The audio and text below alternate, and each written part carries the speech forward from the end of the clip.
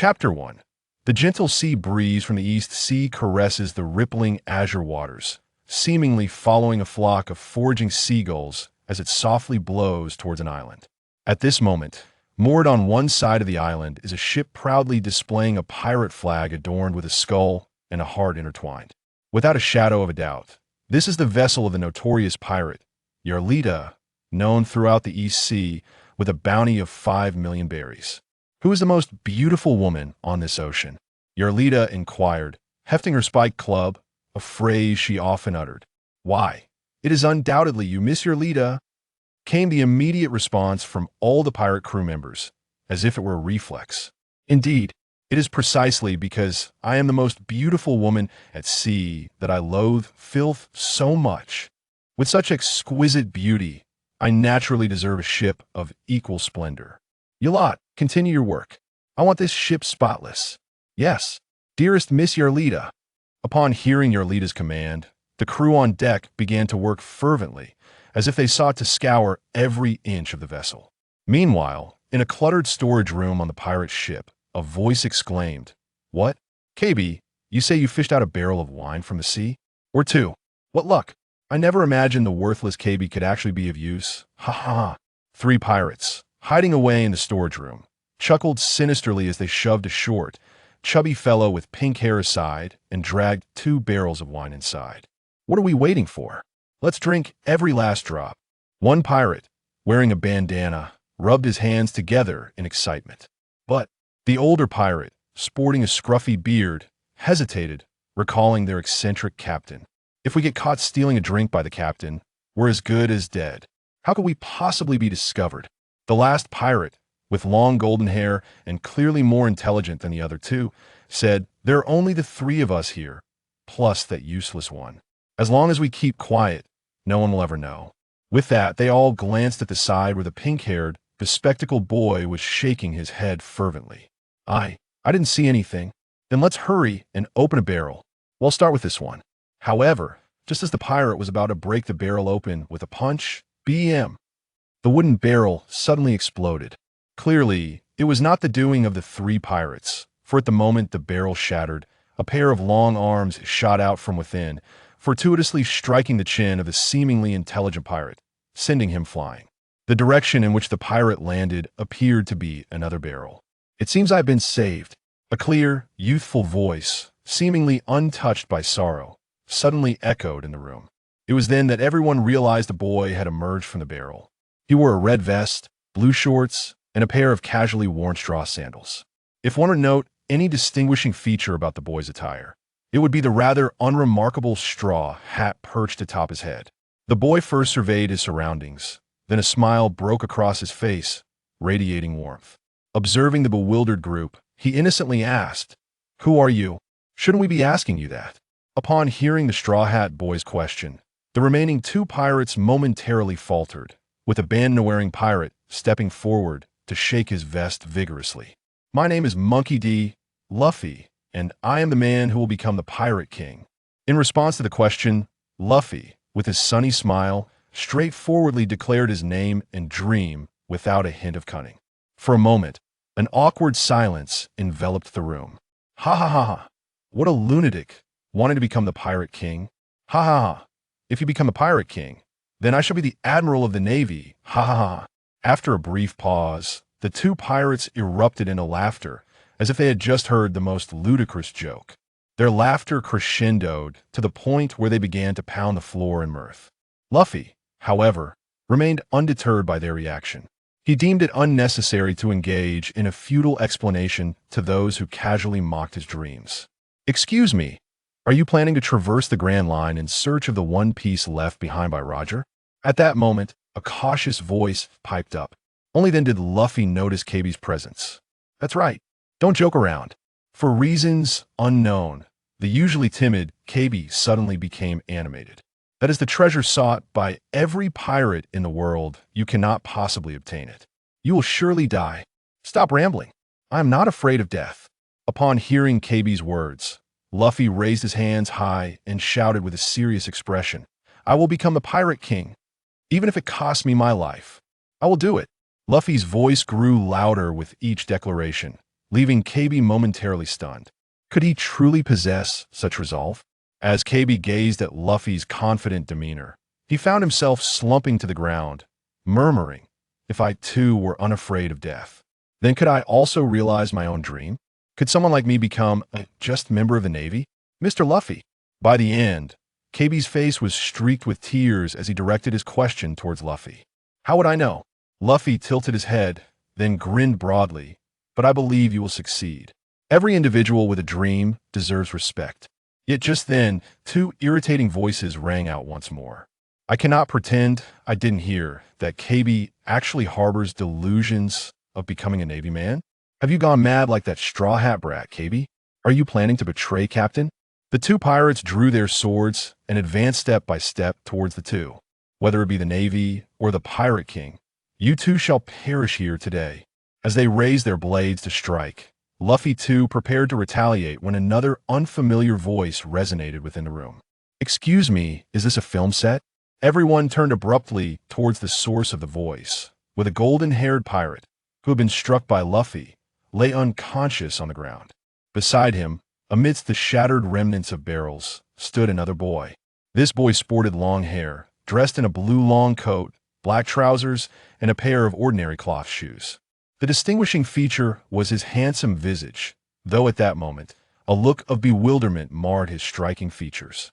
Bai Ye, who should have awakened in the Wudang temple, rubbed his head as he surveyed the familiar, yet strange faces before him. The boy in the red vest is Luffy. The pink-haired one is Kebi. Is this truly the world of One Piece? With a trio of questions swirling in his mind, Bai Ye made a conjecture. Could it be that I have traversed worlds? Bai Ye, a young Taoist monk adopted by Wudang Mountain on Blue Star, had spent 17 years training under his master.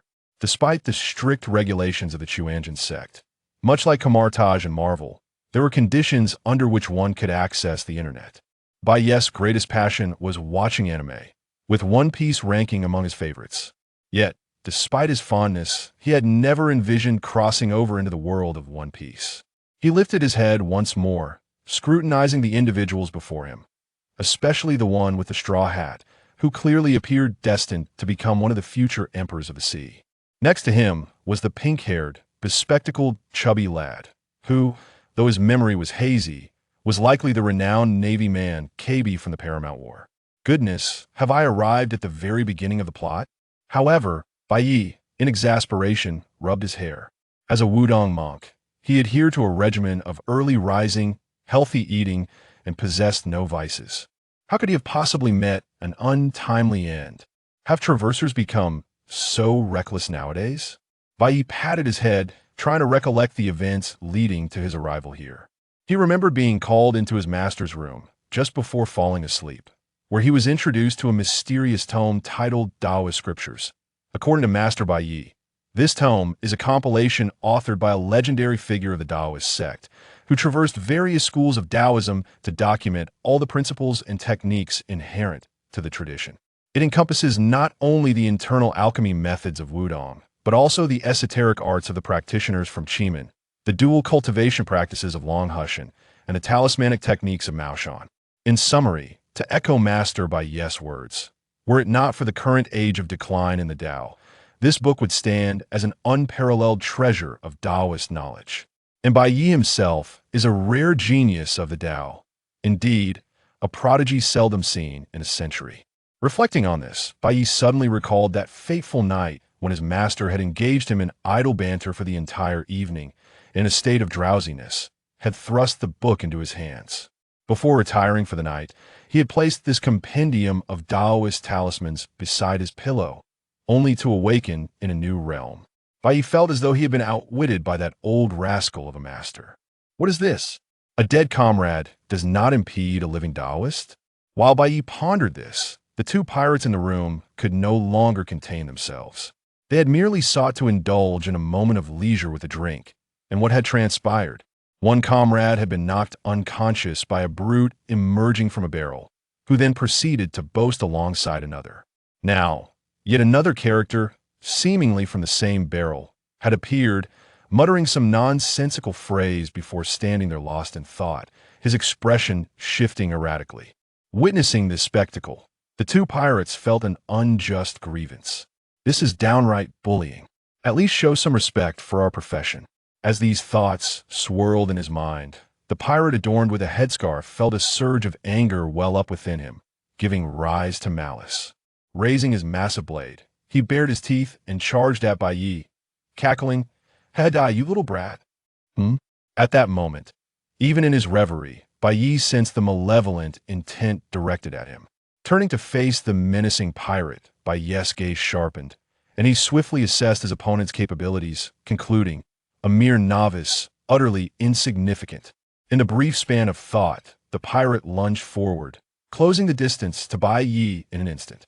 Observing Bai Ye's seemingly dumbfounded demeanor, the pirate grinned widely, believing that with a single downward strike, he would cleave the boy in two in less than a second. However, just as the blade descended, Bai Ye sprang into action. To the pirate's astonishment, the boy merely tilted his body to evade the lethal blow. While the pirate remained in shock, Bai Ye acted with fluidity without even glancing at his adversary. He executed a simple yet refined Tai Chi push, a maneuver he had practiced for a decade, flowing effortlessly into the motion. To onlookers, it appeared as though Bai Ye had merely sidestepped the initial attack and gently shoved the headscarf pirate. Yet, only the pirate himself understood the true extent of the injury he sustained. He swore that even being struck by the iron rod of Yarita would not have equaled this sensation. The headscarf pirate doubled over in agony. His abdomen bowed as if trying to expel his very insides, his tongue and eyes nearly bulging from their sockets as he was propelled backward with tremendous force, colliding with a middle-aged pirate sporting a thick beard. With a resounding crash, the room erupted in a cloud of dust, leaving only Bai Ye and Luffy standing amidst the chaos. As for Kebi, he had been so terrified that he slumped back down to the ground. "Wow, that was amazing!" Luffy gazed at Bai Ye with starry eyes, exclaiming, "Hey, long-hair guy, that move you did was incredible." "Bai Ye? Long-hair guy? How dare you arbitrarily assign me a nickname?" Though internally exasperated, Bai Ye, well-versed in the quirks of the One Piece narrative, chose not to dwell on it too much. Straightening his Taoist robe, he clasped his fists in greeting to the two. "I am Bai Ye of Wudang, a Taoist priest." A Taoist priest? Not only had Taoists never graced the world of One Piece, even if they had, it was unlikely that Luffy's limited knowledge would encompass such a figure. "Is it delicious? Where in my words did you find any implication of edibility? Speaking of food, I'm a bit hungry." "Long-hair guy, do you want to eat? Is the topic shifting too rapidly for you?" "And I go by Bai Ye." 5 minutes later, in another storage room aboard the ship, Luffy was gleefully devouring an entire barrel of fruit. As for Bai Ye, although he approached eating with greater elegance than Luffy, he could not help but notice something peculiar about himself. His appetite seemed to have become rather astonishing. Even compared to the gluttonous Luffy, Bai Ye's consumption was certainly comparable. Had his physique undergone some transformation upon crossing into this world? At this moment, Bai Ye recalled the scene of sending the pirate flying earlier. While he held confidence in his abilities, he had anticipated that, while he would certainly not lose, it would not be so simple as to incapacitate two individuals with a mere Tai Chi push. Tai Chi relies on the principle of using an opponent's force against them. Yet Bai Ye distinctly sensed that his strength now surpassed that of his previous life by at least tenfold. "Had it been my former self, I would have merely achieved a delicate balance between light and heavy, but now I find myself capable of wielding immense strength with ease, even without employing the finesse of Tai Chi. I could effortlessly incapacitate those two pirates with a single punch." This thought exhilarated Bai Ye, for who does not aspire to be a superhero, especially in this tumultuous era of rampant piracy, where strength is the ultimate determinant of fate? When one possesses absolute power, even allegiances become inconsequential. Reflecting on this, Bai Ye couldn't help but think of the catalyst for his journey into this world, the Taoist scripture. The Tao Minji Lu. If my previous training at Wudang could be considered within the realm of martial arts, comparable to the current world's Marine Six forms and various combat techniques, then the spells recorded within the Tao Minji Lu are akin to the world's legendary treasures, such as the devil fruits and advanced hockey skills. Bai Ye focused his mind.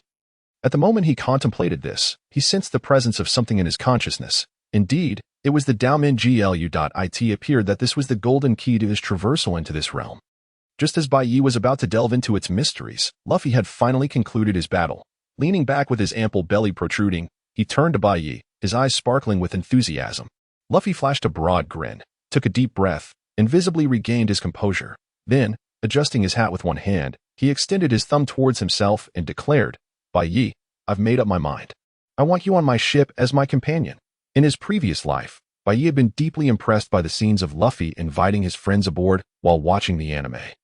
He had even fantasized about how wonderful it would be to be one of Luffy's companions. However, standing before Luffy now, receiving his first ever invitation, Bai Ye found himself momentarily taken aback. I am Monkey D. Luffy, a man destined to become the Pirate King. After extending his invitation to Bai Ye, Luffy once again proclaimed his iconic catchphrase. Although it was undeniably childish, it struck a profound chord within both Bai Ye and Kebi, who stood nearby. The man before them spoke with utter conviction. He truly believed he could become the Pirate King. Without hesitation, Bai Ye recognized the opportunity before him. What was there to contemplate? Absolutely, he responded. Standing tall, his gaze unwavering and filled with confidence and anticipation. Since I have no family or friends in this world, and you aim to become the Pirate King while inviting me to join you, let us create a grand adventure together, Captain. Fantastic, Luffy exclaimed joyfully, his right fist gently tapping against his left palm. He hadn't expected to find a companion so soon after setting sail. Now he merely needed to recruit 9 more. And it was essential to have a musician. After all, what is a pirate's feast without music? Ha ha ha, Bai Ye is truly amazing. Listening to Luffy's excited ramblings, Bai Ye's expression softened, his lips curving into a charming smile. Truly, this was Luffy, entirely oblivious to Kebi's astonished expression. If there were a narrator at this moment, it might say. To Kebi, the two before him appeared utterly deranged, one shouting his ambition to become the Pirate King and extending an invitation to a complete stranger, while the other eagerly accepted. Kebi felt his already limited worldview begin to crumble. Yet, Bai Ye and Luffy remained unconcerned with the opinions of others, particularly Bai Ye, who, while readily accepting the invitation, had his own rationale for joining the Straw Hat Pirates. In the grand tapestry of the One Piece universe, the factions can be categorized into a few common types. Mountain bandits need not be mentioned. In a world ruled by the sea, that title holds little weight. Bounty hunters are a decent option, free from constraints and self-sufficient, but they also face the drawbacks of making too many enemies and needing to handle everything personally. The Revolutionary Army and the Marines can be regarded as a single entity, possessing a certain structure and hierarchical system. The former, however, holds little allure for Bai Ye, as the original work portrayed the Revolutionary Army in a rather unimpressive light. The latter could be quite appealing. But Bai Ye, with his current strength, would inevitably face the issue of protecting the celestial dragons in the future. He simply has no interest in that. No one wishes to serve a group of pigs. Thus, aside from the option of remaining a lone wolf, Bai Ye found himself left with only one choice, to join the Straw Hat Pirates. Moreover, there were several obvious advantages to aligning with them. First, unlike other protagonists in shounen manga, Luffy's unwavering protection and affection for his friends are evident, alleviating Bai Ye's concerns of being sacrificed later on. Second, the entire One Piece narrative unfolds primarily from Luffy's perspective, which for Bai Ye is akin to possessing foresight. With such a boon, why would one refuse? Although Luffy can be rather unreliable, with Bai Ye by his side, there is no need for excessive worry. Additionally, he could seize the chance to rectify some of his past regrets regarding anime. Third, and perhaps most crucially, Luffy is the most fortunate second-generation heir in this world. Just looking at the Marineford War and the sheer number of pirates that Sengoku and Kizaru released tells one all they need to know. With such a fortuitous background and lineage, who could refuse? His grandfather is the top-tier marine and world-renowned powerhouse, Monkey D. Garp. His father, the leader of the Revolutionary Army, often referred to as the most notorious man by the world government. Monkey D. Dragon. His brothers include the 2nd Division Commander of the Whitebeard Pirates, Portas D. Ace, and the Chief of Staff of the Revolutionary Army, Sabo, and his guiding figure is one of the 4 Emperors of the New World. Red-haired Shanks. As for Bai Ye himself, he has consumed the Zoan type, human fruit, mythical type, Nika form. Nika is a deity in the legends of the Land of Cherry Blossoms, a spirit residing in the rubber tree. Before awakening, it possesses the abilities of elasticity akin to the rubber fruit, coupled with the formidable regenerative capabilities of a Zoan type. After awakening, as the 5 elders have stated, he can fight in any manner he desires and bring joy to everyone. This is the embodiment of the liberating warrior. Sun God Nika. In other words, Luffy is destined to become a liberator of the world in the future, the new Joy Boy. With such a status and identity, one could easily believe that Luffy is the world's favored child. Therefore, what reason could there be to prevent Bai Ye from joining his crew? Having made the decision to embark on this journey, Bai Ye once again focused on the Dao Men Ji Lu residing in his mind. Before long, Bai Ye excitedly opened his eyes. According to the information conveyed from the depths of the Dao Men Ji Lu, it indeed contains the spells of the Taoist tradition from ancient times to the present. For instance, the earthly 8 trigrams technique, which utilizes the 5 elements, the golden light spell and thunder techniques from the head of Jingyi Dao at Longhu Mountain, and the Mountain talisman arts, known for their expertise in talismans. It even encompasses methods for alchemy and artifact crafting, truly a compendium of knowledge. However, Bai Ye cannot directly comprehend the spells within the text. He must engage in cultivation and reflection. The sole piece of good news is that Bai Ye can enter the inner realm of the scripture, where the flow of time can be adjusted, thus granting him some precious time. After all, it won't be long after Luffy sets sail before the Marineford War erupts, with numerous powerful adversaries on the horizon. The sooner Bai Ye can master the techniques within, the more options he will have. Additionally, the Dao Men Ji Lu has bestowed upon him a newbie gift pack, the innate Chi. Upon arriving in this world, Bai Ye has already noticed that, aside from possessing a significantly stronger physique, he has also acquired internal energy, akin to Chi. Yet, this Chi pales in comparison to the innate Q. To put it simply, it is the distinction between martial arts and cultivation. The Dao Men Ji Lu has given Bai Ye a seed. He merely needs to catalyze it with his internal energy, transforming all of it into a higher form of Chi, thus enabling a substantial elevation in his strength in a short period. With this in mind, Bai Ye turned to his newly appointed captain. Luffy, I need your assistance with something. Huh? Bai Ye, are you hungry again? Upon hearing Bai Ye's words, Luffy, the glutton, instinctively thought he had not eaten enough. With a silly grin, he reached into a nearby barrel and produced a banana, offering it to Bai Ye. Although he had anticipated Luffy's thought process, the sight of the banana thrust toward him elicited several lines of frustration across Bai Ye's forehead. I am quite full, he stated, taking a step back with a serious demeanor. While it may not be the most opportune moment for this, I do wish to resolve it swiftly. I will be sitting here to engage in. Bai Ye intended to mention his practice of transforming Chi into vitality but refrained, knowing that Luffy would not only be clueless but might also earnestly inquire about the concept of cultivation. Thus, he shifted his words. I will take a nap here, so please keep watch and ensure that no one disturbs me. Having just acquired his external aid, Bai Ye was eager to claim his novice gift package. Moreover, given that the Yarita pirates were hardly more than minor foes in Luffy's adventures, Bai Ye felt no concern that his decision would pose any difficulties for Luffy. Is that so? Luffy exclaimed, slightly surprised as he clenched his right fist and struck it against his palm, a look of realization dawning upon him. Don't worry, Bai Ye. I will guard this place diligently. Luffy had always placed great importance on the requests of his companions.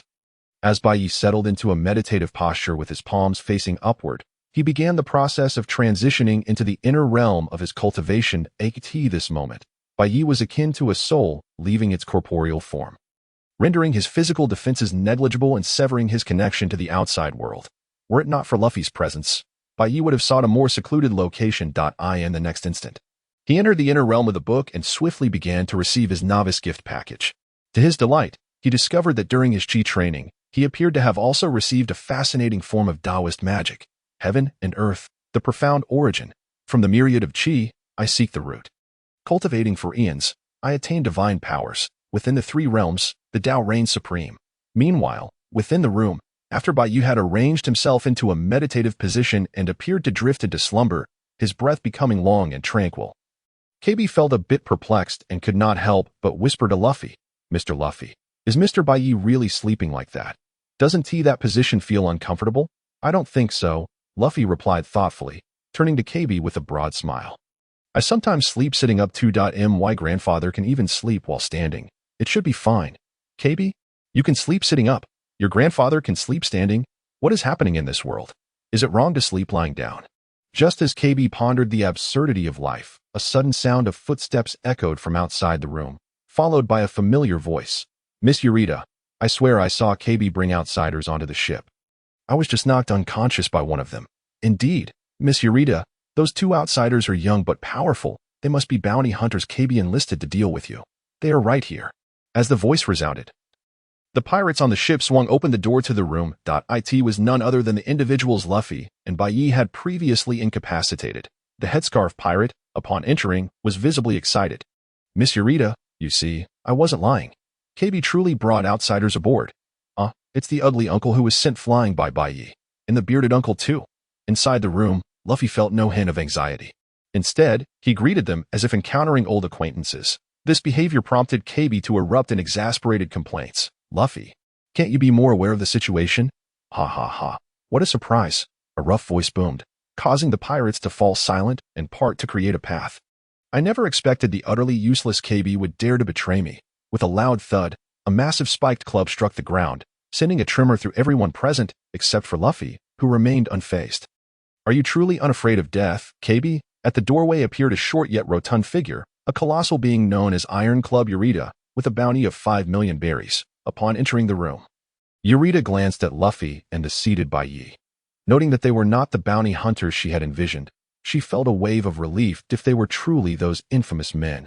She would have to reconsider her strategies. Then, she noticed Bai Ye's handsome visage, a ripple of intrigue washing over her as she mused. Such a man is deserving of the title the most beautiful woman on the seas. My dear. Dear Yarita.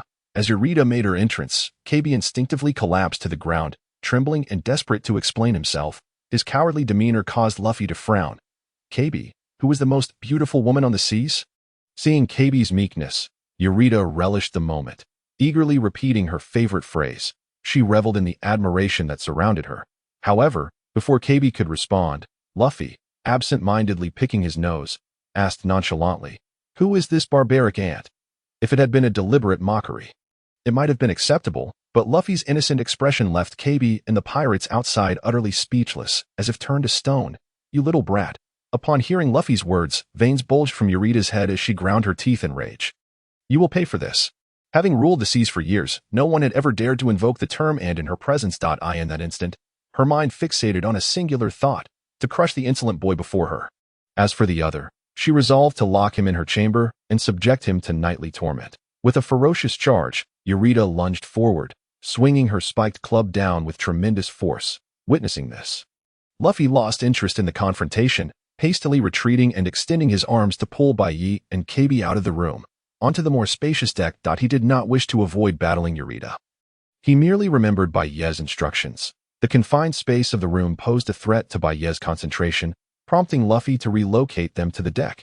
After delivering an impassioned speech to rally his companions, Kebi finally shed his psychological burdens. He shouted at the pursuing Yarita, "You are not the most beautiful woman.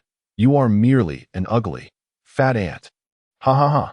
Kebi, you're quite the speaker, Luffy declared, adopting a fighting stance as he turned to face the enraged Yarita. Very well. It seems you all wish for an early demise. When a person reaches the peak of their fury, they can be eerily calm. Yarita's voice was low, and in her eyes, everyone except the handsome boy had become a mere specter.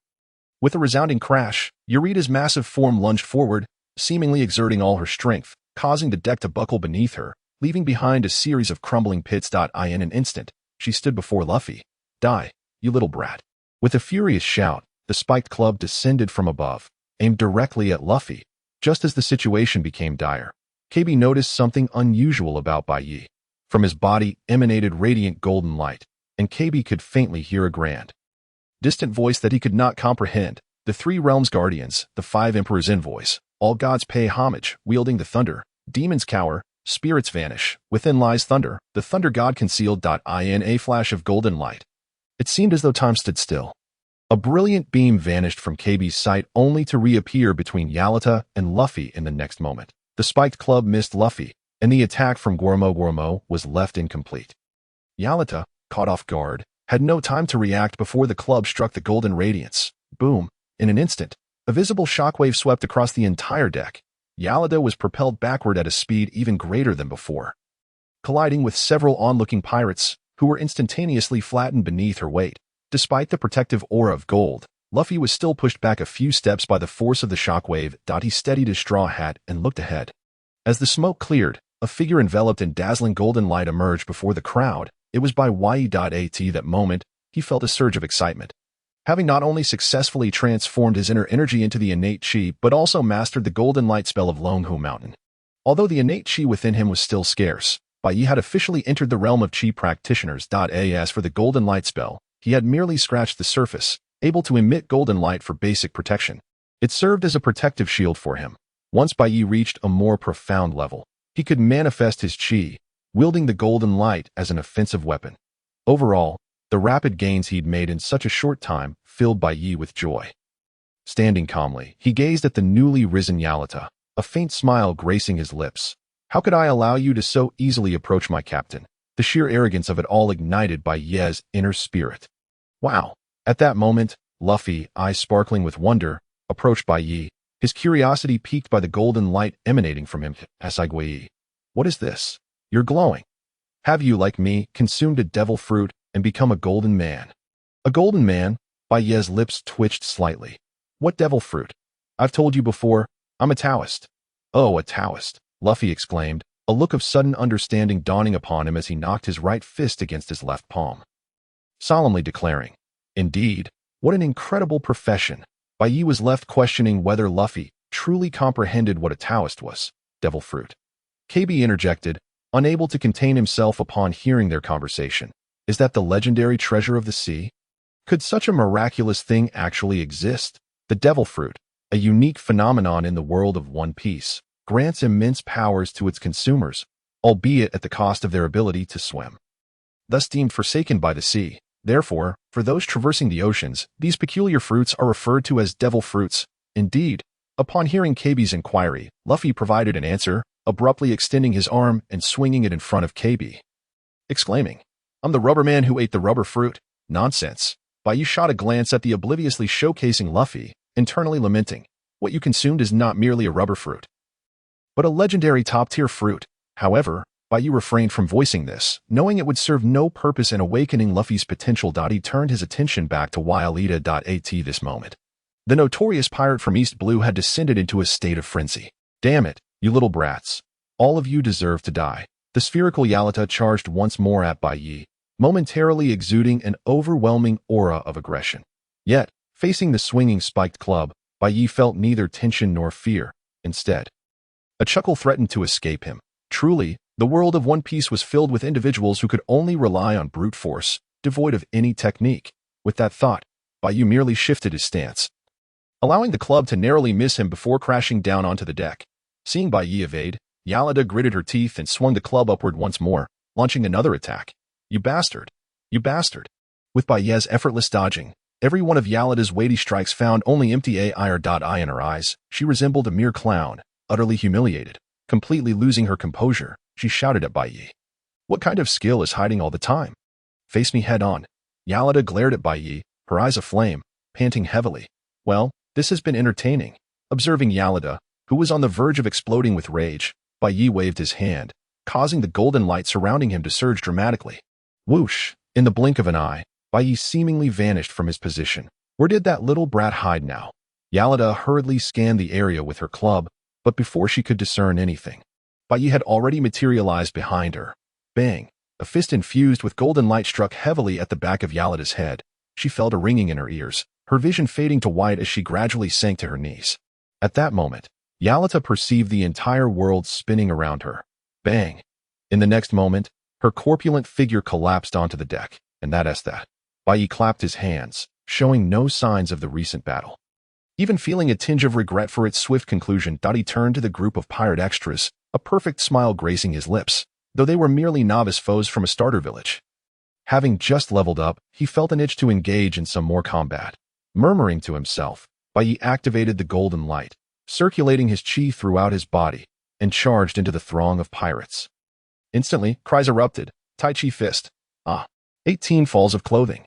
Ah. Great smash. Ah. Bagua walking palm. Ah. Meanwhile, having witnessed the spectacle with wide eyes, Kebi stood beside Luffy, who couldn't help but grin widely, chuckling to himself before exclaiming, Bai Ye is truly formidable. I never imagined we would find such an ally right after setting sail. Luffy adjusted his straw hat. I will definitely become the Pirate King, as the sun gradually dipped toward the horizon. An atmosphere of joy enveloped the pirate ship. Let us hold a feast. Finally, Amidst Luffy's exuberance, Bai Ye ceased his onslaught. Shortly thereafter, a bonfire was lit on the ship, with an assortment of food and drinks laid out upon the deck. Luffy, Bai Ye, and Kebi commenced their banquet, while the pirates aboard, having prepared for the festivities, found themselves tied up by Kebi. At the feast, the trio, now relaxed, reveled in their happiness. Luffy, Bai Ye said, picking up a banana from the table. Peeling it leisurely and savoring its taste, I must say, the fruits in this world are rather delightful. What shall we do next? Our next step is to continue seeking powerful allies. Like you, Bai Ye. We need a cook, a navigator, and oh, Luffy exclaimed, striking his palm with a fist, excitedly adding, we must have a musician. Bai Ye couldn't help but chuckle. Luffy's obsession with finding a musician was quite profound. However, the fellow named Brook was still wondering about the terrifying triangle ship, and it would take considerable time to bring him aboard. Meanwhile, Kebi, overhearing their conversation, couldn't resist interjecting. If you're looking for a strong ally, I might know someone. Kebi, do tell, who is it? A highly skilled bounty hunter. Rorno was Zoro, known as the Pirate Hunter. Upon hearing Kebi recount Zoro's exploits, Luffy felt an unusual thrill. He seemed like a promising individual. Rubbing his chin, he made a decision. All right. Our next stop will be to find this pirate hunter. If he truly is as commendable as he appears, let us invite him to join our crew. Having made a decision, let us set sail tomorrow. Upon hearing this, Bai Ye chimed in, acknowledging that Zoro had once been regarded as the vice-captain of the Straw Hat crew by the previous World S fans, which clearly highlights Zoro's esteemed position within the crew. Naturally, Bai Ye would not disrupt the rhythm of subduing Zoro. Rather, under the premise of remedying past regrets, Bai Ye aimed to ensure that the storyline would not deviate too much from the previous world, thereby allowing for a more effective utilization of his foresight. A night passed in silence. The following morning, Bai Ye gazed upon the pirates before him, once again donning a smile. However, to these pirates, Bai Ye's smile was far more terrifying than that of a demon. Just the day before, he had worn that very smile while reducing them to tears. The harm was significant, and the insult even greater. Do not be anxious. The reason I summoned you is to request your assistance, Bai Ye stated directly, without imposing psychological pressure. My captain wishes to travel to the nearest naval base. Would you be so kind as to help us sail there? As Bai Ye squinted his eyes, smiling radiantly, the pirates felt as though they had plunged into an ice cavern, chilled to the bone. They hurriedly nodded and bowed, disregarding the ropes still binding them, striving to adopt a humble demeanor. Yes, Lord Bai Ye, we assure you that we will deliver you to your destination with utmost speed. Please trust us, Lord Bai Ye. We will take care of matters aboard the ship. Listening to their promises, Bai Ye nodded in satisfaction, a flash of golden light passing through his hand as the ropes binding them unraveled. He then turned to leave.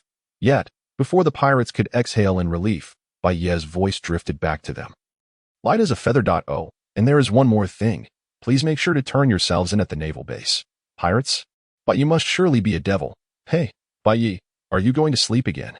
Luffy exclaimed in astonishment, turning around. Just moments ago, Bai Ye had approached him, once more requesting protection akin to their previous encounter. In truth, it was not sleep but training. Bai Ye, feeling somewhat helpless, endeavored to explain his reasoning to Luffy. It may appear that I am sleeping, but in reality, my spirit has entered another realm. In that place, I can train and grow stronger at a faster pace. The golden light you saw emanating from me before was the result of my return from that realm. Wow, is there really such a place? Luffy, upon hearing Bai Ye's words, did not concern himself with the unconventional nature of this training system. Instead, he found himself more intrigued by the notion of a realm to which Bai Ye's spirit could venture. Hey, Bai Ye, can I go to that place too? Currently, no, but the future holds possibilities. What is that place like? Is it vast? To describe it, that realm can change according to my thoughts. Wow, I really want to go. Upon hearing such declarations, Luffy's eyes transformed into two glittering stars, and he held no doubts about Bai Ye's astonishing claims. To him, if Bai Ye said it existed, then it certainly did. Bai Ye, I want to go too. Whoa, whoa, whoa, don't suddenly hug me like that. I got it. As soon as I can, I will ensure you are the first to enter. Get off me, you rascal.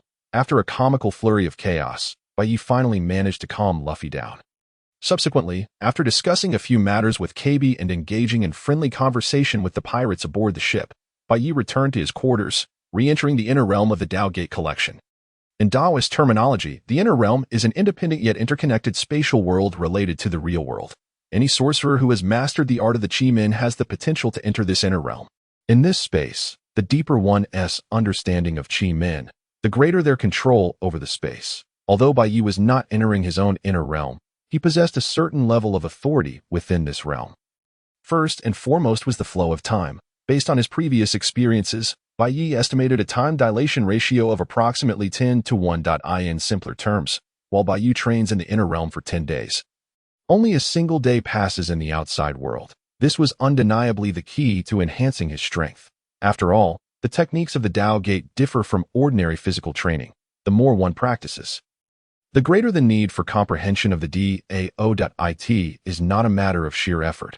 Rather, it requires a gradual, methodical approach. Secondly, regarding spatial attributes. In Bai Ye's perception, it appeared he could store inanimate objects within a space in the inner realm. From his estimates, this space could accommodate a naval warship without issue. Bai Ye felt little excitement regarding this capability of the inner realm. After all, as a time traveler, one would feel remiss without a backpack-like function. Next came the conditions for training. After attaining the innate Qi, one must absorb and circulate the spiritual energy of heaven and earth to enhance their Qi within this inner realm. The concentration of spiritual energy exceeds that of the outside world by more than tenfold. It was practically a sacred ground for training. Lastly, this was the aspect Bai Ye found most commendable, granting him a fleeting sense of being the protagonist. In the inner realm, his comprehension abilities would be developed to their utmost potential. To simplify, within the inner realm, Bai Ye would possess a buff that maximizes his insight. This meant that while practicing the techniques of the Dao Gate, he could break through bottlenecks in the shortest time possible.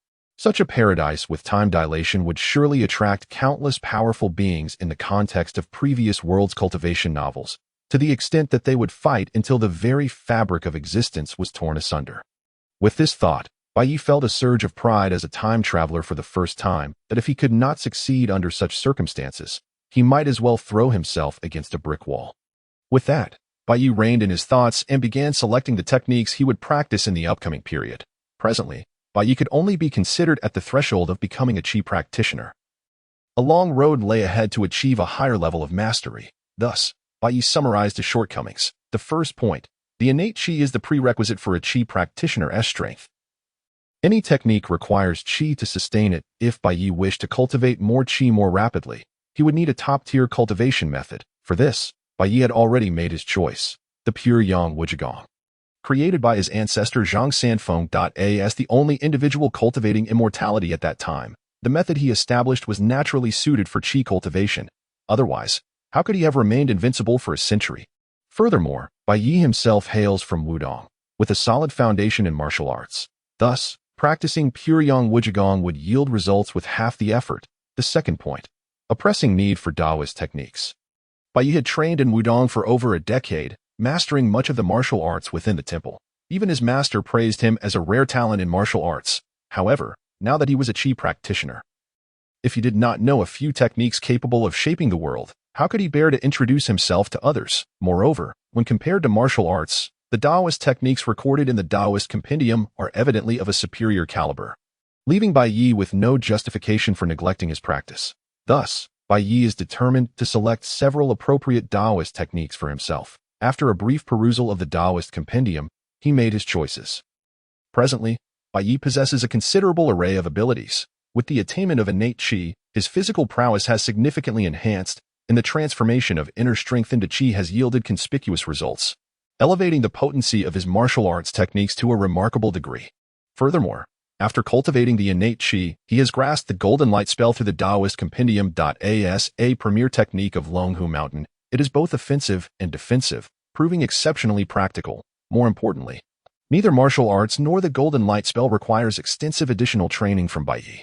Moving forward, he merely needs to gradually enhance his Qi to amplify the effectiveness of his martial arts and naturally progress the Golden Light spell to the next stage. Consequently, Bai Ye deems it paramount to first master the pure Yang Wudang and expedite his cultivation to a state of perfection. At that juncture, the mental techniques will autonomously circulate within him, akin to breathing, continuously drawing in and expelling the essence of heaven and earth. Beyond this, Bai Ye does not intend to devote the precious time within his inner realm to the Golden Light spell or Wudang martial arts. After all, with a maximum level perception buff, it is only natural to tackle some formidable challenges. The technique Bai Ye has chosen is the Fengho Qimen.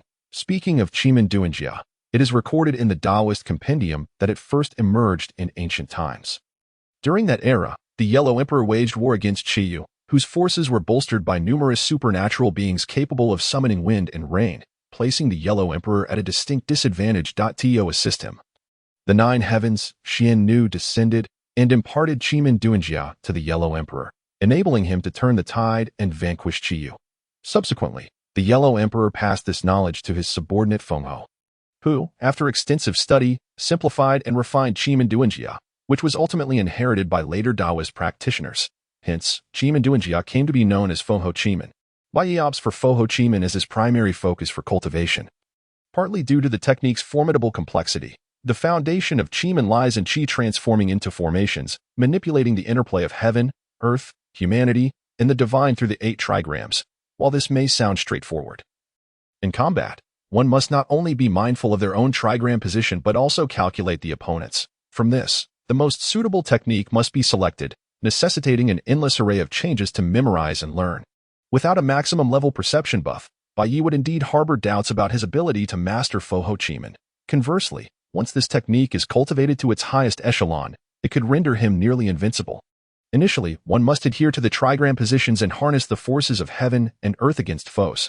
However, upon reaching the pinnacle, Bai Ye will embody the position itself, determining fortune and misfortunes, and will be able to freely manipulate the 4 plates to summon the powers of heaven and earth.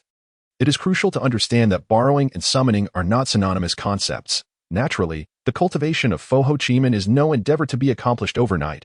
Therefore, while dedicating the majority of his time to this pursuit, Bai Ye also plans to acquire some supplementary skills, refining artifacts. According to the Taoist compendium, the art of refining by Qi practitioners has reached a level where nothing is beyond refinement, enabling the infusion of heavenly and earthly powers into magical tools. Although Bai Ye has no intention of wielding weapons, crafting some small trinkets suitable for travel is certainly feasible. Alchemy. This form of alchemy differs from the internal elixirs practiced by Wudang. It refers to the creation of medicinal pills. As a disciple of the Tao, consuming medicine in battle is the utmost respect one can show to their adversary. Talisman, as one of the most practical and versatile methods within Taoist arts, Bai Ye has no reason to disregard it. Thus, after deliberating for over 2,000 words, Bai Ye finally established his current cultivation objectives. Before entering the inner realm, Bai Ye inquired with Kebi, discovering that he had approximately 3 days in the outside world, equating to about a month within the inner space for cultivation. With time pressing and tasks weighty, Bai Ye swiftly entered a state of focused practice. In the mountains, time is inconsequential. Within the inner realm, there are no years. Upon emerging from his room, Bai Ye found the pirate ship nearing the harbor. Hey, Bai Ye, have you finished your cultivation?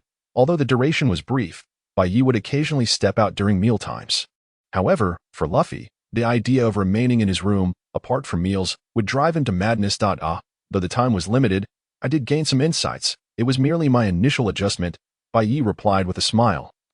Harboring a tinge of bitterness within. A full month of concentrated cultivation had begun to wear on even Bai Ye, the Wudang novice. He started to question whether the immortal beings in those cultivation novels, who would retreat for millennia at a time, might have succumbed to madness. This was also the reason Bai Ye chose to emerge during mealtimes. Let us set off then, find that pirate hunter, and recruit him as our companion. Luffy nodded excitedly, clapping his hands together, revealing a radiant smile. These past few days on the ship have been so dulled. Even the notorious reputation of Alrita's vessel has caused some Navy personnel to turn a blind eye to us. Now that we have finally reached land, I naturally want to enjoy myself and indulge in some barbecued meat. Luffy, you go ahead. I have some matters to attend to at the naval base. Observing Luffy bouncing around like a monkey, Bai Ye couldn't help but smile. Going to find the Navy? Aren't we pirates now? Shouldn't we be avoiding the Navy? Upon hearing Bai Ye's words, even Luffy appeared puzzled. Typically, that would be the case, but we have just set sail. We don't even have a bounty yet, let alone a pirate ship. In this scenario, as long as we remain silent, who would suspect us of being pirates? Bai Ye patiently explained. In the original storyline, Luffy and Kebi had arrived here on a small boat. The reason Bai Ye had deliberately brought the entire pirate crew along was for the upcoming plan. By the way, Luffy, before you disembark, let me show you something entertaining, Bai Ye said with a smile. Something entertaining? What is it? As expected, upon hearing this, Luffy's face lit up with anticipation as he turned to Bai Ye. Soon, the three arrived at the treasure storage area of the pirate ship. where Kebi had already packed the treasures into a large bundle. As pirates, seizing wealth after defeating opponents is a fundamental operation. Luffy, watch closely, and whatever you do, don't blink. After instructing Luffy, Bai Ye approached the large bundle, placing his hand atop it and focusing his mind. Whoosh, nanny. Kebi felt as though the events of the past few days had surpassed his entire life. Where's the bundle I packed? How could such a large bundle just vanish? That's incredible! In contrast to Kebi's astonishment, Luffy was brimming with excitement as he dashed to Bai Ye's side, eagerly feeling around. Bai Ye, are you a magician? Where did you hide that bundle? Bai Ye, you little rascal, where are you touching? Hey, where are you touching? With a clenched fist, Bai Ye swung at Luffy's head, instinctively invoking the golden light spell. Bam! Having consumed the gum-gum fruit, Luffy, impervious to blunt force, ended up with a sizable bump on his head from Bai Ye's strike. Ah, that hurts. Luffy stood up, clutching his head, though he bore no anger. After all, in the future, every member of the crew would have the opportunity to give Luffy a good whack. Bai Ye, how could you hurt me? Just like my grandpa, Luffy's Nika fruit endows him with rubber-like properties, allowing him to nearly disregard any unarmed attacks. Bai Ye realized that he lacked armed haki, so the only explanation was that his chi could indeed produce effects akin to haki. With this thought, Bai Ye regarded Luffy, who was still rubbing his head, and threw another punch. Bam. Ah, Bai Ye, why are you hitting me again? Huh, this time it doesn't hurt. Luffy, somewhat bewildered, wondered if he had experienced a hallucination. As Bai Ye gazed at his unremarkable fist. Devoid of any swirling energy, he affirmed his suspicions. It appeared that the imposing aura was akin to the energy known as chi, an essence residing within the human body. If this were indeed the case, then prior to entering the new world, Bai Ye need not fret over where to seek training methods for harnessing this formidable power. Perhaps, once they embarked on the Grand Line, he could broach the subject with his companions.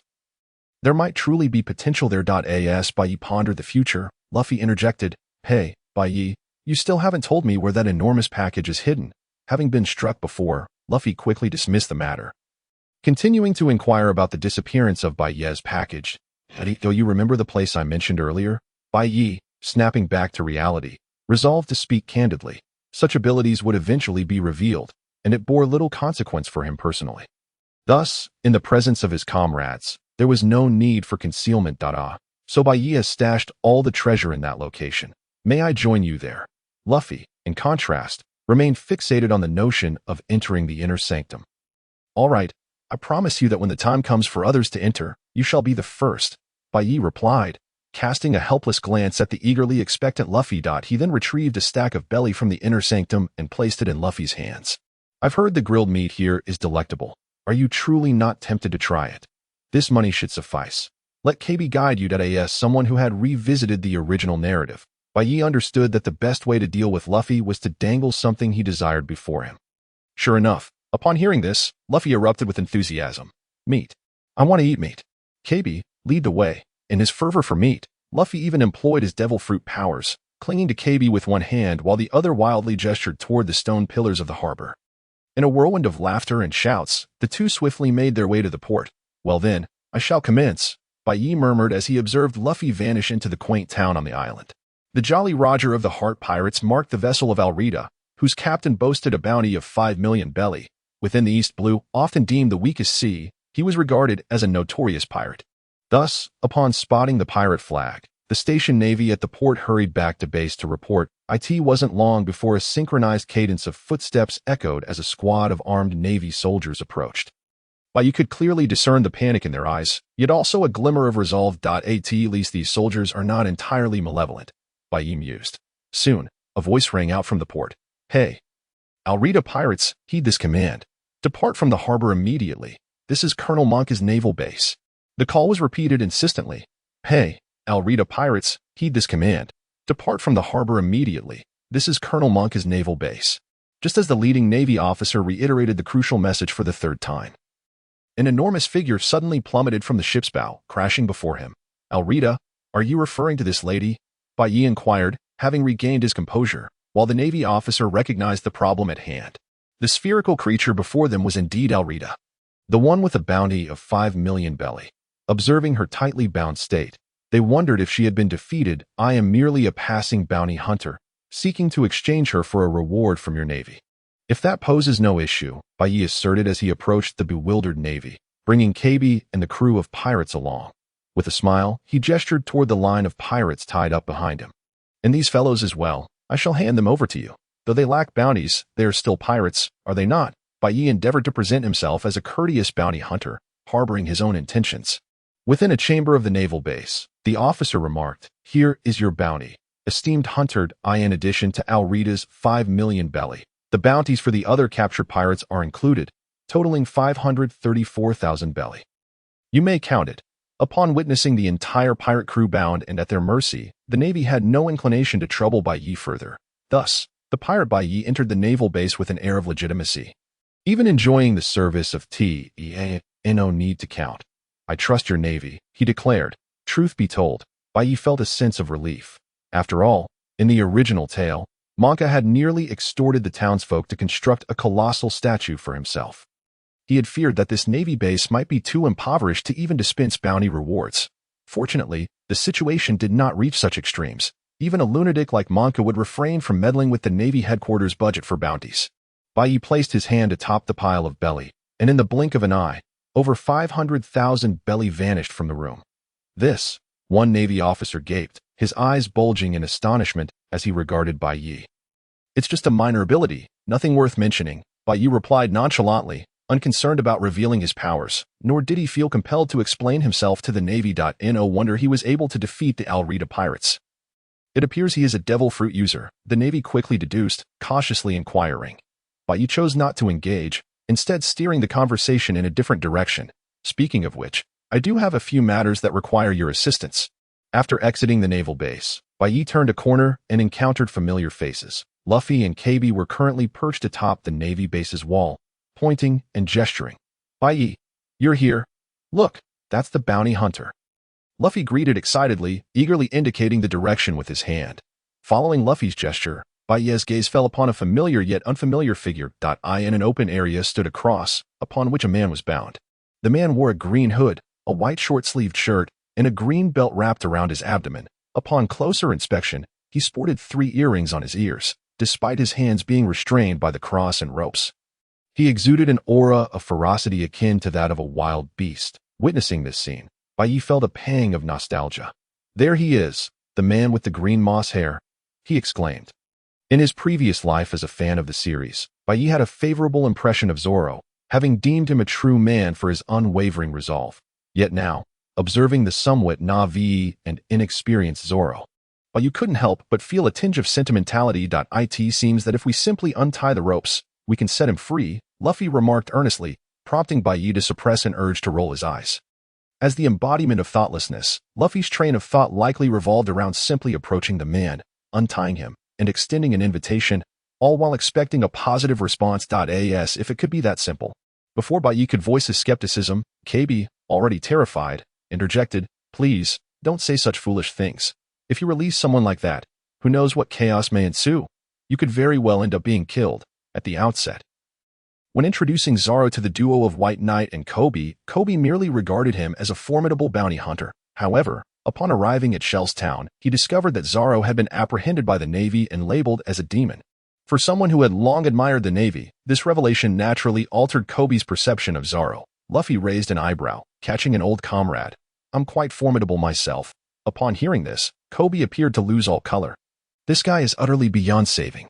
Speaking of which, I have some information that you might find intriguing." White Knight stroked his chin, recalling the plot he had previously encountered, and began to recount the tale to the two. "This little town is called Shell's Town, and it is home to the Navy's 153 RD Division. Initially, the inhabitants led relatively peaceful and joyful lives, but several years ago, everything changed at that time. A sergeant named Monka encountered the infamous Black Pirate crew while accompanying a naval ship at sea.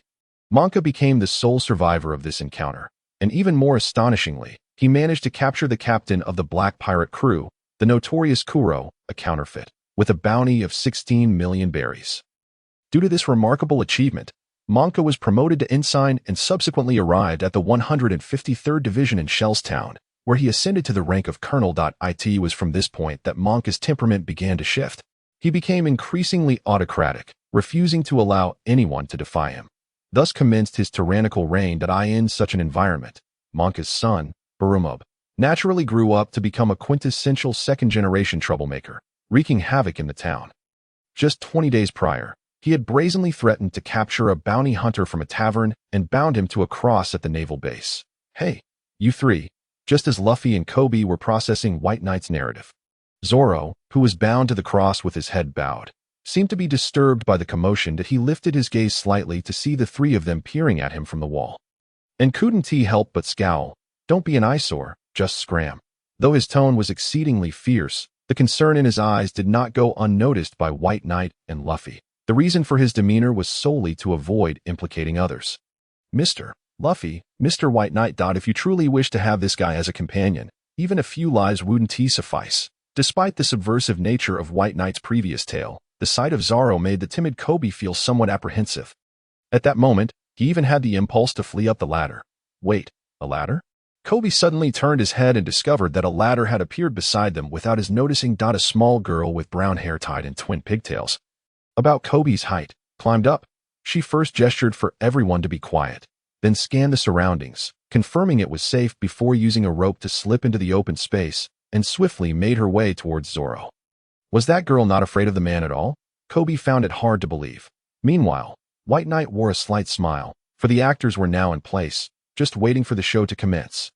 Hey, Luffy, it seems something amusing might happen next. Shall we go and watch? Luffy turned to meet White Knight's gaze and, in the next moment, readily agreed. Sure, let us go together. By the time White Knight and Luffy reached the cross, Zoro, who was anxious about the little girl Lee Jia being discovered, was on the verge of losing control.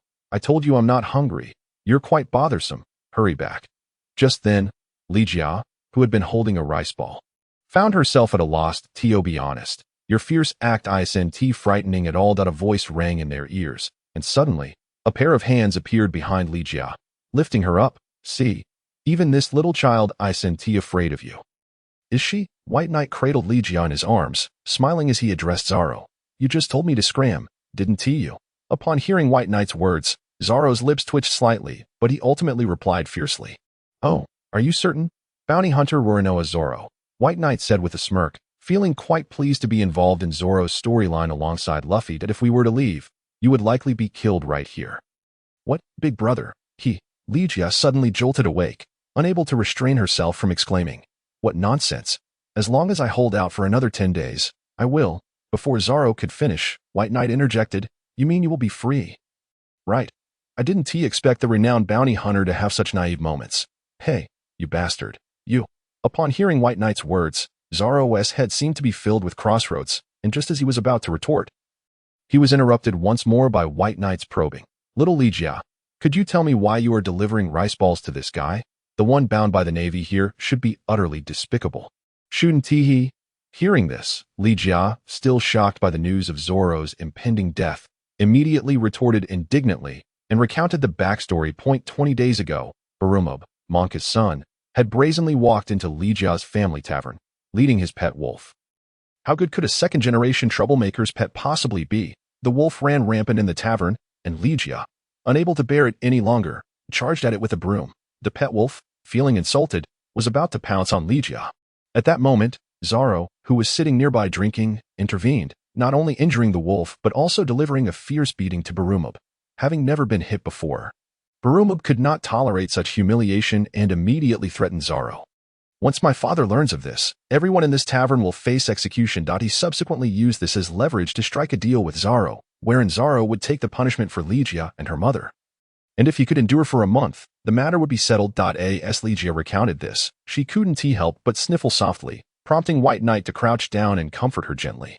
Upon hearing this, Zoro's expression remained unchanged, yet a glint of ruthlessness lingered in his eyes. Meanwhile, Luffy, who had been silent all along, after listening to Lee Jia's story, regarded Zoro with completely transformed eyes. The intensity of his gaze made Zoro feel somewhat uneasy. After soothing Lee Jia, White Knight stood up and fixed his gaze on Zoro, saying, If you truly do not believe, then answer a few questions for me. Upon hearing White Knight's words, Zoro's expression turned serious. You. This guy. Let us briefly analyze what Barumab's true intentions are. He had you take the punishment for Lee Jia and her mother, with the promise of release after a month, setting aside whether Barumab would honor this agreement. The underlying logic of this pact is something you seem to have entirely misunderstood. I will ask you one question. Is there truly a normal person who can survive a month without food or water? Zoro, enough with the rambling, huh? Indeed, you are set to endure successfully. But prior to the enactment of this agreement, Barumab certainly does not share your view. In other words, when he proposed the month-long deal, he had but one objective. At this point, even Zoro, no matter how obstinate, understood that guy intended from the very beginning to have me killed. Congratulations on arriving at the correct answer, but alas, there is no reward. White Knight clapped lightly, a smile playing at the corners of his mouth. By the way, can you guess what fate awaits Legia and her mother after your demise? Upon hearing this, Zoro's pupils constricted sharply, and his emotions shifted from self-reproach to fury in an instant. That bastard. Will he continue to harm them? When you posed that question, you should have already known the answer, White Knight replied. The moment you choose to lay down your weapon, you forfeit your right to protect them. Yielding to the enemy is indeed an exceedingly foolish decision. Bai Ye shook his head and voiced his innermost thoughts. In his previous life, while watching anime, he found it utterly incomprehensible that a second-generation heir, without even taking a hostage, could compel Zoro to compromise. The notion that someone who habitually bullied others could be relied upon to honor an agreement was simply preposterous, absurd beyond measure.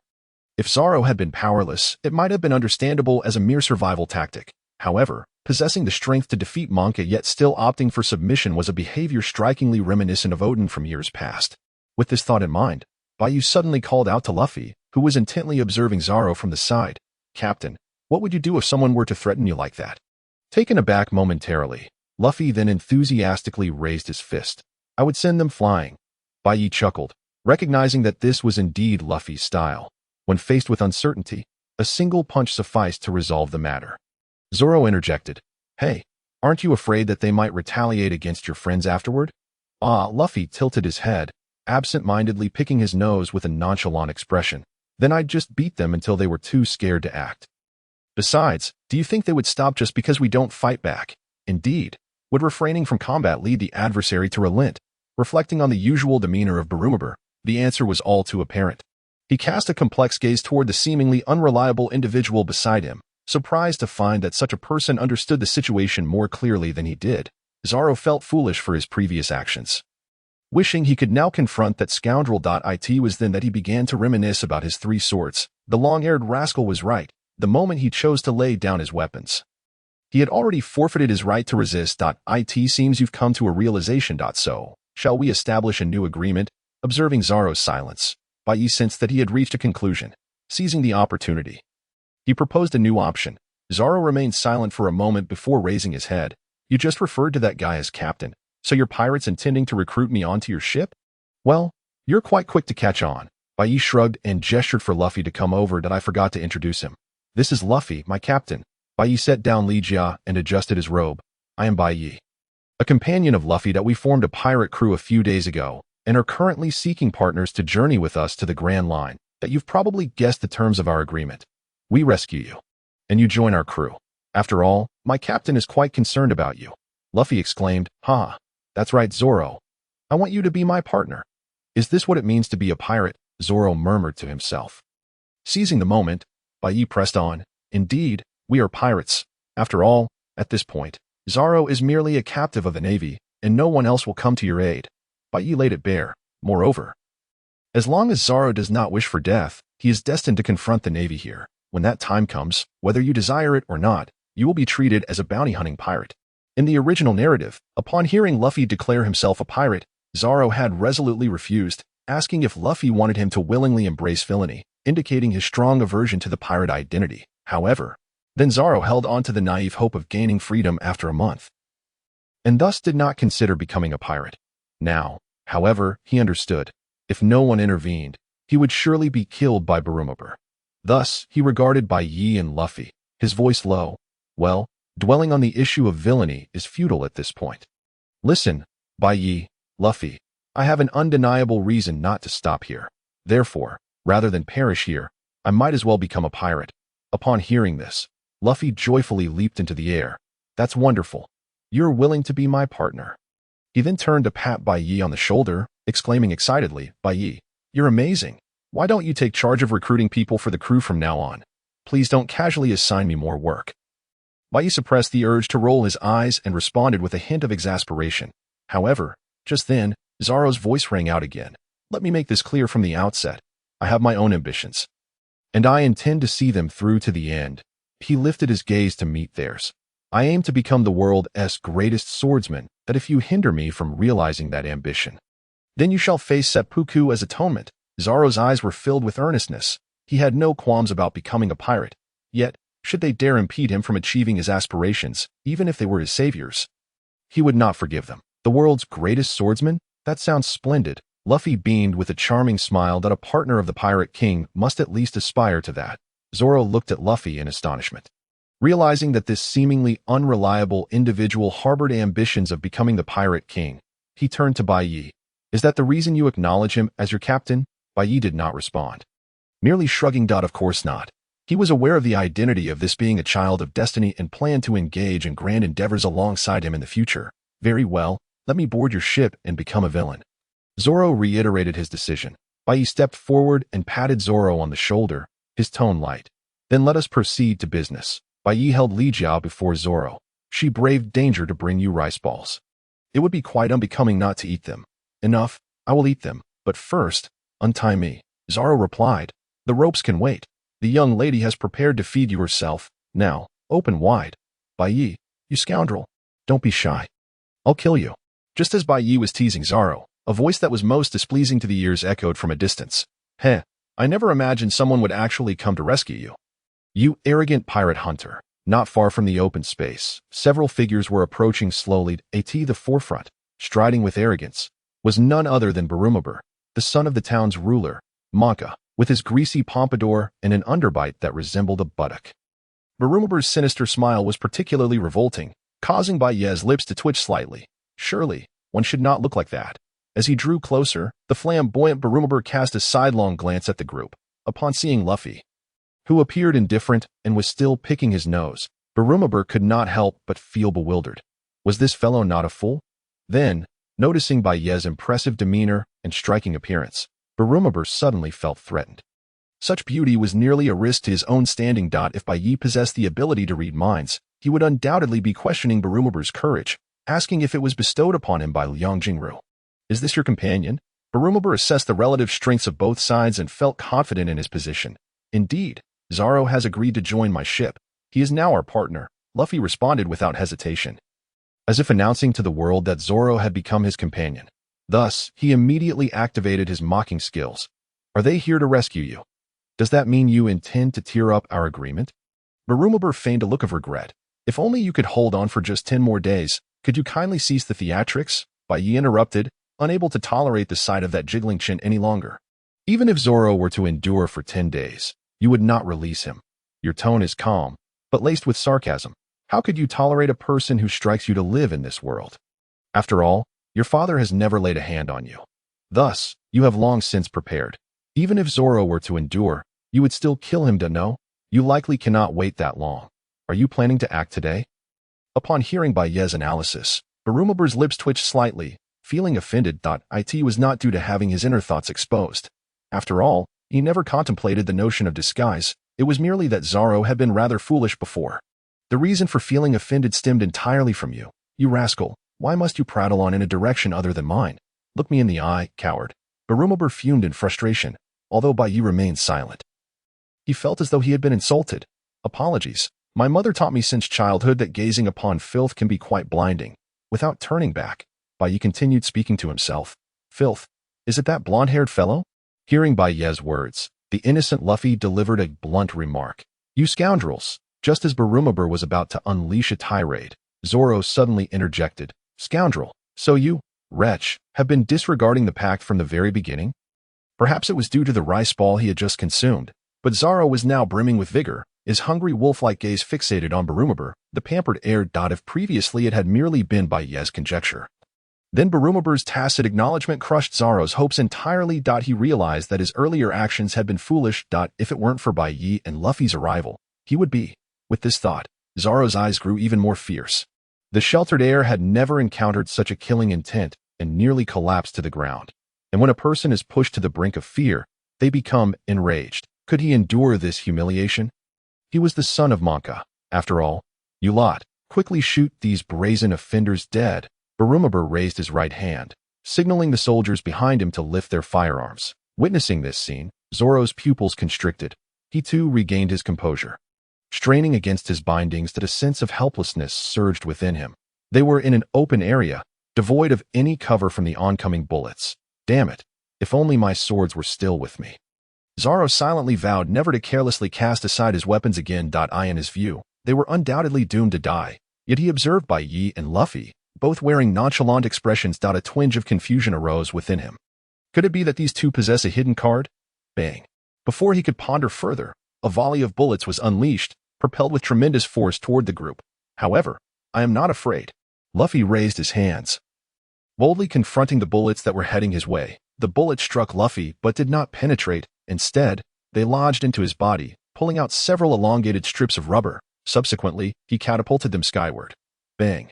Bai Ye then stepped forward, invoking the golden light spell to deflect the remaining bullets. The bullets emitted a series of crisp sounds before losing all their momentum and plummeting to the ground. At that moment, Bai Ye was even cradling the little girl. Ligia. Hey, what is happening here? Observing the unfolding spectacle, Zoro felt as though his worldview was on the verge of shattering. Can a mere human truly block bullets? Do not underestimate our captain. Luffy is a rubber man who consumed the rubber fruit, and he is remarkably strong. Bai Ye then succinctly explained the concept of devil fruits. Upon understanding, Zoro turned to Bai Ye, who was radiating golden light. So, you too are a user of a devil fruit? Me? Bai Ye chuckled. I am merely an unremarkable Taoist priest, incomparable to those who wield devil fruit powers.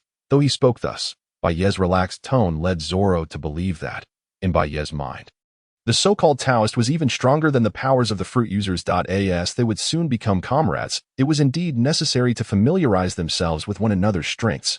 After pondering for a moment, Bai Ye untied Zoro's bindings and then turned to face the stunned Barumaber and his companions.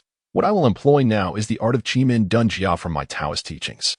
Cradling Ligia in one arm and forming a sword gesture with the other, Bai Ye smiled lightly, gazing at the enemy before him. The Sun hexagram whirlwind. In an instant, a fierce wind materialized before the group. Within the blink of an eye, it formed a tornado powerful enough to uproot houses, seemingly with a mind of its own, rapidly advancing towards Barumaber and his companions. They had never witnessed such a spectacle. And how could ordinary folk hope to contend with the might of nature? Amidst a chorus of desperate screams, they were swiftly swept up by the tornado, flung into the sky, becoming mere specks of light. Watching the direction in which they vanished, Bai Ye nodded in satisfaction. The hexagrams of Qian, Kuan, Jin, Sun, Li, Kan, Jin, and Dui correspond to various powers in the 5 elemental forces.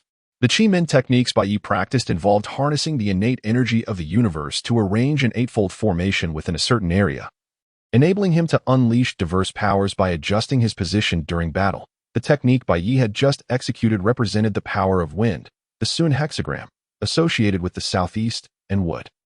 From the outcome, Bai Ye felt quite pleased. Incredible! As expected, upon witnessing Bai Ye unveil yet another new technique, Luffy rushed over, his eyes sparkling with excitement.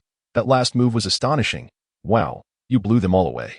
Luffy was so thrilled he nearly lunged at Bai Ye. Can you teach me that? I want to fly too. Bai Ye, do you want to fall to your death? I am a rubber man. I cannot die from a fall.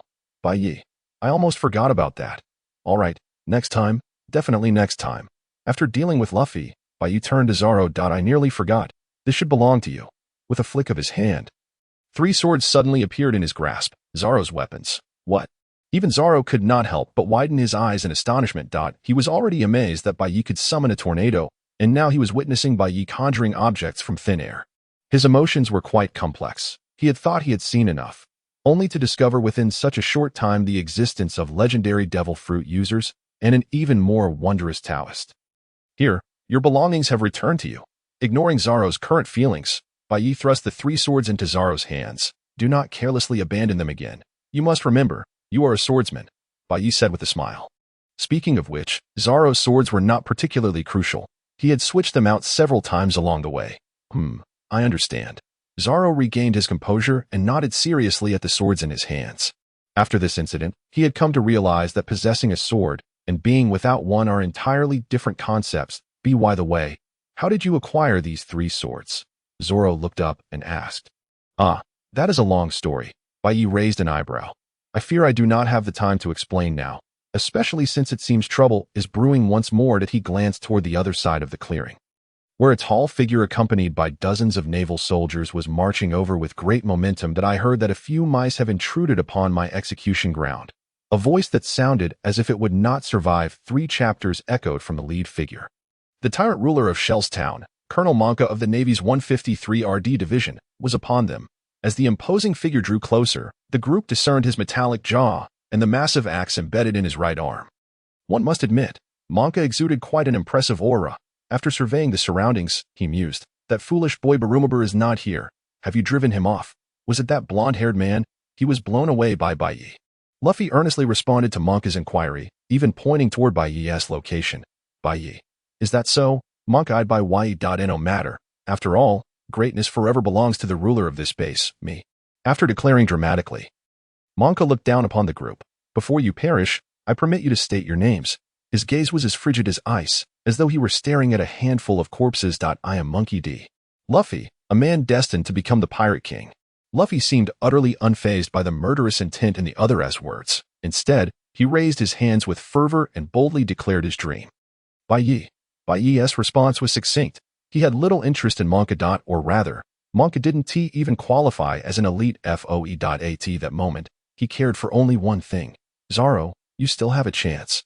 Bai Ye turned his gaze. "Just now, you refrained from attacking, so you can completely distance yourself from us. Stop babbling."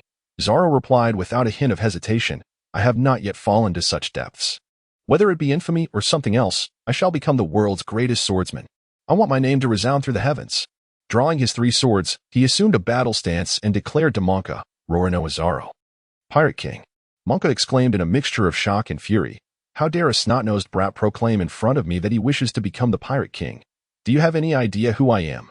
A sharp, massive axe was raised above Monka's head, slicing through the air as it descended towards Luffy. "I am Colonel Monka." Clang! Just as the giant axe was about to strike Luffy, Zoro's 3 swords met it head-on, halting its descent. "What?" Monka's pupils constricted slightly as he prepared to exert more force. However, Zoro seized the initiative, sending Monka flying back, crashing heavily into the ranks of naval soldiers behind him. "Captain, may I handle him?" Zoro looked at Luffy and asked. He did not elaborate, but his earnest gaze spoke volumes. "Sure," Luffy replied without a moment's hesitation, smiling as he added, "Then I'll leave it to you." Zoro. He patted Zoro's shoulder while saying this. "Rest assured, I will not fall here." Zoro also smiled, filled with confidence in this regard. In that case, let us first have something to eat. A voice interjected from the side, belonging to Bai Ye. By the time Zoro turned his head, Bai Ye had flipped his wrist, revealing 2 glistening, round pills in his palm. "Since we are to fight, it would be prudent to ensure our bodies are in optimal condition." Just as Bai Ye was about to explain to Zoro, Luffy's hand had already shot out towards the pills that Bai Ye held. "Food. I want to eat too." Fortunately, Bai Ye was quick enough to prevent Luffy from getting his way. At this moment, even with Bai Ye's high level of cultivation, he could not help but feel exasperated. He grasped Luffy's outstretched wrist. "Don't just take other people's things, you brat." With that, he activated the golden light spell. A moment later, "My sincerest apologies." Luffy, sporting a bruised face, uttered these words. While practicing the Taoist alchemical arts in the inner world, Bai Ye had, during his leisure time, refined some basic elixirs, adhering to the principle of having learned it all. Fortunately, the inner realm of the Taoist sect was rich in spiritual energy, providing ample materials for alchemy. Coupled with Bai Ye's exceptional talent, he soon produced a batch of 9th grade elixirs. The grading of elixirs is as follows: 9th grade being the lowest, followed by 8th, 7th, 6th, 5th, 4th, 3rd, 2nd, 1st, and heavenly grade. The 2 elixirs Bai Ye produced were a healing elixir and a blood replenishing elixir, both 9th grade. Their names were simple and straightforward, and their effects easily comprehensible. One healed injuries, while the other replenished vitality. Though they were 9th grade elixirs, they were more than sufficient for Zoro at this moment. Such miraculous items. After hearing Bai Ye's explanation, Zoro nodded, accepting the 2 elixirs. After being astonished by Bai Ye several times, Zoro had grown somewhat accustomed to it. Without asking about side effects, he promptly tossed the elixirs into his mouth. Soon, he felt 2 waves of energy spreading throughout his body. Moments later, as Zoro attuned himself to his body, he discovered that not only had the injuries and fatigue accumulated over the past 20 days vanished, but even the lingering hidden wounds showed signs of improvement. Swish! Zoro could not help but swing his sword.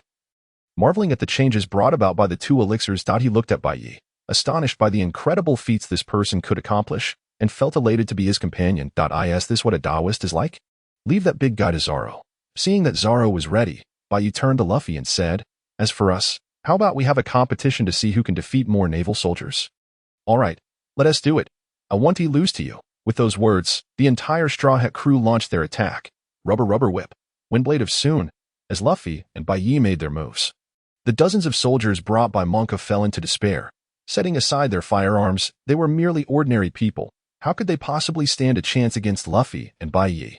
The former was a devil fruit user, possessing the strength of rubber, while the latter, Bai Ye, was a formidable mage. Battling against a mage was akin to searching for excrement in a lit toilet. Amidst a chorus of desperate wails, the soldiers were either knocked unconscious by Luffy or gravely injured by Bai Ye's windblades. Meanwhile, Zoro faced off against Monka. If one were to judge solely by their imposing presence, it appeared they were about to engage in a fierce battle. However, in reality, three-sword style, demon slash, in the span of a single sentence. Zoro cleaved Monka across the chest, inflicting several massive gashes. Blood surged forth, and this once passionate man, who had been transformed by his defeat at the hands of Crocodile and the hypnosis of Zangiao, slowly collapsed to the ground. At this moment, only Bai Ye, Zoro, Luffy, and Legia, who remained nestled in Bai Ye's arms, stood upon the execution ground. Hey, Bai Ye, that move of yours is a bit over the top. Isn't it? Luffy said somewhat plaintively. While he had knocked down many soldiers, he still fell short compared to Bai Ye. After all, he could only be considered a meat shield warrior, and when it came to clearing lesser foes, how could he possibly compete with a mage like Bai Ye? Ha ha ha, Captain, I graciously accept your defeat. Bai Ye was quite pleased with this turn of events. Luffy, Bai Ye. Zoro sheathed his sword and approached the two. Next. We should leave while the other naval personnel have yet to react. All right. Luffy clapped his hands, adjusting his straw hat with a cheerful smile. Since Zoro has agreed to join us, there is no reason for us to linger here any longer.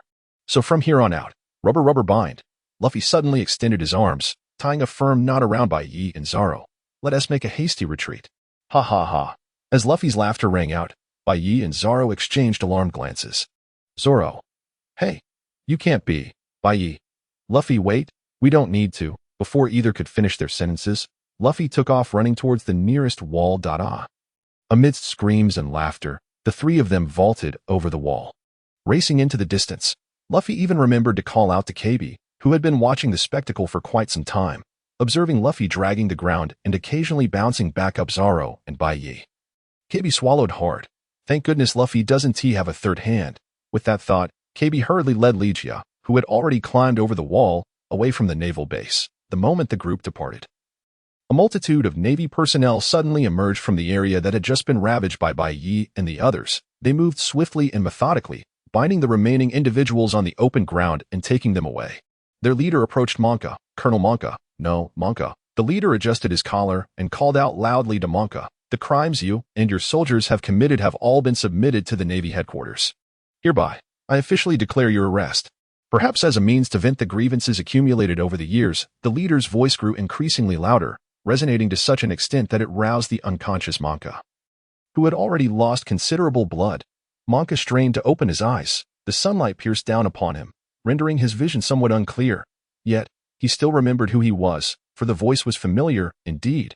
It belonged to the one who had resisted him the most over the years. Major Brian, it appears you have struck a deal with the pirates, Monka realized, as understanding dawned upon him. No wonder. A cloud drifted by, obscuring the sun. The figure before Monka gradually became clearer. It was the very Navy officer who had previously hosted White Knight and paid him the bounty. Let us rewind to the moment when White Knight expressed his desire to seek assistance from the Navy. Assistance? Mr. White Knight, I am unsure what you mean, the Navy responded, somewhat bewildered. In truth, it cannot merely be termed assistance. Perhaps, White Knight, with a benign smile, suggested, one could say it is a mutually beneficial collaboration. Nanny? In the tavern, Luffy spat out his juice in shock. You actually collaborated with the Navy? You never failed to surprise me. Zoro was equally taken aback, despite having been astonished numerous times that day. Is there a problem? White Knight wiped his damp face, exasperated. We are pirates. Luffy suddenly shouted, how could the Navy collaborate with us? The villains, White Knight replied, you certainly have a clear understanding of your own identity. First and foremost, we currently possess neither a pirate flag nor a pirate ship. and we have only just arrived with 3 members. White Knight patiently elucidated. Thus, in a strict sense, we are not true pirates in the eyes of the Navy. At best, we are merely self-proclaimed idle individuals. Nanny. Luffy's eyes widened in disbelief. We aren't considered pirates? Then, with a slap to his palm, he exclaimed, "No wonder I haven't seen my bounty yet." White Knight remarked, "Given this premise, seeking a partnership with the Navy is not a daunting task. Ska." Luffy's face lit up with realization. "White Knight, you were so clever. Thank you, but your praise does not inflate my pride." White Knight replied, "So, you fool, do you realize where you went wrong?" White Knight wore a broad smile, reminiscent of how a girl might question her partner on Blue Star. Huh. Clearly, Luffy did not grasp the gravity of the situation. "You needn't drag us over the wall, you fool." Golden light spell. Moments later, Luffy exclaimed, "My sincerest apologies." Ha ha ha. This is rather amusing. Zoro, with a cup in hand, guzzled his drink while observing the camaraderie between the two. Feeling a sense of anticipation. To set sail with such individuals, it seemed like a splendid choice. The captain appeared unreliable, yet possessed an unexpectedly convincing charm. The other fellow resembled a treasure chest, for one could never predict what surprises he would bring forth next. Just like this instance, where, in rescuing himself, he could also reap benefits from the Navy. Wait. Zoro suddenly realized the crux of the matter. "You scoundrel, White Knight." With a swift motion, Zoro drew his sword, aiming it at White Knight. "Hey, Zoro, have you been drinking?" White Knight retorted, "Since you've allied with the Navy, why not simply eliminate Monka directly? Why come here to put on a show just to trick me into boarding?" "Damn, your clueless brain. Why does it function so oddly in such peculiar situations?" "Oh, right, White Knight, how cruel of you to deceive Zoro." "Luffy, you rascal, which side are you on? Come here and face me." Observing the 3 entangled in boisterous shouts yet managing not to damage a single item in the tavern, Lygia and her daughter could not help but chuckle. "Mom, Mr. White Knight and the others are such gentle people." "Indeed, little Lygia, you must also aspire to become a kind person like them. I understand, Mom." The tavern was soon filled with a joyous atmosphere.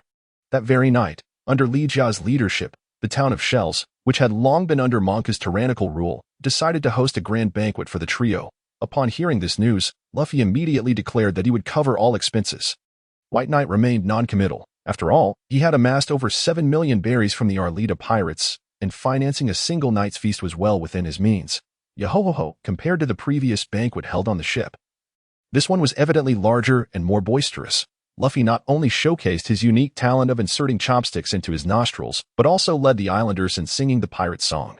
Deliver Bink Sake to your side, like the sea breeze at will, riding the waves. On the other side, White Knight approached Zoro and said, "Don't take Luffy's antics too seriously. He can be quite reliable at times."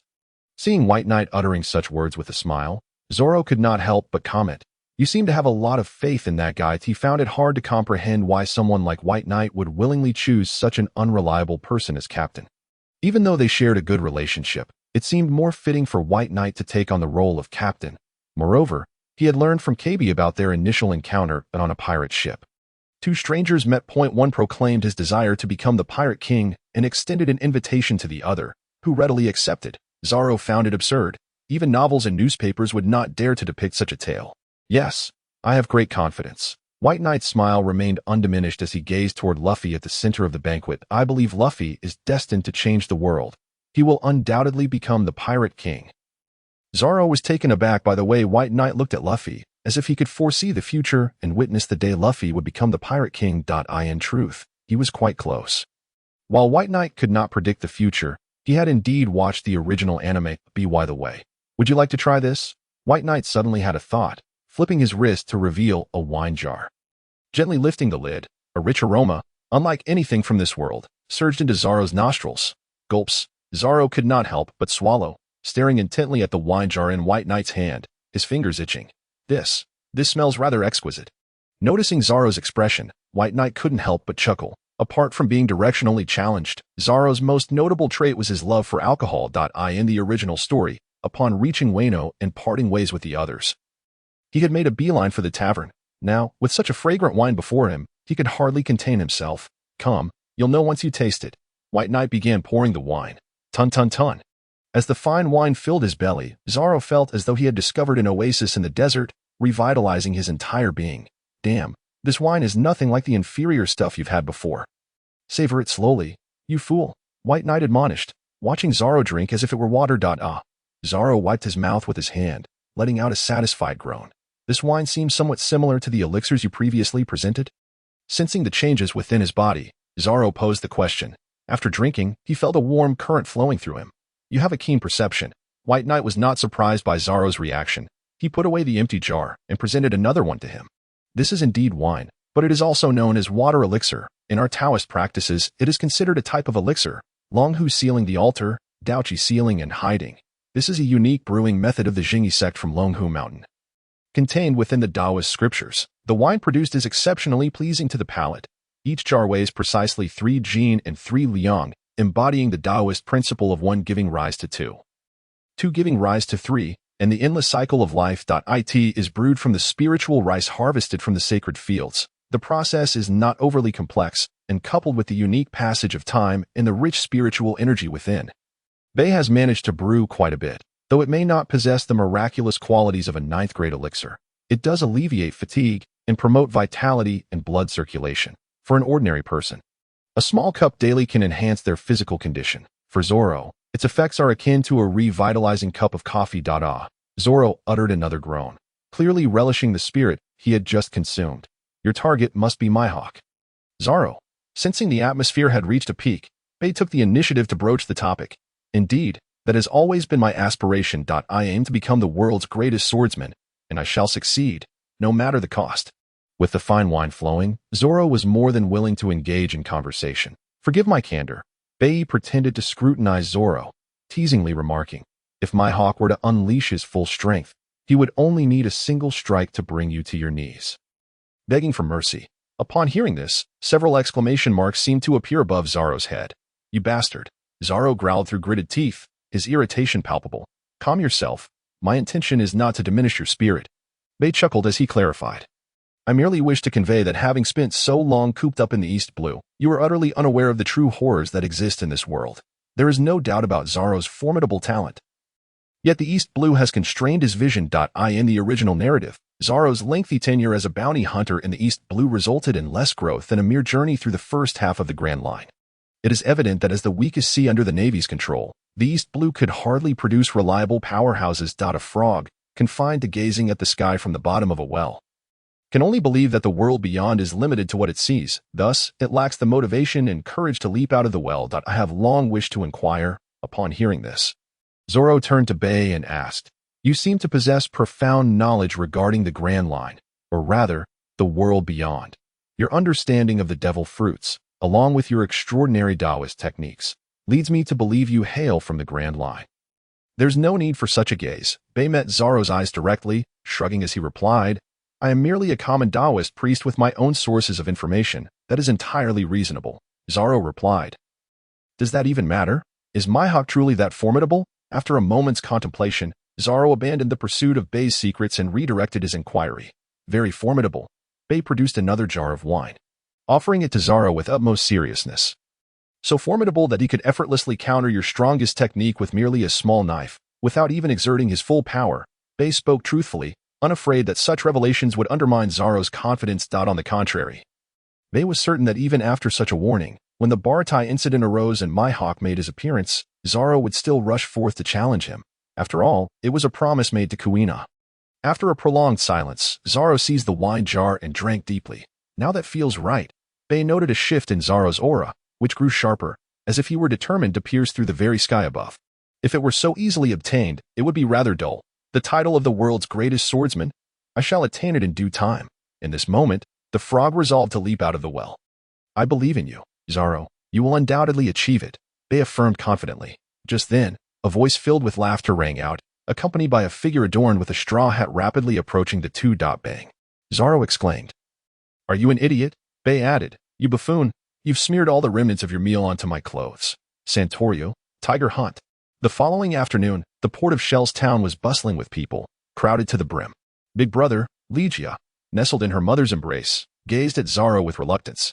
Yet she understood that her big brother was destined to set sail, and she had no reason to impede him, thus, at least for this final moment. This is the rice ball I made by hand, sweetened with sugar. It's very tasty. I offer it to you. Big brother, Legia produced the rice ball she had prepared in advance and handed it to Zoro. We shall forever remember your kindness toward us. Mr. Zoro, Li Jia's mother bowed deeply, expressing her gratitude. Without uttering a word, Zoro observed the rice ball and then the mother and daughter duo. He silently unwrapped the rice ball and stuffed it into his mouth, filling his cheeks to the brim. Despite the overwhelming taste, he paid no heed, speaking as he chewed. Delicious, truly delicious rice balls. He then turned and departed, not casting another glance at the two women. Mr. Luffy, I have officially joined the Navy, the pink-haired Kebi said, wiping away tears as he looked at the ever-smiling Luffy. I am immensely grateful for your previous assistance. Had I not encountered you on the sea, I might very well still be living in terror aboard a pirate ship. If I had not witnessed your courage in pursuing your dreams, I would likely still be timid and hesitant. But, Mr. Luffy, please forgive me. From this day forth, we shall be adversaries, Kebi stated, tears brimming in his eyes yet his resolve unwavering. I will train diligently and, in the near future, capture every pirate on these seas, including your crew, Mr. Luffy. The Navy embodies justice. Though Kebi directed his outburst at Luffy, he understood that it was merely a promise to himself. Well, that's fine, but you won't be able to catch me, Luffy replied with a beaming smile, confidence and excitement radiating from him. I won't halt my journey until I become the Pirate King, until we meet on the seas. Mr. Luffy, Mr. Bai. At this moment, the Navy officer Brian was facing Bai, dressed in civilian clothing. Gazing at the man who had saved Shell's Town in the 153 RD branch, his eyes were filled with complexity. On one hand, he was grateful for all that Bai had done, despite the numerous conditions and requests Bai had imposed. Yet, when compared to Bai's deeds, those demands seemed utterly trivial. On the other hand, as an upright Navy officer, his principles did not allow him to express gratitude to Bai. After all, the man before him had chosen the path of a pirate. His duty was to apprehend him, not bid him farewell. This is the transponder snail you require, and Brian hesitated, uncertain if providing such items was right or wrong. However, at this juncture, even if he withheld them, it was likely this man would seize them for himself. And the navigational chart of the Grand Line. Ultimately, Brian chose to hand over the chart. Indeed, Mr. Brian, you have kept your promise. You have fulfilled this part of the agreement. Bai took the items from Brian's hand, storing the navigational chart within his interior realm while placing the transponder snail into his pocket. At this point, neither Bai's cultivated interior nor the Taoist scriptures permitted any living being, aside from Bai himself, to enter. This was the reward befitting the hero who had saved the town and the Navy branch. Brian, now composed in the face of what was to come, spoke with ease. Then it is settled. Mr. Bai, until you possess your pirate flag, we of the Navy's 153rd branch will not regard you as a pirate. During this interim, Mr. Bai may communicate with us as per our prior agreement, and we shall respond promptly. As you raise the Jolly Roger aboard your vessel, it signifies the day when we shall no longer conceal your true identities. Am I correct, Mr. Bai Ye? Brian spoke in one breath, gazing at Bai Ye. Well, that's about it, Bai Ye responded. Rest assured, Mr. Brian, our charade of hiding our pirate identities is merely temporary. I assure you, it won't be long before you see our bounty notices. After all, this is a matter of great importance to our captain. At this moment, a voice from the harbor echoed, calling out for Luffy. Hey, Bai Ye, it's time to set sail. Hearing this, Bai Ye clasped his fists and bowed respectfully to Brian. I look forward to our next encounter. Mr. Brian, indeed. I hope our next meeting is not as adversaries, Mr. Bai Ye. Brian watched as Bai Ye boarded the ship, then bowed his head and turned to disappear into the crowd. Upon seeing Bai Ye on board, Luffy clapped his hands decisively. Then let us embark and continue our journey. Are you out of your mind? Zoro's voice interjected, arms crossed, wearing an exasperated expression as he stared at Luffy. Take a good look at the ship beneath your feet. Will you? Huh. Luffy glanced around. The Swan's Head pirate ship, Arlita, appeared unchanged from before. Seeing Luffy's expression, Zoro rolled his eyes. How on earth can the three of us operate such a large pirate ship? It seemed evident now. They either needed to procure a smaller vessel or hire some crew members. However, as pirates, it was uncertain if anyone would be willing to join them. As Zoro continued his serious analysis, Luffy suddenly realized. Is that so? Then let's just switch to a smaller ship. He had no intention of hiring anyone. As for Luffy, sailing the seas was something to be shared with his companions, just like Shanks did. There was no need to change ships. Bai Ye's voice interrupted this line of thought, and he revealed a stack of humanoid yellow paper adorned with myriad inscrutable patterns. I can resolve the issue of insufficient manpower. Bai Ye was not particularly attached to Arlita. Rather, there were other reasons behind his choice. On one hand, He did not wish to repeat the original tale of being cramped aboard a small vessel before acquiring the Mary. On the other hand, this pirate ship was part of Bai Ye's subsequent plans. Although it was not irreplaceable, there was no necessity to discard it either. Wow. As Bai Ye produced yet another unfamiliar item. Luffy, accustomed to Bai Ye's occasional surprises, hurried to his side, eyes sparkling at the stack of yellow paper. This is truly remarkable, Zoro thought to himself. No matter how you look at it, it's just a stack of paper. What's so astonishing about that? Despite his inner skepticism, Zoro's gaze was inevitably drawn to the yellow paper. Although they had not spent much time together, he surmised that whatever Bai Ye could conjure from thin air must be extraordinary. Noticing the expressions of the two, Bai Ye decided to reveal the secret. These paper figures were a result of Bai Ye's studies in Taoist talisman crafting. The technique of creating paper soldiers is indeed a secret art within Taoism. It requires the practitioner to inscribe a soul-collecting talisman on the humanoid paper, followed by placing it in a nurturing spirit formation for 49 days, thereby animating the paper into soldiers. The method of usage was simple. Bai Ye formed a hand gesture and chanted an incantation, then tossed the stack of yellow paper onto the empty deck. The paper figures, which had previously been no larger than a palm, suddenly expanded in the wind, each growing to a towering height of 6 feet 3 inches. These paper entities were a product of Bai Ye's training with talismans in the interior realm. As a martial artist who valued physical prowess, Bai Ye had no intention of summoning a vast army of paper soldiers. What kind of skill is that? A true man should fight bare-chested. Indeed, this was not a matter of Bai Ye currently lacking the ability to create such formidable paper warriors. Thus, the paper figures he summoned could only manage simple physical tasks, barely serving as guardians aboard the ship. Against even slightly stronger opponents, they would be easily dispatched. Nevertheless, the sight of the 30 or so standing paper figures left a significant impact on Luffy and Zoro, though Luffy could not decipher it. He was thoroughly astonished. Wow! Luffy exclaimed upon witnessing the paper figures grow taller in the blink of an eye, then transformed into a monkey, leaping around the paper soldiers. He could not resist poking and prodding them. Hey, Luffy, don't bite them. Your saliva will get on them. Bai Ye could no longer contain his exasperation. Are these paper figures afraid of water? Zoro mused aloud. Of course not. I've treated them to be waterproof. But Luffy's saliva is just a bit disgusting. Bai Ye replied without looking back. Zoro, Luffy. After a chaotic yet entertaining moment, the trio finally decided to attend to more serious matters. After a brief briefing, the paper figures began to move towards their respective tasks on the deck. Moments later, the pirate ship glided out of the harbor. As for Luffy, Zoro, and Bai Ye, it is well known that any man who sets sail cannot resist lounging on a deck chair at dusk. Enjoying the gentle sea breeze, accompanied by a bit of their favorite food. In the following days, the three engaged in their favorite pastime, Luffy feasting on grilled meat, Zoro clutching a barrel of sake, while Bai Ye savored a glass of freshly squeezed watermelon juice. Gazing at the sun dipping below the horizon, they simultaneously sighed in contentment. This feels wonderful. This feels wonderful. Luffy and Zoro simultaneously glanced at Bai Ye, their faces displaying mild discontent. That shape-ruining rascal, Bai Ye, however, was not being deliberately disruptive. Moments ago, he received a piece of information from the paper soldiers. It seemed an outsider had stealthily infiltrated the ship. Based on the vague descriptions provided by the paper figures, Bai Ye was 99% certain that this outsider was. What on earth is that? Why are the paper figures moving? A girl's voice, laced with tears, rang out, prompting Bai Ye to turn and smile knowingly. It's you, little thief, Nami. At that moment, Luffy and Zoro turned to see what was happening. A girl was being escorted toward them by two paper figures. Clearly terrified, as she screamed and shrieked all the way.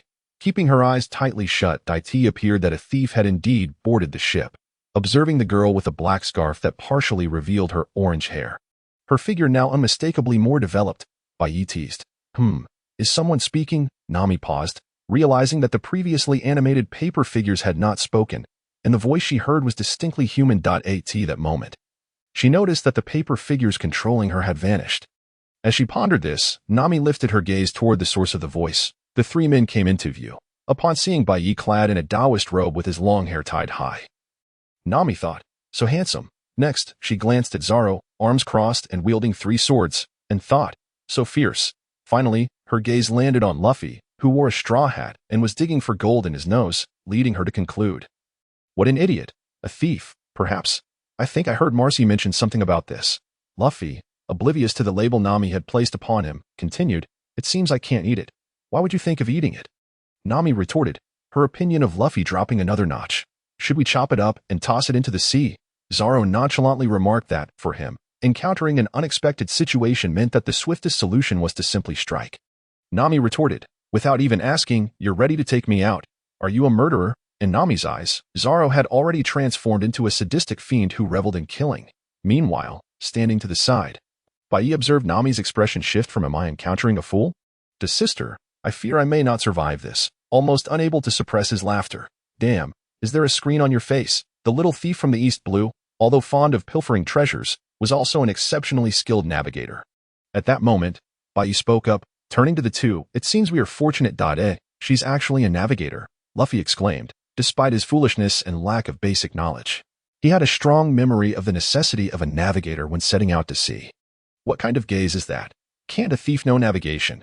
Perhaps it was Luffy's skeptical stare that incited Nami's indignation. Ignoring the current situation, she transformed into a fierce persona and shouted at Luffy. All right, I've made my decision. To her surprise, Luffy completely disregarded her intent and clapped his hands together, proclaiming, since even Bai Ye says she's quite remarkable, let her join us as our navigator. As if he had resolved a significant matter. Luffy joyfully raised his arms in celebration. At that moment, even Luffy himself failed to notice that his trust in Bai Ye had reached an admirable level. Nami responded, this is of no concern to me. Seeing that Luffy had made a decision, Zoro turned to leave. Since there was no need for battle, he deemed his presence unnecessary. The jar of liquor Bai Ye had handed him earlier seemed not yet finished. Don't take it upon yourself? Nami exclaimed, irritated that the others had made decisions regarding her fate with just a few words that in her heart. She regretted her hasty decision to infiltrate this seemingly deserted pirate ship in hopes of quickly gathering the 100 million berries needed to redeem her village. She had never anticipated that her fate would once again be decided amidst their laughter. Recalling her painful experiences, a glimmer of hatred and despair flickered across Nami's face. Indeed, she detested pirates more than anything. Speaking of which, this should belong to you. Bai Ye's voice interrupted her thoughts as he held up the package containing the paper doll just handed to him. It was the treasure Nami had previously collected. That's my treasure. Watching Bai Ye claim the loot she had painstakingly gathered, or rather, stolen, Nami momentarily forgot her disdain for pirates and lunged at the handsome man, transforming into her fierce persona once more. Daomen's secret technique. Golden light spell. Bang. That hurts. Colliding with Bai Ye's protective golden aura, Nami felt as if she had slammed into a wall. Clutching her head, she looked at the shimmering Bai Ye. Is this some kind of magic? Damn, this handsome man is glowing. No, it's merely a Daomen's secret technique, Bai Ye replied with a smile. In the original story, Nami was the de facto leader on the ship. Often meeting out love taps with her iron fists to Luffy and the others, Bai Ye had no intention of being a masochist. So, since you are unwilling to be our navigator, then this treasure will be considered our spoils of war. Bai Ye weighed the package in his hand and estimated. It appears to amount to roughly 2 million berries. While not a fortune, it could host a grand feast for Luffy and procure a fine sword for Zoro. Observing Bai Ye seriously claim her treasure as his own, Nami gritted her teeth in frustration. This man is not handsome at all. Feast. Luffy's eyes lit up at the mention of the word. A new sword? Sounds great. Zoro, who was drinking, chimed in. Hey, what kind of joke is this? That treasure is what I painstakingly gathered. Just a little more stealing, and I could redeem my village. Reflecting on her long suffering under the oppression of Arlong, Nami lifted her head and addressed the three. I can assist you with navigation, but I will not board your ship. Even at this juncture, Nami maintained her boundaries. Huh, why not? Luffy looked puzzled, tilting his head at Nami. Because I despise pirates, I loathe them immensely. Just as Luffy was about to speak again, Bai Ye stepped forward and patted his shoulder. Let us leave it at that for now, Luffy. No need to rush. Upon hearing Bai Ye's words, Luffy nodded without hesitation. All right. Bai Ye was his first companion and the one who persuaded Zoro to join, so Luffy was quite willing to heed his suggestions. Well then. Miss Nami, congratulations on successfully reclaiming your treasure. Bai Ye turned to Nami and handed her the package. Knowing that getting Nami on board would ultimately require dealing with Arlong to truly liberate this unfortunate girl, Bai Ye deemed it unnecessary to elaborate further. Securing her presence on the ship was sufficient. Consider this as the fee for employing Miss Nami during our upcoming voyage. All right, as long as you give me. Nami began, but suddenly sensed something was amiss. How did her treasure end up in this man's hands, becoming a fee? By this logic, did she just get taken advantage of? I've never encountered such impoverished pirates before. Nami roared. Having slipped into the treasure chamber before being caught, she surveyed the room and felt a mix of emotions. Given the pristine condition, any other thief would have left behind some berries. As for Nami, no way, no one would take a single berry from her. No one. Now that I think about it, I believe I should have some insurance, Bai Ye remarked, reclaiming Nami's package, pouring out half. And handing it back to her. He then swiped his right hand, and the remaining half of the berries vanished into his spatial pocket. To prevent Nami from making a getaway halfway through. He decided to only give her half for now. Nami, what do you mean by only half, you jerk? It's all mine. You taking advantage of me is one thing, but is it too much to take both food and treasure? At this moment, Nami's inner turmoil was raging, and she didn't even notice Bai Ye's ability to make objects disappear at will. After a period of sailing, the navigator had become familiar with the ship. So it was time to discuss their next destination. Bai Ye addressed the three before him.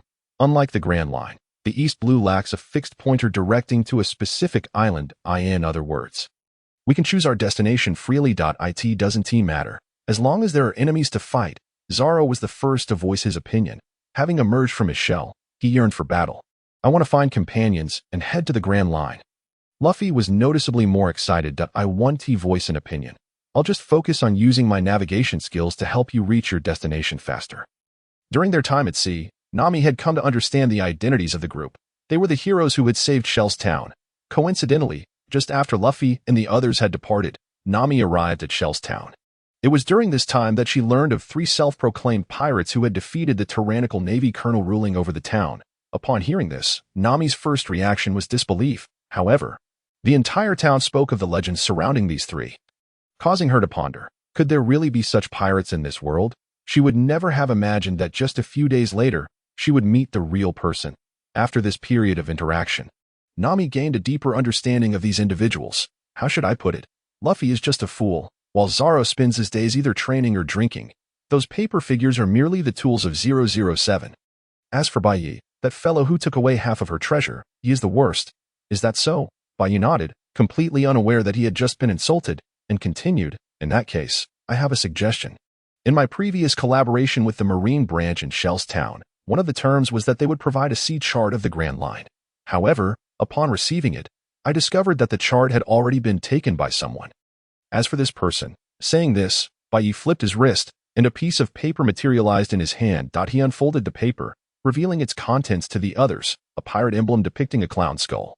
Accompanied by the phrase, this lord graciously accepts. The bounty is 15 million berries, and he is known as the infamous pirate, Buggy the Clown. He was also an intern crew member of the Pirate King Roger, and is a bosom friend of the current Shanks.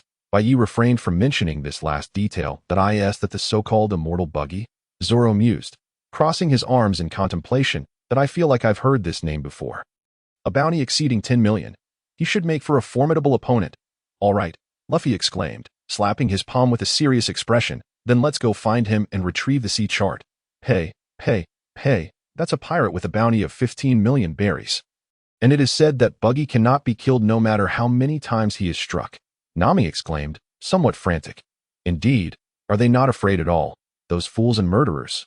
Although she harbored dreams of drawing the sea charts of the Grand Line. Facing such an adversary, it seemed impossible to win. After all, he is said to be immortal. It's not that he cannot be killed. Buggy merely possesses the same abilities as Luffy, having eaten the chop-chop fruit. Just like Luffy, the chop-chop fruit. Upon hearing Bai Ye's words, Nami and Zoro simultaneously expressed their confusion. Nami glanced at Luffy, who was pulling on his cheeks, stretching his face dramatically, and declared, I am a rubber man who has eaten the gum-gum fruit. Nami, this is monstrous. At this moment, Bai Ye found himself explaining the concept of devil fruits once more. He then addressed Zoro's inquiry. Indeed, Buggy has consumed the chop-chop fruit, making him a chop-chop human. He can split his body at will, allowing him to completely disregard slashes, which is why people perceive him as immortal. That sounds quite impressive. Luffy's eyes sparkled upon hearing about such a miraculous ability. He can actually ignore slashes. Zoro's expression grew grave as he began to ponder how he might defeat such an opponent if they were to face off. This ability truly poses a significant threat to a swordsman like him. You actually know all this? Nami expressed her astonishment at Bai Ye's knowledge of such secrets. It's not difficult to deduce.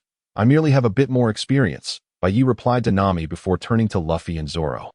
Since Luffy has made a decision, let us set off for our destination, Orangetown Island. Orange Town is an island in the East SEA.it was burned down by pirates over 40 years ago.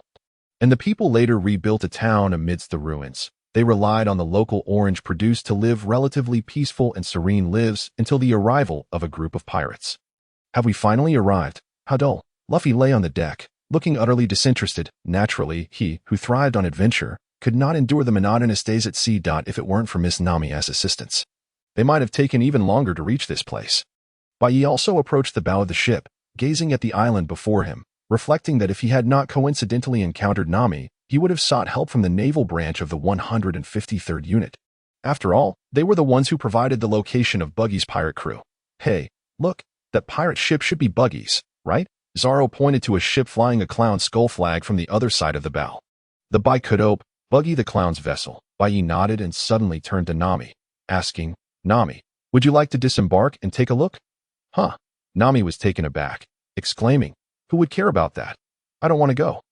Is that so? Bai Ye stroked his chin and continued, I was actually thinking that if Nami were willing to help us collect Buggy's treasure, I would share a portion of the reward with you. Please be sure to take me along. Upon hearing about treasure and rewards, Nami's eyes instantly transformed into berry symbols. Ha ha ha. Then let's hurry down. With that, the group made their way onto Buggy's pirate ship. After Luffy easily defeated a few lookout minions, they embarked on their treasure-hunting adventure aboard the vessel. Luffy dashed into the kitchen first, seemingly oblivious to the actual meaning of treasure hunting. Nami, however, could hardly contain herself and rushed towards the treasure room. Zoro had little interest in exploring. Perhaps he would have sought some liquor previously, but now that he had Bai Ye's superior drink, he regarded any inferior liquor with disdain. Ultimately, Zoro merely entered the ship's armory, hoping to find a sword of better quality to upgrade his equipment. Bai Ye observed the departing figures of his companions before turning to enter a room. This was the most significant chamber on the entire ship, Buggy the Clown's bedroom. It was no wonder he commanded a bounty of 15 million berries. Compared to Alvida's ship, Buggy's captain's quarters alone were enough to utterly outclass it. In the original story, Buggy gives off the impression of a fortunate opportunist. Yet, his identity always exudes a sense of incongruity. Thus, Bai Ye wished to explore the captain's quarters in search of any secrets. The room was quite simple. Aside from some disordered personal items, there lay an unknown number of treasure maps. It remained uncertain how many of these were genuine. After rummaging for a while, although Bai Ye did not locate the sea chart of the Grand Line, he did uncover a notebook containing important information.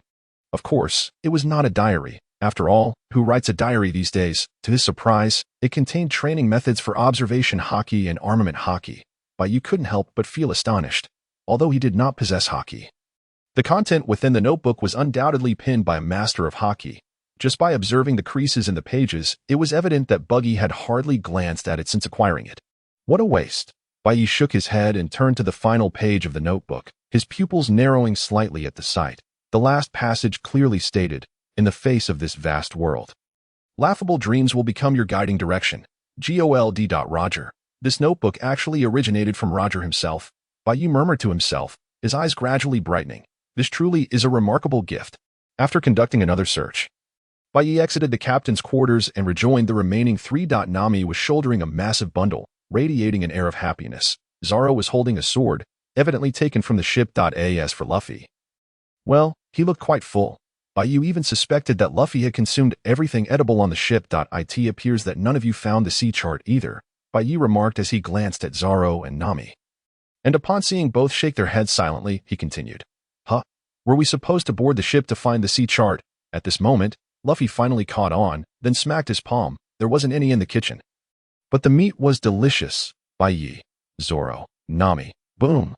At that moment, the sound of explosions echoed in the ears of the three. Above the small town nestled within the island, thick smoke billowed from the aftermath of the blasts.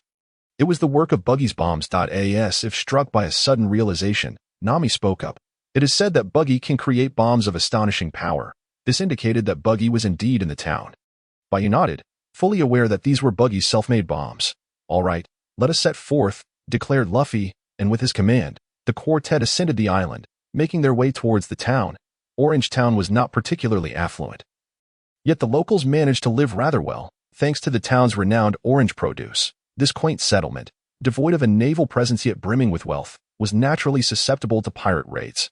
Just days prior, it had attracted the infamous Captain Buggy of the Seas. Initially, After the townsfolk had paid a substantial tribute of treasures, Buggy had no intention of making a move. However, to the astonishment of the residents, Buggy suddenly proclaimed that one of the children referred to himself as Red Nose, which set him off in a fit of rage, and no matter how the townspeople tried to explain, he refused to listen, and ultimately threatened to obliterate the entire town. Fortunately, the mayor swiftly led the townsfolk into the mountains behind, thus averting casualties. Meanwhile, as the four approached the site of the bomb launch, they fell silent, taking in the sight of buildings reduced to ruins and engulfed in flames. This was the true nature of piracy. Boom, boom, boom.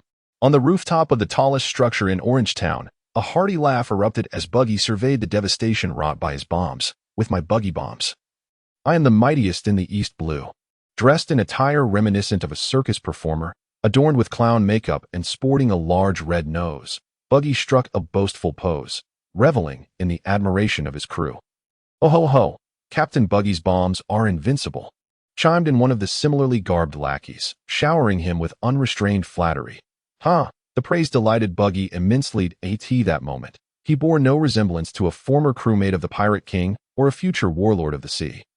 Continue to extol my virtues, my little minions. Praise your magnificent Captain Buggy. Following this, a chorus of voices erupted from below. Captain Buggy is the most formidable pirate in the East Blue. Captain Buggy is the nightmare of all navies. Captain Buggy possesses the greatest treasure of any pirate. Captain Buggy, Red Nose. Amidst the flurry of compliments, a voice suddenly broke through, not loud, yet instantly silencing the crowd. All the minor pirates stiffly turned their heads towards the source of the voice. Who else could it be but Luffy and his companions? You have quite the keen eye. Luffy. Buggy's most distinctive feature is indeed his red nose. Before anyone could process this revelation, Bai Ye effortlessly continued the conversation, seemingly unfazed by the surrounding atmosphere. Indeed, it is a rather conspicuous red nose. I wonder if it is genuine, remarked Zoro, crossing his arms and scrutinizing the peculiar appendage. Hey, are you lot not mindful of the situation? Clearly, the term red nose is a forbidden phrase here. Among the four, Nami appeared the most anxious, seemingly the only one attuned to the unease in the air. However, hey, you just uttered those three words as well. And quite loudly, a low, sinister chuckle erupted. You little brats just said red nose, didn't you?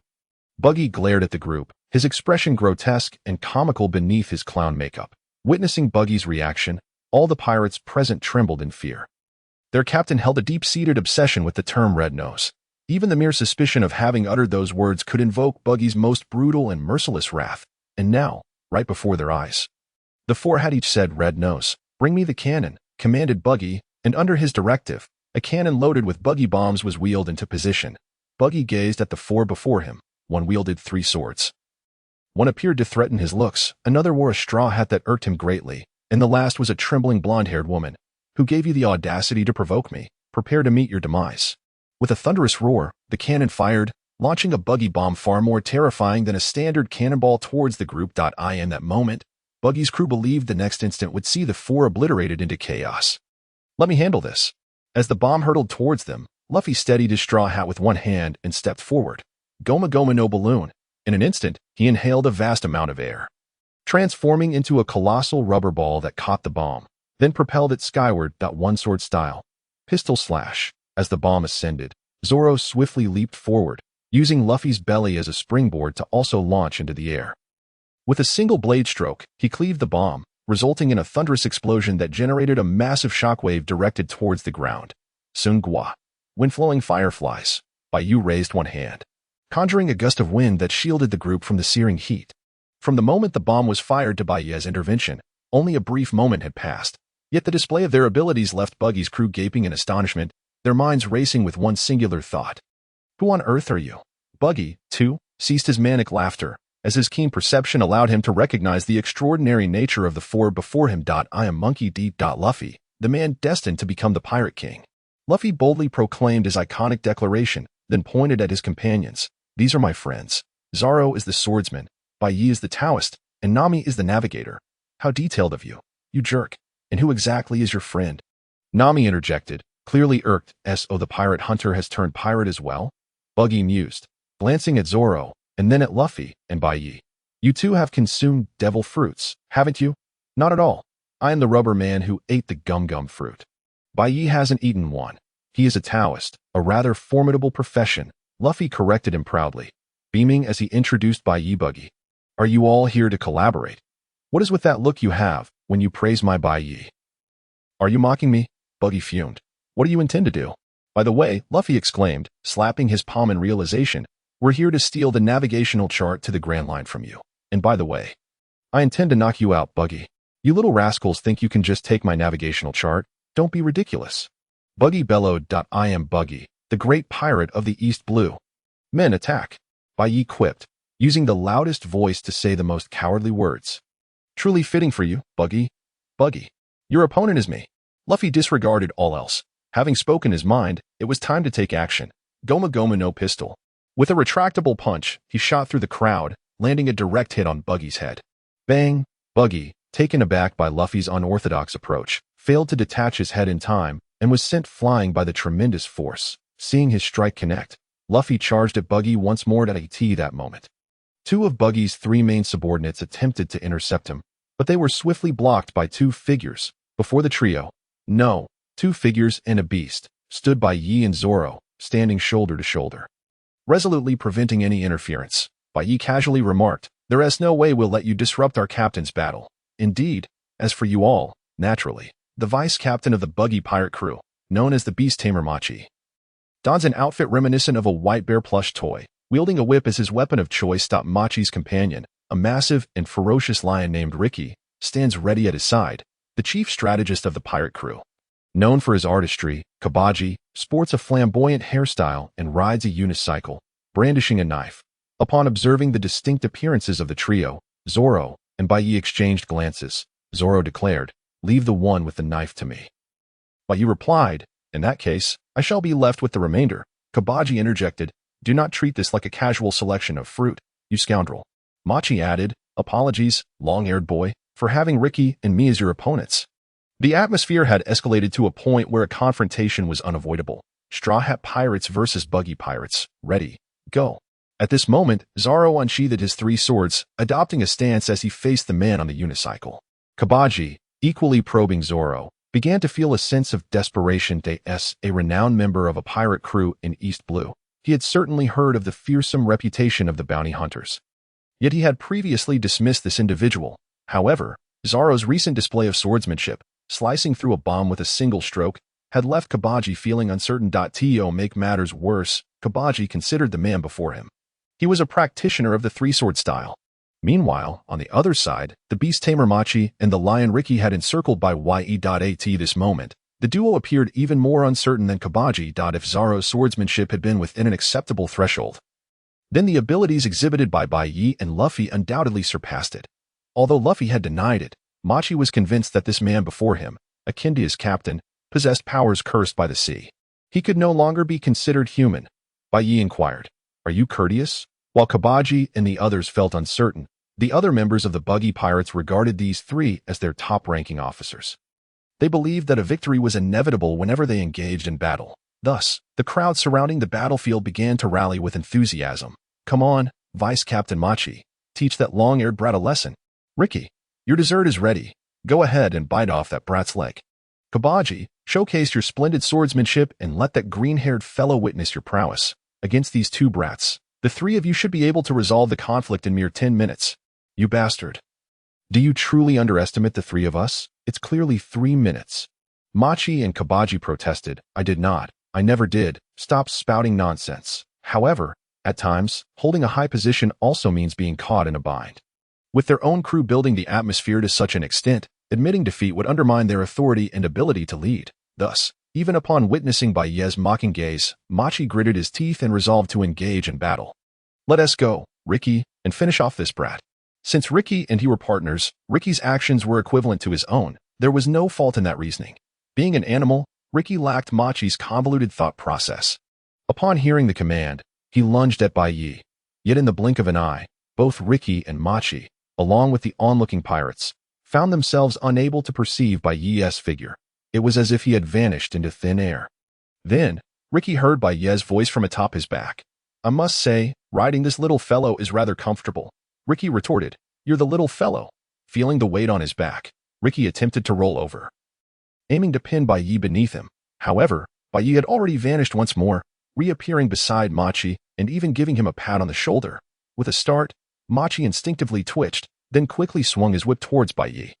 But it only struck in that brief moment of distraction.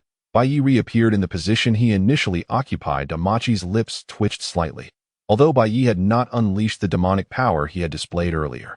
The sheer speed with which he toyed with both himself and Ricky was far more terrifying. Machi felt an ominous sense that, had Bai Ye wished, he could have easily snapped his neck in an instant. Such agility was indeed frightful. Wudang Tianzong, this was the pinnacle of lightness skills from the Wudang sect. After Bai Ye cultivated the innate qi, its power had evidently reached new heights. Although he did not have a direct comparison, Bai Ye felt that his Tianzong could easily rival the Navy's Rokushiki techniques, such as Soru and Gupi Pit. As for why Bai Ye had not immediately ended the two. It was simply to experiment with new techniques. Maoshan's secret art talismans. The previous paper doll manipulation technique was merely one form of talisman, and aside from this paper-cut soldier, the most common talismans fell into three major categories: supportive, defensive, and offensive. Supportive talismans function similarly to buffs in online games from a past life, providing various enhancements to allies or imposing negative effects on foes. For instance, the Xinxing talisman accelerated 1's speed, while the Dingshin talisman immobilized opponents, both falling under the supportive category. Defensive talismans, as the name suggests, serve to bolster protection. By analogy, offensive talismans were even easier to comprehend. For example, the talismans Bai Ye had affixed to Ricky and Machi. Lightning talisman activate. Explosive flame talisman activate. As Bai Ye uttered these two incantations, a surge of lightning erupted from Ricky, the lion, leaving him charred on the outside yet tender on the inside, much to the envy of the nearby pirates. Simultaneously, flames erupted around Machi, launching him into the air, leaving him gravely injured. It appeared that the power was quite impressive, observing the effects of his talismans. Bai Ye nodded in satisfaction. As two of the most fundamental beginner talismans. Their efficacy was commendable. Meanwhile, Nami, witnessing Bai Ye conjure flames and thunder with merely two pieces of paper, appeared lost in thought, seemingly contemplating something. However, she soon snapped back to reality. At that moment, the battles on both sides had reached their concluding stages. In the original narrative, Zoro had managed to defeat Kabaji single-handedly despite being gravely injured. Now, in peak condition, he easily dispatched him. As for Luffy and Buggy, after a fierce exchange, Luffy ultimately knocked Buggy unconscious by sending his head flying. It was only at this point that Nami realized the extent of the capabilities displayed by the trio she had previously dismissed. Even Buggy, notorious in East Blue with a bounty of 16 million, along with his entire crew, had been utterly vanquished. The pirates who had earlier gathered to spectate were now left gasping in shock at the sight of the battered Ricky, the scorched Machi, the bloodied Kabaji, and the decapitated Buggy, all rendered incapacitated. Have we been defeated? At that moment, regardless of their disbelief, they were compelled to accept reality. They beheld Bai Ye approaching them. The pirates quickly opted for the most prudent course of action. With a resounding clamor, they all dropped to their knees, pressing their foreheads firmly against the ground. "Brother, we kneel before you." Observing this scene, Bai Ye felt a twinge of annoyance. Was this truly the level of loyalty exhibited by Buggy's crew? The degree of their sudden change was remarkable. "Could any of you answer me a question?" Bai Ye inquired, stroking his chin. "Buggy must still possess a portion of his treasure, correct? Can anyone tell me where it is?" Previously, Bai Ye had counted the bounty that Nami had scavenged aboard the ship. Though a sum of 4 million may seem substantial, it is rather meager for a pirate crew like Buggy's. Coupled with Buggy's insatiable greed for treasure, it is only natural that Baratie would be skeptical of the notion that Buggy would stow all his wealth aboard the ship. Moreover, Baratie recalls from the original manga that Luffy had once relinquished half of Buggy's treasure to aid in the reconstruction of Orange Town, which amounts to an additional 5 million berries. Thus, it stands to reason that at least 6 million berries remain undiscovered. After much contemplation, without considering the butterfly effect, only one conclusion can be drawn. "Treasure," one pirate exclaimed. With the aid of an insider and Nami's innate sensitivity to wealth, Buggy's stronghold in the town was once again stripped bare. Nami carried a bag containing over 600,000 berries. Buggy, who had just regained consciousness, nearly fainted once more. However, just as Nami was counting her newfound riches, Baratie extended his nefarious hand. "But I must apologize for the trouble, Miss Nami. A token of gratitude for your contributions during this operation." Baratie paused. Observing Nami's eager expression, and after rummaging through the bag for a moment, declared, "Let this 10,000 berries serve as your payment." With that, he produced 10,000 berries and handed them to Nami. 10,000 berries. Nami nearly lunged at Baratie in disbelief. She had never encountered such indignity.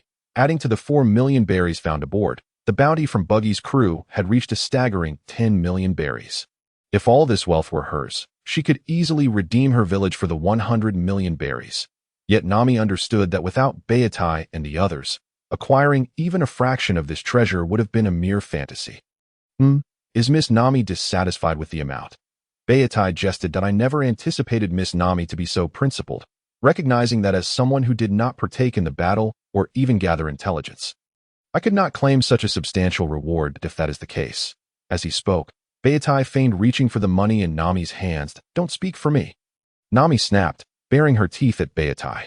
"Are you truly so stingy as to withhold even 10,000 berries? You must be a devil." Ha ha ha. Enough with the jesting. Witnessing Nami's flustered demeanor, Baratie could not contain his laughter. "Nami, why not join us as our navigator? You will share in every bounty the Straw Hat crew acquires." Seizing the moment, Baratie extended another invitation. "Who would heed your words?" Nami rolled her eyes in response that I have already stated that the one thing I detest most in life is. "But we are not the type of pirates you speak of, are we?"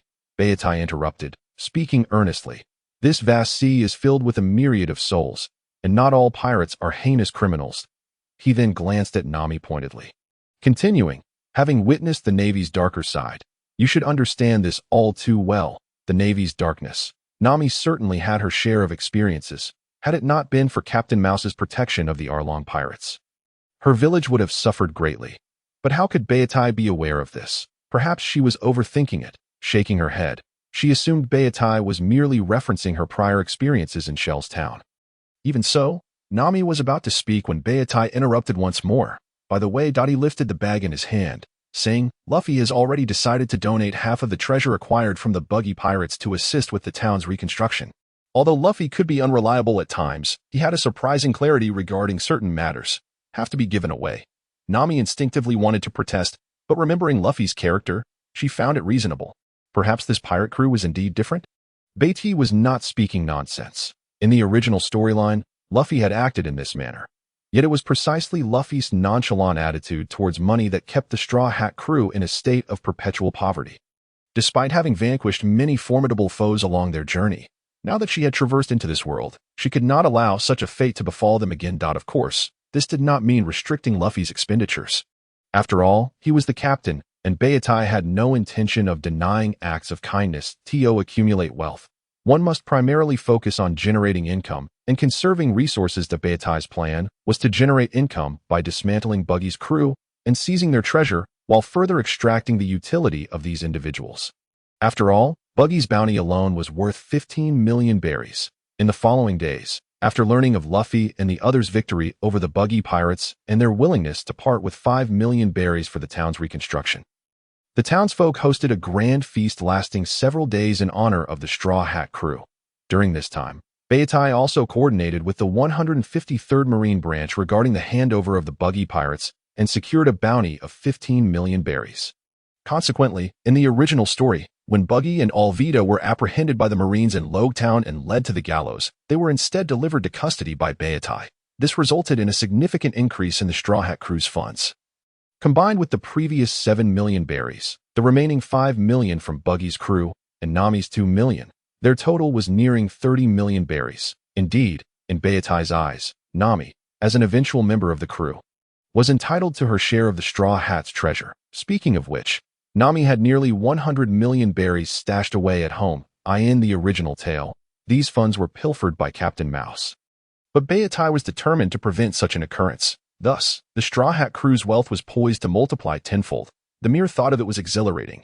Were Nami to discern Baratie's current thoughts, she would likely exclaim, "Are you a devil, you scoundrel?"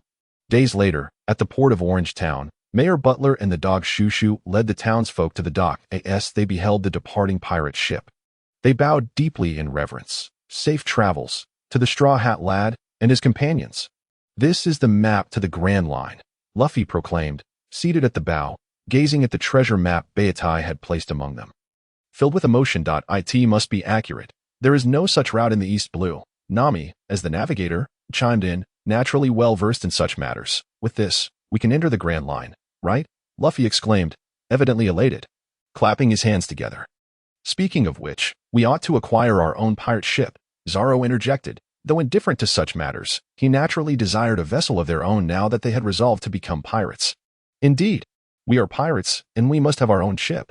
Hearing this, Luffy echoed enthusiastically, as he held the deepest appreciation for piracy among them. No problem, Luffy. Baratie turned to him, stating, from those fellows' lips, I gleaned some valuable information. There happens to be a shipwright on the nearest island.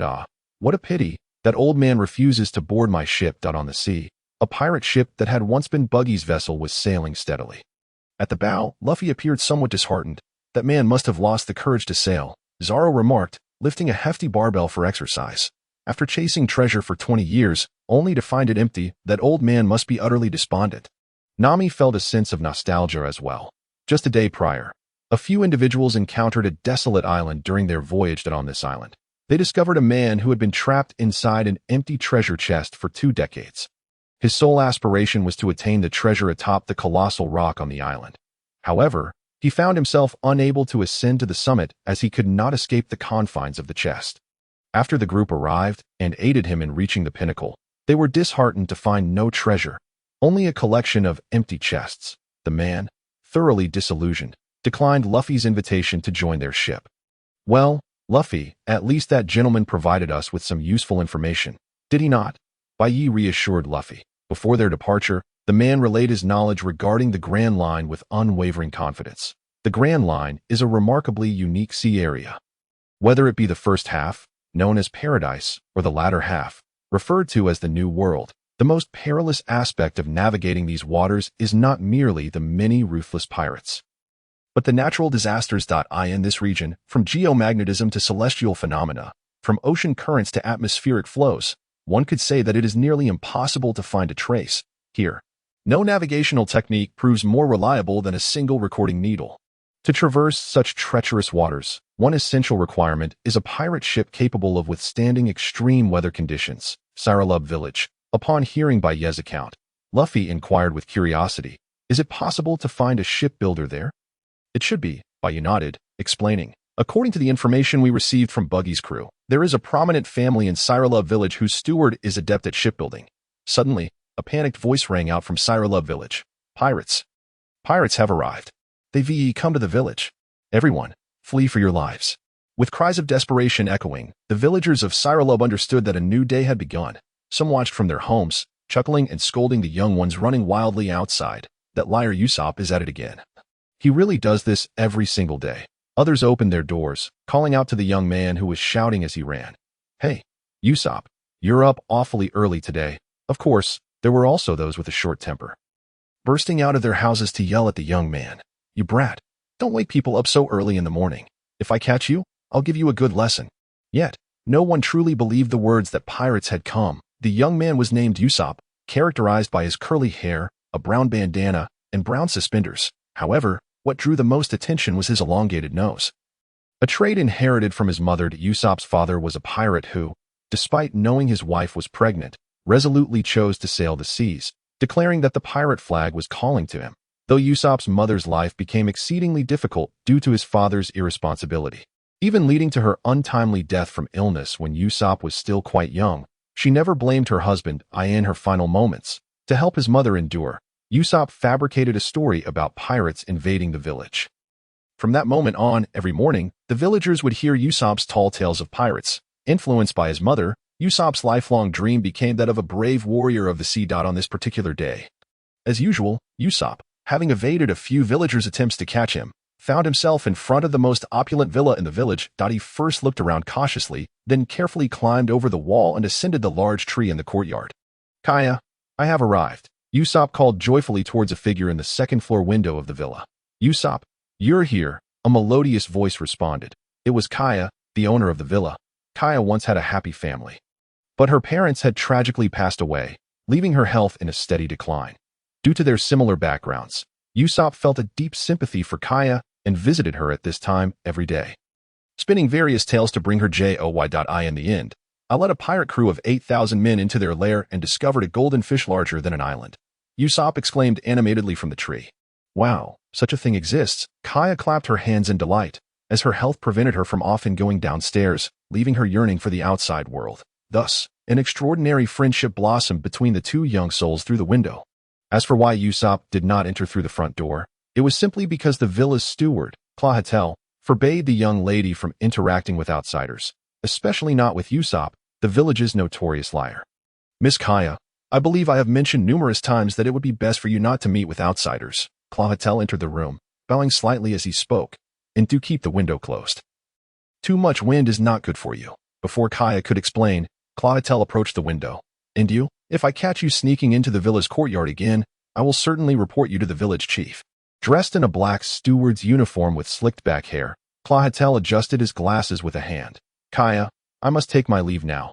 I shall return tomorrow, Usopp said, ignoring the man, tilting his head to wave at Kaya before descending the tree. Honestly, Clawhetel, don't treat Usopp that way, Kaya complained with a hint of exasperation. Miss, I do not quite understand why you are so kind to this great liar, Clawhetel said as he closed the window. Usopp is a wonderful person, Kaya replied, lost in thought as she sat on her bed. Still, I cannot comprehend. Clawhetel shook his head, turning to fetch a bowl and hand it to Kaya. Miss, it is time for your medicine. Thank you, Clawhetel, that I truly appreciate your care over the years. Kaya smiled as she accepted the bowl of medicine. Clawhetel watched as Kaya drank the concoction down to the last drop before taking the bowl back. Everything I do is for you, Miss Kaya, for you to pass away quietly. Upon leaving Kaya's home, Usopp was intercepted on the road by two children. Usopp pirate crew, assemble. Captain Usopp, good morning. One child wore a hat adorned with a skull, while the other sported a skullprint t-shirt, both raising their short swords and shouting at Usopp. You were quite spirited today. Green pepper head, carrot head, Usopp said with a satisfied nod, hands on his hips. These two children were among the few in the village willing to acknowledge Usopp's dream of piracy and happily serve under him. Green Pepper Head wore a hat shaped like a green pepper, aspiring to become an excellent carpenter, while Carrot Head, more composed with long bangs covering his eyes, dreamed of running a tavern. Aside from these two, Usopp's pirate crew had one more member. Why is it just the two of you? Onion Head, Usopp inquired, puzzled. Not sure, he is probably still asleep at home. They both shook their heads in unison. Captain. Just as the three were exchanging glances, a familiar voice echoed from afar. Tai Chi was Onion Head, the last member of the pirate crew. Captain, everyone, this is bad. Onion Head, wearing glasses and running towards them with tears streaming down his face, shouted, Pirates have come. I saw their ship. What? The most intense reaction came from Usopp among the group. He looked at the panting Onion Head. You must be lying. It's true. The ship is enormous, and I've seen its likeness in the newspapers. Onion Head hurriedly explained, although we did not see the Jolly Roger flying on the ship. Its design unmistakably belongs to the pirate vessel of Buggy the Clown. Buggy the Clown. Upon hearing this, Usopp nearly leaped into the sky in excitement, at the notorious Buggy, with a bounty of 16 million berries. Indeed, it is. Onion Head echoed, equally exhilarated. I remember now. Usopp suddenly declared with utmost seriousness, it seems to be time for afternoon tea. I shall take my leave. With that, Usopp truly turned to dash away. Don't run away.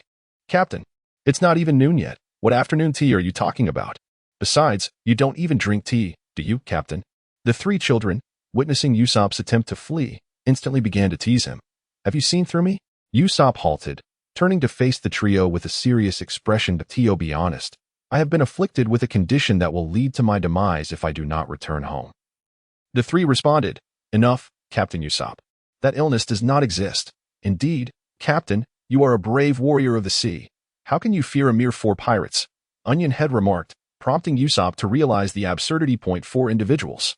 Onion Head, are you certain? Absolutely. I was quite puzzled at first, but I waited for the ship to draw closer and scrutinized it again.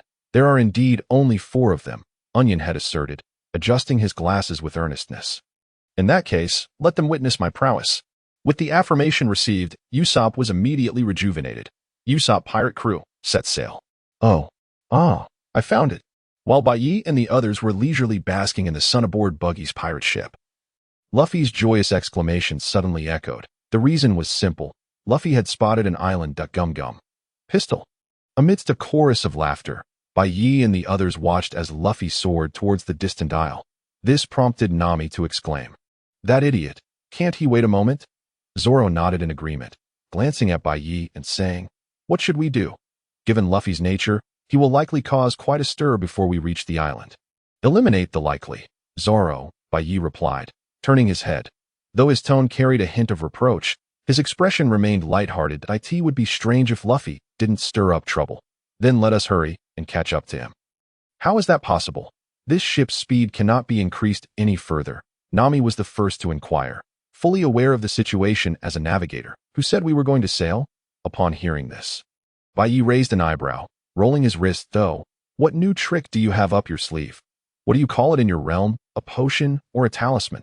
Having spent considerable time with Bai Ye, Zoro had noticed certain habits of his. For instance, when Bai Ye began to roll his wrists, it indicated he was about to reveal something extraordinary: his 3 swords, the paper figurines aboard the ship, the miraculous potions, and his cherished wine were all produced in such a manner that so. I am eager to see what Bai Ye will conjure this time. Nami, intrigued by Zoro's comment, fixed her gaze on Bai Ye. Hey, the way you two are looking at me is quite pressuring." Bai Ye chuckled at the antics of his 2 companions. "However, this time I am not pulling something out." Bai Ye slightly bent his knees and formed hand seals once more. Wind manipulation of the Sun hexagram. As Bai Ye's words fell, the previously tranquil deck suddenly transformed into the epicenter of the world, with all the air swirling rapidly towards him.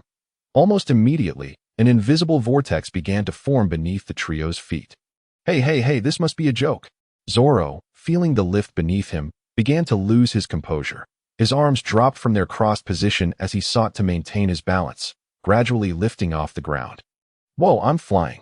In contrast to Zoro, Nami's reaction was more pronounced. She lay flailing in midair, even revealing some modesty. "All right, let's set off quickly. We can't keep Luffy waiting too long." Bai Ye deliberately refrained from comforting the two and instead directed the winds to swiftly carry them towards the island. The target being Luffy. East Blue, Syrup Village. As Bai Ye brought Zoro and Nami soaring towards this destination, Luffy inevitably encountered Usopp. Let us rewind time a bit. That must be the pirate ship, right? It indeed appears to belong to Buggy. Hidden within a patch of grass, Usopp and his 3 little subordinates, Onion Head, Radish Head, and Pepper Head, were secretly observing the approaching pirate crew. Although they could not see clearly, it was evident that there were only 3 individuals present, and it seemed Buggy was not among them. Usopp stroked his chin, deep in thought. "I was right. Wasn't I, Captain?"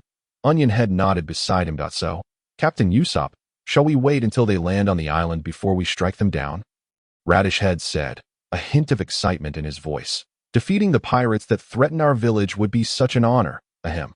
Usopp, noticing the eager gazes of his little subordinates, cleared his throat and adopted a confident demeanor. Looking up, he declared, "Of course, I am Usopp." "Wow. Captain Usopp is magnificent." Pepperhead and Radish Head applauded enthusiastically. But what if they turn out to be very strong?" At that moment, Onion Head's timid voice piped up. It wasn't that he lacked confidence in Usopp, but after all, they were members of Buggy's pirate crew.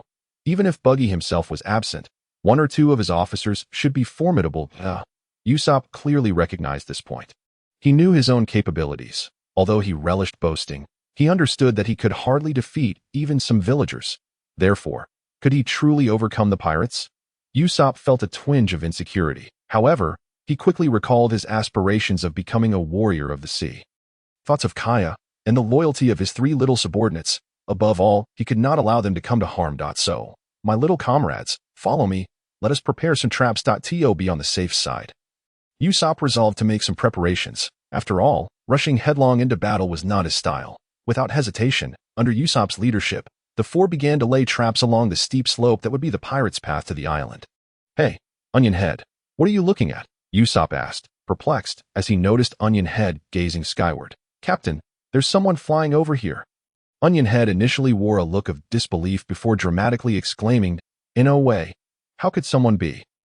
Bang! Before Usopp could finish his sentence, a figure descended from the sky, crashing directly onto him, raising a cloud of dust. Captain Usopp. His 3 little subordinates shouted in alarm, their mouths agape. As the dust settled, a boy wearing a straw hat came into view. Smooth landing. Luffy raised his arms triumphantly. Exclaiming joyfully, he then noticed the three little faces staring at him. Who are you guys? Who are you? The three boys instantly transformed into fierce little creatures. Barking at Luffy. I am Monkey D. Luffy, the man who will become the Pirate King. I am here in search of a pirate ship that can take me to the Grand Line. Upon hearing the question, Luffy candidly divulged his background without a hint of caution. Pirate. Upon hearing Luffy's words, the three young ones instantly fell into a state of panic. Being mere children, their instinctive fear surged when they realized that the newcomer was indeed a pirate. What a disaster! Am I to be killed? If only Captain Usopp were here, he would surely. Captain Usopp. At that moment, the three youngsters finally processed the fact that Usopp was still pinned beneath Luffy. There's actually someone beneath me. Luffy, too, belatedly realized that he was sitting atop someone. Noticing that the person remained motionless, he instinctively inquired, is he sleeping here? Won't he catch a cold? Who would sleep here? The three youngsters once again erupted in despair. How could I have been ambushed? Usopp, meanwhile, began to wake groggily, turning to Luffy and asking, who the heck are you? But when Luffy caught sight of Usopp's face, he instinctively cried out, what? Your nose? Has it been stretched because of me? Luffy, believing he was responsible for Usopp's nose, immediately burst into tears, holding Usopp tightly. Usopp was momentarily stunned before his anger flared. You idiot! My nose has always looked like this. With that, he delivered a punch to Luffy. What? He's a pirate. Usopp's eyes widened in disbelief, pointing at Luffy. Just moments ago, Onion Head and the others had pulled Usopp aside to inform him of Luffy's identity. Indeed, I am a pirate, Luffy replied earnestly. Nodding. You must be joking. Usopp still couldn't bring himself to believe it. The pirates in his mind certainly didn't resemble this. Yet, since the other had admitted it, Usopp had no choice but to comply. For the village, for Kaya, listen here, I have 8,000 subordinates, so you better leave quickly. Usopp resorted to his traditional skill, boasting. Normally, such tall tales would not be taken seriously by an ordinary person. Fortunately, Luffy was no ordinary individual. What? You're that formidable? Luffy exclaimed with wide eyes, filled with awe, harboring not a shred of doubt. Ha ha ha ha, are you scared now? Usopp, for the first time, found his boasting effortless and began to strut.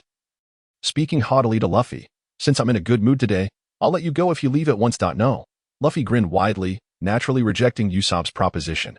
The expression on his face was dripping with sarcasm to Usopp. As if to say, I believe you, but I am unafraid. I have yet to acquire my own pirate ship, so I will not leave. Luffy added, Hey, don't you fear for your life. I have 8,000 subordinates. Usopp's forehead broke out in a cold sweat. Is this person insane? I shall not retreat until I achieve my goal, even if it costs me my life. Luffy adjusted his straw hat and, suppressing his laughter, spoke earnestly to Usopp. This guy is quite impressive, for reasons unknown. Usopp suddenly felt this thought arise as he gazed at Luffy. Am I not also aspiring to be a courageous warrior of the seas? Inspired by Luffy, Usopp began to contemplate seriously for the first time. However, at that moment, Onion Head's voice piped up again. Captain Usopp, someone is flying over. Upon hearing this, Usopp instinctively looked up, just in time to see a green figure hovering above him. What? Boom.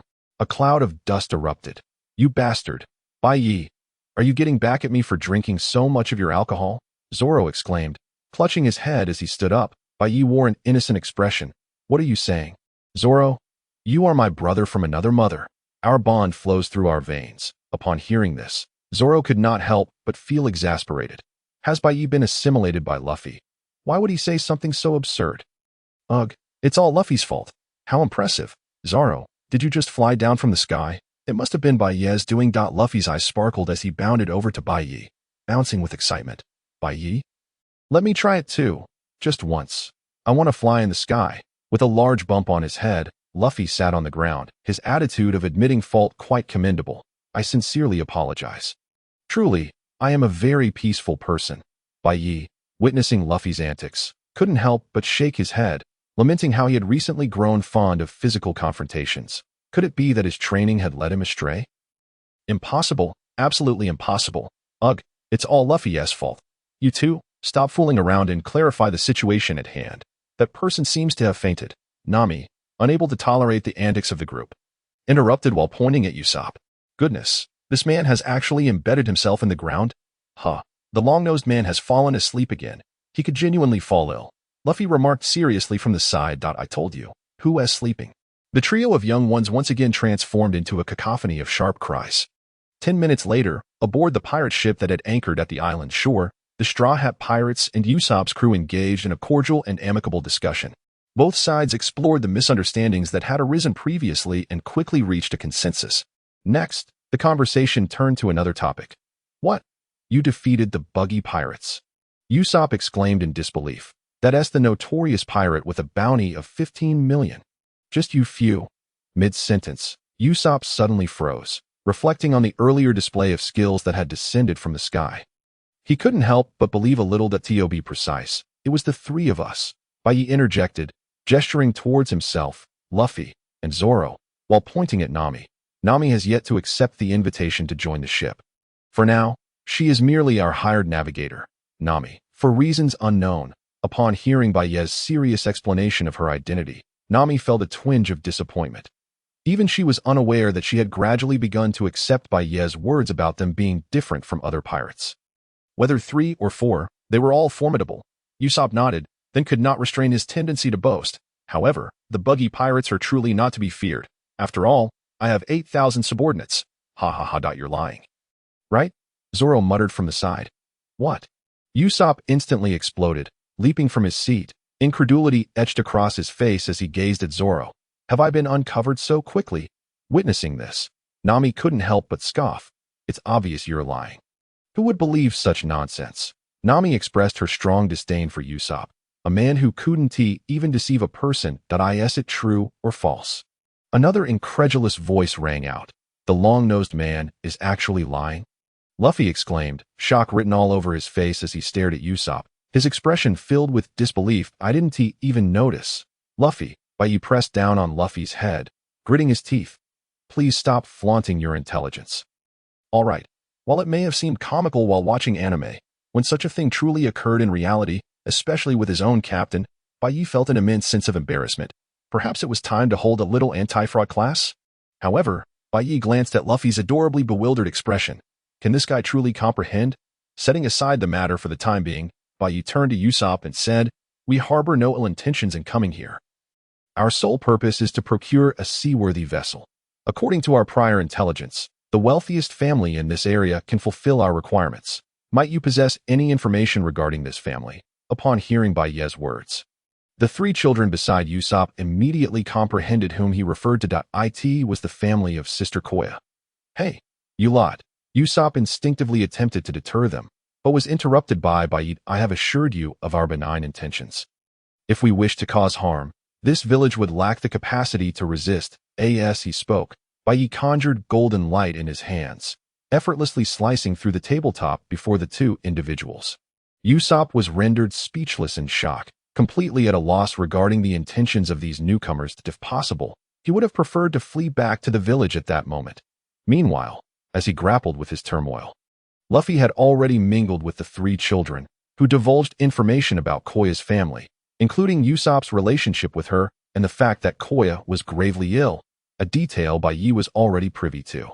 Do not be alarmed, Bai Ye reassured Usopp, who was on the verge of bolting, and then continued, as for a form of compensation, after a moment of contemplation, he looked up with a smile. How about assisting Koya in regaining her health? Does that seem a fair price? Upon hearing that Bai Ye could help restore Koya's health, Usopp could not contain his exclamation. Is that truly the case? Characters in the world of One Piece possess an odd tendency to easily believe others, even in the absence of evidence. However, this trait alleviated Bai Ye's concerns. Indeed, it is true. Although it may be somewhat complicated, I might be able to conduct a preliminary experiment for you. With a flick of his wrist, a pill materialized in his hand. Bai Ye had long prepared a solution for the regret surrounding Koya's condition. Merely dealing with Buggy the Clown would not diverge from the original plot. It was only by addressing Koya's health that true restitution could be achieved, especially considering that, according to the original narrative, Koya's frail body was unlikely to endure until Usopp's return. The method was quite simple. Nothing a revitalizing pill could not resolve. That if one pill proved insufficient, another could be added. Experiment? What kind of experiment? Nami inquired, curiosity piqued. This pill, when ingested, will rejuvenate even the most weakened individual, Bai Ye explained slowly. Then turned to Luffy. The experiment is straightforward. I merely need to incapacitate Luffy and then administer the pill. Hee. Bai Ye suddenly wore a sinister grin as he approached Luffy, golden light curse. Observing Luffy's cries of distress, Nami, Zoro, and Usopp simultaneously shared a thought. Never provoke Bai Ye, golden light curse captain's exclusive fist. With Bai Ye's commanding shout and the ensuing cacophony of screams, Nami, Zoro, and Usopp witnessed a thrillingly one-sided display of domination. This was not to imply that Luffy was significantly weaker than Bai Ye. The latter was aware of his own capabilities, although he had cultivated Taoist techniques, granting him powers surpassing those of a devil fruit user. His training was still in its infancy, in terms of raw strength. He might not be able to easily overpower Luffy. Yet, the peculiarity lay in the fact that Bai Ye's energy possessed effects akin to Haki. And Luffy, who typically showed no fear of blunt objects or fists, found himself subdued by Bai Ye. Additionally, Luffy understood that this was not a life-or-death struggle. He had always exhibited remarkable patience towards comrades. Otherwise, how could Nami have ever beaten him to a pulp in the original story? These supernovas are quite the spectacle, Bai Ye mused as he fought, pondering the extent of his own strength. This dilemma was easily resolved. He simply needed to find a formidable opponent for reference. However, the East Blue was notoriously weak, with only a handful of notable pirates. In the original narrative, Luffy and his crew overcame numerous obstacles, largely due to their penchant for theatrics and self-imposed challenges. Thus, if Bai Ye were to assess his current strength, he could only remark that he was neither the strongest nor the weakest. Fortunately, after resolving the incident in Syrup Village, Bai Ye would soon encounter an opponent to gauge his abilities against. As this realization dawned upon him, Bai Ye suddenly noticed that he had been so caught up in the fight that he had forgotten to restrain himself. Glancing down, he saw Luffy sprawled out on the ground, looking like a flattened pancake. Well, that was rather evenly distributed, Bai Ye thought with a sense of pride. Meanwhile, Nami and Zoro reflected on how they had not anticipated Bai Ye's brutal side. Hidden beneath his typically amiable demeanor, could he possibly be unhinged? Usopp, on the other hand, speculated that Bai Ye had struck so forcefully out of fear that he might suspect them of fabricating evidence. This product demonstration is extraordinarily intense, he thought, shivering at the sight of Luffy's plight. Earlier, Nami had also educated him on the basics of devil fruits, witnessing the capable fighters being reduced to such states. He inwardly pondered, this Bai Ye, could he truly be unstable? Unbeknownst to Bai Ye, the thoughts of those around him were far from kind. Otherwise, he would have vehemently defended himself. You were slandering me. Well, that should suffice. Bai Ye picked up Luffy, casually adjusting his attire, before inserting the revitalizing pill he had prepared into Luffy's mouth. Moments later, a fully restored Luffy, without a single bruise to show, stood before the group. His first words were, "Delicious. Bai Ye, do you have any more?" Bai Ye replied, "If you wish to receive another beating, I certainly do." Listening to Bai Ye's nonchalant remarks, Luffy wrestled internally for quite a while before ultimately deciding to forego any further confrontation. For Bai Ye's strikes were genuinely painful. There will be future opportunities, he thought. Noticing Luffy's silence, Bai Ye turned his attention to Usopp. You have seen the results. They are quite impressive, are they not? For reasons unknown. Upon hearing Bai Ye's calm words and observing his profound gaze, Usopp felt an unsettling impression that refusing would lead to further violence. No problem, I will take you to Koya right away. Usopp exclaimed, executing a standard 90-degree bow. With Usopp leading the way, Luffy and the others soon arrived at the most opulent two-story building in the village. Usopp, you have returned, upon their arrival at the entrance.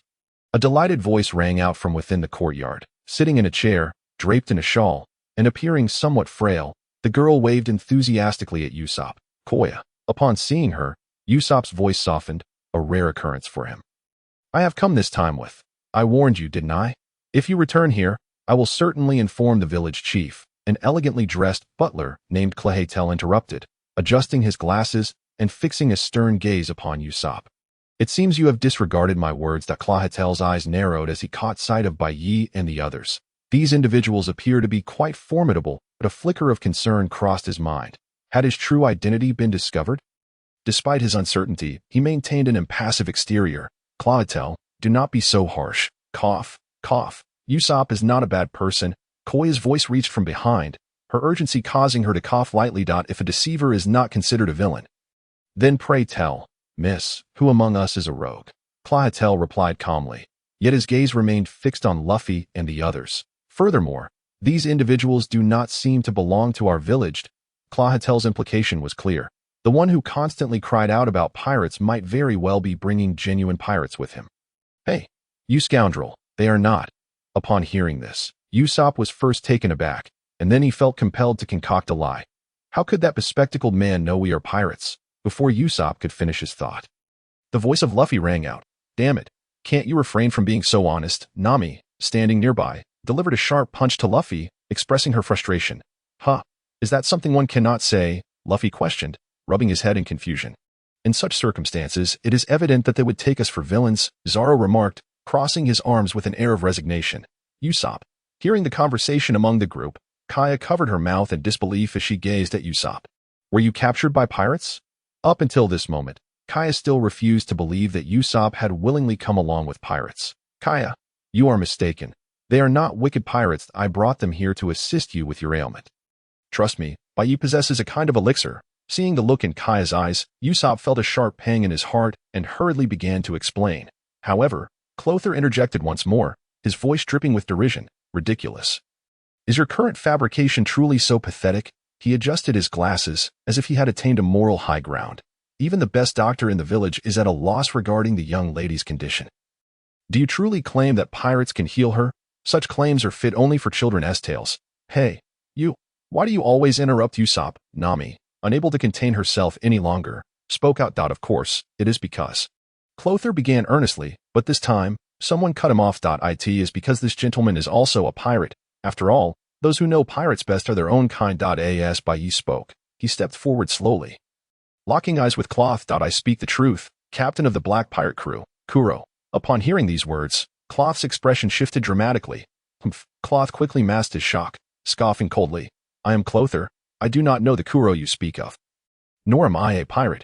Although his face remained calm, Cloth felt the concealed blades within his gloves. If the truth were to be revealed, he would not hesitate to take drastic action. After years of plotting, Cloth was unwilling to see it all come to naught. Kuro, you say? Zoro interjected, recalling something. Indeed, he seems to be a notorious pirate, with a bounty of 16 million berries, if I am not mistaken. However, after I set sail, Kuro was already apprehended by the navy. Could it be that he escaped? He did not escape, Bai Ye interjected, his gaze still fixed on Cloth. Rather, he was never captured at all. What? Zoro exclaimed in surprise. Could it be that the navy arrested the wrong person? How is that possible? Before Bai Ye could continue his explanation, a voice rang out. Enough. Kaya, surprisingly furious, declared. Clother has been with us for 3 years. Caring for me. I will not allow you to slander him. Usopp. Kaya turned to Usopp, who was at a loss for what was happening. I appreciate your concern for my health, but you cannot act this way. Let us go back. Kaya shared a deep bond with Clother, yet her feelings for Usopp were equally profound. Thus, she could only make this choice, to send him away, never to meet again. Miss Kaya, please do not be so hasty. It would not be too late to decide after hearing what I have to say next. Bai Ye turned to Kaya, offering a gentle smile. Before arriving here, we made a stop in Shell's town. The Navy Colonel Monclar, the ruler there, happened to be the one who arrested Kuro. Bai Ye displayed the bounty notice before the gathering, speaking slowly. Zoro, you have fought him. Share your assessment of his strength. Very weak, Zoro replied tersely. Then, how does he compare to Buggy, whom we defeated previously? By the way, Buggy's bounty is 15 million. Bai Ye shrugged, continuing his inquiry. Buggy could easily eliminate him, Zoro reiterated. Thus, the question arises, how could a Navy officer, who cannot even defeat Buggy, possibly apprehend Kuro single-handedly? The answer is singular. Kuro was not truly captured. Bai Ye posed this question, striking at the hearts of the crowd. Humph. This is merely your, Cloth scoffed. A one-sided account, is it? Bai Ye interrupted Cloth. You seem rather anxious, Mr. Cloth. Seeing Bai Ye's smirk, Cloth faltered in his tone. It is simply that I do not wish to be defamed by pirates. Whether it is defamation or not, we shall soon find out, Bai Ye continued. At that Navy branch, I obtained considerable information regarding Kuro. For instance, his weapon of choice is the blades concealed within his gloves. To avoid injuring himself, he has a habit of using his palm to adjust his glasses. This surely cannot be a common practice. Bai Ye turned to Cloth. How fortuitous, it aligns perfectly with this gentleman's habit. Mr. Clother. Upon hearing this, Kaya too expressed doubt, knowing well the peculiarities of his habits after so many years together. This is merely a coincidence, is it not? Bai Ye interjected. How curious, good sir. Kuro was captured 3 years ago. And you arrived here 3 years ago. Cloth enjoys adjusting his glasses with his palm, and so do you. One coincidence may be just that, but when coincidences accumulate, can they truly be mere chance? And Bai Ye elongated his voice, flipping his wrist to reveal a bounty notice that appeared in his hand.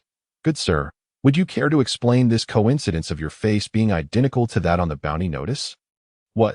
At that moment, everyone present, except for Bai Ye and Cloth, was taken aback. With matters having escalated to this point, there was no need for Bai Ye to say more. Bastard. The first to react was Usopp. Unable to believe that the woman he cherished, Kaya, had been in the company of a pirate all along, in a fit of rage, he rushed forward, grabbing Cloth by the collar and shouting, "What are you planning to do to Kaya?" He then threw a punch, intending to shatter the man's glasses. Yet, in the next instant, Cloth seized Usopp's fist, swiftly flinging him to the ground. Usopp, Kaya cried out again. 3 years, 3 long years of living and hiding. Cloth slowly adjusted his glasses once more, his demeanor shifting from that of an elegant gentleman to one of madness. Just 2 more days, only 2 more days. He raised his head, his eyes filled with fury. My plan is about to come to fruition, and now all patience has become meaningless.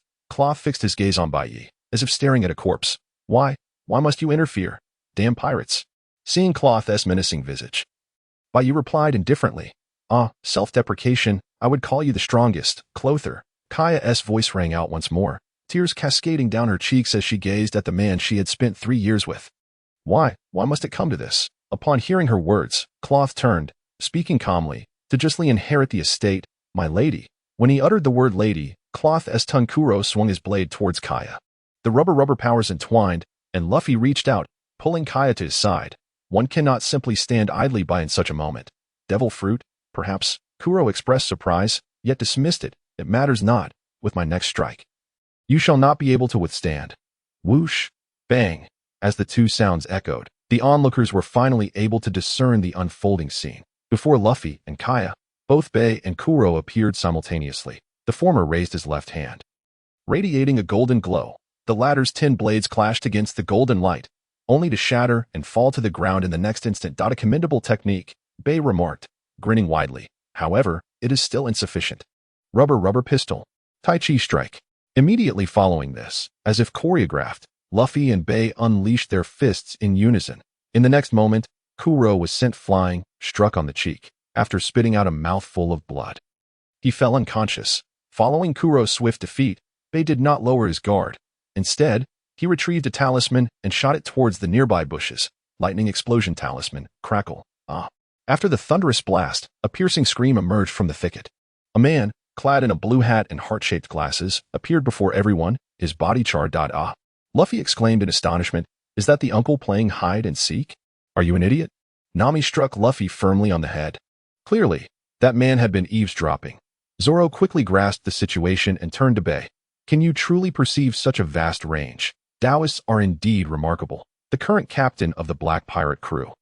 Hypnotist Zhang Yao, Bai noted as he dispelled the golden aura, brushing off non-existent dust from his hands. It seemed he had come seeking his captain, only to fortuitously encounter us. However, since he is here, it stands to reason that the Black Pirate crew must also be nearby on this island. After a moment of contemplation, Bai continued. Although Kuro did not clarify, it appears he intended for the Black Pirate crew to assault this village and eliminate Miss Kaya. For the means to illegitimately claim her inheritance. Perhaps through a forge while on the surface, Bai was analyzing clues, yet in truth, he was merely reminiscing about the plot. What? At this moment, Usopp struggled to rise, exclaiming, to sacrifice the entire village for treasure. Unforgivable. He stood and marched toward the door. Usopp, where are you going? Nami anxiously stopped him. That we simply need to inform the villagers and enlist their help. Yet Usopp interrupted her. Every day, I shout that pirates are coming to the village. His voice was heavy with emotion. But I always end by telling everyone they have been deceived. Even if they call me a liar, this is the village where I have always lived. Therefore, I must stop those pirates. This is what a great liar ought to do.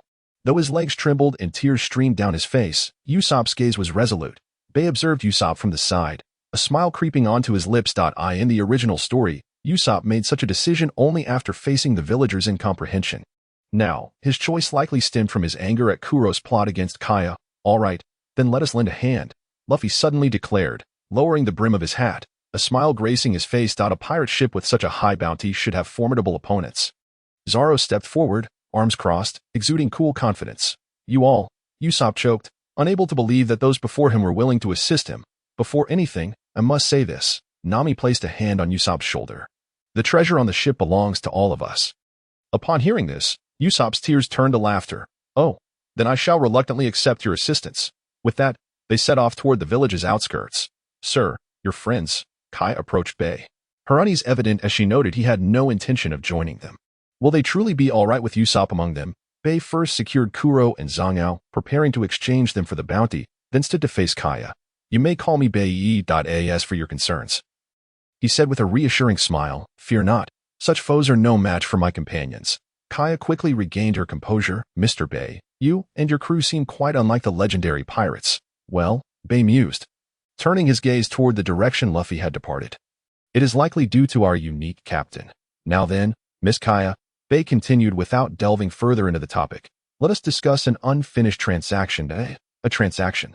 Subsequently, Bai explained to Kaya the deal involving Usopp and the others. Upon learning that Usopp had brought them over solely to treat her, without making any demands, Kaya fell into deep self-reproach. Fortunately, with Bai's encouragement, she quickly regained her spirits. In her heart, she silently resolved to offer Usopp even more support.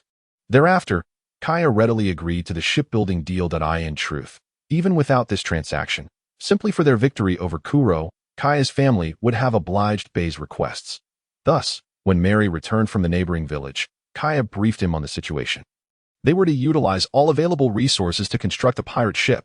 Ironically, Mary had left to procure a gift for Miss Kaya, a brand new pair of eyes intended as a third anniversary present for Kuro's arrival at their home. Alas, this gift would now go unused. Upon hearing that Kuro planned to eliminate the young lady, Mary nearly drew his firearm to eliminate the scoundrel. He then sincerely thanked Bai and his companions.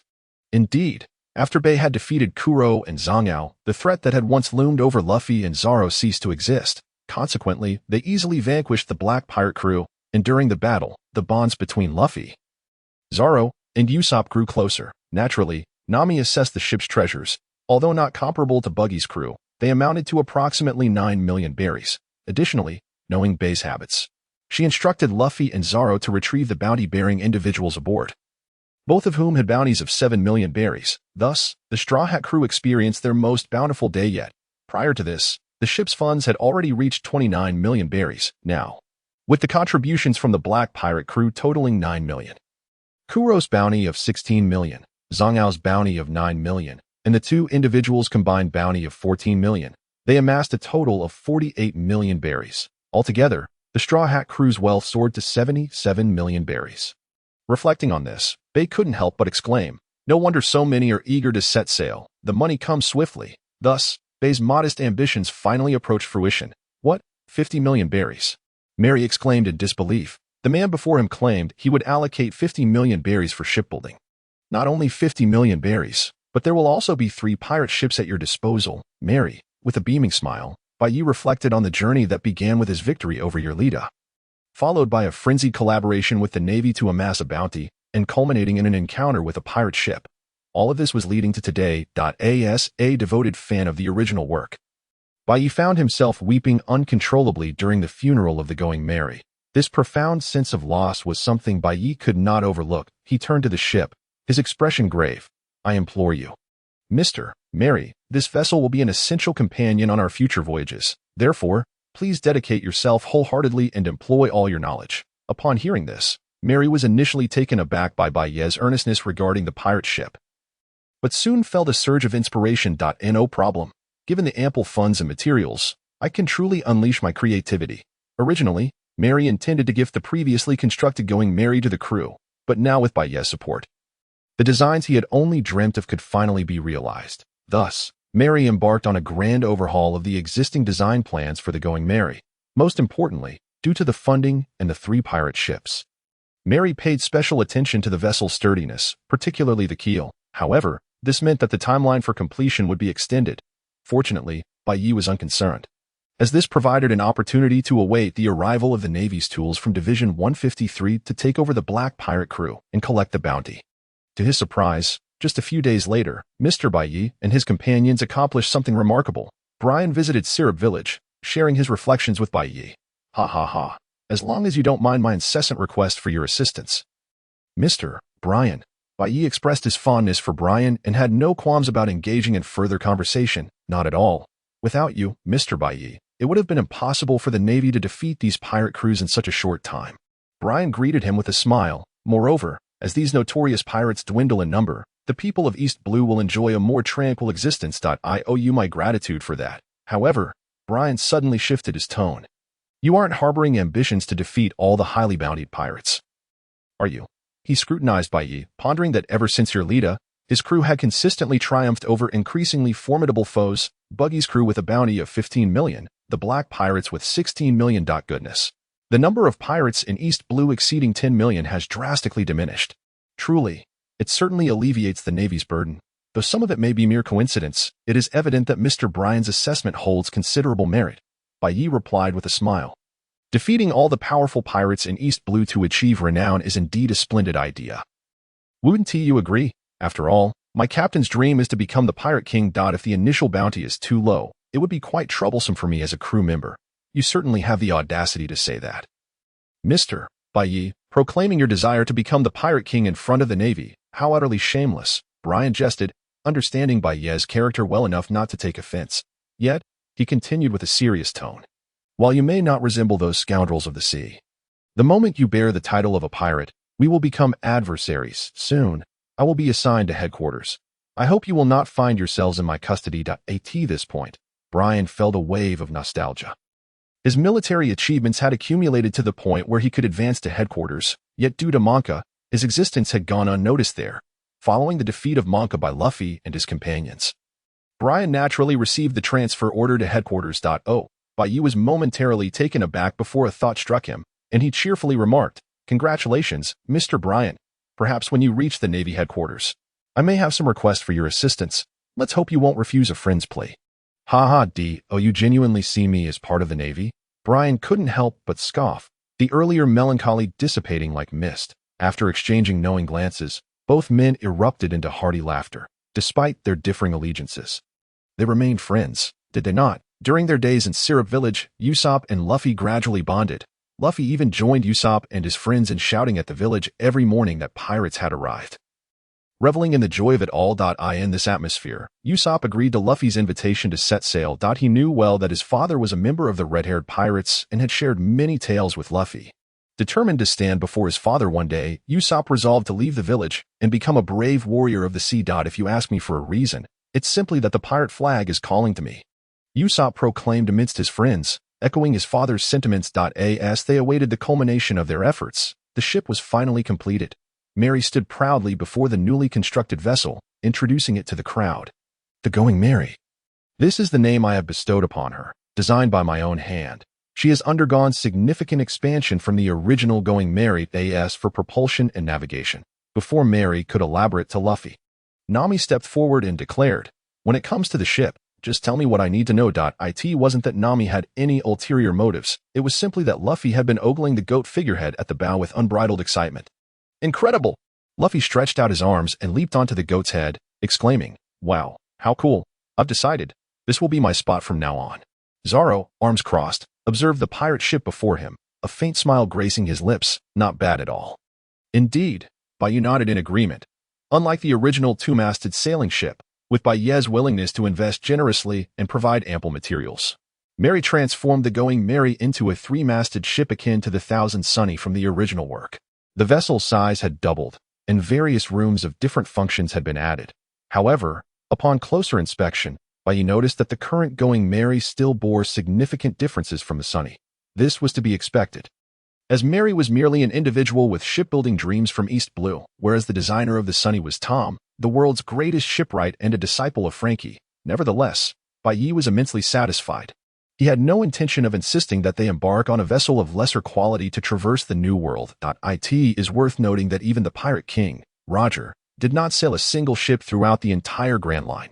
Therefore, Bai Ye's sole objective in investing was to ensure that the Going Mary could successfully navigate to Water 7. Once there, he could invite Frankie to make further enhancements to the ship. Indeed, Bai Ye desired both the Going Mary and the Thousand Sunny. As for whether this would cause the ship's spirit to vanish, Bai Ye was confident he would find a solution.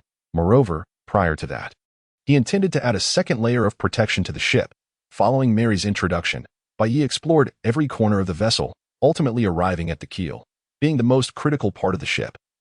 Mary naturally utilized the finest materials and implemented numerous protective measures in his design.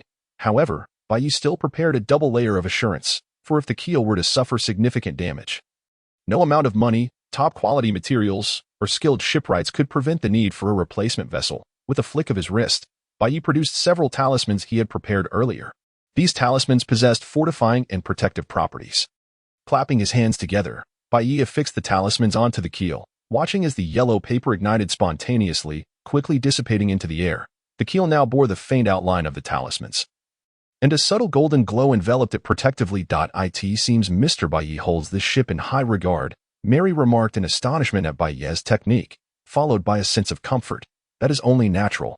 Bai Ye gazed at the ships before him, a smile dancing at the corners of his eyes, and softly remarked, "This vessel is destined to bear the future pirate king, one who shall undoubtedly carve his name into the annals of history."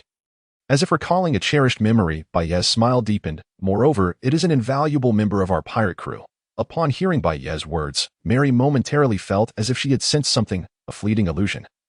Perhaps. It seemed that the ship beneath her feet had, for just an instant, emitted a soft chuckle, even swaying with joy as if imbued with life itself. Naturally, Mary quickly dismissed the notion, attributing the movement to a sudden gust of wind. What ship could possibly possess consciousness? The idea of a ship spirit was but a legendary myth. At last, the day of departure had arrived. Luffy and the others stood at the bow, patiently awaiting the arrival of the last member. Usopp wouldn't be too frightened to join us, would he? Nami questioned skeptically. After all, he has lived in this village his entire life and ought to bid farewell. Bai Ye gently shook his head, responding quietly. Somewhere on the island, a secret hideout adorned with a pirate flag lay hidden. Usopp stood facing Onion and the others. "You all know, don't you? I'm setting sail to become a pirate." Usopp's voice trembled slightly. Yet he managed to smile at his friends. Captain Usopp. The three friends were already in tears, reminiscing about their first encounter with Usopp, which stirred deep emotions within them. Hey.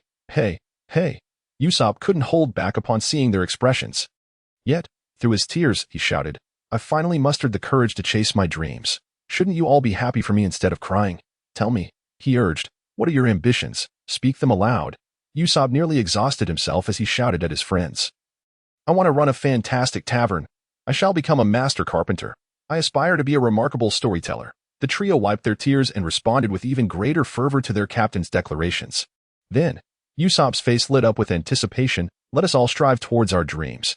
He raised the pirate flag behind him and waved it vigorously before proclaiming to the heavens, "I declare, the Usopp pirate crew is disbanded." "Captain Usopp, you really are slow," Bai Ye remarked as he observed Usopp trudging towards the Mary with a large bundle on his back.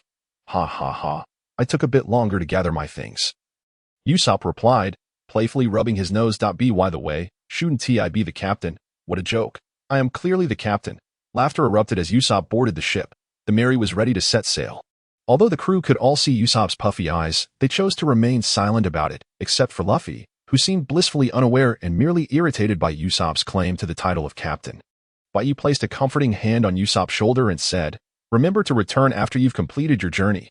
Usopp lowered his head, stifling his tears, and nodded emphatically. Yes, this was the price of becoming a pirate. Inevitably leaving behind one's hometown, friends, and family. Even one's most cherished loved ones. Beneath a great tree, Kaya, now healthy again, gazed longingly at the pirate ship that had begun to move, her eyes filled with both reluctance and hope. "Miss, if that is the case, why not keep Usopp here?" Mary inquired, puzzled. Kaya did not turn around. She merely watched Usopp, who was caught up in joyful chaos with the others, and softly replied, "What reason do I have to hinder a man from pursuing the sea? Usopp's dream is to become a brave warrior of the ocean."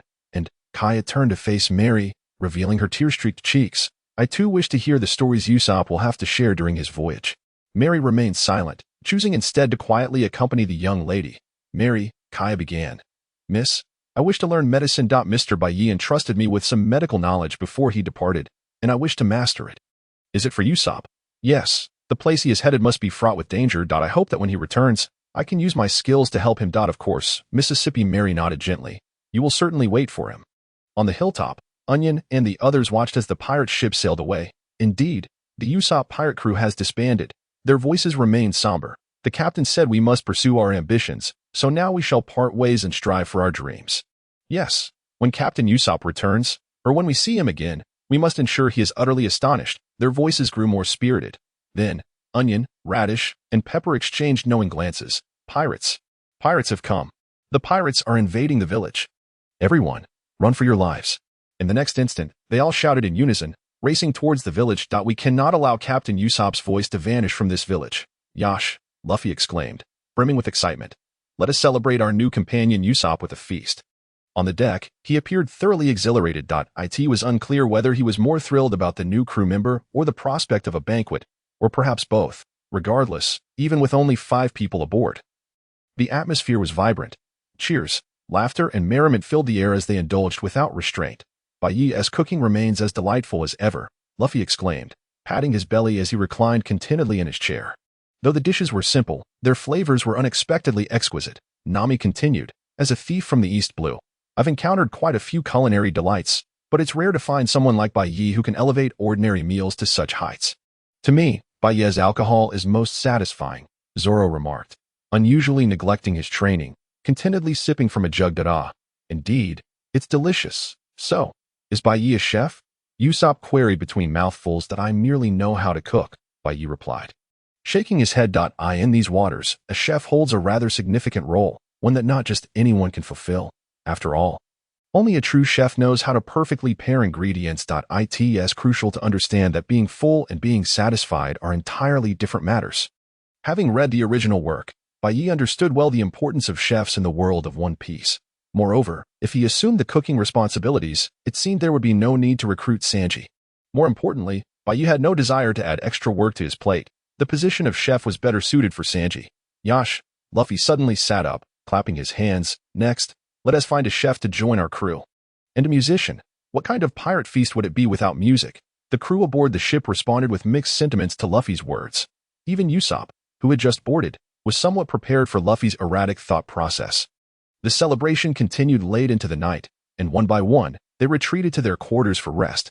Under the moonlit sky, where the stars are few and far between, the Mary glides slowly over the gently undulating sea. Suddenly enveloped in a long-forgotten tranquility, the diligent paperman whispers his gratitude. Thank you for being here. As a creaking sound interrupts the serenity, Nami emerges from her quarters, meandering to the edge of the deck. Gazing at the boundless ocean ahead, lost in her thoughts.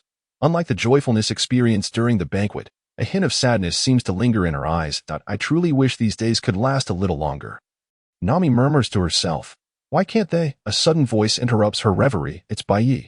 Yet Nami is not startled. She turns and says, I knew you would come. Bai Ye shrugs. What can I do? Luffy is a fool. Zoro is a training fanatic and a straightforward man, and Usopp is just a new companion. Thus, it falls upon me to play the role of a psychological counselor, doesn't it? With that, a smile graces his face. After all, you are one of us, aren't you? For reasons she cannot fathom, Bai Ye's seemingly nonsensical remark stirs a wave of emotion within Nami, almost bringing her to tears. It feels as though Bai Ye has understood her identity from the very moment they met. Everyone is wonderful, but Nami shakes her head, having lived in fear of Arlong since childhood, which has ingrained in her subconscious the belief that no one can defeat him, but I still cannot board this ship.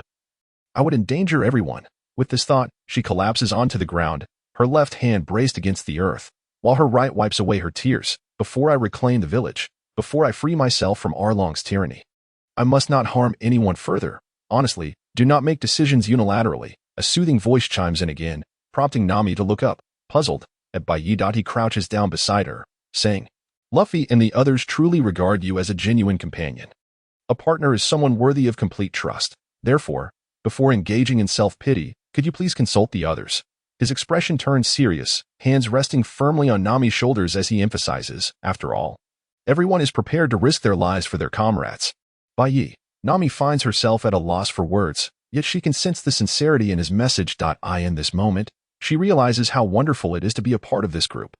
The original work belongs to the realm of spirited adventures, seldom revealing the world's darker sides. Nami's memories are but fleeting glimpses, yet even so, it is easy to comprehend the immense pressure she bears.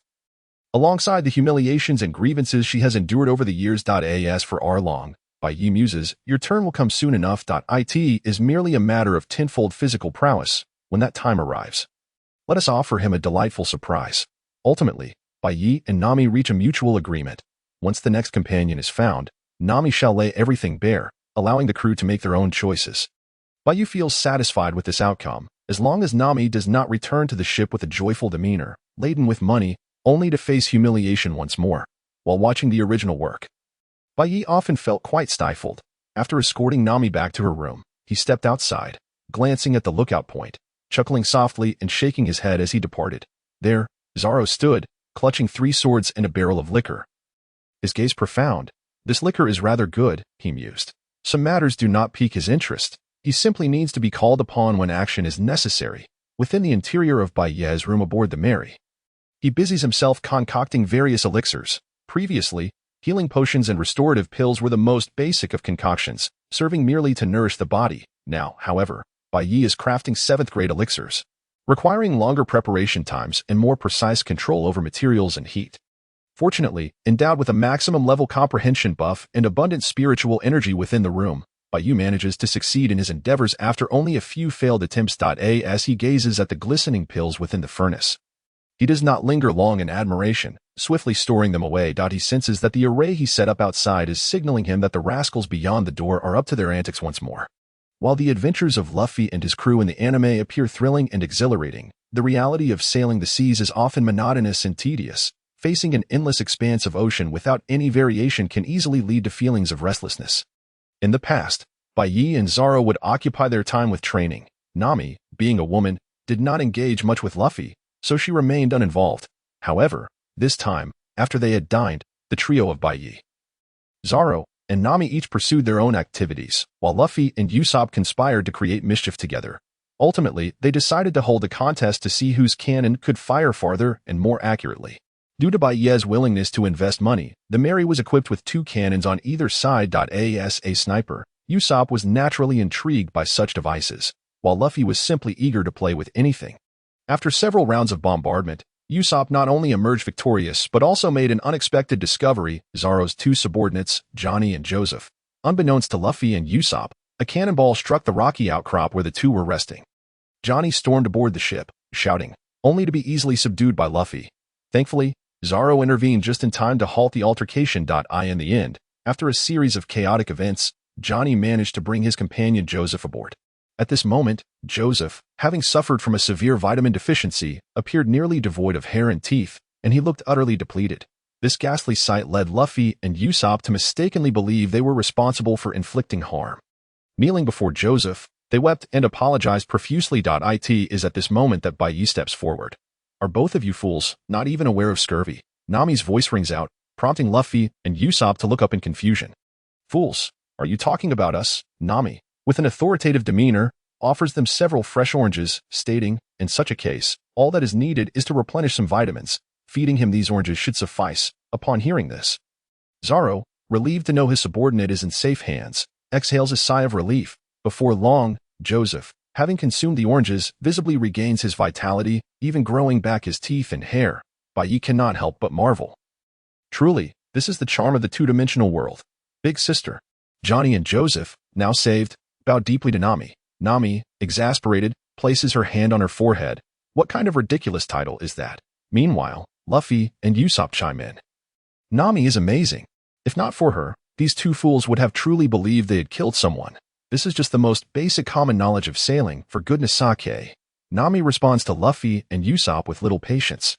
Nonetheless, I do not know much either. There are numerous health issues sailors can face, and at that point, we will have to rely on the cook, ensuring the crew receives adequate nutrition while at sea is, after all, the cook's responsibility. After listening to Nami's words, Luffy slaps his palm.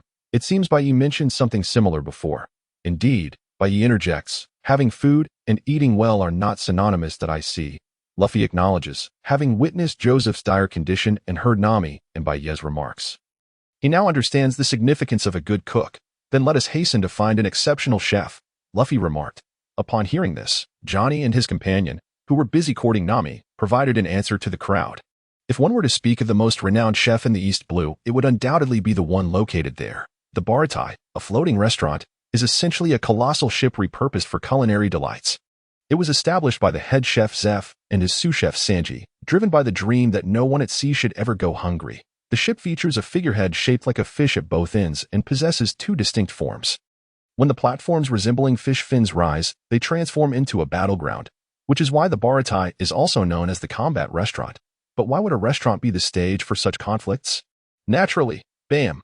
As Luffy and his companions stepped into the restaurant, they witnessed a chef assaulting a customer. Upon closer inspection, it appeared that this customer was a Navy lieutenant. Bai Ye recognized the scene unfolding before him. The lieutenant, known as Iron Fist Hapu, had attempted to provoke trouble by placing a bug in his soup after being humiliated by Sanji. Upon seeing Sanji's nonchalant demeanor, he furiously smashed the table before him, sending the food tumbling to the ground. This transgression crossed Sanji's line. Without hesitation, he retaliated fiercely against Hapu, stating, "To oppose a chef at sea is akin to signing your own death warrant. So listen well. Absolutely, positively do not waste food." Luffy and his companions heard these words, though their reactions varied. How terrifying! Usopp exclaimed, suddenly feeling weak in the knees. Could such a restaurant truly have returning customers? Nami wore an incredulous expression, having never encountered a restaurant that dared to strike its patrons. It was indeed as the legends foretold. Indeed, the chefs at this restaurant were said to be criminals, each possessing formidable skills. Johnny and Joseph wore expressions of understanding. Upon hearing Sanji's admonition against food wastage, Luffy's eyes sparkled with newfound enthusiasm, reminiscent of his gaze when he first beheld Zoro. For reasons unknown, Zoro felt an inexplicable irritation towards the smoking individual. As for Bai Ye, he regarded Patty, who had approached their group, with a smile. Patty was a burly man, a mercenary for money.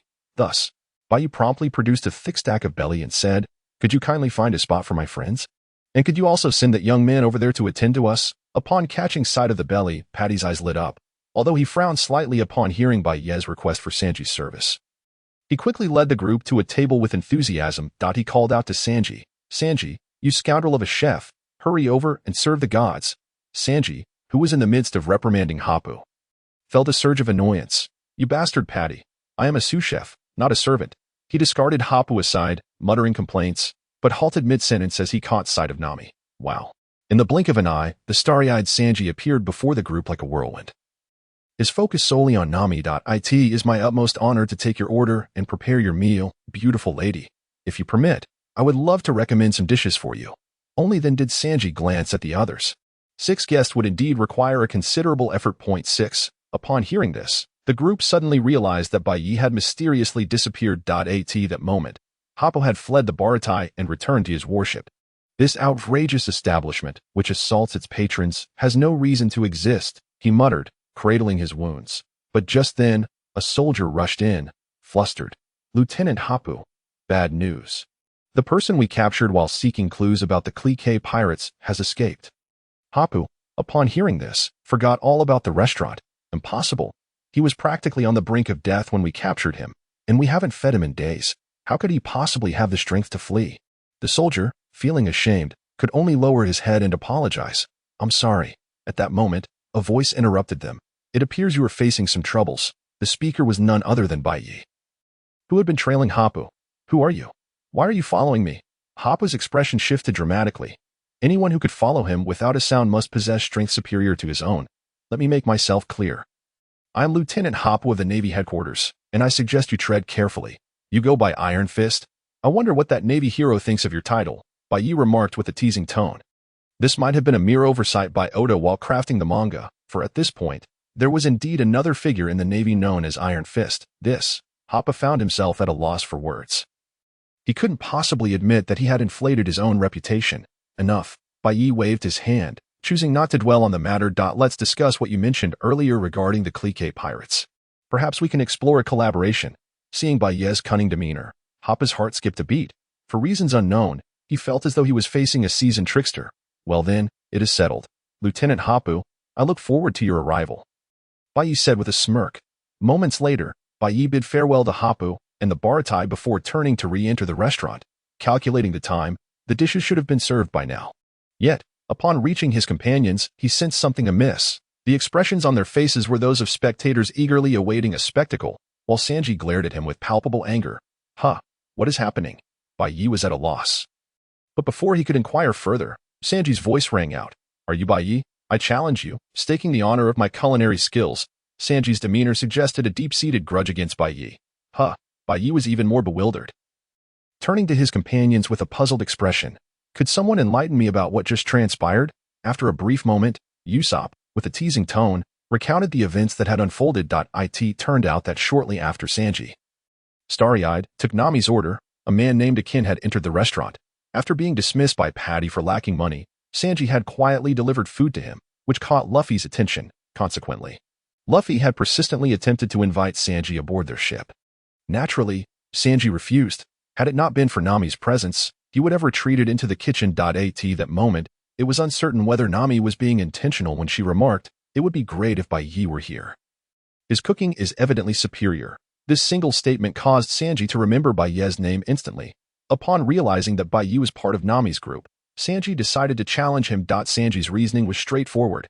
As a chef, he could not allow anyone to question his culinary prowess. Moreover, the fact that a man named Bai Ye had garnered such praise from the esteemed Nami was simply too enviable. After hearing Usopp's account, Bai Ye turned to Nami, and upon seeing the mischievous glint in her eyes, he could only smile helplessly and say, "It seems you've landed me in quite a predicament. Hee, I merely spoke the truth. You can't accuse me of wrongdoing." It appears that Nami has resolved some of her inner conflicts following their previous heart-to-heart conversation. At this moment, Nami seems to be more spirited than ever. "You bastard." Sanji's eyes nearly ignited with fury as he exclaimed, "What are you doing to Miss Nami, you scoundrel?" "Humph, perverted kappa," Zoro, standing nearby, scoffed, feeling an inexplicable urge to retort whenever faced with that curly-browed individual. "What did you say, algae head?" Sanji, momentarily blinded by infatuation, shot back at Zoro. "Nanny. Perverted kappa, bastard. Algae head." The two escalated their banter, their tempers flaring, poised to erupt into a physical confrontation at any moment. The onlookers, including Johnny and Joseph, reveled in the spectacle. "Go for it, Zoro." Usopp cheered. "Come on, Zoro, take down that perverted chef." Luffy chimed in. "Oh ho, are we fighting? Count me in." "Hey, you lot, settle down." Ultimately, under Nami's fierce reprimand, the group fell silent. Bai Ye turned to Sanji, shrugging slightly as he remarked, "It seems I have no reason to accept your challenge." "Huh, you refuse to accept a challenge from a chef?" Sanji was taken aback, still believing Bai Ye to be the Straw Hat Crew's cook. "Apologies, but I am not a chef. Even if I were, what of it? It is only natural for my companion, Nami, to praise me." Bai Ye continued, "Once we depart, no one will speak of this matter again. And you will still be regarded as one of the finest chefs here, will you not? Hence, I truly have no reason to accept your challenge. My apologies, Mr. Sanji." Bai Ye's gentle apology was tinged with a glimmer of mischief in his eyes. This tactic, a blend of sarcasm and wit, was indeed effective. After absorbing Bai Ye's words, Sanji fell into a brief silence before inquiring, "Then, what would it take for you to accept my challenge?" Hearing this, Bai Ye's lips curved into a subtle smile as he replied, "At the very least, there must be a wager worth discussing." At the very least, there must be a wager worth discussing, Bai Ye reiterated, finally revealing his true intention. "If by some stroke of luck I were to win, how about Mr. Sanji joining our pirate crew?" Bai Ye chuckled, casting a gentle glance at the exuberant Luffy, his tone softening. "After all, our captain can be quite stubborn. If we do not grant him his desires, it may lead to considerable trouble for us." "What?" Sanji, regaining some of his composure, understood that Bai Ye's ultimate aim was to recruit him onto the ship. Under any other conditions, he would not hesitate. On one hand, he had confidence in his culinary skills. On the other, the rationale behind those conditions did not breach his principles. However, at this moment, Sanji's unwavering principle was Baratie. Or rather, Zeph, the old man. He had an absolute reason to remain aboard the ship. Thus, for whatever reason, he would never agree to such a wager. Absolutely not. "If you win, Nami will have dinner with you alone." Bai Ye's nonchalant words rang out. In the next moment, two voices, one male and one female, screamed in unison, "Nanny." Sanji's recently regained composure was instantly consumed by the vision of Nami, as his mind raced with thoughts of a candlelit dinner that evening. Overwhelmed with excitement, he began to breathe heavily. "Very well. I shall defeat you and rescue Miss Nami," Sanji proclaimed resolutely, patting his chest as he addressed Bai Ye. The scene then shifted as he approached Nami. Swaying enticingly, "Nami-san, what red wine would you like to drink this evening?" Nami ignored the advances of the lecherous chef and pulled Bai Ye closer, fuming, "Hey, how can you? 2,000,000 berries." Before Nami could voice her complaint, Bai Ye announced a figure. Nami immediately understood its implication. As long as she accompanied Sanji for dinner, Bai Ye would provide her with 2,000,000 berries. "Well, even if you say that, I still, 5,000,000 berries." Bai Ye interjected smoothly. What I mean is, Nami was momentarily flustered. 10 million berries. Bai Ye smiled as he made his offer. Sanji, you must do your best. In the next moment, Nami had grasped Sanji's hands, excitedly urging him on. Oh, Nami-san, I will definitely rescue you. With Nami's encouragement, Sanji felt as if he had received a power-up, his spirit soaring. To outsiders, the two appeared to share a deeply intimate bond. Yet, only those who witnessed the entire exchange understood that they were entirely on different wavelengths. Sanji's eyes sparkled with adoration, while Nami's gaze had transformed into the shape of berries. Bai Ye, observing this spectacle, couldn't help but chuckle. It was quite a pity. He had no intention of losing this contest. Thus, it seemed that these two were destined for disappointment. Shortly thereafter, with the concerted efforts of all the chefs at Baratie, a makeshift competition arena was established. The chefs buzzed with speculation. It's hard to fathom the head chef's rationale behind agreeing to such an unreasonable request from Sanji. What can we do? After all, Sanji was the first to join the head chef. Who do you think will win? Sanji, or that guy? It should be Sanji, though I hate to admit it. His culinary skills are second only to our head chefs. At that moment, Patty, who had a particularly contentious relationship with Sanji, spoke up. I would prefer to see Sanji lose this match. If he does, he must leave Baratie. Over the years, he has consistently cooked for those who cannot afford to pay. Not only is it disrespectful to paying customers, but it also incurs losses for us. Therefore, his prompt departure is for the best. After hearing Patty's words, the others ceased their discussions, turning their attention to the two young men standing in the competition arena. Since I have set the wager, the details of the competition shall be determined by you, Sanji, Bai Ye said with an air of ease, smiling at Sanji as if he were entirely confident. Sanji, however, was not intimidated by Bai Ye's composure. In terms of culinary skill, he believed he was more than capable, and thus was not easily swayed by his opponent. He discarded the cigarette butt onto the ground, extinguishing it with his foot. After exhaling the final puff of smoke, he declared, Since Nami-san claims your flavor is not inferior to mine, let's prepare the same dish and let the taste determine the victor. A reasonable proposition. Bai Ye nodded lightly. As for the dish, let's settle on seafood pasta, shall we? Sanji continued. Pasta, you say? Bai Ye recalled briefly before nodding. Agreed. Although Bai Ye had been a Taoist in his previous life, he had some knowledge of pasta. Don't ask why. It's simply the premise. Of course, it was just a smattering of knowledge. Nevertheless, he was unconcerned, for Bai Ye had never intended to compete with Sanji in culinary skill. As the competition commenced, both Bai Ye and Sanji dove into their respective tasks with fervor. However, it quickly became apparent to the chefs at Baratie just how stark the difference was between Bai Ye and Sanji. From knife skills to ingredient preparation, Bai Ye could only be classified as a culinary enthusiast. With this realization, Patty felt a twinge of disappointment. As time progressed, both Bai Ye and Sanji entered the final stages of their preparations. Just when Patty believed Sanji was guaranteed to win, Bai Ye's confident demeanor left him baffled. Finally, with only 3 minutes remaining on the clock, both competitors completed their dishes simultaneously. So, who will serve as the judge? As Bai Ye cast a sweeping glance around, he was unable to find a suitable candidate. Moreover, he promptly dismissed the idea of having Luffy, whose eyes sparkled with enthusiasm, as the judge. Entrusting this fellow with such a role would likely result in him devouring both dishes simultaneously, only to exclaim, delicious, I want more. Let us taste each other. Sanji, on the other hand, casually remarked that merely uttering the phrase let us taste each other was enough to demonstrate his confidence. It signified his belief that his culinary skills were formidable enough to conquer his opponent. Bai Ye nodded in agreement. Thus, amidst Luffy's despondent gaze, Bai Ye and Sanji exchanged their dishes and began to indulge in the culinary creations before them. The texture was delightfully chewy, and the aroma of the sauce was rich and inviting. Upon savoring Sanji's pasta, Bai Ye found himself involuntarily conjuring 2 words in his mind. It must be said. Sanji's culinary prowess was truly remarkable.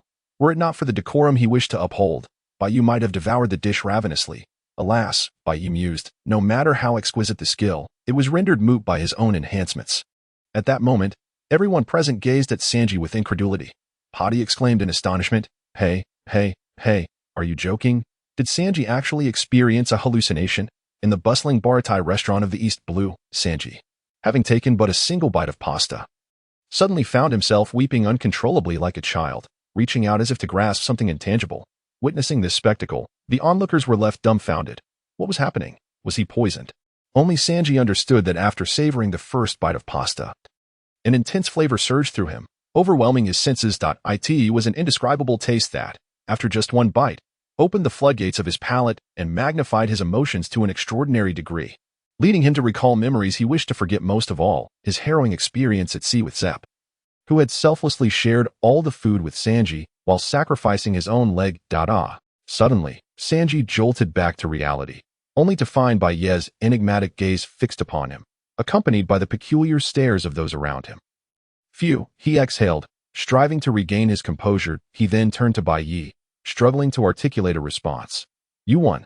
What constitutes the best flavor? It is not any of the 5 basic tastes, sweet, sour, bitter, spicy, or salty, but rather a flavor that evokes memories upon the first taste. Yet I yearn to know how you achieved this effect, why it stirred such emotions within me. Sanji looked at Bai Ye with eager anticipation, hoping the latter would divulge some special technique. However, the response was simple. It's the elixir, for I added a special ingredient. In ancient times, practitioners of Chi cultivation often underwent trials of worldly tribulation to refine their hearts. To ensure the efficacy of their tribulations, they frequently employed a 4th-tier elixir known as the Bai Ye. This elixir amplifies human emotions, allowing individuals to fully experience the joys and sorrows of the mortal realm. The elixir Bai Ye utilized was the primary ingredient in the creation of the Bai Ye. Fortunately, such precious herbs were not scarce within the realm of Taoist alchemy. Otherwise, Bai Ye would have been reluctant to bring such an elixir to a competition. Was it truly merely a disparity in ingredients? Sanji found it hard to believe, even feeling a surge of anger. The consequences of losing the competition were unbearable for him, and the reason for his defeat was crushing. Was it truly just because of an ingredient? Just as Sanji was at a loss, preparing to contest the outcome, Bai Ye's voice broke the silence. Cheating, is it? Observing Sanji's flustered expression, Bai Ye chuckled. The rules merely state that the flavor of the pasta determines the victor.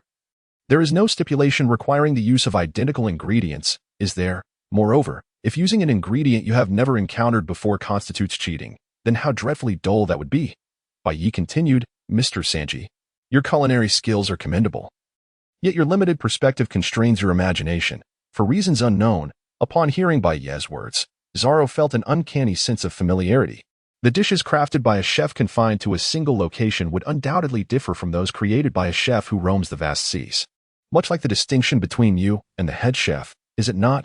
Upon hearing Bai Ye suddenly refer to him, Zepp, who had been standing at the spiral staircase leading to the 2nd floor, narrowed his eyes. The young man before him seemed to possess insight into his true identity. Sanji discerned Bai Ye's implication and was aware of Zepp's genuine identity. Could the gap truly be so vast? Sanji murmured to himself. The ocean is immense, and this is merely one of its 4 seas. Bai Ye continued to persuade. Much like the dream destination of every chef, all blued, if you do not venture out to sea. You may never witness it in your lifetime, but, Sanji. Just as Sanji was about to argue further, Zepp's commanding voice echoed. Since you have lost, cease seeking excuses. Take this opportunity to become a pirate. My restaurant no longer requires your services. Old man, do you truly wish for me to leave? Sanji's expression turned complex upon hearing Zepp's words. I am the sous chef of this restaurant. Yet Zepp's demeanor grew increasingly disdainful. You constantly quarrel with the customers, swoon over beautiful women, and now you cannot even surpass others in cooking. What purpose do you serve in this establishment? Whether you choose to become a pirate or pursue something else, get out of my restaurant. However, the harsher Zepp's words became, the more resolute Sanji's stance grew. You old coot, no matter what you say, I will remain here as a chef. You cannot force me to leave. Meanwhile, Luffy and the others gathered by Bai Ye's side, observing the heated exchange with a hint of confusion. It seemed that the relationship between that flamboyant cook and the head chef was anything but ordinary. Zoro crossed his arms, thoughtfully remarking, indeed, although they argue fiercely, it is clear they care deeply for one another. Nami nodded in agreement. I see it now. Sanji is actually Zepp's illegitimate son, isn't he? Usopp exclaimed, his imagination running wild. This provoked a roll of the eyes from Bai Ye, who was taken aback by such a notion. Bai Ye, it seems Sanji has already become one of our companions, Luffy noted, grasping the crux of the situation. In his mind, Bai Ye would not lose, and therefore Sanji would undoubtedly join his crew. Since he had conceded, he would surely honor his promise. Bai Ye initially affirmed Luffy's assertion but then added, however, if we were to force him onto the ship just like that, it might leave him with lingering resentment. Thus, I must trouble you, Captain. Bai Ye smiled at Luffy. Huh? Do you want me to tie Sanji up and bring him aboard? Luffy inquired. utterly perplexed that of course not. I merely need you to spend more time with Sanji in the coming days. With your charisma, you should quickly uncover the story behind the two of them. As the conversation drew to a close, Bai Ye gestured towards the already clashing figures of Sanji and Zep. Although he was aware of the situation, he found no compelling reason to disclose how he came by this knowledge. Of course, a more significant motivation was his desire to linger here for a while longer. Especially as he awaited the arrival of two formidable individuals, the Krieg pirates and that man capable of cleaving the very sky with a single strike. This moment also provided a splendid opportunity to grant everyone a respite. After all, there was no denying that Baratie was an idyllic vacation spot. Regarding Luffy's mission, Bai Ye was hardly concerned, for even without his intervention, Luffy would undoubtedly seek out Sanji for a chat. Thus, the Straw Hat crew embarked on a leisurely holiday, with Luffy incessantly engaging Sanji in conversation, while Sanji, in turn, lavished attention on Nami and exchanged playful banter with Zoro. Although the matter of inviting Sanji aboard was no longer addressed, the bond between Sanji and the others was undeniably flourishing at a remarkable pace. As for Bai Ye, his recent days had been spent indulging in the restaurant's services, thanks to his financial means. Relishing the experience of being treated like royalty. It was undeniably pleasurable. In truth, Bai Ye had overcomplicated his thoughts. He often contemplated leveraging Luffy's charisma to extract information from Sanji, unaware that Nami was the most suitable candidate to elicit a response from a gentleman like Sanji, who adhered to a chivalrous code. After a series of relatively uneventful attempts, Bai Ye ultimately came to the realization he had already known. Zep had sacrificed his right leg to save Sanji. This presents quite a dilemma, Usopp lamented, reflecting on the gravity of such a life debt. Perhaps we should just find a new chef. That perverse kappa bothers me. Zoro interjected directly, noting how swiftly his relationship with Sanji had developed over the past few days. Bai Ye, have you figured out what to do? Nami turned to Bai Ye, saying, surely you can't expect to restore Zep's leg. At this point, not only Zoro and the others were incredulous, but even Nami herself found it hard to believe. While Bai Ye often produced the unexpected, the notion of regenerating a severed limb seemed rather implausible. I have a solution, Bai Ye whispered, his words detonating like a bomb among the group. Nanny, echoed the incredulous voices of Zoro, Usopp, and Nami in unison. I knew Bai Ye would find a way, Luffy exclaimed, his eyes sparkling with fervor.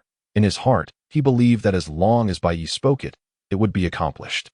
Indeed, now that we know the issue, we must act swiftly.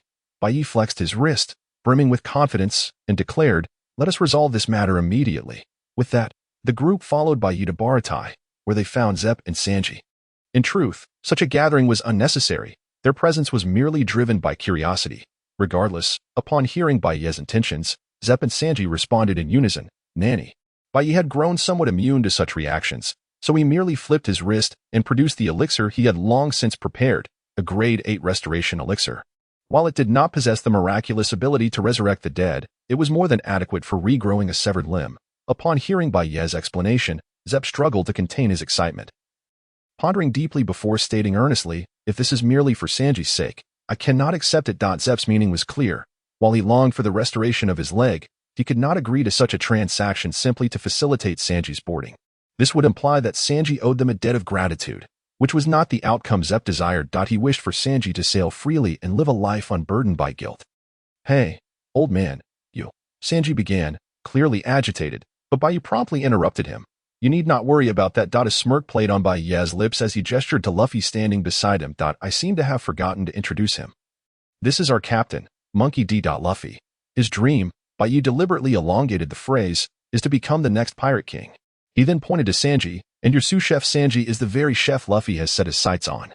In other words, Sanji was destined to shine brightly in the new world. Therefore, Chef Zep, Bai Ye's expression turned serious as he earnestly inquired, can we not exchange this humble elixir for the unencumbered boarding of the future Pirate King's chief chef? A profound silence enveloped the room. Moments later, Usopp whispered between Nami and Zoro, hey, I've realized Bai Ye is even better at deception than I am. It's as if he believes Luffy will definitely become the Pirate King. Zoro recalled their initial encounter with Bai Ye and Luffy, a smile unconsciously forming on his lips. It's not as if, Zoro softly remarked, Bai Ye genuinely believes Luffy can become the Pirate King. More so than any of us. Thus, his words were most fitting. Nami gazed at Bai Ye's back, lost in thought. Ha ha ha, splendidly said, Bai Ye. Luffy erupted into laughter, clapping Bai Ye on the shoulder, not because he relished flattery, but because Bai Ye articulated his innermost thoughts. Indeed, Sanji is the partner I have chosen. I only wish for him to be my chef. And no one else will do. Although Luffy often lacked intelligence, he occasionally spoke words that were perfectly a ptto become the Pirate King. Zep murmured, observing the unwavering confidence radiating from the Straw Hat Boy. He suddenly felt the weight of his own age. Turning his gaze to Bai Ye, Zep relaxed, saying, since you've put it that way, it seems there is no longer a need for me to refuse. He then turned to Sanji, his eyes softening. After all, it was not a burden a frail old man like him could bear to deprive the Pirate King of his chief chef. Upon hearing this, Sanji's gaze became incredibly complex. Old man. Very well, I shall entrust this elixir to you, Bai Ye replied, handing it to Zep. By the way, it may hurt quite a bit. You might need to brace yourself. Ha! I endured the pain of losing my leg. I'm certainly not afraid now, Zep responded with a chuckle. Then, noticing the eager eyes of the curious onlookers, he decided to fulfill their wishes and promptly swallowed the elixir. Within mere seconds, Zep felt a change in his right leg. As if countless ants were gnawing and tugging at it. Suddenly, the wooden connection around his leg burst apart, revealing a bloodied thigh before the astonished crowd. Zep could no longer contain his pain. Letting out a cry. Old man. Sanji fretted, hesitant to approach. Then, tiny flesh sprouts began to emerge from the severed end of Zep's leg, growing and writhing at a slow yet distinctly perceptible pace. Zep sensed this change. Without needing to look, he knew his right leg was gradually regaining its form, the familiar sensation returning. 10 minutes later, Zep stood on both legs, still in disbelief. He gazed at his newly grown right leg. Eyes wide with wonder. It felt as if he had never lost it. He experienced no hindrance in movement whatsoever. Old man. Sanji stepped forward, observing the perfectly restored leg on the verge of tears, but in the next moment, bam! Zep, using his newly restored leg, delivered a swift kick to Sanji's head. You rascal, hurry up. And in the original text, all of Sanji's kicking techniques stem from Zep, who once used his wooden leg to send Luffy crashing from the second floor down to the ground below. Now, with his leg restored, the power of that kick is certainly not to be underestimated. Bang! Sanji was knocked to the floor by a kick, his face slightly contorted. However, unlike before when he exchanged barbs with Zep, he sat up and wiped the blood that had seeped from the corner of his mouth. Sanji understood the meaning behind Zep's words. Since his broken leg had healed, he had no reason to remain on this ship. Yet, the years of camaraderie made it difficult for him. He merely glanced down and muttered to Zep, you don't need to worry about me, you old geezer. He then turned and left the room. On the deck of Baratie, Sanji stood smoking a cigarette, gazing vacantly at the sea. Of course, he saw nothing, for the surface of the water was shrouded in an unusual thick fog. At that moment, the sound of footsteps approached. Without turning his head, Sanji grumbled, thanks for fixing the old man's leg. Well, didn't I say, the investment for the future chief cook of the Pirate King is definitely worth it? Came the response from Bai Ye. After Sanji had silently departed, Luffy had patted Bai Ye's shoulder and said, Bai Ye, go on, let Sanji join our crew. Really? You expect me to handle the invitation for our crew? Bai Ye replied with a hint of exasperation. Little did he know, Zoro and Nami were both watching him with expressions that seemed to say, use your silver tongue to convince him. Damn it. Are your faces screens or something? It was no wonder they placed such trust in Bai Ye. After all, he was Luffy's first crew member, and both Zoro and Nami had undergone spiritual enlightenment through Bai Ye. Even Usopp was introduced to Luffy and the others by Bai Ye himself. I see. Bai Ye waved his hand, signaling his agreement to the others, then approached Sanji. Did you acquire your elixir from Alabasta? Upon hearing the mention of the future chief cook of the Pirate King, a faint smile appeared on Sanji's lips, but he quickly shifted the topic. Not exactly. Bai Ye shook his head decisively. Considering that Alabasta was a legendary place, and as I've mentioned before, this sea is quite vast, Bai Ye then recounted various tales from the original text, such as the island of Okama, where culinary creations could influence the body's abilities. Giants using active volcanoes for barbecuing, and the sea delicacy known as takoyaki. Is that so? After listening to Bai Ye's descriptions of the uniquely enchanting dishes, Sanji lit another cigarette, inhaling deeply before exclaiming, even if it's not Alabasta, there are still so many extraordinary culinary delights. It seems I truly ought to set sail and explore. Upon hearing this, a smile crept onto Bai Ye's face, for he understood that Sanji had agreed to embark on a journey. Though different from the original story, Sanji's willingness to join the crew was sufficient. Suddenly, Bai Ye recalled something and began to speak to Sanji about the beauties of this world, such as mermaids with human torsos and fishtails, countries inhabited solely by women, In the exotic charms of Alabasta. To Bai Ye's astonishment, Sanji's reaction was even more pronounced than he had anticipated, with blood gushing from both nostrils as he exclaimed, "I need to say goodbye to that old geezer right away." Bai Ye retorted, "So, you're a full-time pervert and a part-time chef, are you?" However, just as Sanji prepared to seek out Zeph, he suddenly halted. Gazing into the distance shrouded in fog, Bai Ye turned his head as well, spotting the faint outline of a ship, its silhouette suggesting it was far larger than Baratie. Moreover, it seemed to be heading directly for the floating restaurant. As the vessel drew nearer, patrons inside the restaurant took notice. When one of them spotted the pirate flag on the ship, he froze in terror, exclaiming, "That's the Krieg pirates." The enormous three-deck ship, with a Black Panther figurehead, bore a flag featuring a skull flanked by two hourglasses, symbolizing captured prey and the inevitable deadline for surrender. This was unmistakably the flagship of East Blue's tyrant, Don Krieg, the formidable warship, the Mistral. At that moment, chaos erupted among the patrons of the restaurant. "Hey, are you kidding me? How could such a figure appear here? We need to flee, or we'll surely be killed." Thus, amidst trembling individuals and frantic escapes, the Mistral arrived at Baratie. Yet, at that moment, everyone began to notice something amiss. The ship appeared utterly battered, as if it had just emerged from a fierce battle with a warship. The bow was severely damaged, the hull riddled with terrifying cracks, and even the pirate flag was tattered. Suddenly, someone recalled, "I remember seeing Krieg with 50 warships entering the Grand Line not long ago." As soon as those words were spoken, speculation erupted among the crowd. What? They were driven back so quickly? Out of 50 warships, is this the only one left? Truly, this is a pirate graveyard. The Grand Line is far too terrifying. Upon hearing this, Bai Ye scoffed, "To have encountered the world's greatest swordsman right after entering the Grand Line. Now that's truly unfortunate."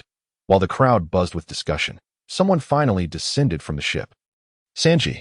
One of the newcomers was the very person Sanji had delivered food to earlier, prompting Patty to shout in anger, "You're the one who brought the Krieg pirates here." Sanji remained silent, upon seeing another person's famished state. He turned and headed for the kitchen. Bai Ye watched his retreating figure without intervening, for some matters could not be resolved merely through words. He quietly approached Luffy and the others, observing the unfolding events. As expected, when Krieg knelt and begged the chef for a meal, only Sanji quietly presented a large bowl of rice. After finishing the meal, the rejuvenated Krieg immediately sent Sanji flying and demanded 100 servings of food. Along with an unconditional surrender from Baratie. In an instant, the entire restaurant was engulfed in an atmosphere of fury. Sanji, struggling to rise, was met with an outstretched hand. Bai Ye's voice followed, at this point. "Do you still intend to prepare that 100 servings of food?" Upon hearing Bai Ye's question, Sanji was silently pulled up, his head bowed in silence. He understood that Bai Ye's inquiry went beyond the mere act of cooking. It touched upon his principles. Both Sanji and Zeph had shared similar pasts, instilling in them a deep empathy for the hungry and a reverence for food. Their creation of Baratie was driven by the desire to eliminate hunger at sea. Bai Ye respected this altruism, recognizing that providing free meals to the starving was a noble endeavor he had no right to criticize. However, sometimes cooking was not the sole solution. Bai Ye gently patted Sanji's shoulder, saying, "Look closely, think carefully." With that, Bai Ye vanished from sight, appearing before Krieg and Jin, intercepting the 100 servings of food Zeph intended to deliver to them. "Such delectable food for scum, what a waste," Bai Ye remarked sarcastically. Lifting the food and addressing Zeph, "Let us sell it to us, old man." "Scoundrel!" Krieg roared with rage upon witnessing this scene, drawing his firearm and firing wildly at Bai Ye, shouting, "What do you think you're doing with my food?" Bang, bang, bang. After a rapid succession of gunfire, the smoke cleared, revealing Bai Ye, radiating with golden light, standing before them. "What?" Click was both astonished and terrified, for the man before him seemed utterly unperturbed by the prospect of bullets. Suddenly, another man crossed his mind, a man with the keen eyes of an eagle. Before he could ponder further, Bai Ye's voice resonated once more. "I have already contacted the Navy, so we merely need to wait a moment." Bai Ye brushed off non-existent dust from his attire and looked up with a radiant smile, saying, "Therefore, might I kindly request that you two scoundrels maintain a modicum of silence, although prison may be rather unpleasant. At the very least, you shan't starve, will you?" Bai Ye spoke with an air of casualness, as if discussing something entirely mundane. This, of course, incited a furious reaction from Click, who, disregarding the strength of his opponent, revealed his golden armor and the formidable diamond-encrusted fist he possessed. "Go to prison." He bellowed angrily, "You think you know who I am? I am Click, the overlord of the East Sea." His iron fists, encased in diamonds, were poised to strike Bai Ye's face. Suddenly, A rubber bullet shot forth from afar, striking Click squarely on his unprotected face with a resounding thud. He was sent crashing from the dining area to the battle platform outside. Luffy, undeterred, followed him out and shouted, "You shall not lay a finger on my comrades or this restaurant. I will send you flying." "Captain." Arcane gasped in shock, drawing his weapon to confront Luffy, only to be intercepted by Sanji, who prepared to engage in combat. The battle unfolded so rapidly that many were caught off guard. By the time they reached the deck, Luffy had thoroughly vanquished Click. Sanji and Arcane's fight was also nearing its conclusion. And it must be acknowledged that Sanji's kicking techniques were indeed quite a spectacle. Whether Sanji's actions were influenced by Bai Ye's intentions remained uncertain. In any case, the crisis had quietly dissipated. Shortly thereafter, adhering to the customary narrative trope, several naval ships finally arrived, led by none other than the iron-fisted Baratie, who had previously been pummeled by Sanji and subsequently sought out by Bai Ye. Upon catching sight of the naval vessels, Luffy was taken aback. "Nani, the Navy is here. Bai Ye, we must flee at once." With that, Luffy prepared to bind several individuals and make his escape. "Calm down." Golden Spell Punch. Bai Ye interjected, flexing his wrist that he had instinctively reacted to Luffy's binding, having been ensnared in its shadow moments prior. Luffy, cradling his head in a display of feigned grievance, muttered, "Sumi Masai," which left Sanji, who stood nearby, somewhat astonished. There seemed to be something quite peculiar about the members of this pirate crew. Could it be that anyone could challenge the captain? Zoro, however, had an epiphany and turned to Bai Ye, inquiring, "Hey, you didn't summon these Navy personnel, did you?" Upon receiving a confirmation, Zoro couldn't help but facepalm. The earlier 153rd branch was one thing, but how on earth had Bai Ye managed to collaborate with a lieutenant from the Navy headquarters? Zoro harbored a growing suspicion that if things continued this way, Bai Ye might very well convince Luffy to join the Navy. Nami and Usopp, having witnessed Bai Ye's prior cooperation with the Navy in Syrup Village, quickly caught on and began to enlighten the bewildered Sanji. Meanwhile, Bai Ye approached Baratie with practiced ease, engaging him in a cordial conversation. Baratie, elated, acknowledged that despite being a lieutenant, capturing a notorious pirate like Click was indeed a significant achievement. As for the pirates' assistants, nonsense. They were merely a couple of passing good Samaritans, not pirates at all. Just as Baratie daydreamed about the future and prepared to send his subordinates to apprehend Click's crew, a sudden breeze swept through, subtle yet accompanied by the faint sound of a sword slicing through the air. In the next moment, Click's ship, already on the verge of collapse, was cleaved in two before the astonished eyes of all present. Even more astonishing was the sight of a coffin-like small boat gliding smoothly through the water, flames flickering eerily from green candles adorning either side. On board stood a solitary figure with short black hair, piercing yellow eyes reminiscent of an eagle, adorned with a black top hat trimmed in white fur, a burgundy-patterned shirt, a black overcoat, white trousers, and black ankle boots. Anyone who beheld him could not help but exclaim, "A visage of undeniable strength. What in the world?" Baratie stammered, his voice quaking.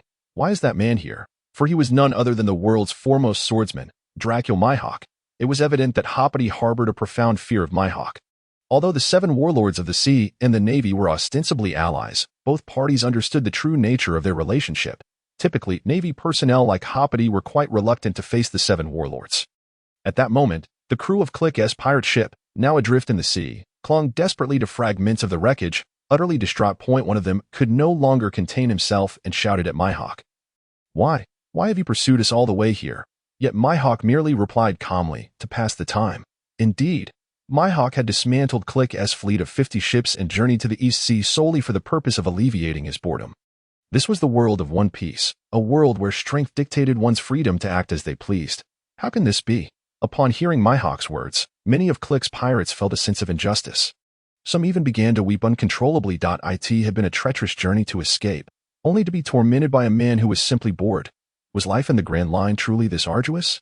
Perhaps it would be wiser to abandon the path of piracy. Surrendering now might still be feasible. With that thought, the remaining pirates began to swim toward the nearby naval vessels, leaving the soldiers aboard in a state of bewilderment. It was their first experience of capturing pirates so effortlessly. Observing this scene, Mihawk lost all interest in prolonging the game. He had little to say to the Navy and prepared to maneuver his small vessel away. One might wonder if he altered its course using that black blade of his. Baratie, relieved, had felt immense pressure while in the presence of that man. However, what he never could have anticipated was Bai Ye's sudden intervention. Kankua Ice Lotus Blossom. At Bai Ye's command, Hoppity felt the air around him drop several degrees. He watched in astonishment as the sea surface swiftly froze, extending beneath Mihawk's vessel. In an instant, a sufficiently large expanse of ice formed, exuding an aura of chilling cold. Bai Ye lowered his hands, pondering, how did Aokiji manage to cover such vast areas with ice? My technique still lacks refinement. Shaking his head, he turned his gaze toward the distant coffin-like boat. At that moment, Mihawk had risen, his sharp eyes fixated intently on Bai Ye. The pressure emanating from him sent Hoppity scurrying away in panic. Feeling Mihawk's formidable aura, Bai Ye was taken aback, yet he still managed to smile and say, "Might I trouble you to wait a moment? A companion of mine has long wished to challenge you." As his words settled, Zoro approached Bai Ye's side. "You dare make decisions on my behalf?" Zoro's voice bore a hint of amusement, for he was not truly reproaching Bai Ye.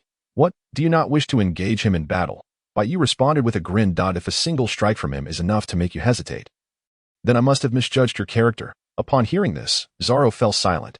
After a brief moment, he lowered his head and said, "Thank you, Bai Ye." He then took up his 3 swords and stepped onto the icy surface, advancing toward Mihawk. At this juncture, the surrounding crowd began to murmur softly. 3 swords? Could he be the bounty hunter, Roronoa Zoro, the renowned bounty hunter? Yet the man he is about to challenge stands at the pinnacle of the world of swordsmanship. Surely, he shall be swiftly vanquished. A chorus of doubtful voices echoed, casting shadows upon Zoro, who remained unfazed, resolutely advancing towards Mihawk. The unwavering determination in Zoro's gaze piqued Mihawk's interest. "What is your purpose?"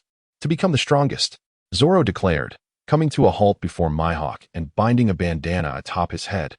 "Pitiful weakling," Mihawk remarked expressionlessly as he stepped onto the icy surface. "If you too are a swordsman, then surely you can perceive the chasm that lies between us." With arms crossed, Mihawk displayed no desire to unsheath his blade. "Even so, do you challenge me out of courage or ignorance?" As he spoke the last sentence, the world's greatest swordsman exerted an aura of dominance over Zoro. In an instant, Zoro felt as though the world had forsaken him, a crushing pressure enveloping him from all directions, as if compelling him to submit. Yet, Zoro persevered against this overwhelming force, slowly drawing his first sword and clenching it between his teeth. "This is my dream, and a promise made with a dear friend." He then drew his second sword and continued, "I have been told of your formidable strength, that you could easily withstand my full might with but a small knife." At this, Mihawk's lips curled into a subtle smile. "But that person still believes in me, believes that I can surpass you and become the strongest in the world." Zoro brandished his third sword, adopting the stance of his 3-sword style as he faced Mihawk. "So, what reason have I not to challenge you? A frog that has leapt from the depths of a well will no longer fear the sky. On the contrary, this frog yearns to discover just how vast the heavens above truly are." After a moment's silence, Mihawk spoke slowly. "Very well, let me witness your resolve." He began to unsheath his black blade, adding, "In honor of this resolve, I shall meet you with the world's strongest black sword." In the next moment, the two clashed fiercely, and then, in an instant, separated, standing back to back. The onlookers were transfixed, eager to learn the outcome. It was evident that no matter how resolute Zoro's determination, it could not bridge such a monumental gap in strength. As Mihawk effortlessly turned around, a massive gash appeared across Zoro's chest, blood gushing forth, a sight both terrifying and awe-inspiring. Usopp and Nami were rendered speechless, instinctively rushing forward, only to be firmly restrained by Luffy. Do not disturb Zoro's battle. When the two turned, they found Luffy's expression more anxious and tense than anyone else's. Fortunately, despite the severity of his injuries, Zoro only knelt on one knee. "Is this the power of the world's strongest?" Zoro murmured. He slowly turned, arms raised towards Mihawk. When Mihawk inquired, "What are you doing?" Zoro grinned broadly and declared, "The scars on my back signify a swordsman's disgrace." This statement elicited a rare look of approval from Mihawk. "Boy, state your name." "Roronoa Zoro," Mihawk muttered to himself before continuing. "I shall remember this name. It has been long since I encountered a strong one." Therefore, Mihawk raised his black sword once more, his gaze locking onto Zoro with utmost seriousness. "Do not die." The black blade descended suddenly, leaving another gruesome wound across Zoro's chest, forming a cruel X with the previous scar. This time, Zoro could muster no more strength and fell heavily to the ground. Then, White Knight appeared at Zoro's side, with Luffy and the others hastening towards them. Even Sanji, in shock, followed suit. Before White Knight could utter a word, Mihawk spoke again. "Are you friends of the young swordsman? Then listen closely. Zoro," he continued, "my name is Dracul Mihawk, and you are not yet destined for death. From here on, seek to understand the world, understand yourself, Strive to grow stronger. In the years to come, I shall await you upon the throne of the world's strongest. Strive to surpass me, Roronoa. After Mihawk's words, Luffy and the others rushed to Zoro's side, their expressions filled with anxiety as they looked at Zoro, who seemed to be on the brink of unconsciousness, Luffy's tears flowing freely. Enough with the grim expressions, as if Zoro has departed from us. White Knight sighed, gazing at them with exasperation. Luffy, I can forgive your ignorance, but Nami and Usopp, surely you remember I possess healing elixirs. Upon hearing this, Nami and Usopp instantly snapped to attention, clearing space while covering Luffy's mouth to quiet him. With a flick of his wrist, healing potions and vitality elixirs appeared in White Knight's hand, which he promptly administered to Zoro. Gradually, Zoro's wounds began to heal, and color returned to his face. This miraculous sight left Sanji astonished.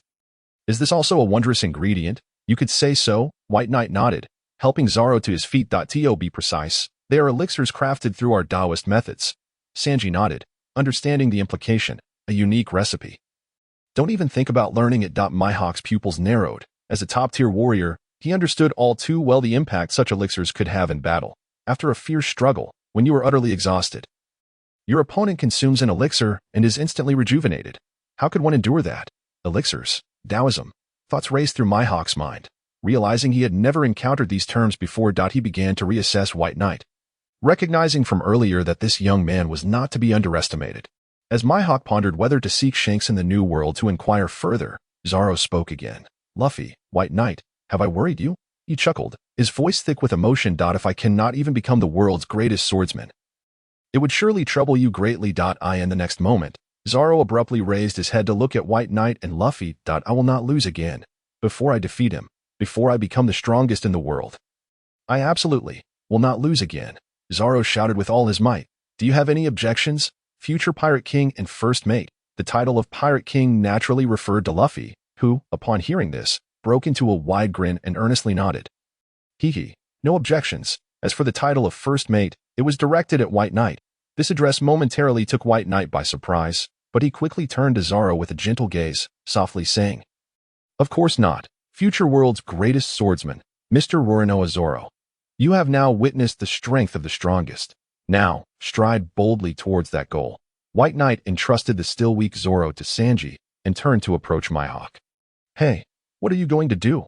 Sanji asked, a hint of urgency in his voice. Without looking back, White Knight replied, Well, now that I've been called First Mate, I must embody that role, mustn't I?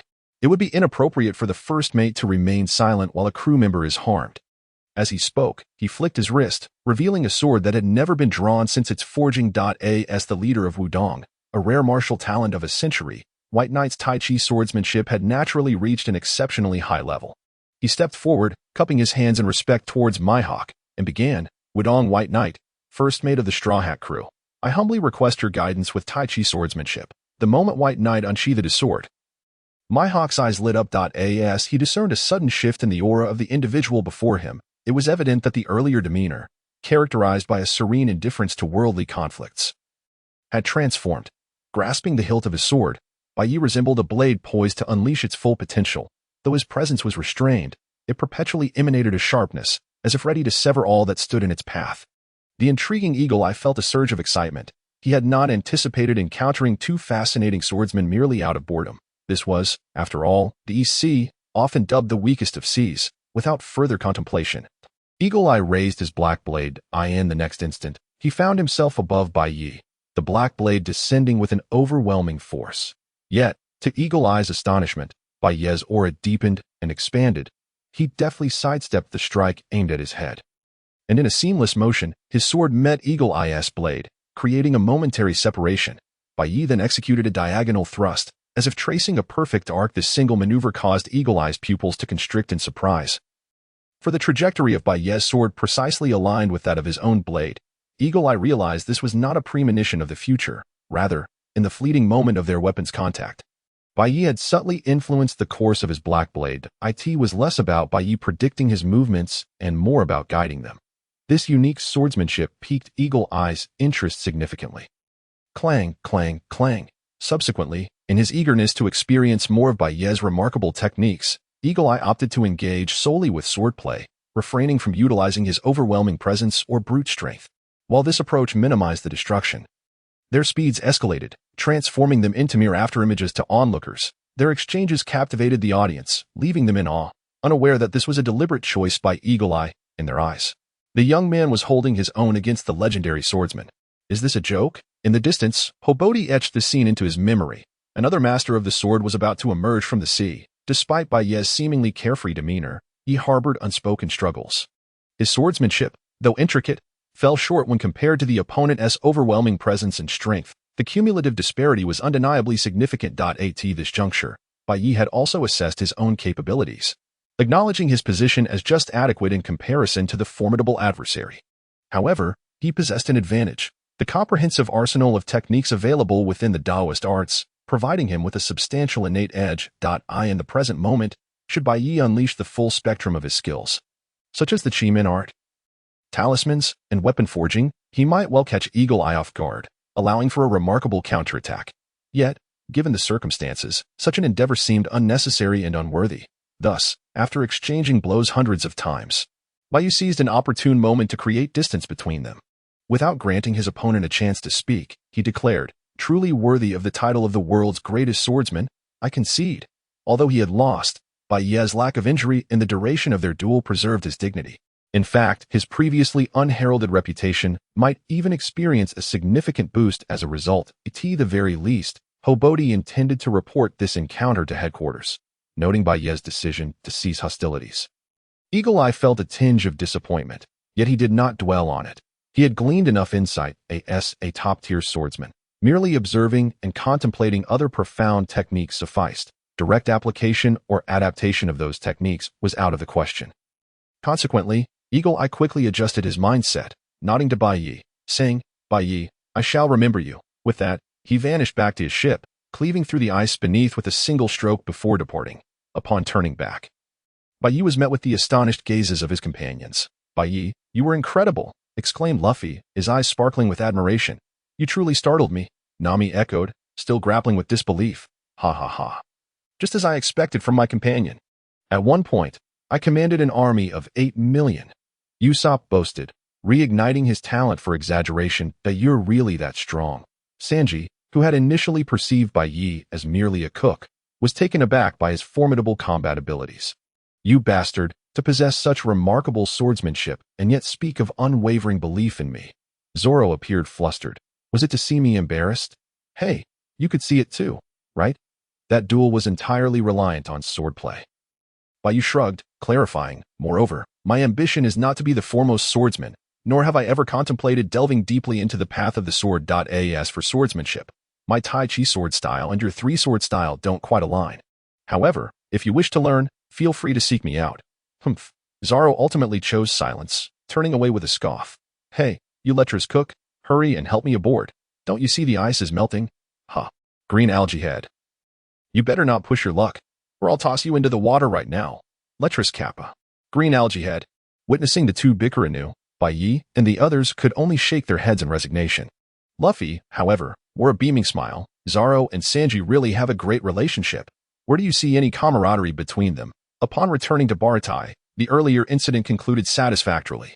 Bai Ye continued to coordinate with Hoboti.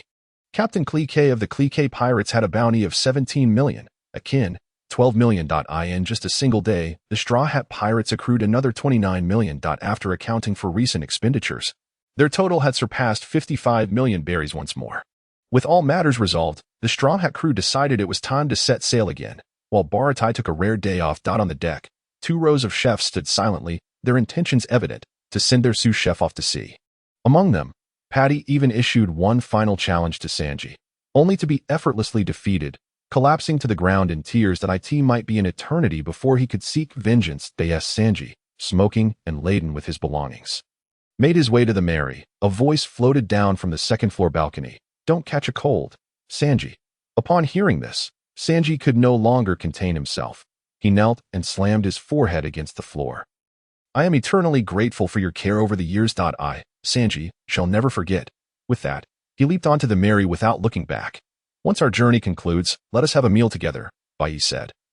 Patting Sanji on the shoulder, Sanji quickly regained his composure, addressing the crowd that had gathered around him. "I shall be the chef aboard this ship?" "Oh, Luffy was the first to leap with excitement, exclaiming, Sanji, I want meat. Didn't we just finish eating? Usopp replied, astonished. However, Sanji paid no heed to Luffy's antics. Instead, his eyes transformed into heart shapes as he approached Nami, swaying his hips. Nami-san, shall I personally prepare you a cup of afternoon tea? Witnessing Sanji's sudden shift from tearful to lecherous, Zoro could not help but scoff. Lecherous kappa.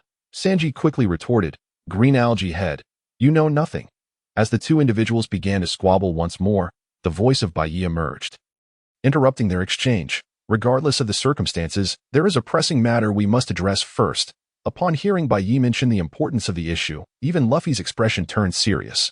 After all, given Bai Ye's character and demeanor, if he deemed something important, it must indeed carry great significance. Noticing that everyone had quieted down, Bai Ye nodded and then turned his gaze towards Nami. Since Sanji has boarded the ship, Nami, it is time for you to fulfill your promise. Observing Bai Ye's earnest expression, Nami had no reason to evade her responsibility. This was not only due to their agreement but, more importantly, because she had genuinely fallen in love with her pirate crew. She stepped forward, rolled up her short sleeves, and revealed the tattoo on her left arm. Wow, Nami-san with the tattoo is truly breathtaking, Sanji exclaimed, but he quickly realized he might have misspoken, for Nami began to cry upon hearing his words. I recognize that tattoo, Zoro suddenly interjected. Isn't it the emblem of a pirate crew? Nanny. Usopp gasped in astonishment. Nami, could she be a member of another pirate crew? Once this revelation was made, Luffy's smile vanished, and he regarded Nami with a calm demeanor. Sanji stared at Nami in shock, while Zoro fixed his gaze steadily on Bai Ye for Usopp. Realizing he had spoken out of turn, he could not help but tremble. At that moment, Bai Ye approached Nami and placed a comforting hand on her shoulder. Did we not agree? Such matters must be disclosed so that everyone can decide together. Bai Ye gently encouraged Nami. Trust me, and more importantly, trust the bond you share with everyone. Will you not? Bond? Nami murmured to herself as she glanced at the others. Finally, she resolved to share her most harrowing experiences. 8 years ago. A group of pirates invaded my village, Kokoyashi Village. As Nami recounted her painful story, the others learned of the grim truth hidden behind her avarice. A vicious band of fishmen attacked Kokoyashi Village, not intending to slaughter and plunder entirely, but rather to establish their cruel reign. As long as they ruled over the village, the inhabitants would be forced to pay tribute based on the number of heads. They had already oppressed many villages, believing this time would be no exception. However, this time, a retired Navy officer named Belmere dared to resist. Yet, a single retired officer could not alter the outcome, and tragically, one of her adopted daughters, gifted in cartography, was taken by the pirate crew. The pirates assured her that as long as she continued to assist in charting maps, the lives of the villagers would be spared. They presented her with an offer she could not refuse. 100 million berries, merely 100 million berries, would be sufficient to redeem her village. Bai Ye, you must have known all of this already, Zoro remarked, turning directly to Bai Ye after hearing Nami's account. Nami too was curious, for Bai Ye's reaction indicated he seemed to have been aware of her identity all along. I merely had some suspicions, Bai Ye replied, neither confirming nor denying. Surely, you do not think I possess the ability to foresee the future? Of course, Bai Ye seemed to possess such an ability, although he did not vocalize it. Instead, he flipped his wrist and produced a bounty poster, elaborating in Shell's town. I obtained bounty posters for all the high-value targets in the East Blue. Naturally, Arlong's was among them. Thus, upon meeting Nami, I quickly recognized the tattoo on her shoulder, identical to that of the Arlong pirates. At this juncture, Usopp could not help but inquire, then how did you know Nami was being coerced? Bai Ye shrugged and continued, the Arlong pirates are a crew composed entirely of fishmen, and according to my intelligence, they harbor an extreme animosity towards humans. Therefore, how could they possibly allow a girl to become their companion? Upon hearing this, even the slowest of learners grasped the implications, and they could not help but lament the hardships Nami had endured over the years. 100 million berries. To bear the burden of saving an entire village at such a young age was indeed a heavy weight. Bai Ye spoke softly. I truly cannot fathom how you managed to endure alone. It must have been arduous. Nami. The moment he uttered the word arduous, Nami could no longer hold back her tears. Only she understood the pain of enduring the villagers' misunderstanding and the humiliation from Arlong and his gang, all while constantly striving to accumulate 100 million berries. Her nerves had frayed to a breaking point.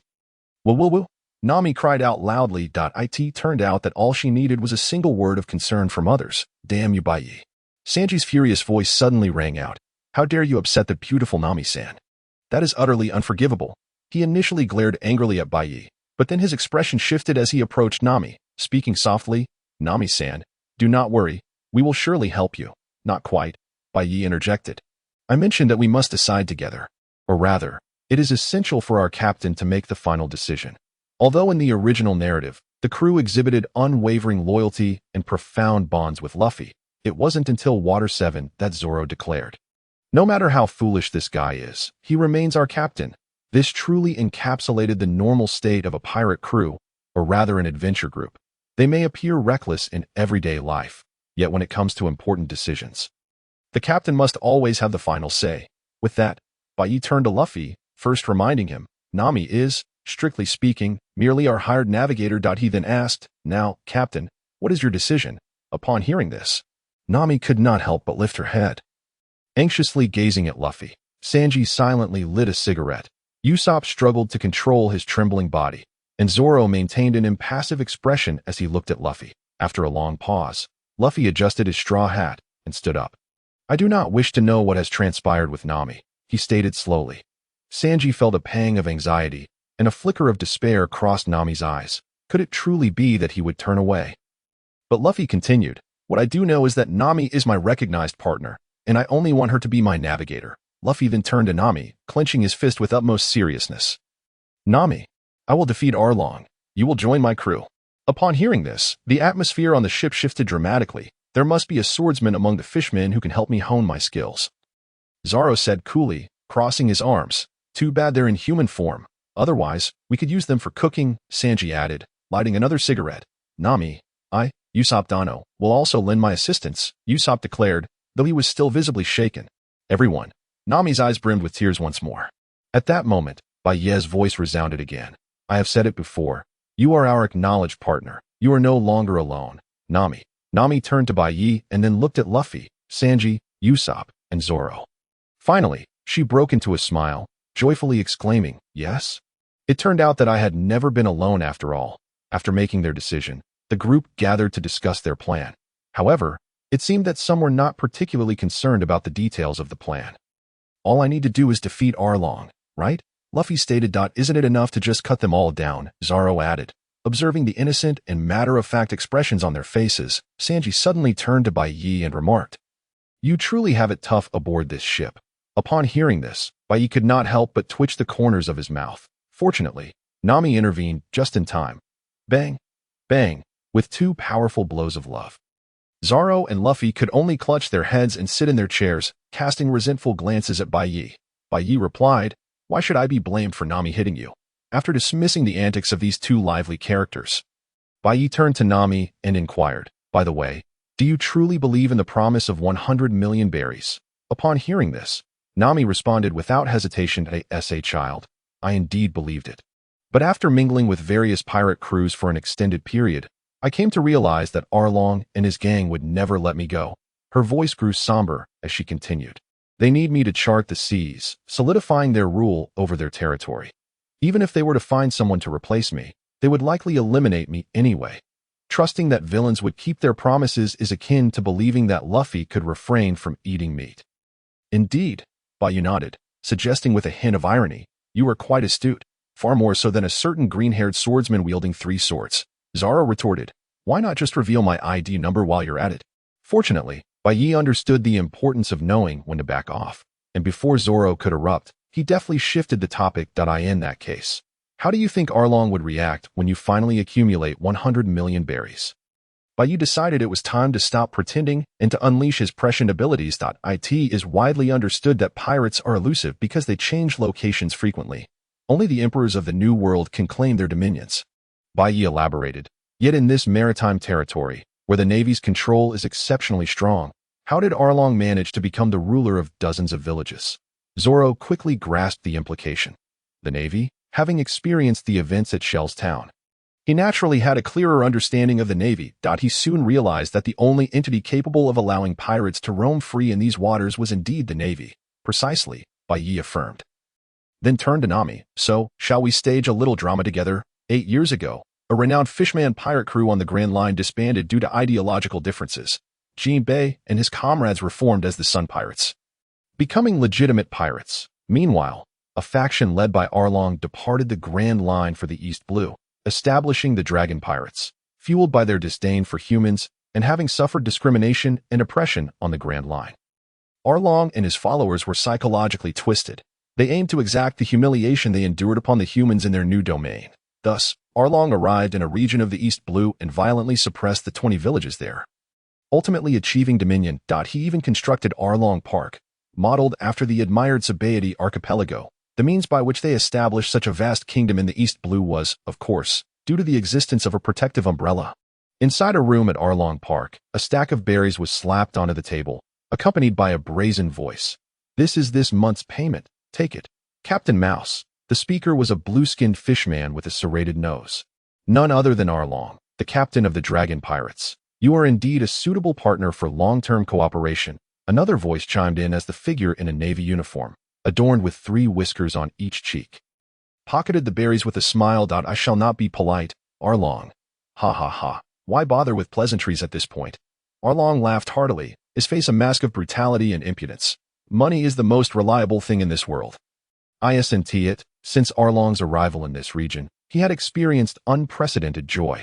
There were hardly any formidable adversaries, and with the advantage of his fishman physique, 10 times that of a human, he swiftly laid the foundation of his kingdom. The next step was to plunder wealth, just like the nobles of Baratie archipelago. With enough money, he could buy his fellow fishmen. Thus, in Arlong's kingdom, every individual had a price. Adults were worth 100,000 berries, while children were valued at 50,000. Each villager was required to pay a head tax. As for the repercussions of failing to pay or being unable to do so, Arlong deemed himself exceedingly merciful. Indeed, it is true that wealth can grant one the power to act without restraint. Yes, indeed, money is a wonderful thing. Captain Mouse joyfully echoed Arlong's sentiments. For a moment, the atmosphere in the room was remarkably harmonious. It was hard to believe that a Navy officer could share such camaraderie with a pirate crew. Yet, this was the reality, all thanks to Captain Mouse's presence. Thus, the Arlong pirates could maintain their dominion over 20 villages for a full 8 years. Such individuals surely deserved to be utterly disgraced. After Bai Ye outlined his plan, the Mary finally arrived at Nami's hometown, Kokoyashi village. Once the group disembarked, Zoro inquired, "So, what should we do with these 2? As he spoke, he tossed 2 fishmen onto the ground before them. One had a fair complexion and prominent red fins atop his head, a carp fishman known as the gathering captain of the Arlong pirates. Zhang. The other had a reddish hue and a gourd of liquor at his waist, a salmon fishman serving as the banquet minister of the Dragon Pirates, Yin Xiao. Though they had the protection of Captain Mouse, Arlong ensured that patrols were consistently arranged within the territories under their dominion to avoid detection by outsiders. Due to their fishman nature, they didn't even require ships, making it easier for them to conceal themselves and launch surprise attacks.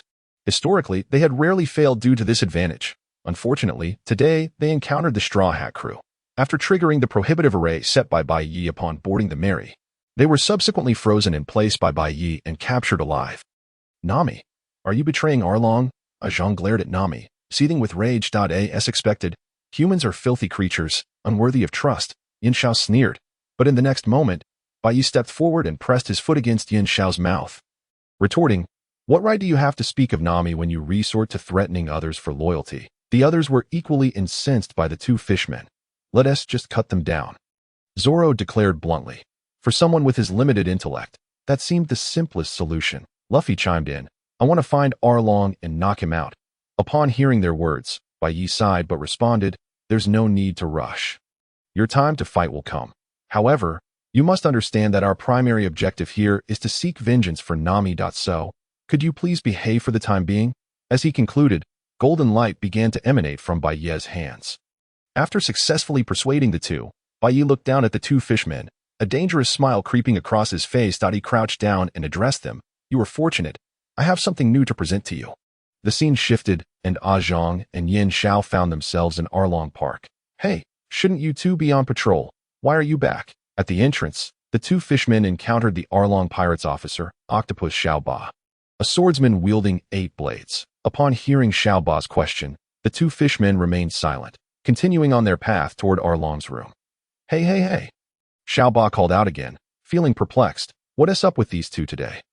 Recalling their somewhat stiff movements, Xiaoba sensed something was off. However, He dismissed it as overthinking as another officer called for his assistance. He promptly set the matter aside. As for Zhang and Yin Xiao. After leaving Xiaoba's line of sight, they quickly arrived at the door to Arlong's room, ignoring the raucous laughter emanating from within, and pushed the door open. Boss, alas, Nami has truly amassed a staggering sum of 100 million berries.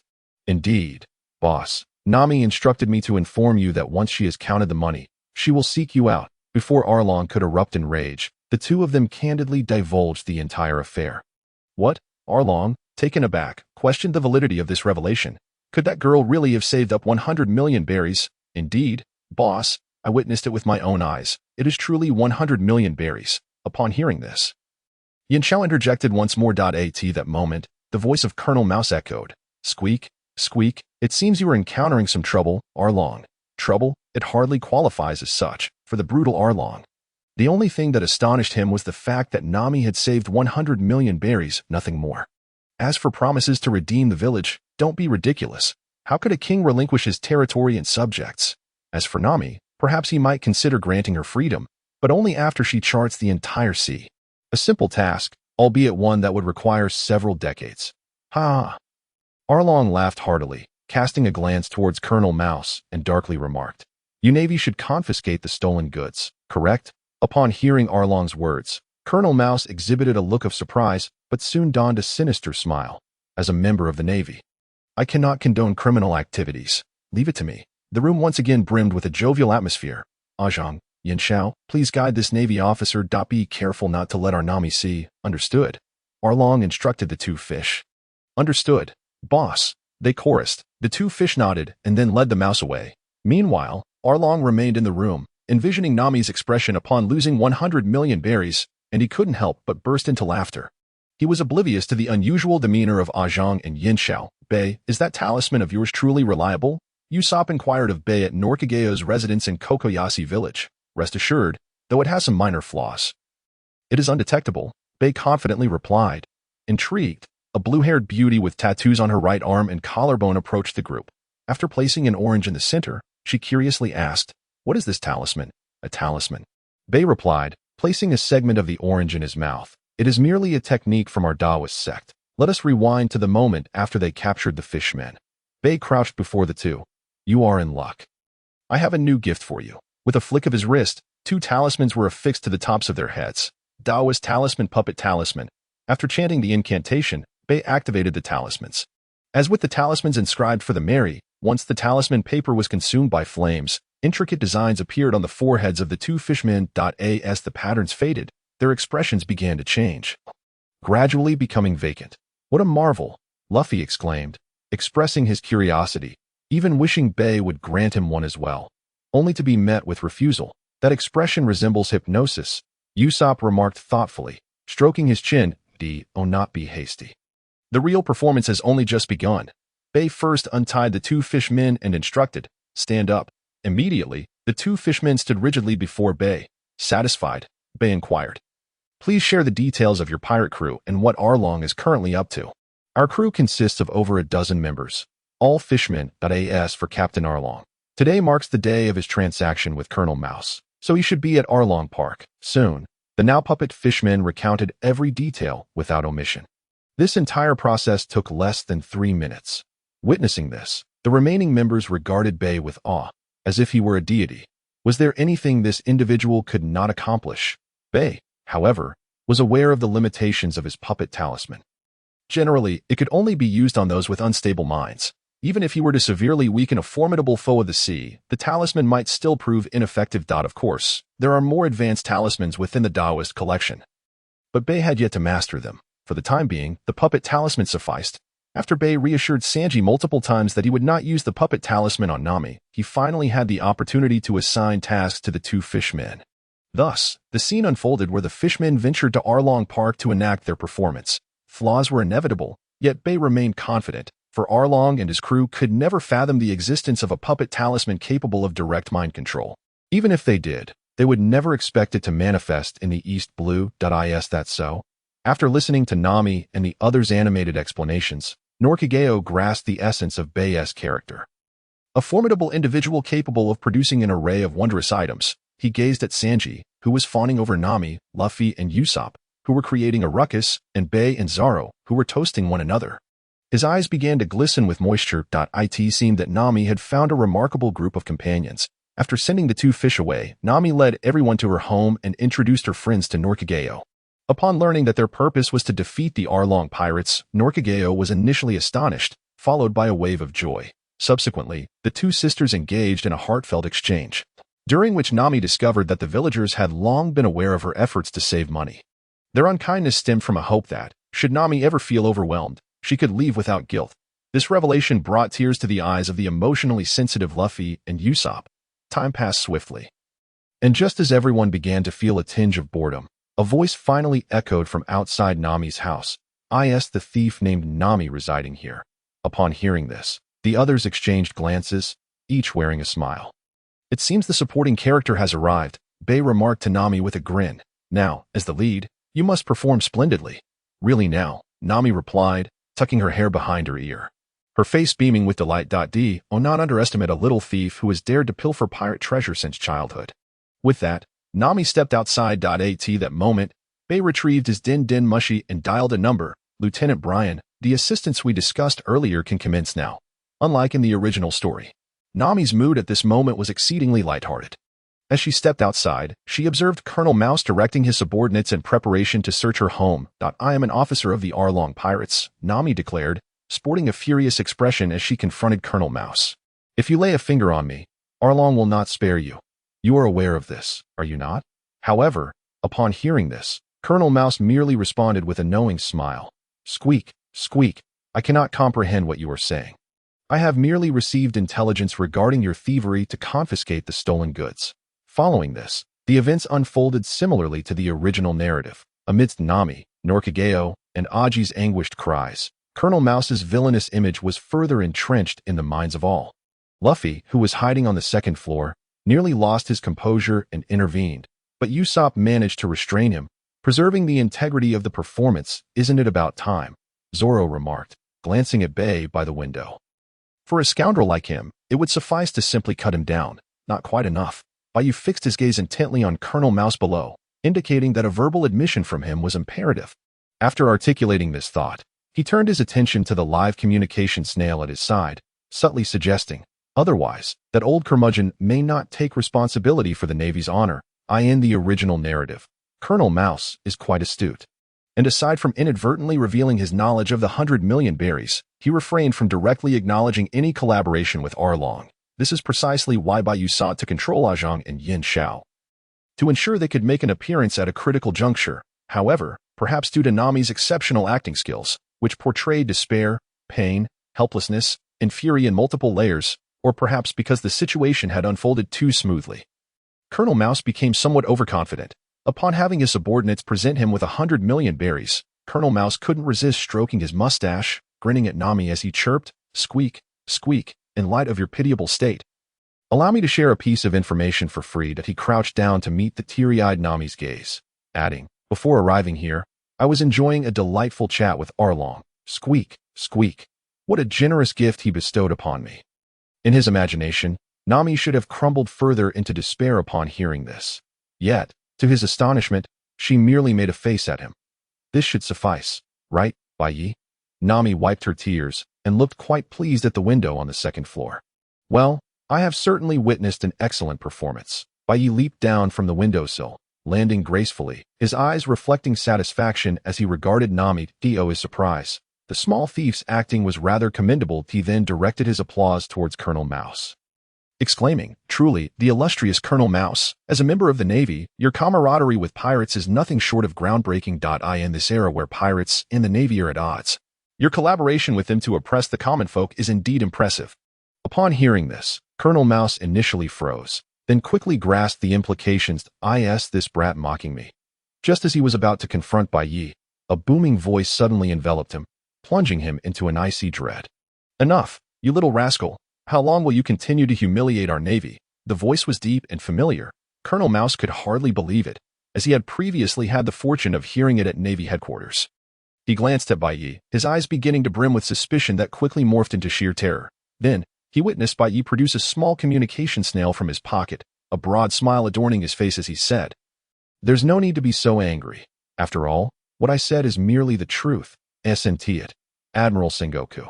Indeed, the very reason Bai Ye orchestrated this performance was for this moment.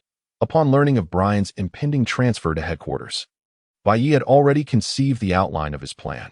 During his journey to Kokoyashi village, he had contacted Brian to inform him of the Arlong pirates situation, subsequently suggesting they stage a performance for Admiral Sengoku's benefit.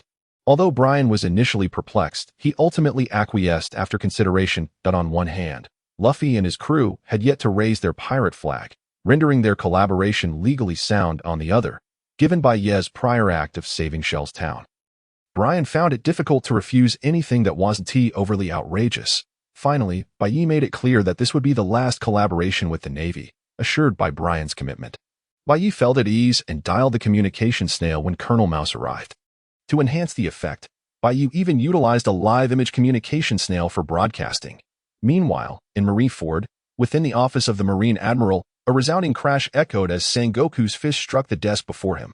The sight caused Brian's eyelids to twitch involuntarily. He couldn't help but think, as expected of Bai Ye, even in front of the highest-ranking officer of the Navy, Admiral Sengoku, he dares to be so sarcastic. How audacious. With this thought, he began to worry for Bai Ye. After receiving Bai Ye's call, Brian, serving as the headquarters strategist, knocked on Sengoku's office door. After a brief recounting, he and Sengoku settled down to watch the unfolding drama. As they listened to Nami and the others' accusations, not only did Brian clench his fists, but even Sengoku could not restrain his anger when they witnessed Colonel Mouse mockingly taunt Nami with the demeanor of a victor. Brian's thoughts turned to eliminating this filthy colleague. As for Sengoku, his countenance darkened ominously. While he could tolerate some ineptitude within the Navy, he could not abide the notion of the Navy colluding with pirates. This was entirely contrary to his vision of justice. Soon after, upon hearing Bai Ye's sardonic remarks, Sengoku could no longer contain himself. Admiral Sengoku.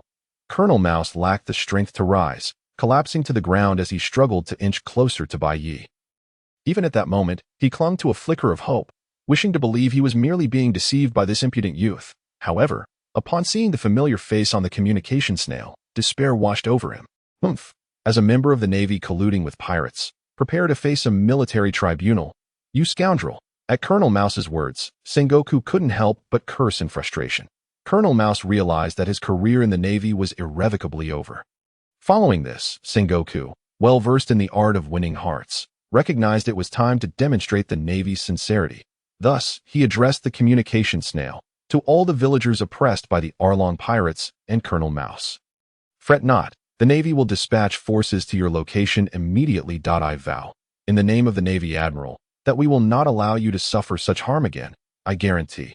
Before Sengoku could finish, Bai Ye interjected, Now, Admiral Sengoku, is it truly appropriate to utter such grandiose statements at this juncture? In Brian's and Sengoku's view, the handsome face displayed on the communication snail wore an utterly sardonic expression. The Arlong pirates have ruled here for 8 long years. Who knows how much longer it would have continued without our intervention? Admiral Sengoku, does delayed justice still qualify as justice? Upon hearing this, Sengoku's expression shifted dramatically. You little brat. All right, Admiral Sengoku, let's dispense with the formalities, Bai Ye continued with a smile. After all, it is we who are heading to deal with Arlong now. I wonder if Admiral Sengoku wishes to continue watching the live broadcast. Having said this, Bai Ye did not hang up the communication snail, for he deemed it necessary for Sengoku to witness further developments. He turned and called out, Luffy, Zoro, it's time to get to work. The door swung open, and Luffy and his comrades emerged, eager and ready. Luffy stepped forward, raising both hands towards Arlong Park, and shouted, All right, everyone, let's go. Oh, came the unified response from the crew. In the resolute voices of the Straw Hat Pirates, Bai Ye, Zoro, Usopp, Nami, and Sanji, everyone was mobilized. Their target, the Arlong pirates. As for Colonel Mouse and his cohorts, they were left bound by the villagers, awaiting the Navy's arrival as summoned by Sengoku. The group's momentum was formidable. But it wasn't long before minor complications arose. Hey, Luffy, don't just suddenly speed off on your own. Hey, Zoro, you're going the wrong way. Seriously, how did you end up over there when everyone is right beside you? Hey, Usopp, there is absolutely no such thing as a terminal illness that leads to death upon reaching Arlong Park. Get a grip, you idiot. Hey, Bai Ye, don't ride on the fishman. That's too shameful. observing Nami as she furiously shouted and advanced alongside her companions. The villagers of Kokosha erupted into laughter. Tai Chi seemed that this fellow Nami had found her rightful companions that in Arlong Park. Arlong and his comrades, including the two fish, appeared somewhat off today, after Octopus Xiaoba finished his conversation with Chu. He learned that the two fish were supposed to be on patrol but had suddenly come to report to Arlong. Recalling their peculiar behavior during their previous encounter, he couldn't help but feel a sense of unease. He continued, perhaps there is some conspiracy afoot. What could possibly be amiss? In this place, does anyone dare to scheme against us fishmen? Spoke Kruby, Arlong's right-hand man, a soft-bodied fishman proficient in fishman karate, ranked at level 40. His ultimate technique, the 1,000-tile breaking fist, could shatter 1,000 tiles underwater, making a battle against him fatal for any ordinary human. With his arms crossed, he wore a shadowy expression. Even if there were, we would simply eliminate them. Ha ha ha, indeed. At that moment, Arlong burst into hearty laughter. Xiaoba, you must remember, we fishmen are the evolved form of humans, capable of breathing in the vast ocean. His voice echoed like the whisper of a demon from the depths of hell, sending chills down spines. The capabilities of a fish alone far surpass those of the lowly humans. Arlong boisterously proclaimed, fishmen are the spirits of all living things. Opposing fishmen is akin to defying nature. Fishmen are invincible. Ah, boom. Just as Arlong and his entourage reveled in their laughter, the gates of the park were suddenly blasted open. Countless fragments of stone exploded into the air, enveloping the scene in clouds of dust. The first sight to greet the fish was an enormous manatee, Moo Moo. Octopus Xiaoba was the first to exclaim, for he shared a special bond with the manatee. He rushed forward, gazing at the already unconscious creature, and shouted with excitement, "Who did this to you?" But before the other fishmen could react, several screams pierced the air, accompanied by the sight of their comrades being sent flying. Apologies, but I hadn't anticipated that fishmen would be this feeble. A youthful voice resonated clearly in their ears. I distinctly heard someone saying that fishmen are invincible just a moment ago. Luffy, what do you think? As the dust settled, the figures of Luffy and his companions gradually became visible. Luffy, leading the charge, wore an expression that declared his intent to fight. Without looking back, he replied to Bai Ye, they are indeed quite weak. To Luffy's left, Bai Ye, only half a step behind, chuckled softly. It seems someone has been boasting. Behind the two, Zoro and Sanji stood side by side, advancing slowly.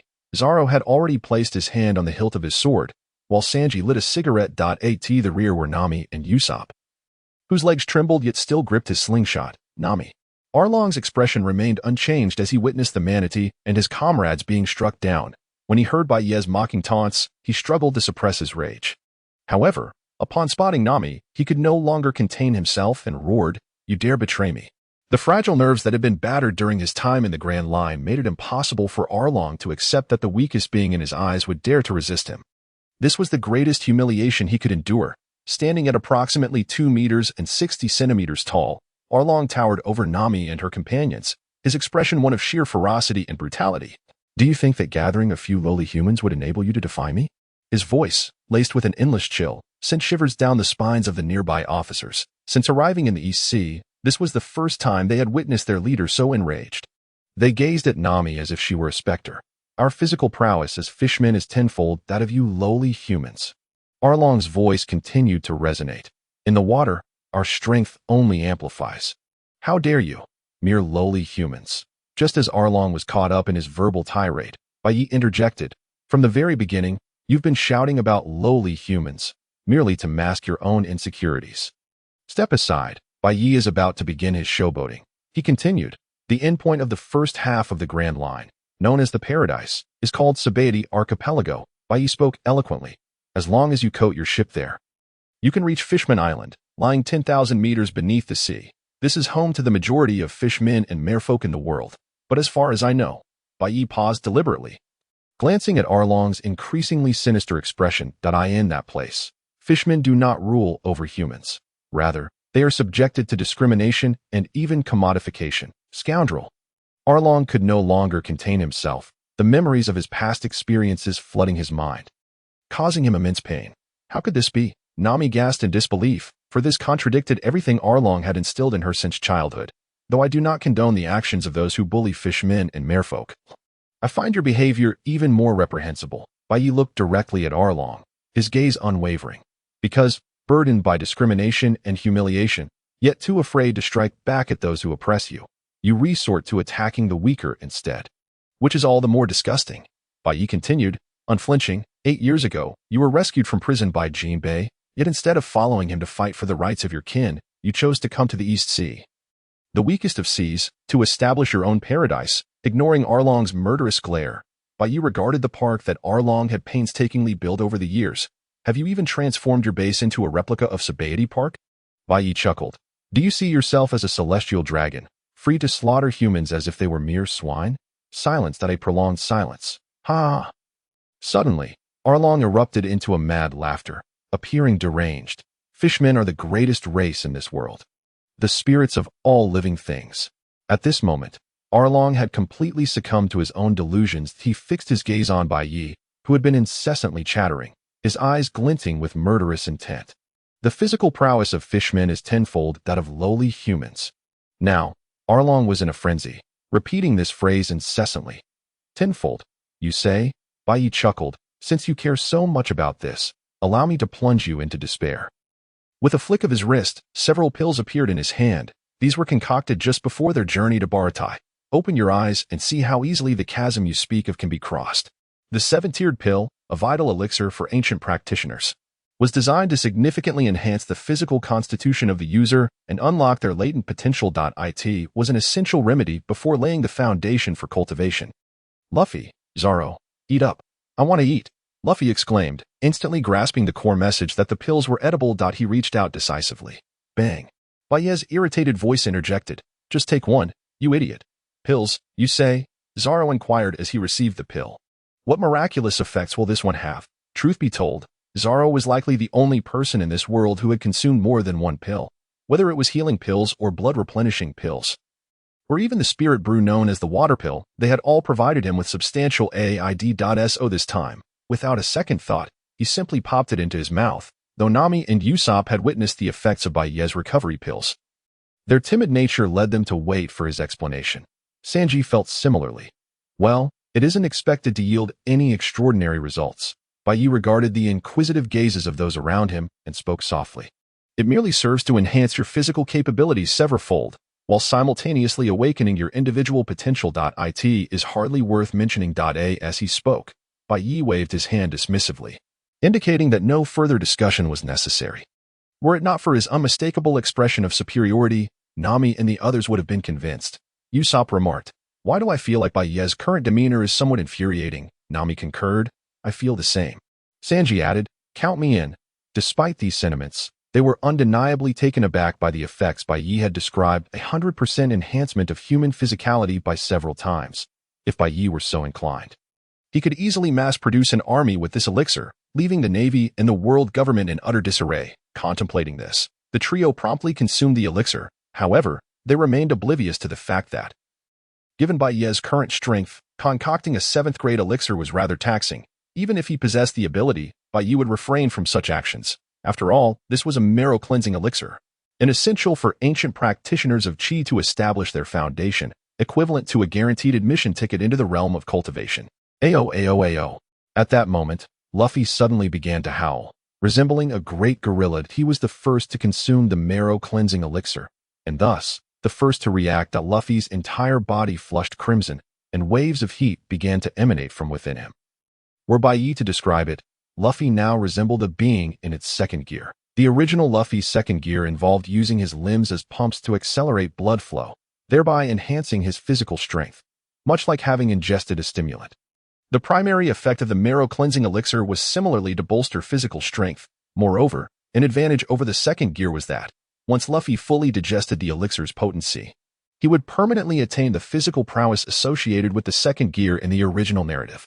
Observing this effect, Bai Ye nodded in satisfaction. Luffy was now more than capable of confronting Rob Lucci in Water 7. Ayo.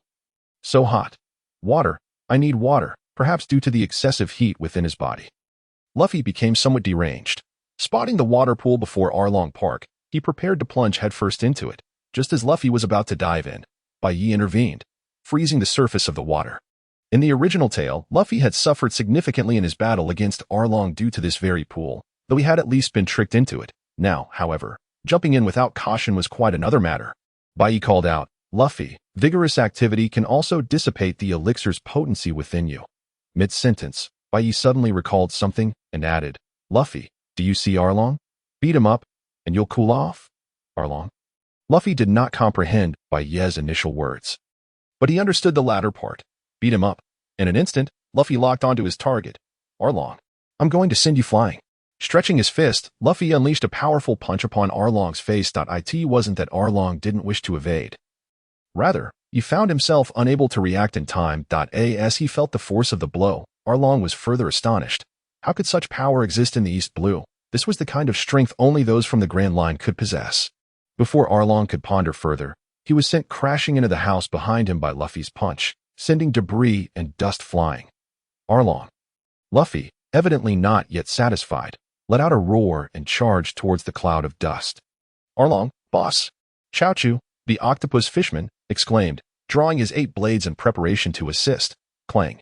However, before he could take a step forward, 3 blades appeared before him. The speed was so swift that Chaochu had to swing his blades with all his might just to barely block the attack. Had he possessed fewer blades, he might have already sustained injuries. Before him, Zoro slowly raised his head, exhaling a breath of hot air. Feeling the surging power within him, he excitedly declared, Your opponent is me. Curse it. The Kiss Fishman, also one of Arlong's crew, was growing anxious. He prepared to unleash his water attack, but in the next second, a leather shoe landed squarely on his face, interrupting his build-up for the water cannon.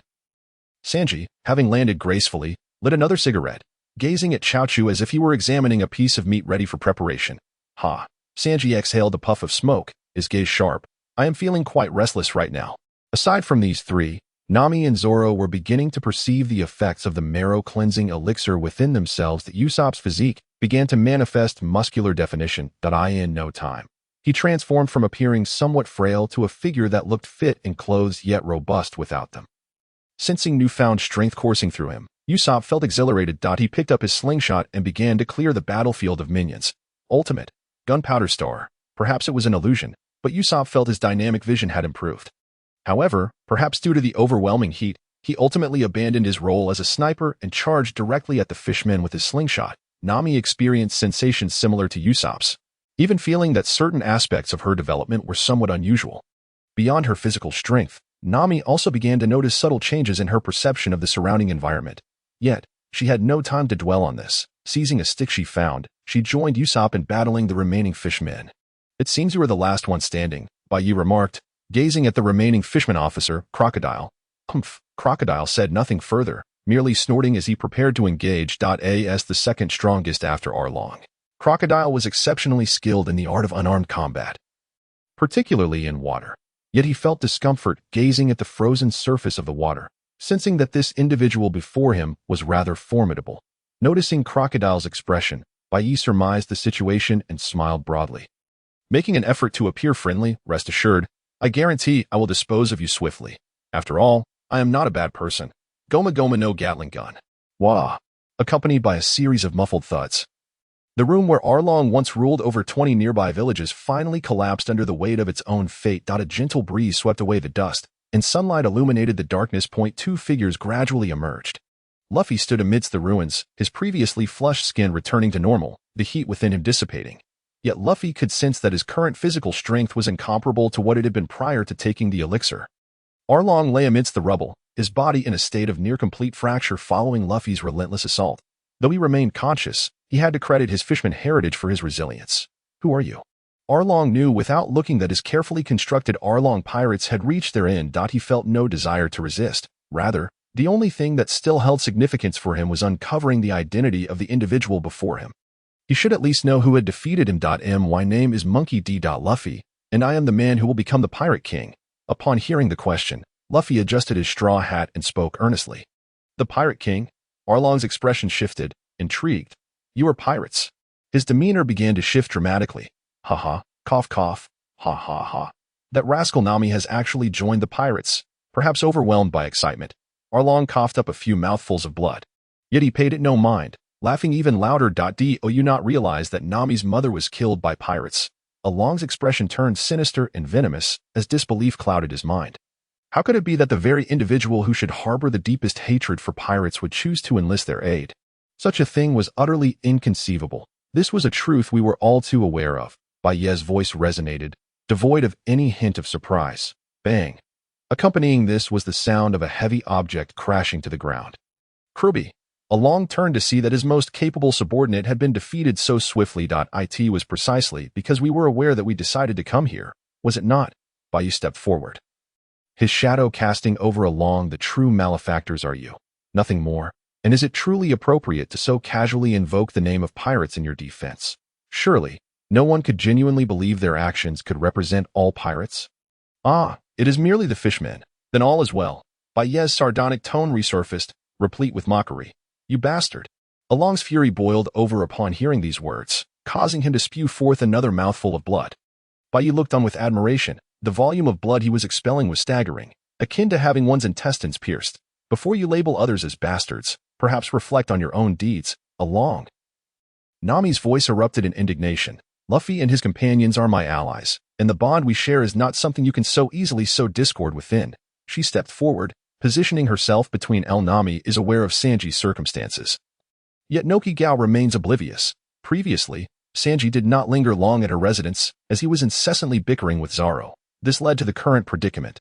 Wow, Sanji's expression shifted dramatically. If Noki Gao-san desires it, I would gladly concoct something for you daily. If one were to encapsulate Sanji's visage in a single phrase, it would be excessively greasy.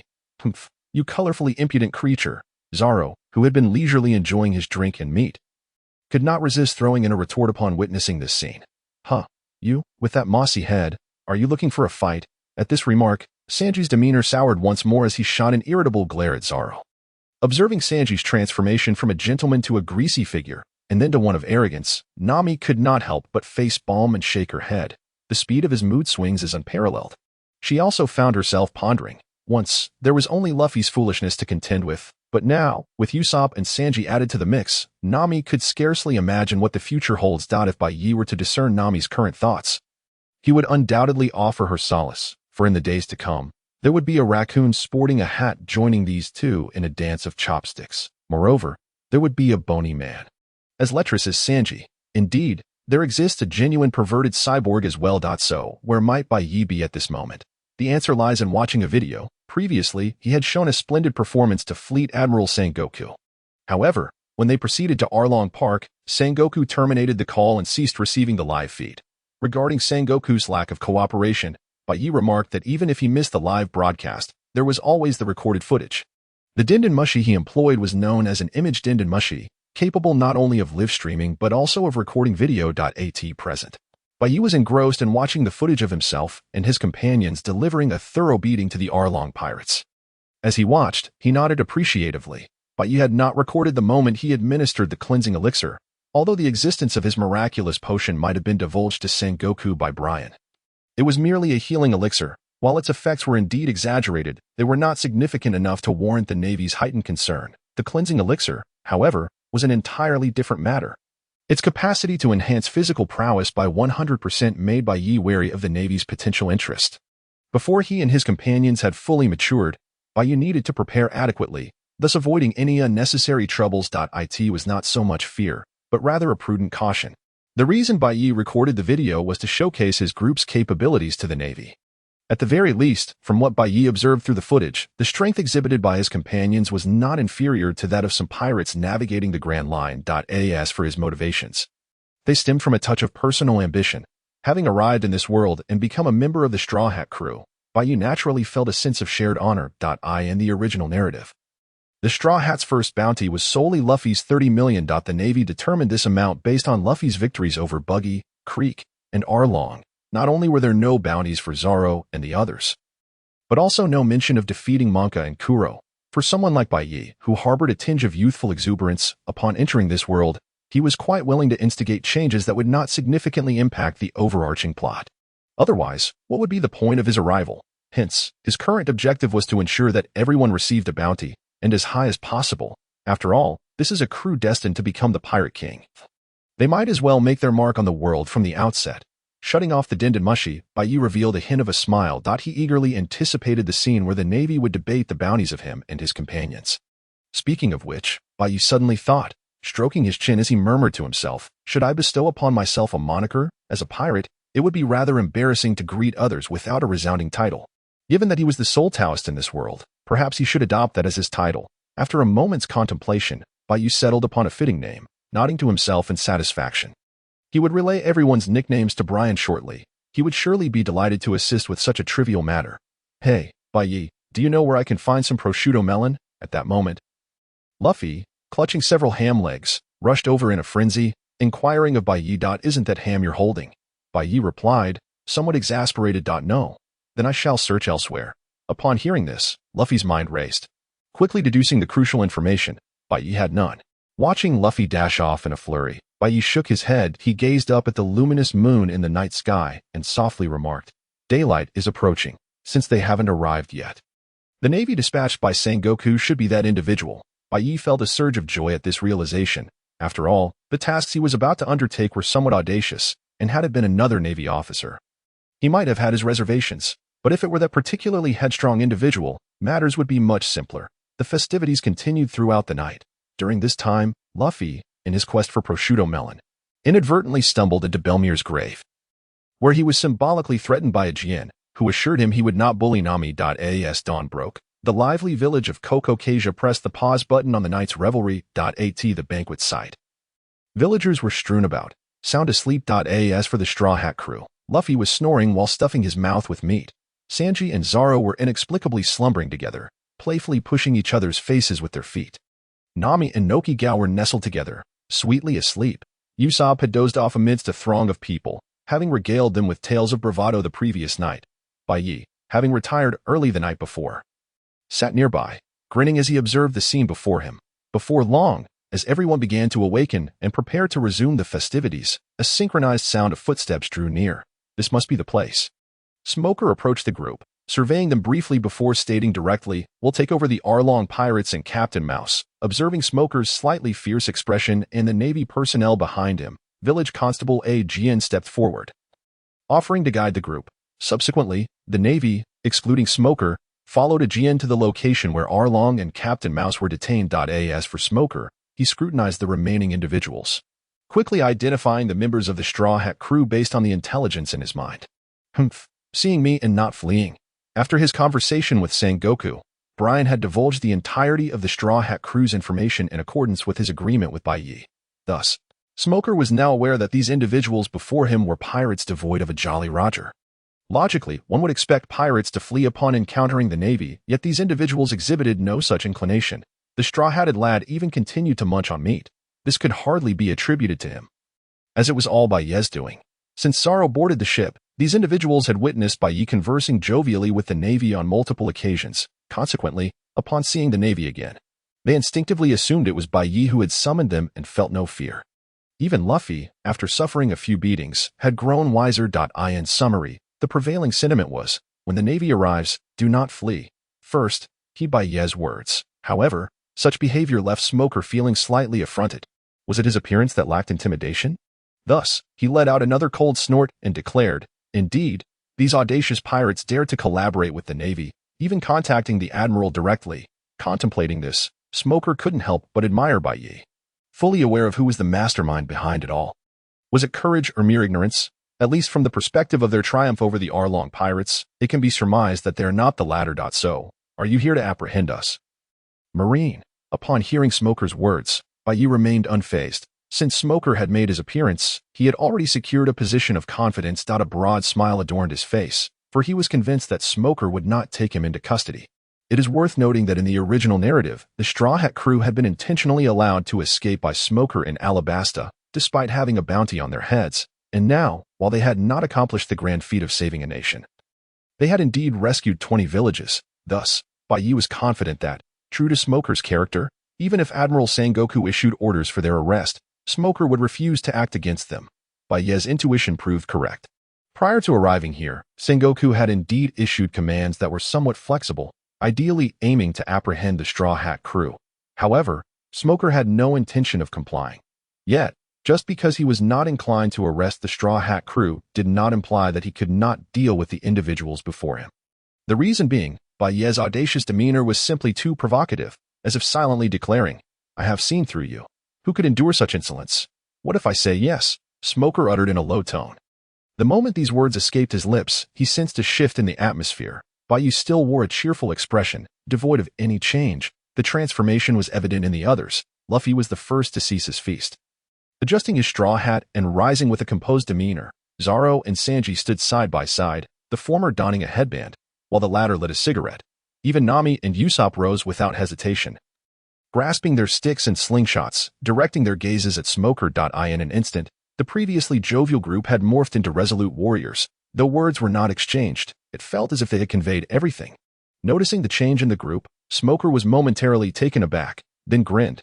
"You lot are surprisingly impressive." What astonished Smoker even more was the reaction of the villagers of Kokasia. "Are you going to take our little Nami away?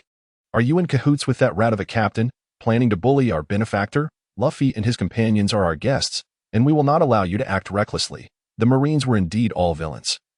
"We will not permit you to take Nami and Bai Ye away." In the end, even some children shouted at Smoker. When we needed saving, it was Nami and her friends who rescued us. At this moment, no Kigo stood before the crowd, arms wide open, shouting, "You unreliable scoundrels, if you intend to take them, you will have to step over my corpse. Indeed, you must step over our corpses." Witnessing this scene, Nami's eyes glistened with tears. Zoro wore a smile, while Sanji's gaze softened. As for Luffy and Usopp, they were already embracing each other, weeping profusely. Bai Ye exclaimed, "Are you two fools?" As for Smoker, he had not anticipated that a mere statement could provoke such a reaction, even inciting the villagers' animosity towards the Marines. Had Sengoku been present, he would have surely berated Smoker. Yet, being Smoker, he merely raised an eyebrow in surprise before continuing to puff on his cigar. "Whatever. Let those more concerned with face save their own skins." He then turned to Bai Ye, who had been exuding confidence, and could not help but ask, "What is your purpose, or rather, what are your intentions?" Bai Ye understood precisely what Smoker was inquiring about. From the Marines' perspective, Luffy and Bai Ye had been challenging pirates with bounties exceeding 10 million since their victory over Alrita and their arrival in Shell's Town. Each time, they ensured that the Marines took note. Indeed, in Admiral Sengoku's analysis, Bai Ye and the Marines collaborated not merely for the sake of bounty, but to make their accomplishments known. While it is true that those who aspire to be pirates may possess certain quirks, even the so-called wise Sengoku could not immediately grasp their motivations. He could only assign Smoker the task of discerning their intentions. Regarding Smoker's inquiry, Bai Ye felt no surprise, but rather a sense of anticipation. He spoke softly, to allow the Marines, or rather, the entire world, to witness the birth of a legend.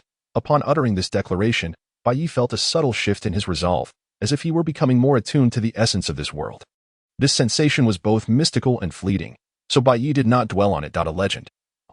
Smoker immediately comprehended Bai Ye's implication. Bai Ye's ostentation was intended to create a stunning entrance for the Straw Hat crew at the time of its official establishment. As for the swiftest means to spread his name across the world, what could be more direct than a bounty? It must be said that the Marines' bounty notices have, to some extent, become synonymous with fame. In pursuit of greater notoriety, those ruffians of the sea would even resort to heinous acts that could obliterate entire towns. Smoker regarded Bai Ye. The man before him was similarly driven by the pursuit of fame. However, to Smoker, there was an indescribable feeling accompanying this revelation. In his heart, he would prefer if those scoundrels gained notoriety through other means. Pirates are pirates. Eventually, they all belong behind bars. While these thoughts lingered, Smoker did not relent in his words. Regardless, he was a Marine, and his enmity with pirates was unwavering. Not a chance. Luffy suddenly interjected, raising his arms and declaring loudly, "I am going to be the Pirate King. I will not be imprisoned." To proclaim his ambition to become the Pirate King before the Marines, Smoker, with a cigar clenched between his teeth, retorted, "Aren't you being a bit too arrogant, brat?" Then, Smoker unexpectedly extended his hand to receive an item tossed by Bai Ye. Looking down, he found it to be a transponder snail. Do not think my captain speaks lightly. Bai Ye stood, gazing at Smoker. It is precisely because of his ambition that our crew was formed. He then pointed at the transponder snail in Smoker's hand, a mysterious smile gracing his lips. "This is our latest intel. While the opponent may be somewhat weaker, it should give you an insight into our true capabilities." Upon hearing this, Smoker surmised the contents of the transponder snail, likely a recording of the Straw Hat crew's victory over the Arlong pirates, glancing at the transponder snail in his hand and then at the Straw Hat crew. Particularly at Bai Ye, Smoker's interest suddenly peaked. The grin spread across his face as he stowed the transponder snail in his coat and removed it, revealing his muscular torso. "I have no interest in such trivialities." Smoker's voice resonated as he straightened up, addressing the Straw Hat crew. "I have a better way to gauge your strength." He cracked his neck, a defiant expression overtaking his features. "Let's fight." Sara. Smoker's figure abruptly vanished from sight, only to reappear behind Luffy in the next instant. The 6 hands equipped with Sea Stone were now poised before Luffy's face. It must be noted that had this encounter occurred before Luffy consumed the Rumble Ball, he might have indeed fallen prey to Smoker's Soru technique. However, after consuming the Rumble Ball, Luffy's physical prowess had reached a state akin to that of the second tier in the original narrative. Thus, in the split second before the 6 hands were about to strike Luffy, he too vanished, reappearing behind Smoker. This occurrence caused Smoker's pupils to constrict, as he had not anticipated encountering someone in the East Blue capable of matching his speed. Gomu Gomu no pistol. Without the slightest hesitation, Luffy entered a combat stance, exuding formidable strength. .1 sword style. Slash, he declared, targeting the leg meat, not just Luffy, but the other 2 stalwarts of the Straw Hat crew. Sanji and Zoro also reacted in unison, launching an attack on Smoker with remarkable synergy. Luffy aimed for Smoker's back. Zoro drew his sword, preparing a waist-level strike, while Sanji focused on Smoker's knees. In that fleeting moment, it appeared that Smoker found himself in a dire predicament, rendered motionless. Yet, in the next instant, "Nani? What? A monster?" the 3 exclaimed in disbelief, as their attacks inexplicably passed through the man before them. A white gale. Smoker, grinning with a cigar in his mouth, unleashed a vast cloud of smoke from his hands. Instantly, the dazed trio was engulfed, and as the smoke swirled rapidly, it sent them hurtling away, crashing violently to the ground. Nami and Usopp's voices echoed in unison, their disbelief palpable at how easily the 3 had been dispatched. More importantly, Smoker's earlier display of power was deeply concerning. The astonishment in their eyes bore witness to their shock. "Did I just strike through the smoke, man?" Luffy pondered aloud, rising to his feet in confusion. This ability bears some resemblance to Buggy's. Zoro unsheathed his 3 swords. His expression grave. He had distinctly sensed that when his blade had passed through the man, it had encountered nothing. A devil fruit user, Sanji conjectured, standing up. A Logia-type devil fruit, the smoke fruit. At that moment, Bai Ye also approached the group, addressing Smoker, whose lower half had transformed into smoke. The ability to turn any part of one's body into smoke allows for instantaneous reconstitution, even after being struck by pure physical attacks. This phenomenon is known as elementalization. By the way, once a Logia-type user has elementalized, they become impervious to ordinary attacks, he stated. His tone serious, yet his expression somewhat relaxed. He had anticipated the unfolding of this situation, especially considering Smoker's reputation. Was it reasonable to meet without engaging in battle? However, Bai Ye remained unfazed. On one hand, he possessed unwavering confidence in overcoming this crisis, not merely due to his aura that matched the effects of Haki, but also because his unique techniques were practically Smoker's nemesis. Moreover, the portrayal of the smoke fruit in the original narrative was rather lackluster. On the other hand, Bai Ye needed Luffy and the others to recognize the exploitative nature of Logia types. The Haki training notes he had pilfered from Buggy were finally proving their worth. Indeed, just as the intelligence suggested, "You, an enigmatic figure, possess a wealth of knowledge," Smoker remarked in response to Bai Ye's commentary. "Now, let me witness whether your strength is as formidable as it appears." With that, a fist propelled by a vaporized arm surged towards Bai Ye. Bai Ye deftly sidestepped the punch, channeling his energy into a golden glow, and retaliated with a punch aimed directly at Smoker's vaporized form. Boom!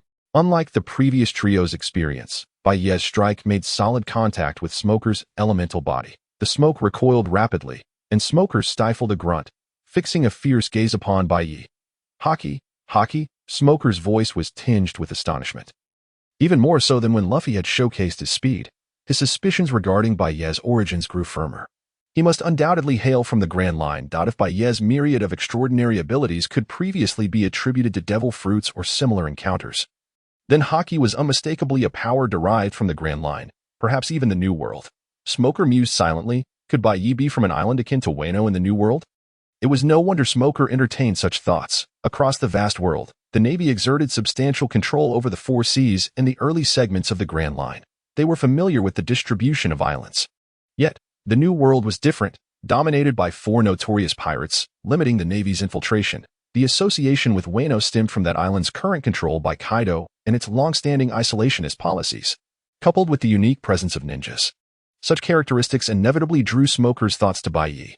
Perhaps, in some unexplored corner of the New World, There existed a land filled with Taoists. As these thoughts crossed his mind, Smoker's gaze remained fixed on Bai Ye. This individual, could he possibly be an emissary from such a realm? With so many mysterious abilities yet so brazen in his actions, was it truly as simple as it seemed? Smoker dismissed the notion that Bai Ye was the sole Taoist in this world. Well, according to your assertions, calling it hockey isn't entirely inaccurate, Bai Ye remarked, the golden glow intensifying around him until it enveloped his entire being. However, from our Taoist perspective, I would prefer to refer to it as Qi. Speaking of which, you just had quite the fun with my companions using your elementalization. Bai Ye's voice carried a teasing tone, having rapidly accumulated Qi through his training in the Golden Light spell.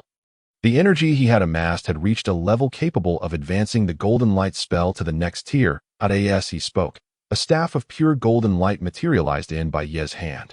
Now, let you taste my unique technique. Eat this. Bai Ye suddenly vanished from his position, reappearing above Smoker's head. The end of the golden staff surged in size, crashing down towards him. That speed. Smoker's eyes widened in astonishment. The velocity Bai Ye exhibited surpassed even Luffy's. What astonished Smoker further was the golden staff in Bai Ye's grasp. Although Bai Ye had mentioned another name, Qi, Smoker remained convinced it was Haki. After all, the idea that only Haki could strike Logia-type users was universally accepted. The emphasis on a different name by Bai Ye didn't concern Smoker, for he was aware that in Wano, Haki was also referred to as Re-Wide. This only solidified Smoker's belief that Bai Ye hailed from a land similar to Wano, perhaps even more mysterious and powerful. The reason for Smoker's amazement primarily stemmed from the manner in which Bai Ye wielded Haki. There were 4 recognized methods of using armament Haki: hardening, coiling, external release, and internal destruction. Yet Smoker had never heard of anyone capable of manifesting Haki into a weapon out of thin air. Even if that weapon was as rudimentary as a stick. Boom. The impact of the golden staff stirred a cloud of dust. After that single strike, Bai Ye refrained from launching another attack, instead landing gracefully and gazing ahead. Moments later, as the dust settled, Smoker appeared before the group, clutching his right shoulder. Though a Logia-type user could elementalize in advance to evade Haki attacks, this only applied to strikes with a limited contact area, such as punches or blades. Bai Ye's rapid strike with the staff was something Smoker could not avoid through elementalization. Ultimately, despite his best efforts to evade, Smoker sustained a blow to his right shoulder. Bai Ye remarked, observing Smoker's state. Now, we are even. Upon hearing this, Smoker's lips twitched. Even? The injuries those 3 behind you suffered combined do not amount to even a fraction of mine. Not only Smoker, but even Nami and the others felt Bai Ye had gone a tad too far. Look at how badly he's been beaten. His shirt is completely torn. Oh, he took it off himself beforehand. So that's all right. Bai Ye is amazing. At that moment, Luffy's voice rang out among the crowd. His eyes sparkled with admiration as he gazed at Bai Ye, pride radiating from his expression. It seemed that this energy, referred to as Haki, could indeed strike down a Logia-type user. Sanji lit a cigarette and spoke slowly. I wonder if this can be applied to the blade. Zoro's expression turned grave, a flicker of doubt stirring within him. Well then, Captain Smoker, I trust you now comprehend our capabilities. With those words, Bai tossed a pouch of medicinal liquid towards Smoker. Just apply it to your wounds. After all, you wouldn't want your subordinates to witness your injuries, would you? Bai shrugged nonchalantly, though inwardly he felt a pang of regret. The origins of this medicinal liquid were indeed significant. This was the residue left after concocting a healing elixir. Though its efficacy was considerably diminished, one must acknowledge the abundance of spiritual herbs utilized in its creation, inside the Taoist sect's inner sanctum. While there were numerous spiritual herbs, such reckless expenditure would mean it would take a millennium to replenish. Based on Bai's estimates, perhaps I should request a medical fee. Bai couldn't help but think. But he quickly dismissed the notion. No, that would be too demeaning. Upon receiving the packaged medicinal liquid, Smoker didn't hesitate. He immediately applied it to his wounds. As he felt a surge of energy mending his body. A semblance of comfort crossed his face. Just as the intelligence suggested, this fellow possessed items capable of facilitating rapid recovery. Moments later, Smoker's injuries had largely healed. He donned his coat once more, lit 3 cigars, and cast a glance at the Straw Hat crew. At this juncture, he had no desire to continue the confrontation. The strength of the Straw Hat boy, along with the blonde and green-haired companions, had already astonished him. As for that long-haired lad, Smoker looked at Bai, his gaze inscrutable. Hey, you do realize that exposing your strength like this will invite consequences, right? After a moment's contemplation, Smoker decided to issue a caution. Although their prowess left him astonished, in the grand scheme of the Navy, such strength was inadequate. Thank you for the warning. But I believe there is no need for concern, Bai replied with a gentle smile. Expressing gratitude for Smoker's advice, his unwavering confidence stemmed from sound reasoning. As the saying goes, what you perceive of others may often be what they wish to reveal, while it may seem that Bai had laid bare his cards to the Navy. In truth, this was merely the tip of the iceberg. Even in the original narrative, the Straw Hat crew exhibited overwhelming dominance in the East Blue. Frequently, it appeared that their battles were exceedingly arduous, with the majority of their struggles attributed to Luffy's tendency to complicate matters for his comrades. For instance, during the confrontation with Buggy, Luffy found himself trapped in a cage. Against Kuro, he was effortlessly hypnotized. And in the clash with Arlong, Luffy was unceremoniously tossed into the water by Arlong. It can be said that much of the blood Zoro shed was for Luffy's sake. Had those instances not occurred, even without Bai, the Straw Hat crew would have resolved these challenges at a pace not significantly slower than now. In light of this, it's all Luffy's fault. Therefore, should the Navy attempt to gauge the true strength of the crew based on their performances in the East Blue, and subsequently deploy stronger forces to eliminate them in their infancy, it would only serve to provide the Straw Hat crew with invaluable experience. Moreover, in this world, tracking a pirate ship is quite a formidable task. They firmly believed the Navy would refrain from such a futile endeavor, especially considering their responsibility for the vast seas. Furthermore, Bai's actions amounted to little more than a private provocation towards the Navy. Given Sengoku's character, such matters were trivial in the grander scheme of things. Of course, there was an even more significant reason. When the Straw Hat crew next appeared before the Navy, their strength would be far beyond what it was now. The effects of the cleansing elixir would only begin to manifest from this point forward. After consuming the cleansing elixir, not only would the members of the Straw Hat crew enhance their physical resilience, but they would also elevate their overall constitution and unlock latent potential. In ancient martial arts terminology, this constitution is referred to as one's root bone. In the original narrative, the crew's training speed was already extraordinary, and with the addition of the cleansing elixir's effects, they would undoubtedly accelerate beyond the pacing of the original tale. Thus, while the Navy continued to assess the crew's strength in the millions, by the next encounter, they might discover that the Straw Hat crew had ascended to a level exceeding 100 million for each member. Imagining such a scenario brought an insidious smile to Bai's face, one that momentarily startled Smoker. What on earth is wrong with this kid? If Bai could hear Smoker's thoughts at that moment, he might have brandished his club once more in response. Soon, after a few moments of silent exchanges, Aegean returned with the Navy. Upon noticing Captain Smoker and the Arlong pirates present, Smoker nodded in acknowledgement. Having completed his mission, he had no intention of lingering. Before departing, he addressed the crew. Once you hoist the Jolly Roger, don't expect to pass as easily as this time. Pausing for emphasis, Smoker continued, before I catch you, do not let yourselves be captured too easily. With that, he turned to leave, fully aware that his words did not align with his Navy duties. Yet, reflecting on the crew's past actions and their recent interactions, he could not shake the impression that they were not typical pirates. What gives? The Smoke Man is not really a bad person. Smoker's words were, of course, heard by Luffy and the others. Ever the simple-minded, Luffy offered his own assessment. Maybe it's because we haven't done anything wrong. Sanji speculated, having spent years at Baratie. He was no stranger to the violent antics of pirates. Although Zeph was also a pirate, he would not be naive enough to believe all pirates fit that mold. After all, a pirate crew led by a cook couldn't be that brutal, could it? Yet, he was still a Navy man, destined to clash with them. Zoro, arms crossed and expression stoic, remarked, "Yes, right. We are pirates, and holding on to the belief that there are good people within the Navy is quite perilous. Therefore, Luffy." At this moment, Nami ran up to Luffy, tugging at his cheeks with both hands, her face a mask of indignation. "Next time, don't casually proclaim that you want to be the Pirate King." "Exactly, Luffy. Just now, you couldn't even land a hit on him. If it weren't for Bai, we would have been captured already." Usopp joined in, shaking Luffy's shoulders, despite the two nearly bending him out of shape. Luffy continued to protest. This only deepened Nami and Usopp's despair as they wept while continuing to twist Luffy into various shapes. "Don't worry." Bai's reassuring voice resonated once more. Once Nami and Usopp quieted down, he looked at everyone. As for hockey, I have already devised a method. Soon, everyone will learn it. Bai Ye possesses immense confidence, a belief not solely derived from Roger's domineering training manual, but also from the vital energy within himself. Both the domineering aura and this vital energy share a common origin, representing the latent power inherent in humanity. While it may be argued that the Conqueror's hockey requires a certain aptitude to manifest, it is the other forms, the armament hockey and observation hockey, that are accessible to all. What is often lacking is the ability to perceive and activate this latent power that in the original narrative. Luffy and his companions endure rigorous training merely to push their bodies to a critical threshold, enabling them to sense and unleash the corresponding haki. However, Bai Ye possesses an even more effective method. He intends to channel his innate vital energy into several individuals, allowing them to more intuitively experience this power through the circulation of energy. In Bai Ye's vision, individuals like Luffy, whose hearts are pure, might only require a single cycle of energy flow to awaken their haki. As for Zoro and Sanji, they may need more time and supplementary training. Usopp, who is already destined to awaken observation haki, has further enhanced his foundation by consuming a cleansing elixir. He may even have the potential to awaken armament haki.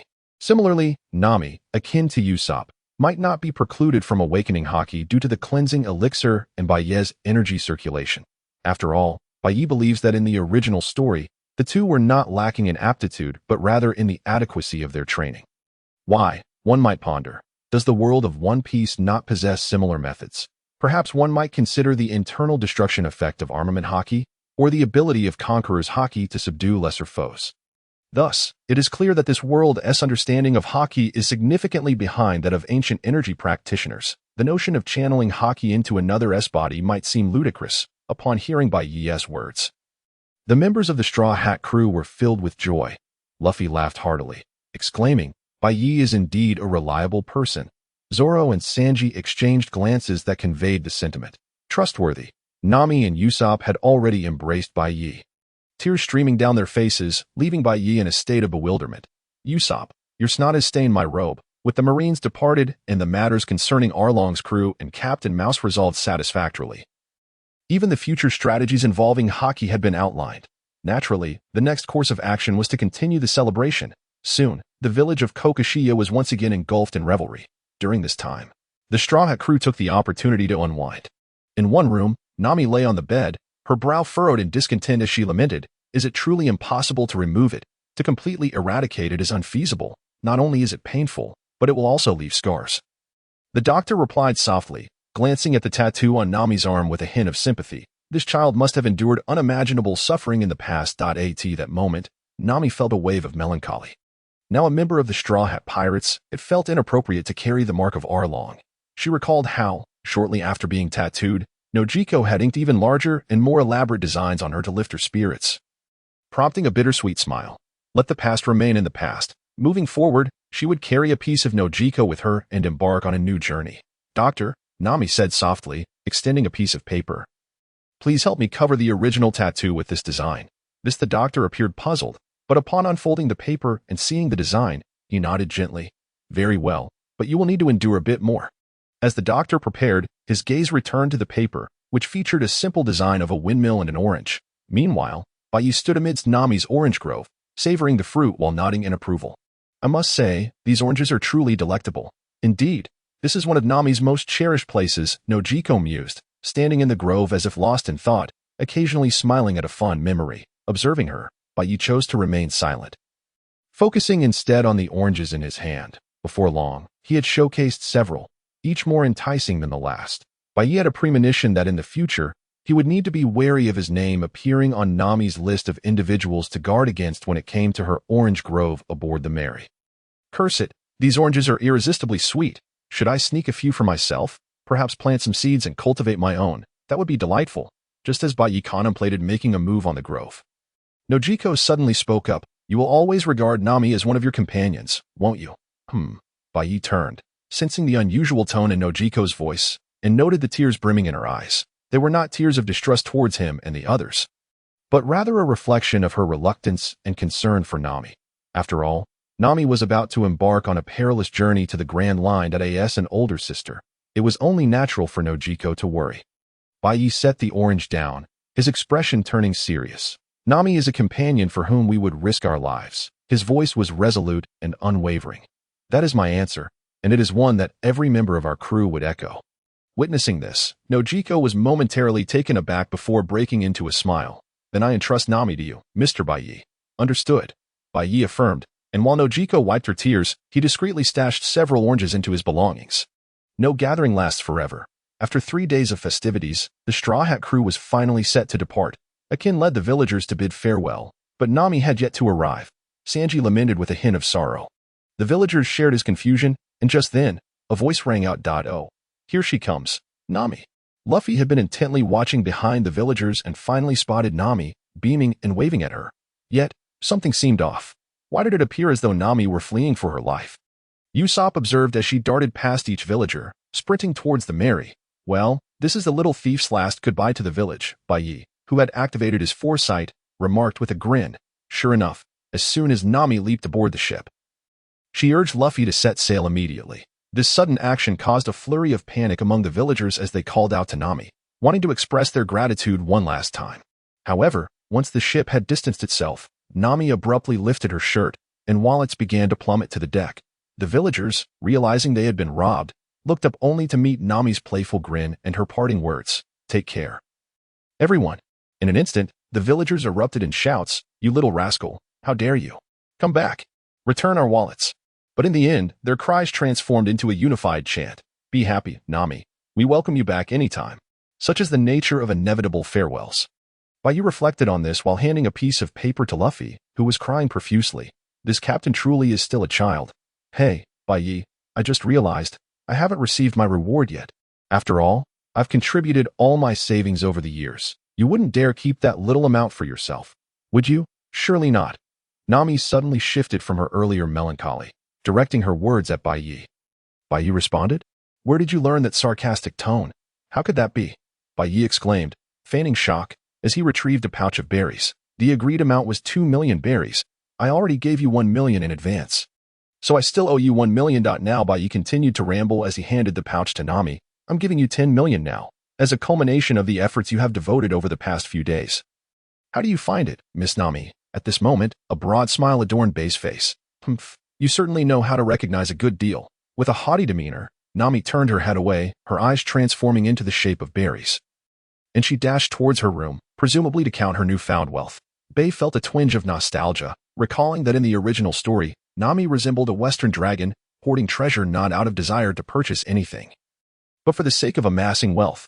Unlike the original tale, however, Nami did not leave behind the 100 million berries she had painstakingly saved for her village. Instead, she took the Mary with her. Partly for Bai's sake, given that he had previously not overlooked any bounty. This was also the reason Bai opted to directly offer 10 million. If it were Luffy, Bai would not have dared. For Luffy would surely spend it all in an instant. Thus, the Straw Hat crew set forth on their journey once more. On the tranquil waters of the East Blue, a pirate ship sliced through the waves. The bow of the ship bore a distinctly goat-like shape, atop which sat a boy wearing a straw hat, idly humming to himself. "Sanji, is my meat ready yet?" Luffy propped himself up on his straw hat, one hand resting on his belly, calling out towards the kitchen. "It's not even mealtime yet.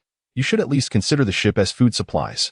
Sanji's figure appeared at the kitchen door, his expression serious as he addressed Luffy. "Even if Bai has stocked plenty of food in his inner sanctum, we must prepare for the possibility of unforeseen circumstances that could leave us without supplies for months." His words were heartfelt, though one might have found them more convincing had he not been holding something in his hands. "Sanji, has my afternoon tea arrived yet?" Nami's voice chimed in from the other side. "It is coming, Nami-san." Upon hearing this, Sanji immediately turned and made his way to Nami's side. At that moment, Nami was comfortably basking in the sunlight on the deck.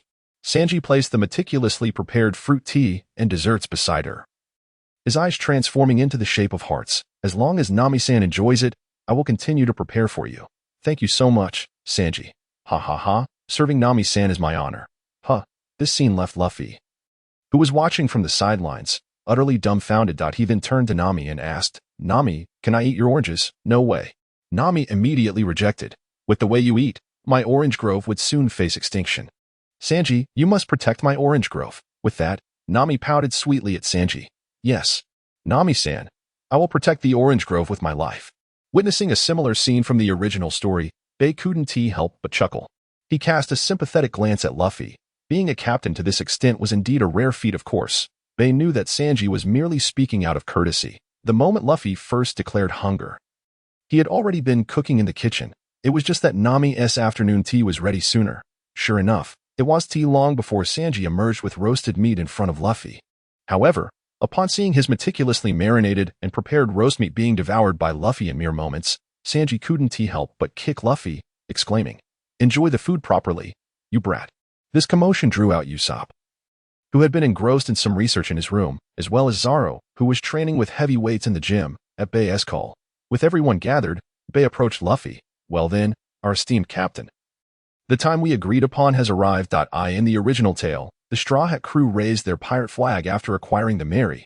Now, Bai, harboring his own intentions, discussed this matter with Luffy, delaying the establishment of their pirate crew until the moment was ripe. Just after Bai spoke, he was prepared to provide various reasons to Luffy for this course of action. However, he was taken aback when Luffy simply tilted his head, thought for a moment, and smiled in agreement. As for his reasoning, I trust Bai Ye. It must be said, Bai was slightly moved at that moment. Returning to the present, upon hearing Bai's words, Luffy's eyes lit up. He had waited a long time for this moment. He then stood up, clapping his palms together, and declared, "Then, our pirate crew is officially established." After a brief silence, Bai couldn't help but cover his forehead. "Captain, there is more to it." Luffy, with an innocent expression, replied, "Huh, what else?" Bai, "Of course, the name of the pirate crew, the pirate flag, and the division of roles among the crew. Indeed, one should not place too high expectations on you." "Exactly," Luffy exclaimed, suddenly enlightened, and without a hint of embarrassment. Continued, "My pirate crew shall be called the Straw Hat Pirates." Luffy removed his straw hat. "This hat was given to me by Shanks. It holds great significance for me. Thus, I shall use it as the name of our crew." The others had no objections to Luffy's choice. In matters such as these, the captain's decision was of utmost importance. Moreover, not only had Luffy shared his promise with Shanks, but Bai had also enlightened them about it previously. In the second half of the Grand Line, the perilous sea known as the New World, one of the four emperors who sits atop the throne is Shanks. Knowing this, the Straw Hats were not overly excited. Rather, it only strengthened their resolve to become the Pirate King. Usopp, on the other hand, was quite astonished. His father was actually a crew member of one of the four emperors, which left him in shock for quite some time. As for the pirate flag, Luffy suddenly said mysteriously, "I've already drawn it." With that, he dashed towards his room. "Luffy can draw a pirate flag?" Nami looked puzzled. "For some reason, I have a bad feeling about this." Usopp nodded in agreement. Moments later, "What is this?" For Nami and the others stared at the exceptionally abstract pirate flag in Luffy's hands, collectively expressing their disbelief. "Ha ha ha. You truly are something, Luffy," Bai remarked with a hint of admiration. Hee. Upon receiving Bai's praise, Luffy beamed with pride. "Well then, let us hang this pirate flag on Dame." For Zoro and the others firmly rejected Luffy, suddenly realizing that in certain matters, the captain's decision was not as critical as they thought. Ultimately, after Usopp showcased his drawing skills, the Straw Hat crew's pirate flag was finally settled. Now, only the final task remained, the division of roles among the members. Bai stated, but before he could finish, Luffy interjected, "I'm the captain." This left Bai speechless. Did anyone really intend to challenge him for that title? Nevertheless, after Luffy spoke, the others quickly declared their positions. "I'm the swordsman and combatant." Zoro declared coolly, "I'm the navigator, a non-combatant." Nami quickly added after Zoro, "Although my physical abilities have been enhanced, fighting and killing are still not suitable for girls. I'm the cook, and I can become a combatant if necessary." Sanji stated as he lit a cigarette, speaking slowly, "I'm the sniper, currently able to substitute as a shipwright." Usopp declared, as the Mary held a deeper significance for him, and he often performed repairs on it. "Then, it's my turn," Bai said earnestly, "Taoist priest, combatant, and I can also provide logistical support for my companions." At that moment, Luffy placed a hand on Bai's shoulder and said, "Bai is also my first mate." Turning to see Luffy's smiling face, Bai felt a surge of emotion. In the original story, Luffy had never explicitly stated who his first mate was. Now, his willingness to appoint Bai to the position was undeniably touching. Little did he know, Luffy continued, "In the future, when new companions come aboard, we'll need Bai too. Bai Ye, I am indeed the head of the Human Resources Department. Return my emotions to me." "You scoundrel." As for Bai Ye's promotion to vice captain, neither Zoro nor the others expressed any dissent.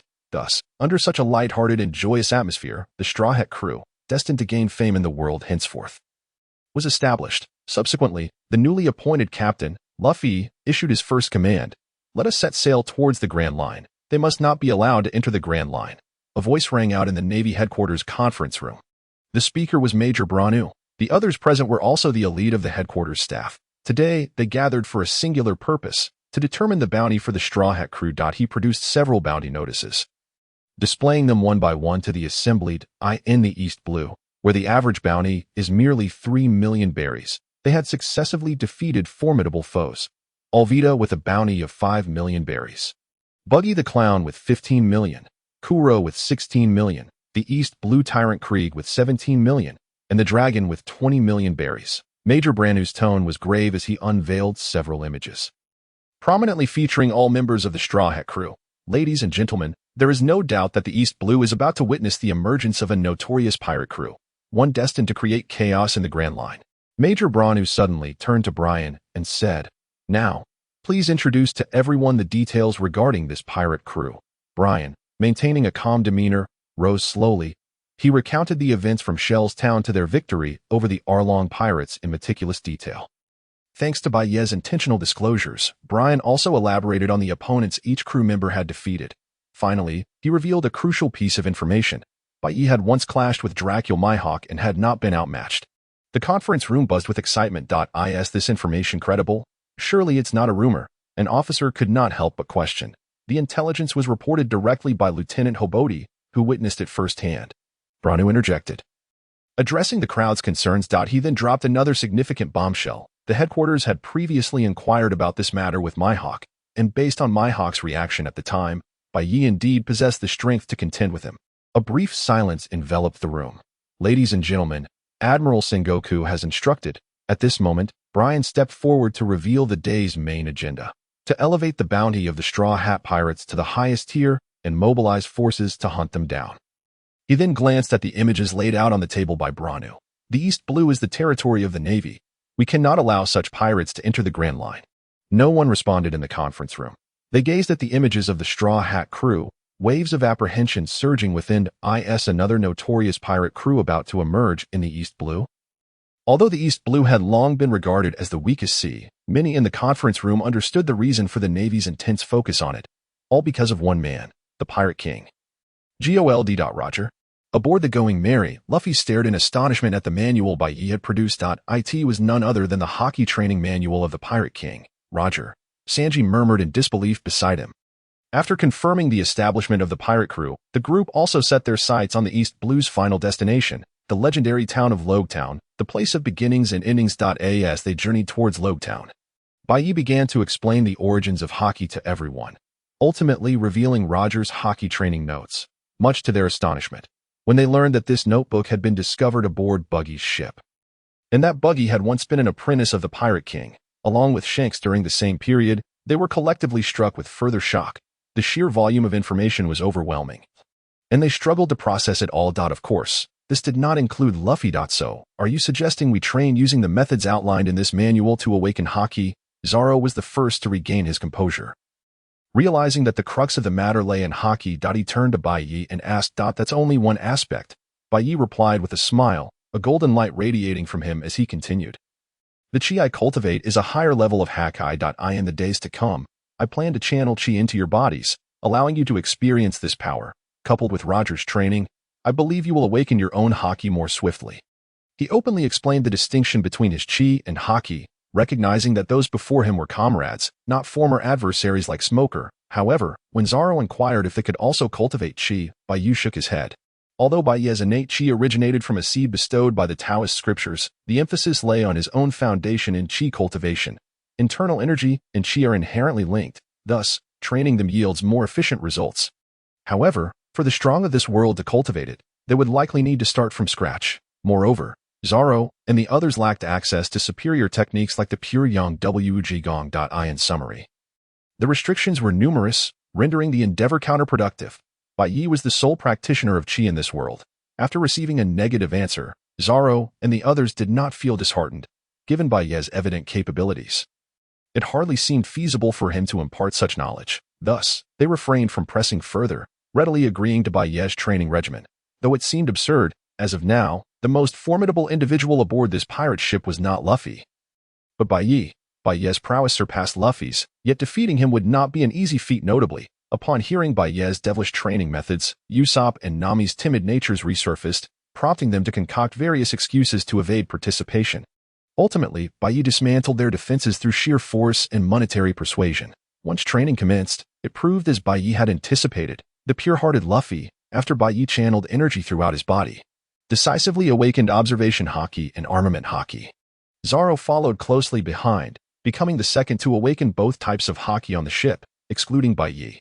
Sanji exerted considerable effort, as Bai Ye's method of transmission was most effective for Luffy, who possessed almost no distractions, and Zoro, with his remarkable willpower, also achieved excellent results. However, in the original narrative, Sanji had always lacked confidence in his own strength. In truth, not only Sanji, but the others also harbored rather vague aspirations regarding their own abilities.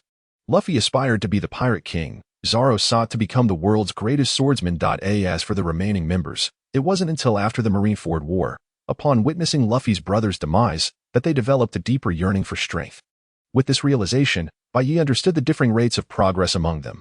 Later, Bai Ye teased Sanji through Zoro, successfully triggering the latter's awakening of armament and observation haki. As for Nami and Zoro, Bai Ye could only say that their journey ahead would be long and arduous. However, they did not leave empty-handed. Both experienced significant enhancements in their strength following the training. Days passed in this manner until one fateful day when a peculiar-looking bird landed on their ship. Meet. The moment Luffy spotted the bird, he lunged at it. Had it not been for the timely intervention of the others, Luffy might have plucked its feathers clean. That's a news bird. If you eat it, we'll never get the news again. Nami punched Luffy, exasperated. Luffy replied, "It's just a bird." After Bai Ye compensated the news bird with 200 berries, the bird chose to forgive Luffy. Subsequently, Bai Ye took the newspaper presented by the news bird. Upon opening it, he found exactly what he was looking for. Their bounty notice. Coco Asia Village, Noki Gao, trouble is brewing. Aegean burst into the room with great fervor, clutching several bounty notices in his hands. Nami's bounty notice. Norki quickly spotted her younger sister. Upon seeing the staggering amount of the bounty on her sister's head, her eyes widened in disbelief. What on earth has Nami done? Little thief Nami, a bounty of 15 million berries. Miss of Syrup Village, you might find this intriguing. Butler Mary knocked on Kaya's door, presenting her with the bounty notice. Is this what it feels like to be first-time bountied? At such a height, Kaya's tone carried a hint of astonishment, but she soon broke into a smile. Truly worthy of Usopp. Oh. Captain Usopp's bounty notice. On the hill, the Onion Head trio gazed at the bounty notice, shouting in excitement, releasing their pent-up exhilaration. Sniper Usopp, a bounty of 15 million berries. That guy, Sanji from the Baratie, is astonishingly formidable, isn't he? Patty and others in the kitchen whispered in astonishment while stealing glances at the bounty notice, so engrossed that they failed to notice the chef approaching from behind. You rascals, what are you all doing instead of cooking? After Zep kicked everyone over, he too caught sight of the bounty notice and broke into a grin. Hey, you lot, put this bounty notice up at the entrance of the restaurant. Black like Sanji, a bounty of 25 million berries. Frost Moon Village, listen up. Zoro has indeed trained here for a period of time. As Gungshiro looked at the sudden influx of children eager to learn swordsmanship from him, he felt somewhat helpless. Yet, I can assure you all, I cannot teach you to become a master like Zoro. Swordsmanship is not something to be taken lightly. However, Gungshiro glanced at the bounty notice in the hands of a child and smiled. It seems you've kept your end of the bargain. Pirate Hunter Zoro, a bounty of 30 million berries. Windmill Village, hey, everyone, take a look at this. In Makino's tavern, a man burst in suddenly. This is Luffy's bounty notice. Hey, this must be a joke. That number. Are you saying that Luffy, that rascal, has directly destroyed a Navy base? Village Chief, we won't be arrested by the Navy because of that little scamp, will we? I've said it for ages, that could only brings us trouble.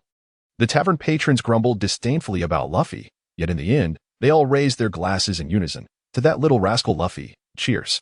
At the bar, the village chief looked troubled. That Luffy, if Vice Admiral Garp returns. How am I supposed to explain this? Makino served the chief a drink, saying, but look, Luffy seems quite happy.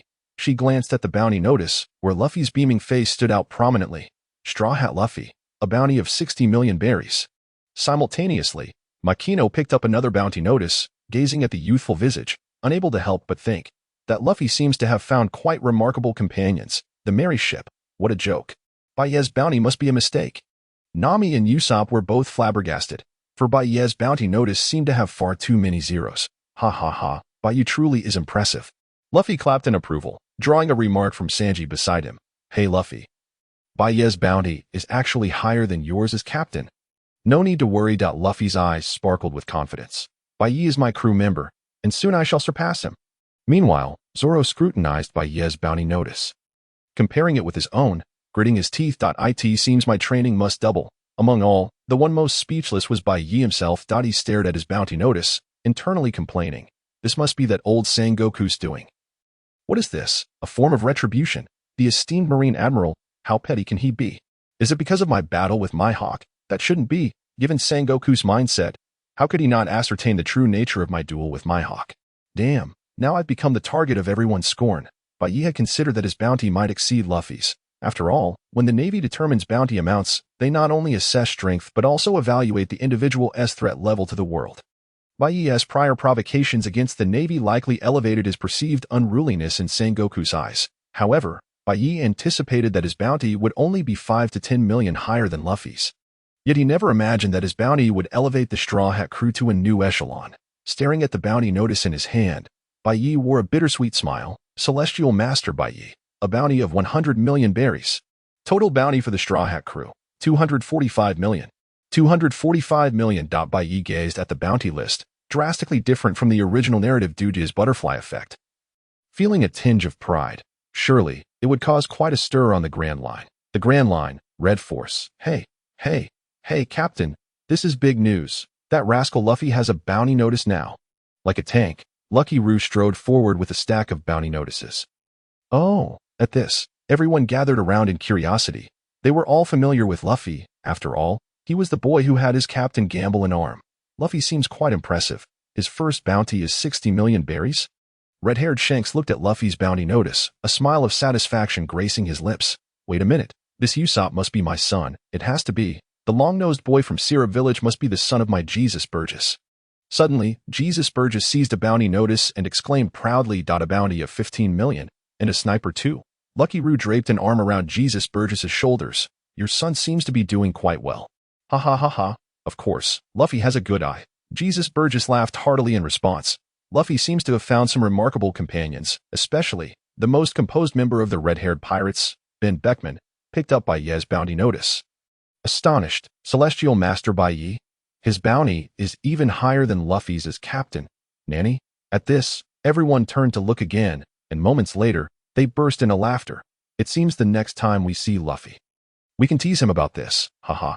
Subsequently, Shanks stood up and proclaimed loudly. Then, let us hold a feast in honor of Luffy's first bounty notice, lads. Oh. On the Grand Line, at Karaikana Island, Mihawk sipped red wine while perusing the Straw Hat crew's bounty notices. Roronoa zeroed up. Mihawk's gaze sharpened. Don't keep me waiting too long on the throne of the strongest. He then glanced at Bai Ye's bounty notice, recalling events from a few days prior.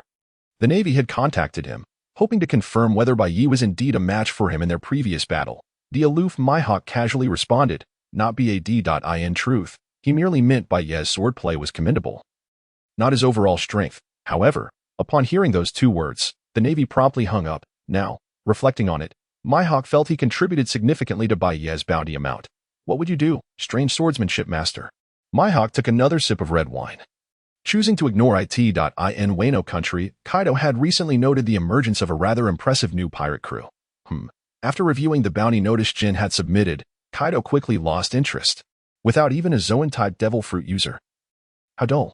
Big Mom, look, a pretty good kid, keep an eye on them. Very well, Mother. The mighty vessel Moby Dick, the chariot of the world's strongest man, is cutting through the waves with great fervor. At this moment, a bold voice, seemingly indifferent to anyone or anything, echoes, Gulalala, is that Straw Hat Kid your brother? The formidable Whitebeard, sporting a crescent moon mustache and a robust physique, gazes at the bounty notice in his hand and chuckles.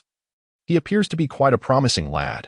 Why not let him join me as my son? From that day forth, just like Ace, he would carry the name of the old man and sail across these vast seas. Being the world's strongest man, Whitebeard's penchant for adopting sons has resurfaced. Upon hearing Whitebeard's words, those around him burst into hearty laughter. Indeed, Ace, bring your brother aboard our father's ship. At that moment, the object of their jest, Ace, spoke up. That guy, Luffy, has an unyielding desire to become the Pirate King. Ace, with his black hair and freckled cheeks, adjusted his cowboy hat. Speaking with great pride, he wouldn't set foot on someone else's ship. Meanwhile, in a distant corner of the world, a scarred young man with yellow hair, upon seeing the smiling face of the Straw Hat Kid, suddenly felt a pang in his head, as if something he had forgotten was resurfacing. Yet, Until the end, he could not recall what it was he had forgotten that moment. A man draped in a green cloak, adorned with mysterious markings on his face, departed from his stronghold, making his way to the edge of the island. In his hand, he held Luffy's bounty notice. After a long pause, the man concealed the notice within his cloak, murmuring to himself, "The next destination must be there." Suddenly, a fierce wind whipped around him, and in the blink of an eye, he vanished from sight.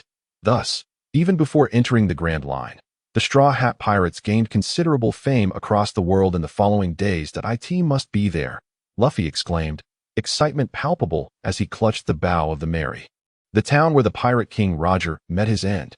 In Town, aside from Luffy, the crew members were equally thrilled, partly due to the same curiosity as Luffy regarding this legendary town, and partly because they had been relentlessly trained by White Knight for days, leaving them utterly exhausted. Although White Knight provided them with elixirs each night to aid in their recovery, the mental fatigue was not easily dispelled. Now that they had reached their destination, they naturally wished to disembark and relax. Of course, Zoro felt no such excitement, instead wishing to train more. Noticing the eager gazes directed at him, White Knight smiled and said, "Since we have arrived, we must replenish our supplies. Today's training is cancelled." Upon hearing this, Nami and Usopp rejoiced, embracing each other in tears of joy. Even Sanji exhaled a sigh of relief. Meanwhile, Luffy and Zoro had already turned their attention to Town. White Knight continued, "After we resupply here, we should proceed to the Grand Line. Thus, everyone will go out to procure the necessary materials. Nami would acquire essential daily provisions for the journey, along with a log post suitable for the Grand Line. Usopp would seek tools and materials for the maintenance of the Mary. Sanji would procure ingredients and seasonings, while Zoro would choose a couple of fine swords, though he must not get lost." As for Luffy, White Knight suddenly hesitated, then abruptly changed the topic. "Next, we must discuss funding." With a grand gesture, several stacks of berries appeared in their hands. Unlike in the original narrative, the Straw Hat crew, while not excessively wealthy, possessed ample resources and were not stingy in this regard. After detailing the arrangements, White Knight concluded, "Due to the presence of the Navy here, everyone must return to the ship promptly after your purchases." Once they nodded in agreement, they disembarked and dispersed. Meanwhile, after issuing commands to his paper golem, 007, and activating the formation engraved on the Mary, White Knight also stepped onto Town. As the Straw Hat crew disembarked, they overlooked one crucial aspect. Their notoriety in the East Blue was truly formidable.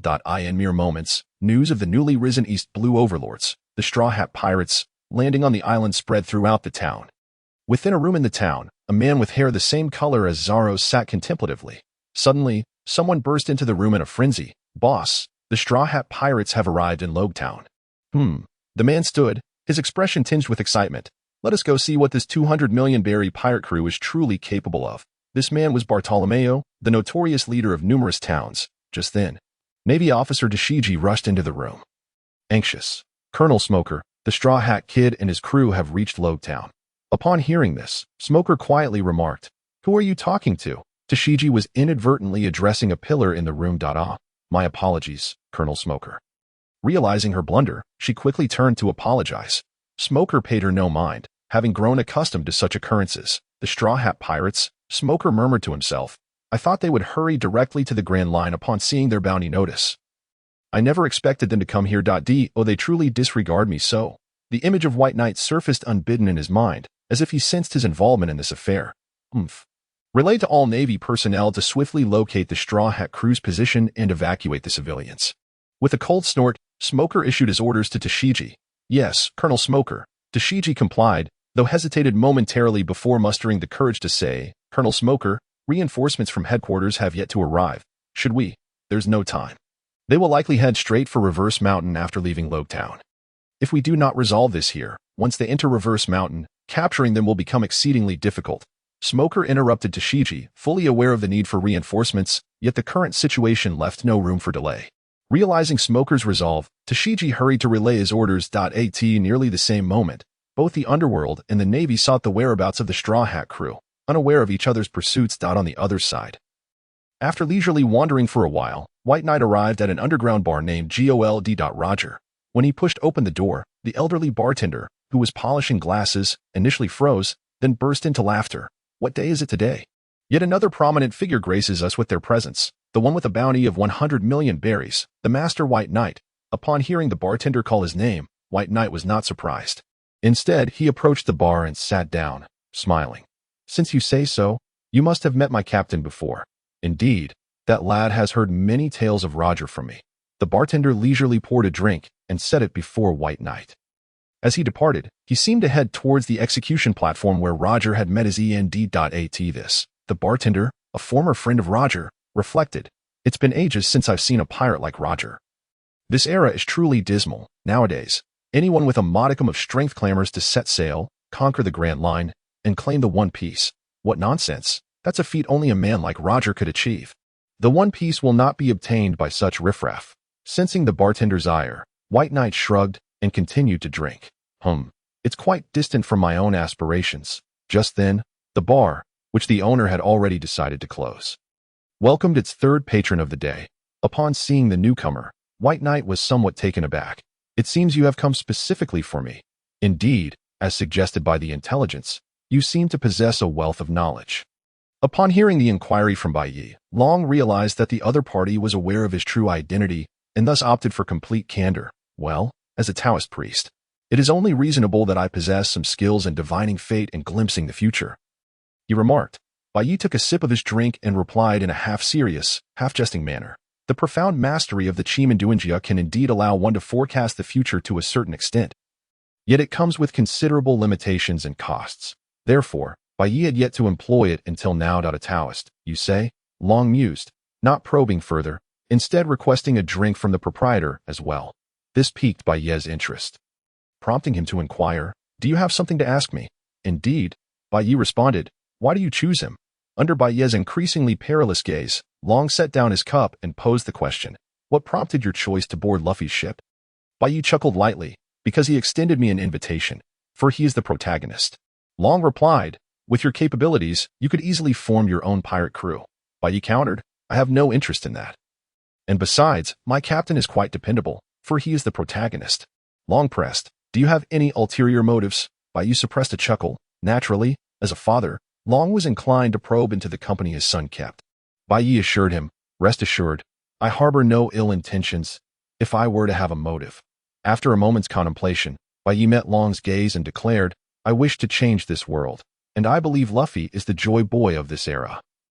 Upon hearing this, Long's pupils constricted, seemingly taken aback. Joy boy, a truly lofty assessment. Just as Long was about to inquire further, his observation haki suddenly sensed something amiss, causing him to frown and prepare to depart. Noticing this, Bai Ye tossed some berries to the owner in payment and followed Long before Long could speak. Bai Ye remarked, "What has elicited such a reaction from you must be related to my captain. Such matters are not something I can overlook, are they?" Hearing this, Long remained taciturn. Upon reaching the ground, he soared into the wind, heading towards a particular direction. Observing this, Bai Ye smirked and thought, "You think you are the only one who can fly?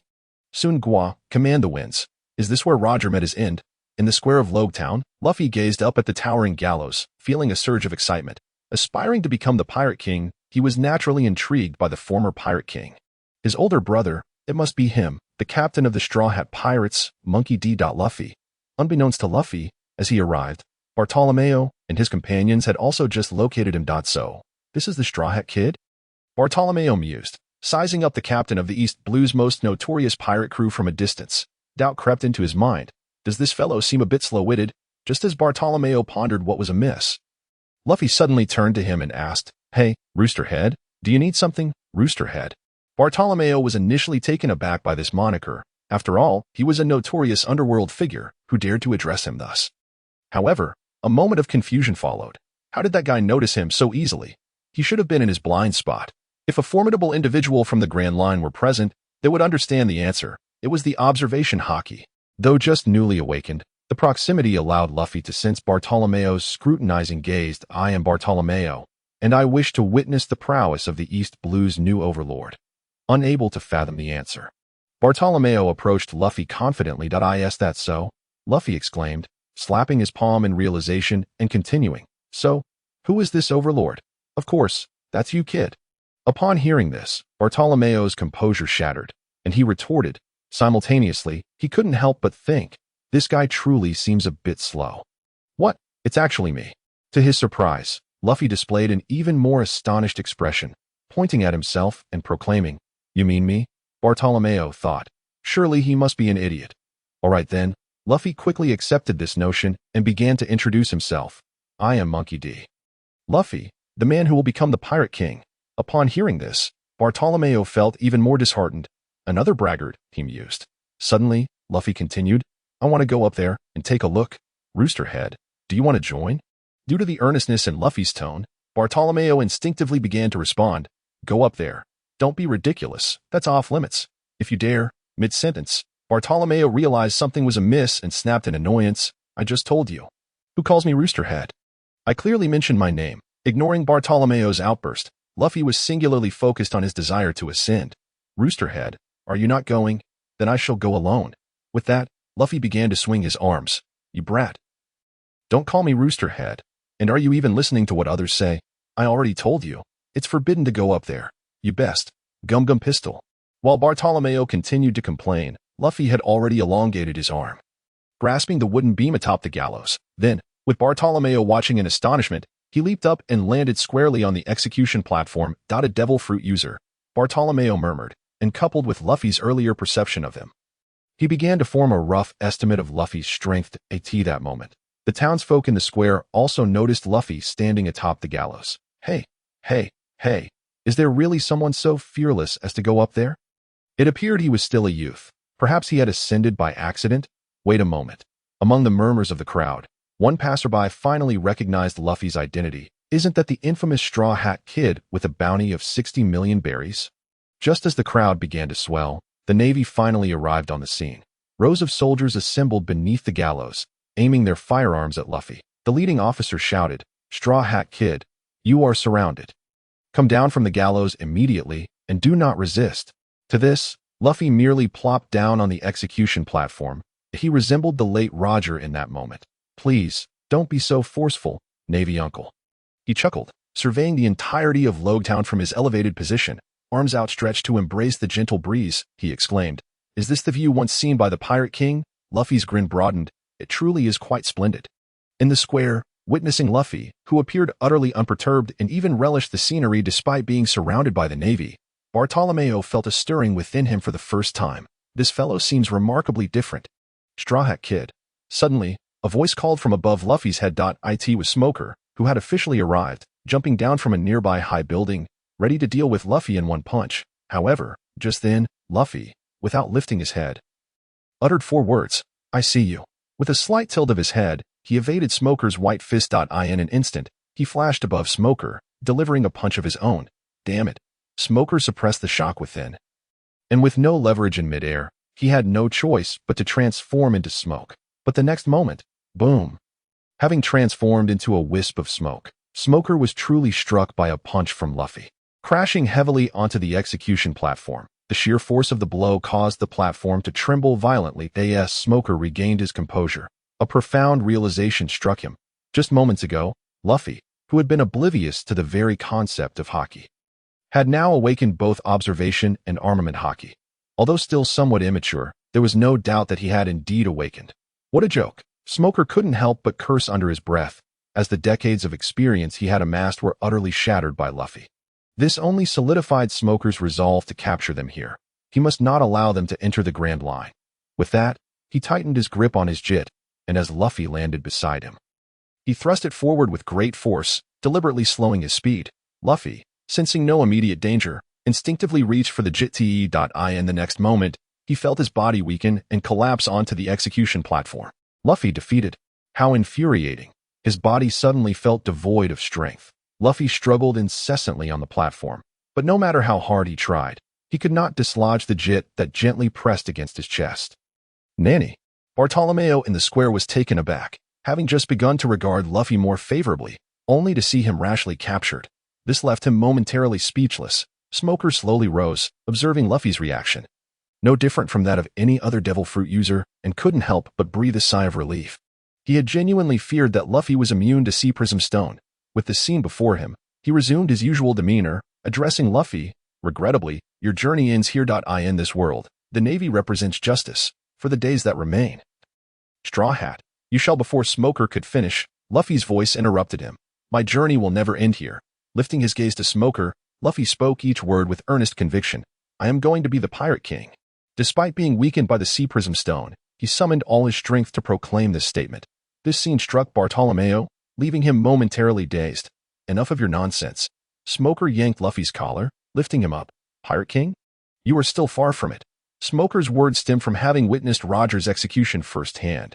The unparalleled aura of that moment had remained etched in his memory. Thus, when he heard Luffy utter such words, he could not contain his emotions. Meanwhile, the crowd in the square began to murmur. What? The new East Blue Overlord has been captured just like that. Indeed, the Navy's bounty must have been mistaken. How could someone like this possibly be a great pirate? Huh? Did you hear? That kid actually said he wants to be the Pirate King. Huh? He must be joking, especially now that he's caught by the Navy. The cacophony of voices became overwhelming, leaving Bartolomeo struggling to comprehend. However, he realized that the majority of those voices were mocking Luffy's daydreams. This caused him to waver slightly as he looked up at Luffy, who was still struggling on the execution platform. Is this truly the end for him? Though the noise was muffled, Bartolomeo could distinctly hear Luffy's voice.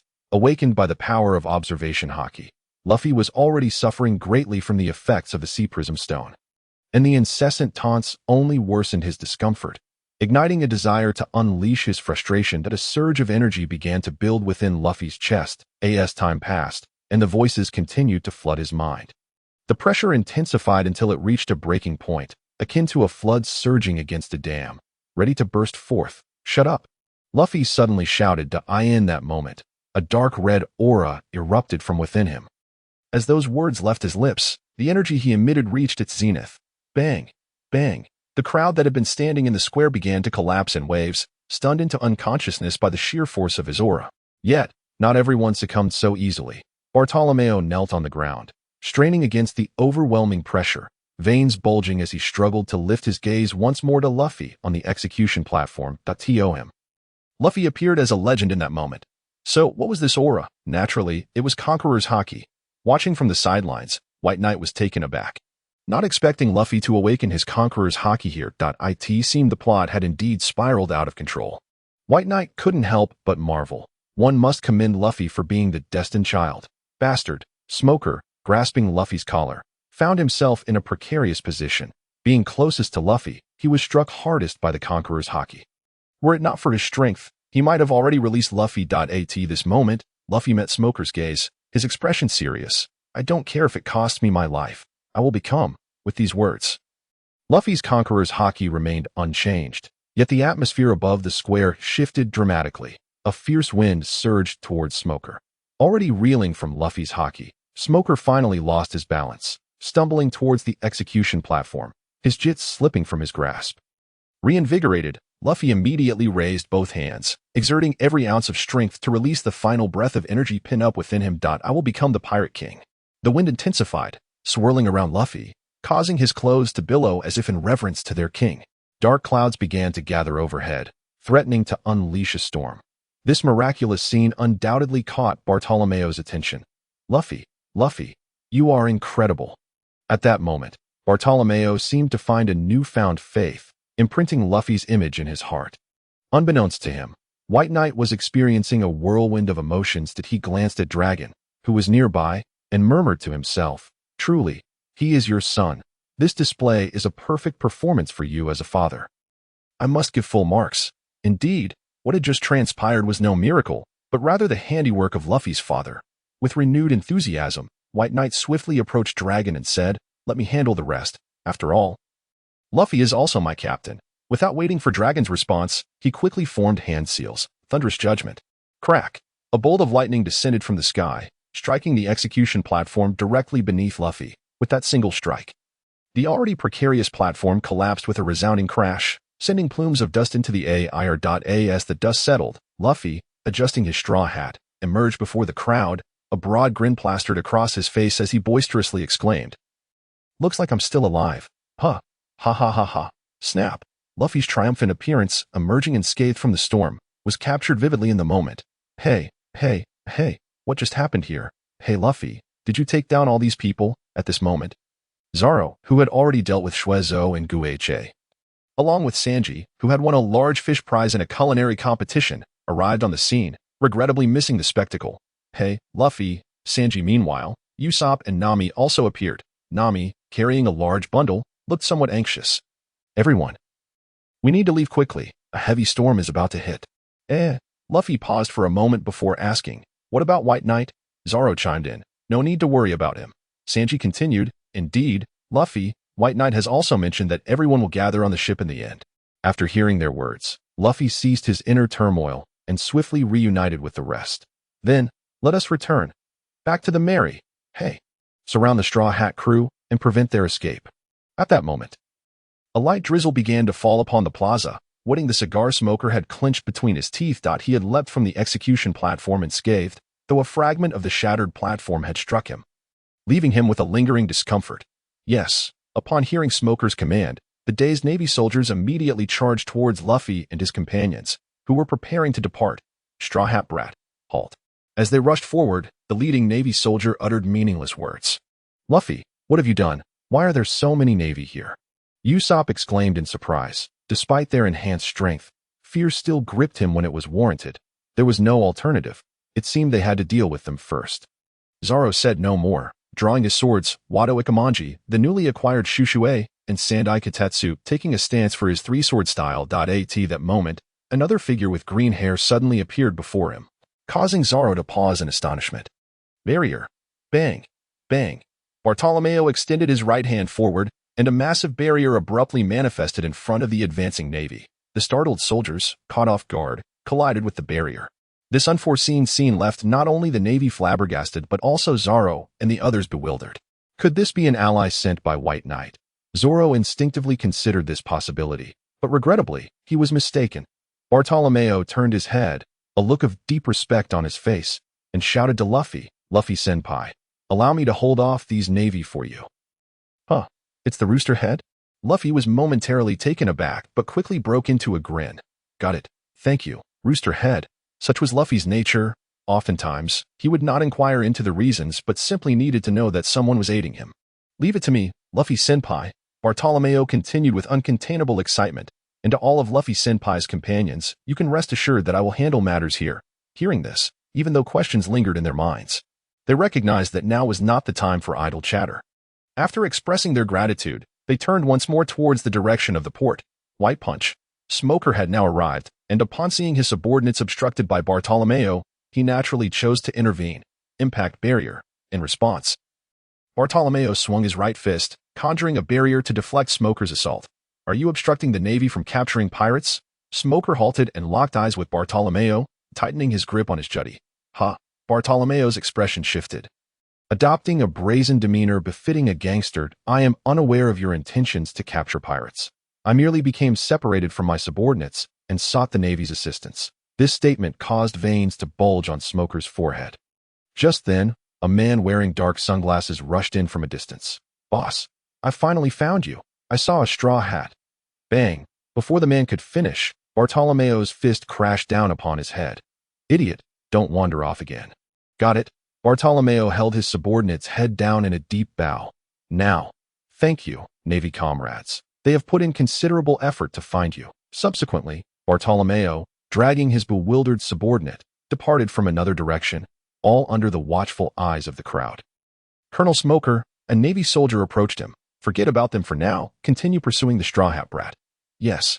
Meanwhile, having evaded the Navy's sight, Bartolomeo inquired of his subordinate, what did you say you saw regarding the Straw Hat? It's the vice captain of the Straw Hat Pirates, the Celestial Master White Knight. White Knight, is it? Bartolomeo expressed a tinge of regret, for he was a figure with a bounty surpassing even that of Luffy-senpai.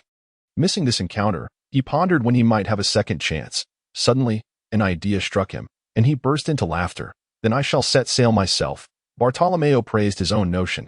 However, I still need to make some preparations. He began to contemplate. With so many subordinates, it was impossible to take them all along. Moreover, he needed to spend time honing his own skills. But before that, he must consult Granny. With this thought, Bartolomeo took his subordinate and departed once more. He did not go to the port to bid farewell to Luffy-senpai, as he had already begun preparing for their next encounter. As for White Knight, who had been inadvertently spotted by his subordinate, he had already taken leave of Dragon and was heading towards the port. Before his departure, Dragon's final words were, "That guy Luffy, I leave him to you." Advance in the direction guided by the wind. I shall accompany you for a while. This left White Knight speechless. Only someone like you would boast. Couldn't you just say you'd help with your abilities? Of course, such inner musings aside, White Knight hurried to reunite with the others aboard the Mary. Before this, Zoro had managed to defeat the leading Dasky, who had surrounded the Mary, binding them in a sheltered spot from the rain. Once all were gathered, the sails of the Mary were lowered under Nami's command. Immediately, a fierce wind, which Nami found utterly unreasonable, swept through. It propelled the Mary swiftly away from the port amidst dark clouds and the onset of heavy rain.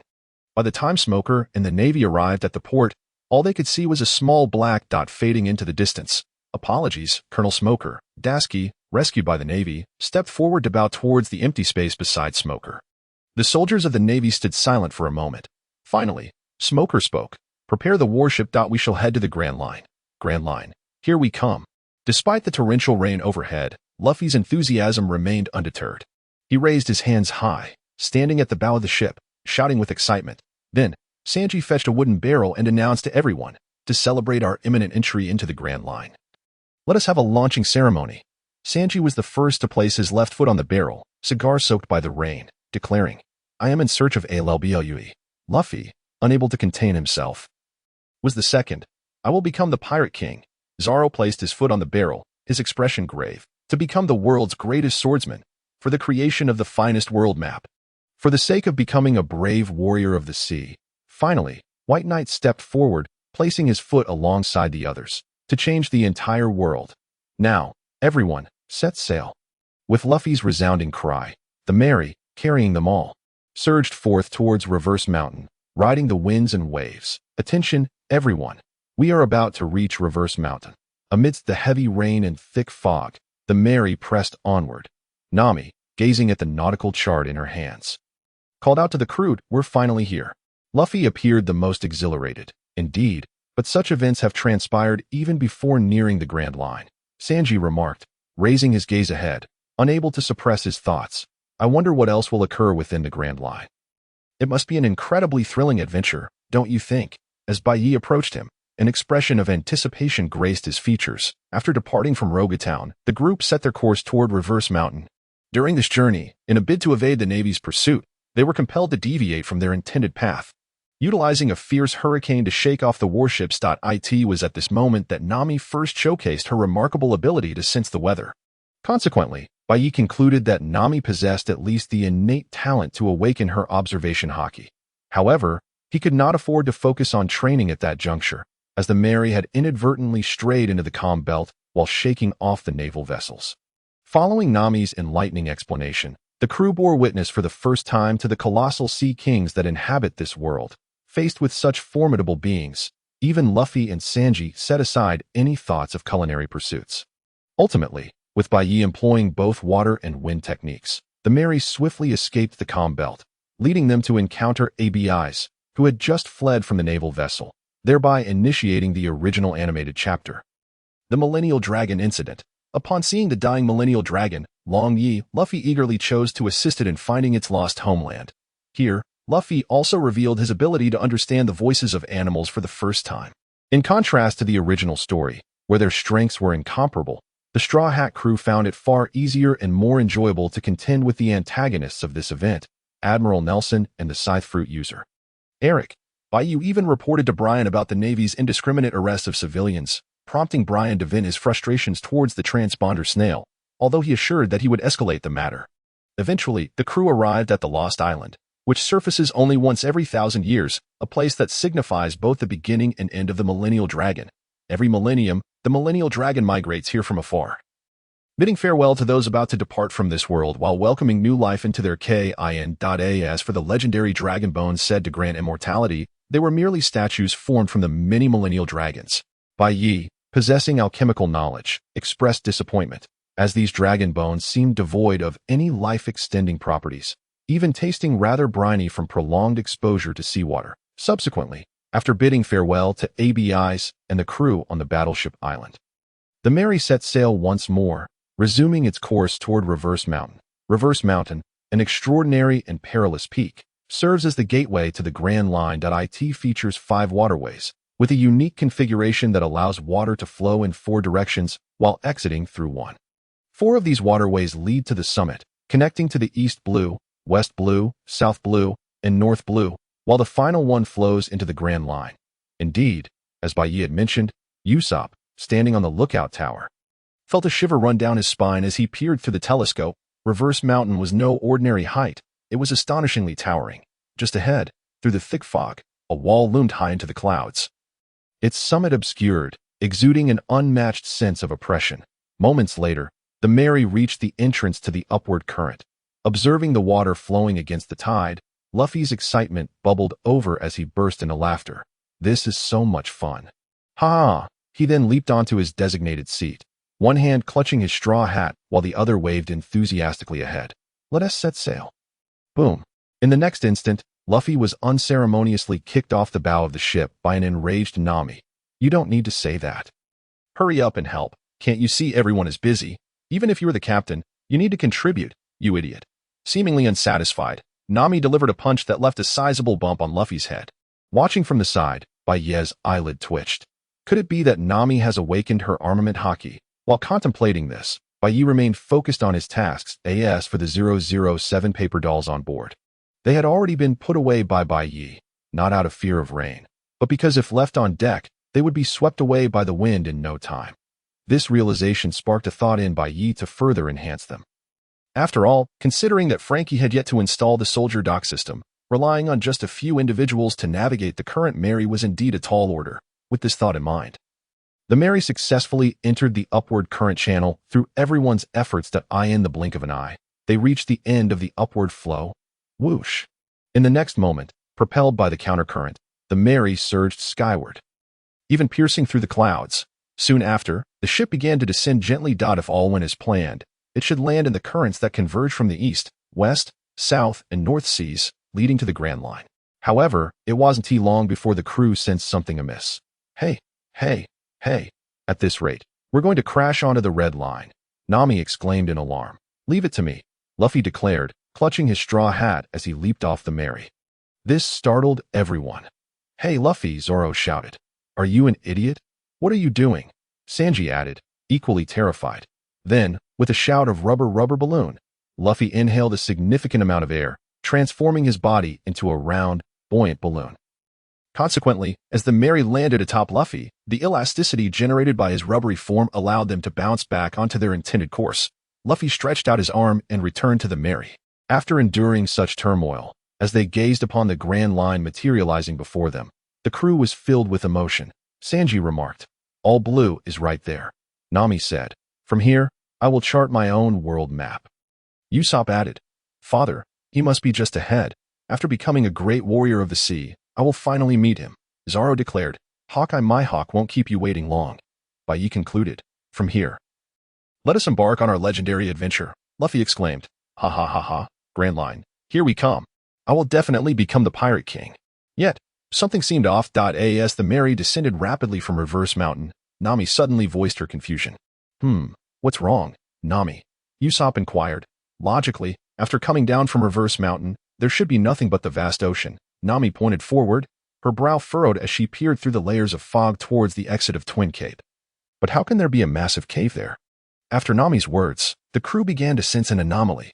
They realized that the cave before them appeared rather peculiar. Hey, this can't be real. As the Mary continued its descent, they finally glimpsed the true nature of the cave. It was the mouth of a whale. Usopp cried out in panic. We're going to be swallowed. Ha! This is so amusing, Luffy chuckled, adjusting his straw hat. Let us go in and explore. Are you an idiot? Zoro nearly kicked Luffy. Getting in is easy, but getting out will be a challenge. Hey, Bai Ye, can you use your techniques to alter the Mary's course? Sanji pointed towards the gap beside the whale's mouth. Bai Ye shrugged. With the current speed of the water, my techniques would be ineffective. That's the suction of the world's largest island whale, comparable to a sea king. Bai Ye's techniques were indeed powerless. However, he remained unperturbed, having read the original story. Thus, he merely reassured the others. Since we're here, why not go in and take a look? Since we're here, Nami and Usopp lamented, holding their heads in despair. It's over. Our once reliable first mate has been assimilated by Luffy. Thus, amidst Luffy's excitement, White Knight's calm demeanor, and the terror reflected in the faces of the others, the Mary was swallowed whole by a whale. Soon, They found themselves in the whale's stomach, where an unexpected realm awaited them, accompanied by a vessel adrift in the gastric fluid. From the ship emerged an elderly man with hair as white as snow. Spectacles perched upon his nose, and a saffron flower adorning his head. He approached a chaise lounge beside the room, picked up a newspaper, glanced at the Straw Hat crew, then returned his gaze to the paper. Ultimately, he focused on Luffy's broad, grinning face and spoke, "I did not expect you to arrive here so swiftly." The audacious rulers of the East Sea, the Straw Hat Pirates. Upon hearing this, Luffy tilted his head in confusion. Huh? Audacious rulers of the East Sea? Who is that referring to? Clearly, it's us, you idiot. Usopp interjected with a sarcastic tone at this moment. The old man introduced himself. I am Kurokas, the lighthouse keeper of Twin Cape. 71 years of age, a Gemini, and my blood type is AB. Nobody asked you. And why provide such detailed information? Who cares about your blood type? Nami and Usopp retorted in unison. Ha ha ha, quite an amusing old fellow. Luffy thought positively of the elder, Straw Hat lad. Kurokas rose, his gaze penetrating as he regarded Luffy, and slowly spoke. You aspire to be the Pirate King, do you? To become someone like Roger? At these words, Luffy, who had been smiling, adopted a more serious expression that he adjusted his straw hat to shield his eyes and declared, I don't want to be like Roger. I aim to be the Pirate King because I want to. Luffy was indeed such a person, serious about certain matters. Is that so? Kurokas nodded thoughtfully, just as he was about to say more, when the gastric fluid beneath them began to churn violently. Laboon was once again ramming against Reverse Mountain. With that, Kurokas leaped directly into the gastric fluid. Hey, that guy just jumped in.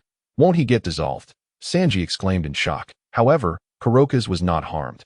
He swiftly navigated to the passage he had constructed within Laboon's body and injected a tranquilizer into him. Soon, the medication took effect, restoring Laboon's calm. Upon Kurokas's return, he led the crew out through an iron door on Laboon's body and recounted the tale of the Rumbar pirates and Laboon at Twin Cape. Subsequently, a memorable scene unfolded.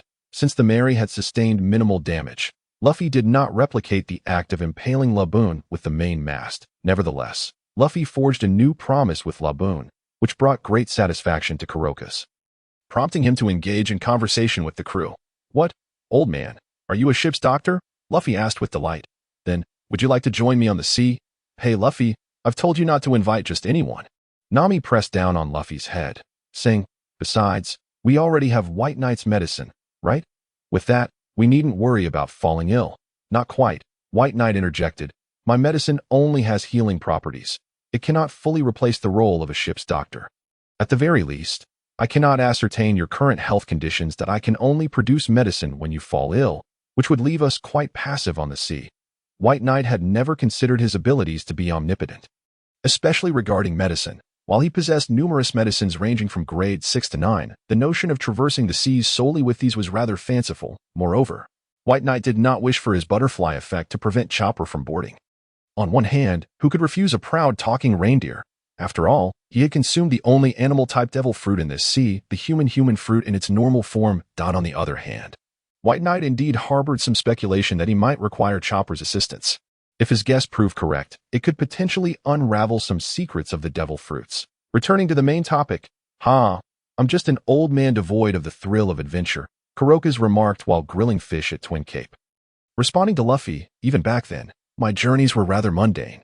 Well, if traversing the Grand Line could be deemed mundane, White Knight chimed in, a smile gracing his face as he looked at Kurokas. Then there would hardly be any exhilarating journeys in this world. What? Exclaimed Zoro and the others in astonishment. If White Knight was correct, then this elder was indeed a member of the Pirate King's crew. Usopp gasped in disbelief. What? Luffy was now equally alarmed. The old man is that impressive. Are you an idiot? I'm curious how you know this. Usopp inquired. At this point, Kurokas also turned to White Knight, questioning him. Of course, I've watched the anime, but White Knight refrained from saying this aloud. Instead, he flipped his wrist and produced a yellowed photograph. It was a precious snapshot taken after Roger's second conquest of the Grand Line, captured in Lowtown at a tavern owned by Gold. Roger, White Knight narrated the story, pointing to a middle-aged man in the photograph. Though 25 years have passed, your saffron flower remains quite conspicuous, old man. Nami and the others took the photograph, examining the individual White Knight indicated. Indeed, the resemblance was striking, leading them to the same conclusion. Ha ha ha. You all are truly fascinating, Kuroka said. No longer feeling the need to conceal his identity, he chose to acknowledge it. Hey Luffy, don't you want to ask the old man where Raftel is? Wouldn't that make your journey faster? Usopp suddenly suggested. Absolutely not. Luffy replied with a grin, as if genuinely disinterested. I want to find it myself. This is our adventure. Ha ha ha, quite commendable, Straw Hat lad. Kuroka's laughed heartily, unabashedly expressing his admiration for Luffy. Following this, Kuroka shared his experiences and advice from his voyages on the Grand Line. Days later, Nami finally collected enough magnetic power in the log post she had purchased, allowing the Straw Hat crew to bid farewell to Kuroka's and Laboon. Continuing their journey, Kuroka stood on the shore, watching the merry depart, with Laboon beside him. Notably, White Knight had taken out medicine to heal Laboon's head wound before Luffy drew the Jolly Roger on his forehead, which piqued Kuroka's curiosity. What a splendid pirate ship this is. Reflecting on their time together, Kuroka's couldn't help but feel a sense of nostalgia. Are they the ones we have long awaited? He murmured. Shanks entrusted your straw hat to that lad. He certainly appears to be an extraordinary youth. Little did everyone know, two individuals had been observing their every move from a nearby reef. Mr. 9. Are you sure you haven't mistaken anyone? A blue-haired girl lowered her binoculars, glancing at the yellow-haired man beside her, whose face was marked with the number 9. There's no mistake, Mr. Wednesday, the man replied, putting down his binoculars. Even if one could misidentify a person, that Straw Hat pirate flag is unmistakable. They were the East Sea overlords, the Straw Hat pirates, who had garnered a bounty of 245 million on their very first wanted poster. The two individuals before us are indeed members of the Baroque works, here to fulfill the task of eliminating Labu and bringing back provisions for the town. However, upon discovering the Straw Hat crew, with their bounty exceeding 100 million, they abandoned their reckless approach. This clearly illustrates the transformation that Bai Ye has brought to the Straw Hat crew, inadvertently influencing the trajectory of numerous events. Subsequently, the man produced a newspaper from his pocket, opened it, and pointed to a photograph, stating, "And their captain is none other than this individual." The azure-haired girl directed her gaze towards the image indicated by the man.it depicted a young boy, adorned with a straw hat, smiling radiantly at the camera, while behind him, a cloud of dust seemed to rise from some collapsed structure. Is that Monkey D. Luffy? The azure-haired girl murmured, fixating on the headline above the photograph. The boy who emerged from the ruins of the Pirate King's execution platform, is he the next? She lowered her head, lost in thought. The man's voice resonated once more, observing their sailing route. It appears their destination is indeed their. I am uncertain whether to deem them unfortunate or fortunate. That place is, after all, one where pirates ought not tread. He then addressed the azure-haired girl. Well then, let us set off and inform Mr. Wednesday upon our early return to the town. Perhaps we can avert the penalties of failure. The azure-haired girl nodded in agreement. The weather along the Grand Line is notoriously unpredictable. One moment it may be clear skies, and the next, spring might swiftly transform into winter. Fluffy snowflakes began to fall, instantly cloaking the merry in a pristine white layer. This is delightful, Sanji. After sipping this, I feel rejuvenated. Bai Ye expressed gratefully towards Sanji after taking a sip of the hot tea he had prepared. Observing Bai Ye's reaction, Sanji momentarily stood in shock before kicking Luffy beside him. Learn a thing or two about attitude from him.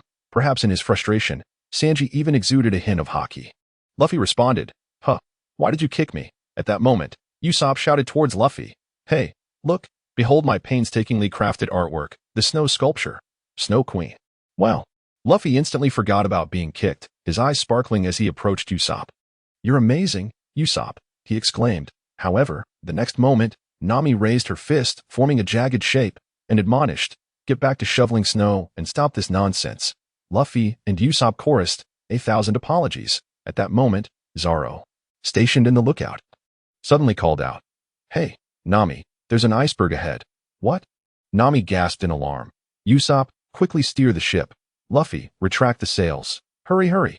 Phew, that was close. We nearly collided. One cannot deny that traveling along the Grand Line is far more intriguing than in the East Blue. While everyone was still acclimating to this journey, their destination had quietly arrived. The town of Whiskey Peak welcomed them. "What? You say the Straw Hat Pirates are coming here?" A middle-aged man in the town gazed at the two individuals before him, inquiring. "Indeed, they have just recently traversed Reverse Mountain to reach Twin Cape. Given the time, they should be arriving shortly." Mr. 9 nodded in affirmation. "The Straw Hat Pirates, you say?" The middle-aged man reflected on what he knew. a newly emerged pirate overlord from the East Blue, making their first foray into the Grand Line. Judging by their bounties, their captain and first mate are undoubtedly the most formidable, with a bounty of 60 million for the Straw Hat Kid Luffy and a staggering 100 million for the Tianshi Bai Ye. The middle-aged man felt a twinge of apprehension. After all, even Crocodile, a warlord of the sea, boasted a bounty of only 81 million. Whiskey Peak presents itself as a town that welcomes pirates. However, in truth, it is a gathering point for bounty hunters affiliated with Baroque works. The town's mayor, a middle-aged man with voluminous curly hair, is known as Mr. This moment. He was leading the townsfolk in a fervent welcome for the Straw Hat crew. Wow, such a town that welcomes pirates exists. Usopp, ever the vain one, exclaimed with delight. Wow, so many beautiful ladies. What a splendid place. Sanji was equally captivated by the numerous women casting flirtatious glances his way. Ha ha ha. I never imagined the Grand Line would have such amusing locales. Luffy guffawed, wholeheartedly embracing this absurd notion. As for the remaining 3 members of the Straw Hat crew, Bai Ye regarded the azure-haired girl, seemingly lost in thought, while Zoro crossed his arms, deep in contemplation. This is wonderful, uncle, Nami exclaimed, her face alight with excitement as she dashed towards the mayor. Suddenly, Nami produced a talisman from her bosom and, with swift precision, affixed it to the mayor's forehead. Mr. 8, this was the puppet talisman Bai Ye had previously used to manipulate Arlong and Salty in Cocoa Village. Nami, Luffy, and Usopp cried out in shock, completely bewildered by her actions. Are you all idiots? Nami retorted, turning her head to scold them. How could there possibly be a place that welcomes pirates in this world? She then turned to the now-controlled mayor with a beaming smile. Now, reveal everything about this place, as well as your true identity. Before long, the middle-aged man divulged the truth, that the town's surface-level hospitality towards pirates was merely a facade to eliminate them and seize their treasures. This revelation left Usopp and Luffy dumbfounded. Sanji quickly regained his composure and, in an effort to mask his embarrassment, charged into the crowd, swiftly defeating the bounty hunters preparing to strike. Just as everyone believed the truth had been unveiled, the middle-aged man revealed an even more chilling fact. My public identity is that of the mayor of this town. In reality, I am a senior official of Baroque Works, codename Mr. 8. Beneath these 2 identities lies my true identity, the captain of the Royal Guard of Alabasta. Icolum, Nanny, came the collective gasp of astonishment from Luffy and the others, even startling the bounty hunters already subdued by Sanji. Hey, Icolum, what on earth happened to you? The azure-haired girl, who was actually Mr. Wednesday, dashed forward. Who is she? Nami instinctively inquired. To which Icolum promptly replied, she is the one who led me to infiltrate Baroque Works, our esteemed Princess Vivi of the Alabasta Kingdom, Nanny. And once again, the group was left in shock.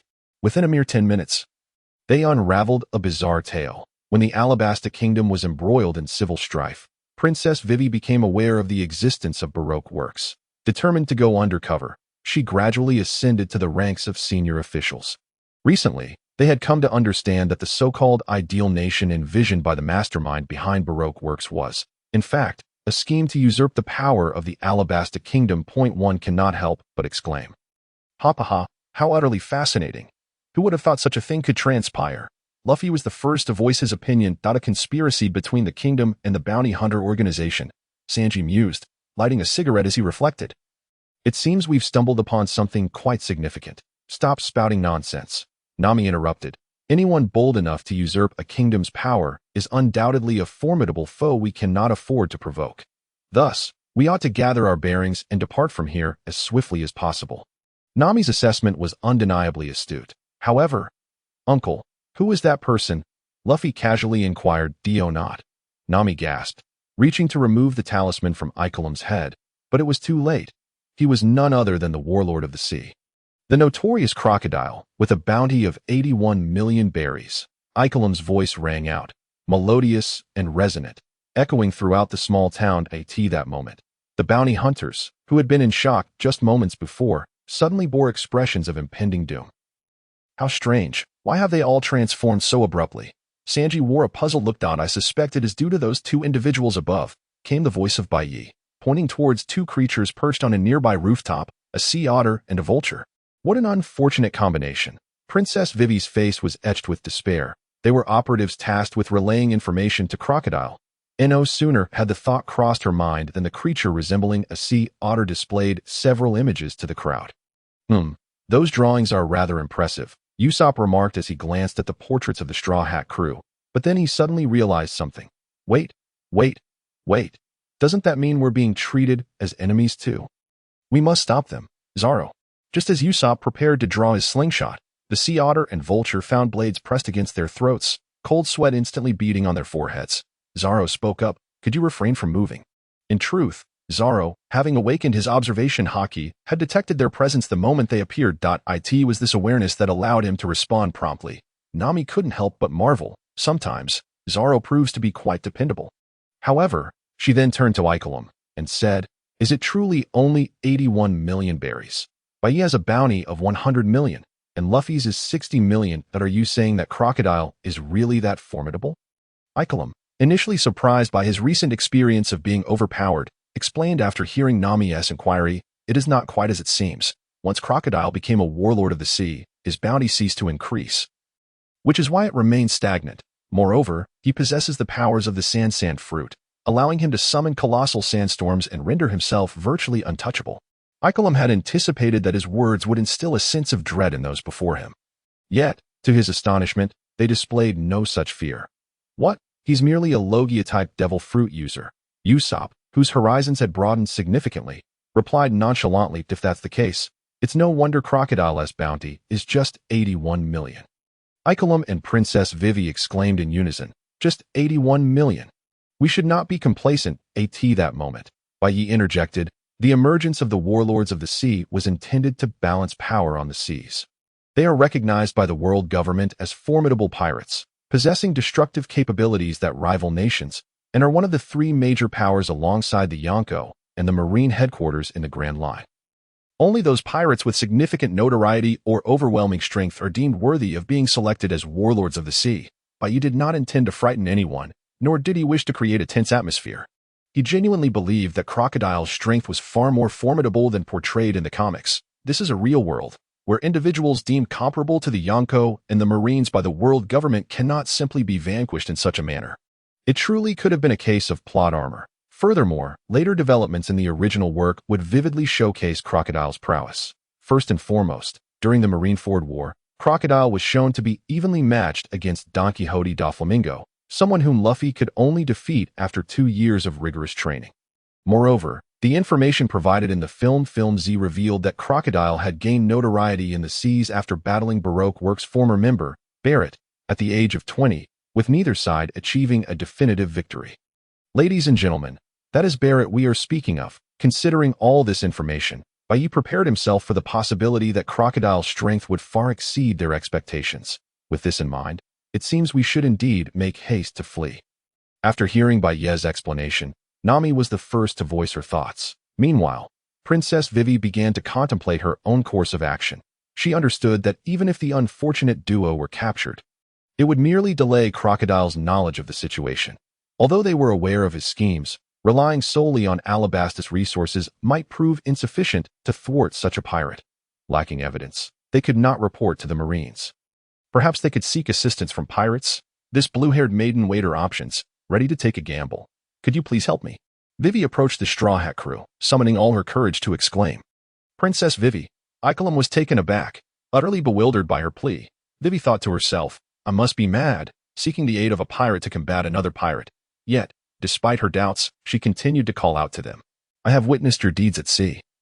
You have consistently triumphed over pirates, have you not? As the princess of the kingdom of Alabasta, I implore you, assist me in saving my country. At this point, tears streamed down her face, her desperation palpable.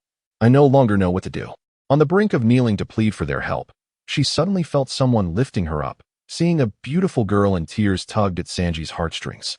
Thus, he could never allow her to resort to such a thing. Vivi looked up to find Sanji supporting her. Meanwhile, Nami and Usopp felt their eyes welling up. They had both experienced similar hardships. For Nami, it was Crocodile's attempt to seize the wealth of the Koya family.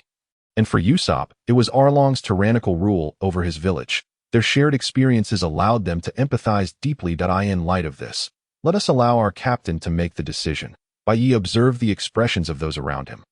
Turning to Luffy, will you heed a request? To venture to the kingdom of Alabasta and defeat the warlord of the sea? Upon hearing this, everyone turned their gaze towards Luffy, who tilted his head before responding. Sounds like fun.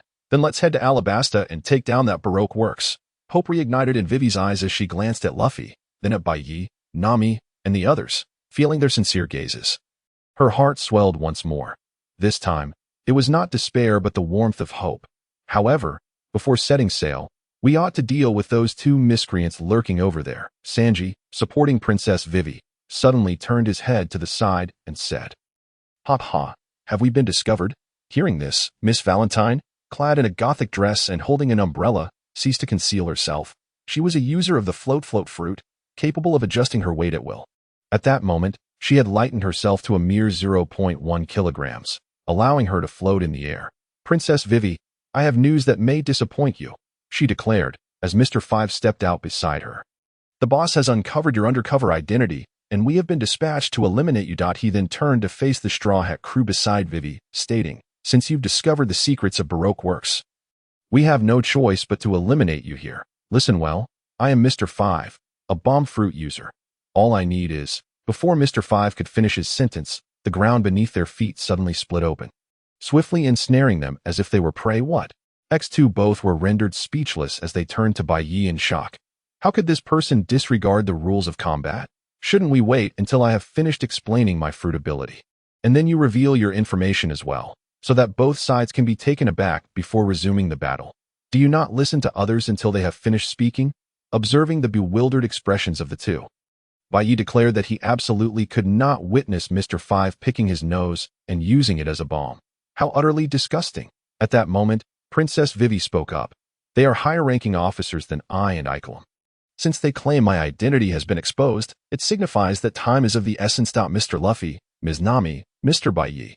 Vivi contemplated for a moment and then called out to them, "I must hasten back to Alabasta." Upon hearing this, Luffy clapped his hands together. Then it settled. "Our next destination will be Alabasta.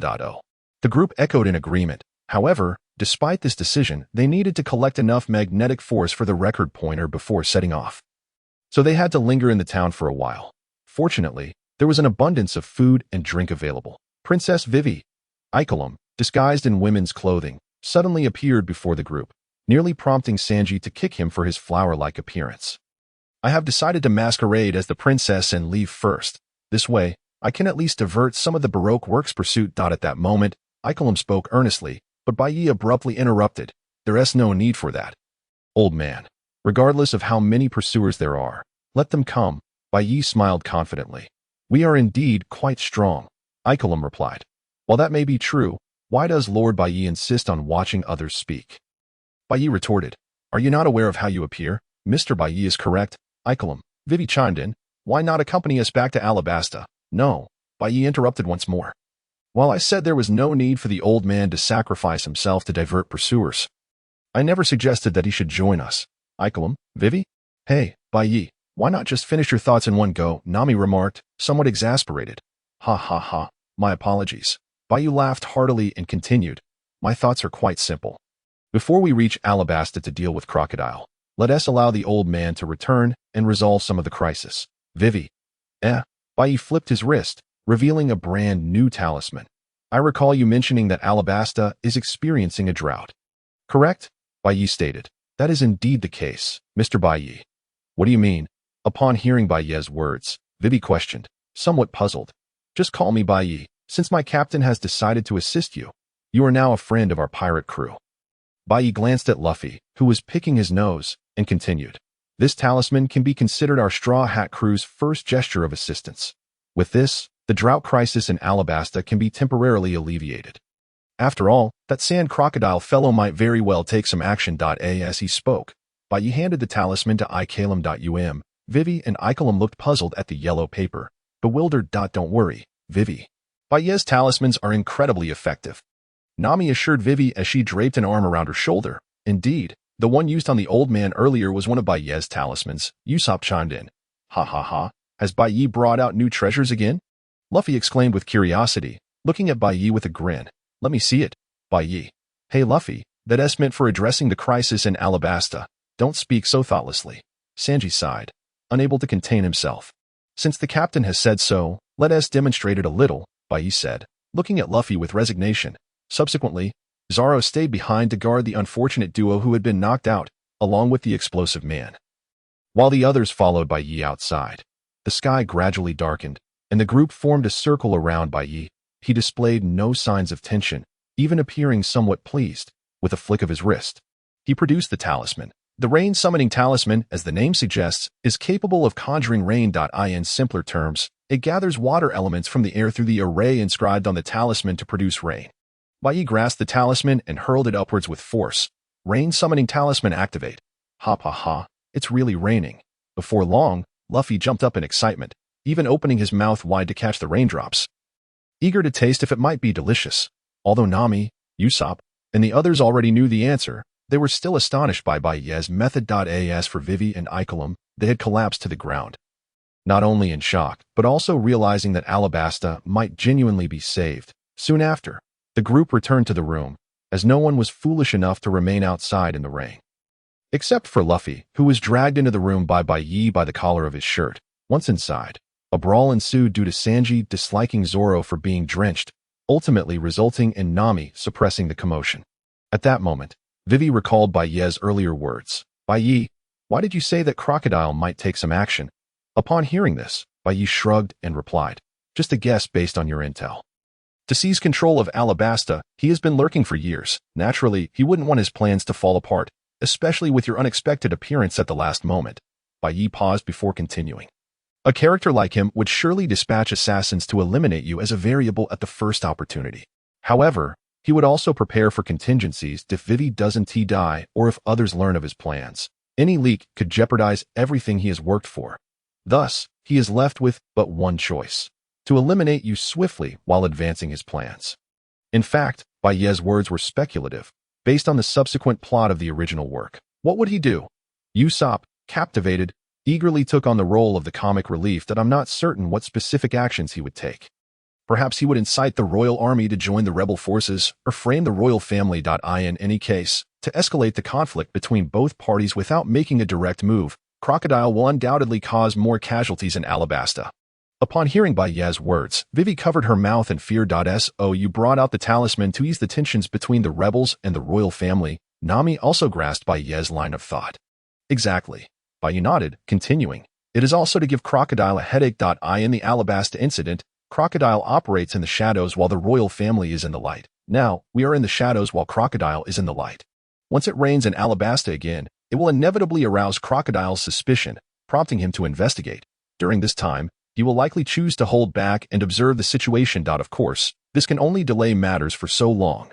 Ultimately, Bai Ye concluded, that is sufficient. It will be enough. Vivi looked at Bai Ye with gratitude.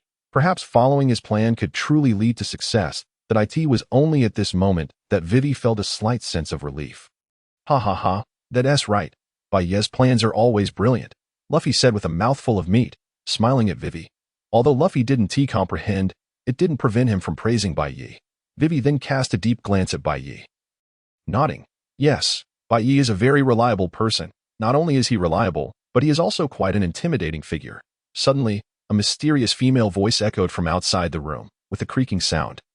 A mature woman with dark hair and slightly tanned skin entered. She continued, truly impressive, the celestial master Bai Ye, whose initial bounty has reached a staggering 100 million berries. At this moment, Vivi's expression changed dramatically, and she gasped in shock. Upon hearing this codename, Nami immediately reacted. Is she from the Baroque works? Who is her partner? Mr. Zero, the boss crocodile. Luffy exclaimed beside them. So she's the bad guy. Vivi, looking somewhat anxious, added. I only learned about Crocodile's identity by tracking her. The woman smirked and replied, to be precise, it was I who instructed you to follow. With a light chuckle, her icy demeanor left Sanji momentarily entranced. Upon closer inspection, she is indeed a beautiful lady. Luffy clapped his hands in realization. Oh, so she's a good person. Hearing this, Vivi was taken aback, but quickly comprehended. If that's the case, then the one who informed Crocodile must be you. The woman nodded. That is indeed correct. Luffy interjected. So she is still a bad person. Zoro added, can you keep quiet? What is your purpose in doing this? Vivi furrowed her brow, looking at the woman. She felt tense, unsure how to act in the presence of someone whose stance was utterly unrecognizable. The woman showed no signs of discomfort, even walking into the room and sitting directly across from Bai Ye. Crossing her long legs, she remarked nonchalantly, who knows about such matters? She then turned to the Straw Hat crew. I merely wish to witness the fate of a foolish princess who dreams of saving her country. And unexpectedly encountered you all. The Straw Hat Pirates, whose initial bounty has reached 245 million, is indeed quite surprising. Upon hearing this, Bai Ye replied, to meet you here is also a pleasant surprise. Isn't it, Nico Robin? Hearing her name, Robin was momentarily taken aback, then looked at Bai Ye with keen interest. I never expected the Celestial Master to be aware of my identity. It is indeed an honor. I have my hobbies, Bai Ye responded with a feigned helplessness. One of them is collecting all the bounty posters across these seas. After all, you know that there are many individuals in this world with remarkable strength and backgrounds who prefer to live incognito. Moreover, our captain tends to attract trouble, so it's wise to be prepared. Wouldn't you agree? As she spoke, Bai Ye flipped her wrist and revealed a bounty poster. At the age of 8. Capable of destroying 6 Navy warships with a bounty of 79 million. Compared to that, I feel a bit ashamed to have only reached 100 million at my age. Upon hearing Bai Ye's words, everyone in the room was left in astonishment. Incredible. Luffy's eyes sparkled. Zoro muttered the figure, 79 million, in silence. Destroying 6 warships. Huh. Robin chuckled lightly before regaining her aloof demeanor. Such feats are of little consequence. She then proceeded, just as in the original narrative, to warn Luffy about the dangers of Little Garden and handed him an eternal pose leading to Alabasta. Just as Vivi was in turmoil, Luffy crushed the pose and declared, you don't get to decide our course. In a twist from the original, Robin surprisingly offered to assist in escorting Icklum to Alabasta. What? Vivi was utterly perplexed. What exactly are you trying to do? Are you helping Crocodile or Alabasta?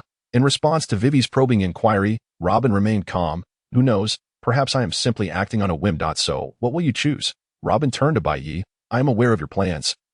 And I know you acquired the eternal pose from Mr. 5. However, in the grand line, facing the unknown ahead, how likely is it that he will survive? Naturally, Robin was referring to Icklum, perhaps as a celestial master.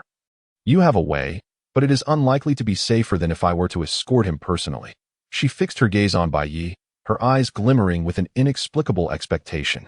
What will you choose? Then it will be troublesome for you. Miss Robin. To Robin's surprise, Bai Ye nodded in agreement. She had envisioned numerous outcomes, but this was one she had not anticipated. For a moment, the warmth in her gaze towards Bai Ye intensified. How intriguing. I am eager to discover what manner of person you are, Mr. Bai Ye. Well, there will surely be opportunities. Perhaps we will become companions in the future. Bai Ye said in a half-joking manner. Meanwhile, Vivi interjected, Bai Ye, are you truly going to let Icklum? Your Highness, I am willing to go. Icklum interjected. To expedite assistance to the princess and Alabasta. I shall accompany Miss Robin. Upon hearing this, Bai Ye was somewhat taken aback. The reason he agreed was that he knew Robin was not a bad person. Icklum's decision felt akin to heading towards potential peril. Truly, he was the captain of the Alabasta Guard.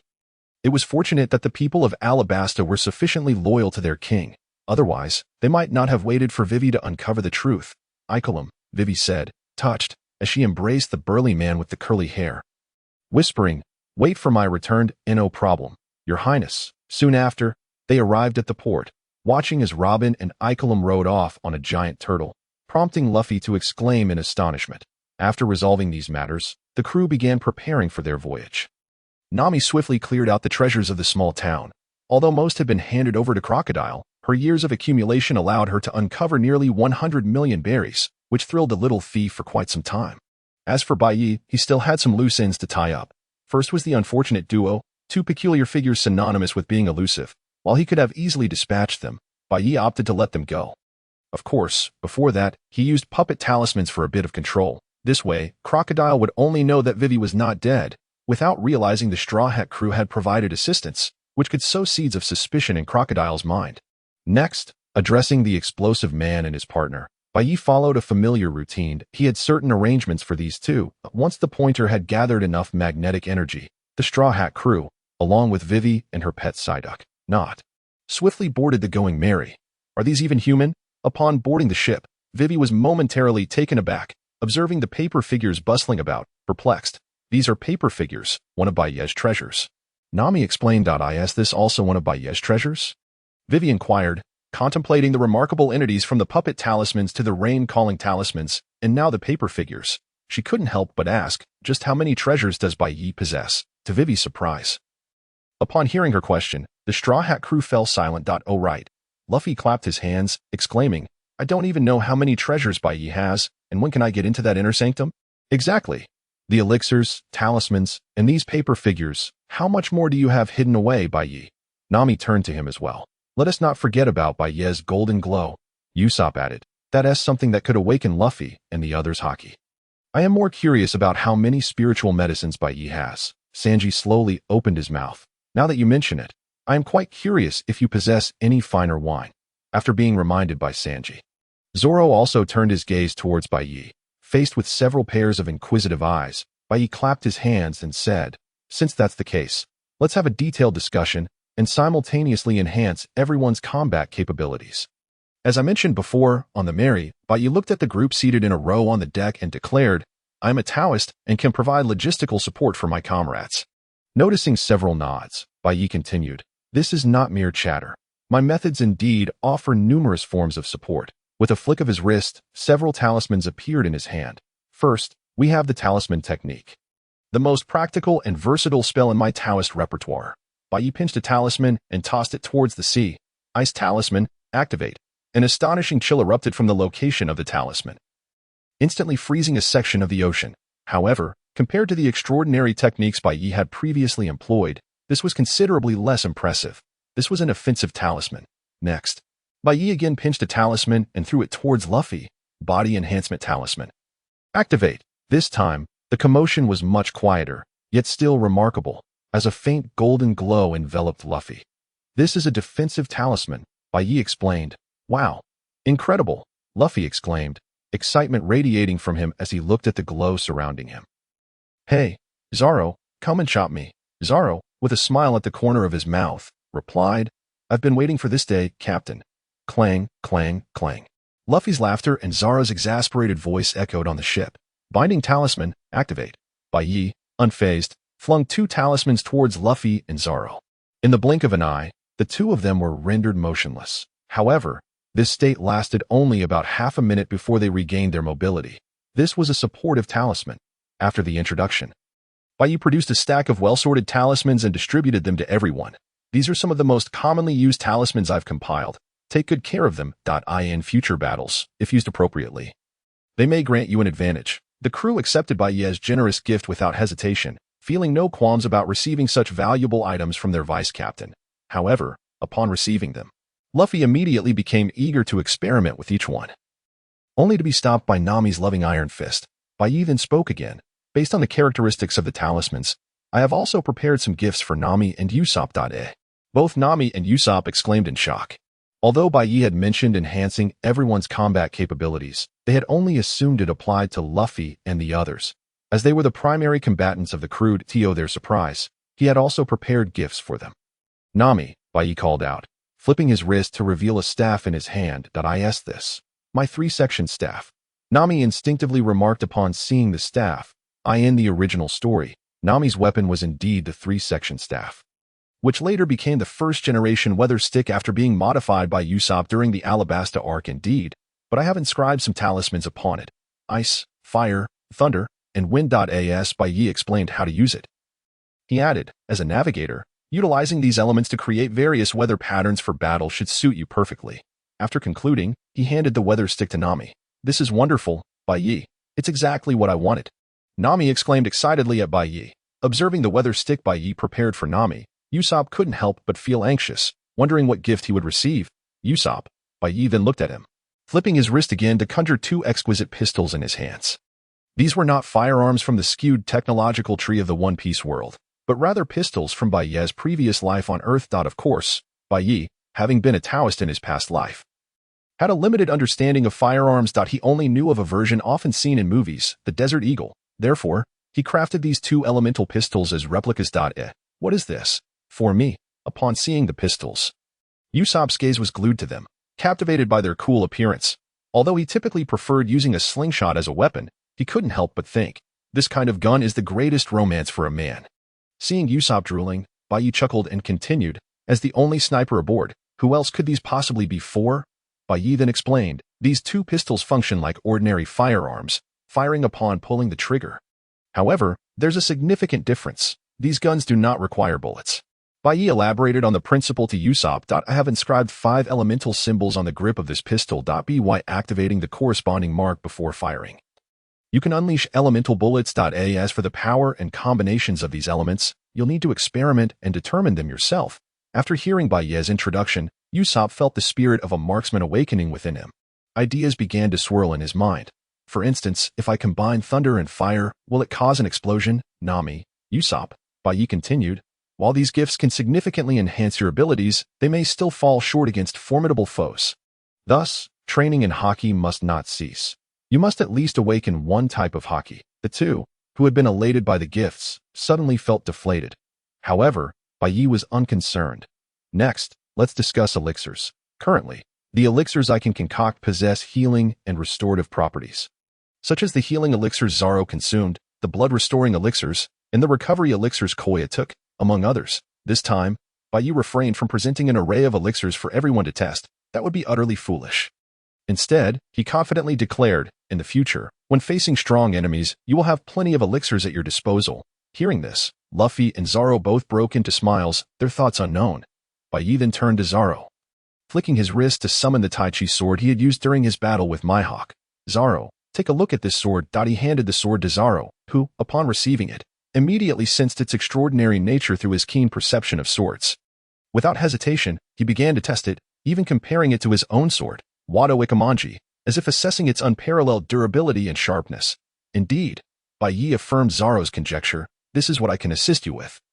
A unique forging technique exclusive to our Taoist sect. Meanwhile, as Luffy and the others made their way to the little garden, a significant event transpired in the East Blue.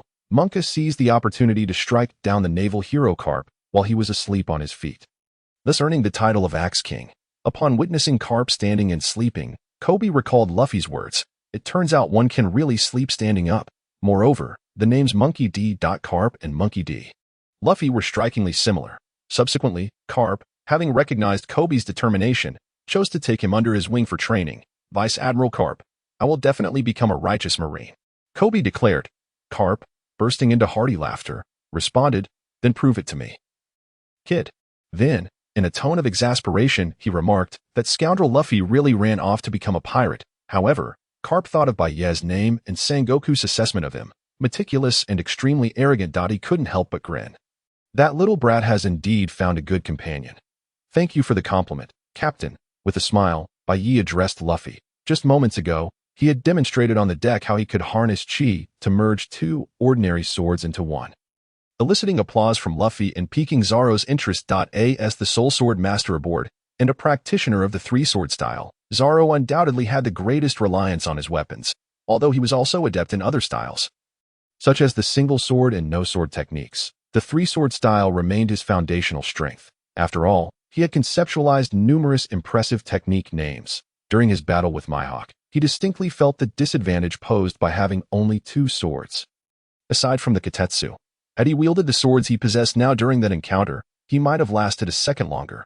With this thought, Zoro turned his gaze to Bai Ye, his eyes filled with anticipation. Leave the snow blade to me, Bai Ye stated. In this world, swords were categorized into 5 tiers: ordinary, swift, fine swift, great swift, and supreme great swift. The snow blade belonged to the fine swift category, serving as a transitional weapon for Zoro in the early stages. After previously battling a colonel from the Navy headquarters in Dragon Horse, it had been lost to the fearsome 3-masted ship. Thus, Bai Ye was prepared to enhance the snow blade. Upon acquiring it, Bai Ye retrieved a sword blank he had prepared earlier and began the process of refining and merging the 2. While Bai Ye could directly forge the snow blade and inscribe arrays to enhance its sharpness and durability, doing so would permanently cap its potential, preventing any further refinement. In the future, when facing the fearsome 3-masted ship, the snowblade would inevitably be replaced by the autumn water. However, using the sword blank for upgrading, though yielding diminished results, could offer the snowblade another possibility, that of becoming nourishment for Enma. Only Bai Ye, possessing the skill of weapon refining, would dare to contemplate feeding a top-tier fine swift sword to a great swift sword. As for the Kitetsu and the 3rd-generation blade, Bai Ye had reforged them internally. In simpler terms, these 2 swords had effectively become newly crafted blades, refined by Bai Ye himself. The rationale behind Bai Ye's actions was twofold. Firstly, Both swords possessed greater growth potential than the snow blade. Secondly, Bai Ye did not intend to limit his refining efforts to Zoro alone. Shortly thereafter, Bai Ye flipped his wrist, and 2 items materialized in his hand. However, these were not for Zoro, but rather for Luffy and Sanji. These are gifts I have prepared for you. A pair of metallic gauntlets and a set of metallic shoes. In the pinnacle era of ancient chi practitioners, a unique sect known as the Heavenly Furnace sect emerged, renowned for crafting custom artifacts for the powerful. These artifacts not only enabled the wielder to maneuver with ease, but also exponentially amplified their abilities, particularly benefiting those who pursued martial arts. The gauntlets and shoes were thus forged by Bai Ye, inspired by the techniques of the Heavenly Furnace sect. Zoro's 2 swords had also been reforged using this method. Fortunately, in the world of One Piece, the power system was less formidable than that of chi practitioners. Otherwise, Bai Ye would not have been able to accomplish such feats with ease. Gifts. Luffy's eyes sparkled. Are they edible? Bai Ye retorted. What else with the sudden reluctance to give them? Shoes. Sanji observed the gift Bai Ye had presented, noting the weight of the shoes, which felt anything but merely metallic. Upon donning the shoes, Sanji was astonished to find them rapidly adjusting, conforming perfectly to his feet. Moreover, he could distinctly sense the transformation of the once heavy shoes into the weight of ordinary footwear.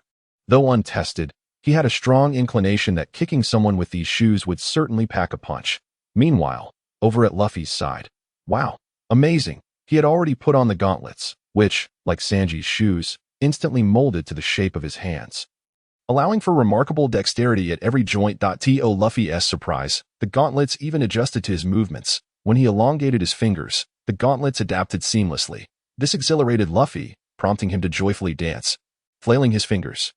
Until, suddenly, with a resounding bang, Bai Ye dispelled the golden light spell, turning his attention to Luffy, Zoro, and Sanji. Besides being adept in weapon forging, the Heavenly Furnace sect was also celebrated for its nurturing techniques.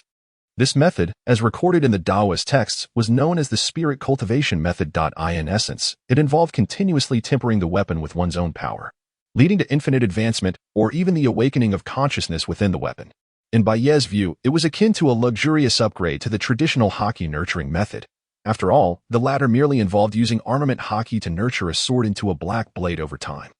To put it simply, it was like polishing a stone until it gleamed. However, the spirit cultivation method Bai Ye imparted to the trio incorporated not only haki, but also his own spiritual energy, which was crucial for awakening the weapon's consciousness. Once a weapon began its evolution, the enhancements it would undergo were beyond the trio's imagination. Naturally, this was not something that could be achieved overnight. Thus, in a sense, Bai Ye did not drastically elevate the trio's strength. It was akin to allowing them to awaken haki ahead of time. They merely had early exposure to this power. Given their current haki energy levels, they might stand a chance against weaker foes, but facing Crocodile could prove daunting.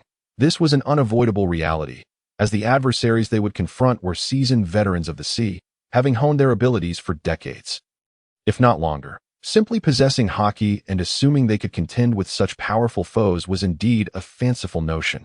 This was why Bai Ye opted to enhance his comrades' abilities from various angles. After hearing Bai Ye's explanation, the trio felt a surge of excitement. After all, what man has not dreamed of wielding a weapon that grows infinitely through his own efforts, following the receipt of Bai Ye's gifts?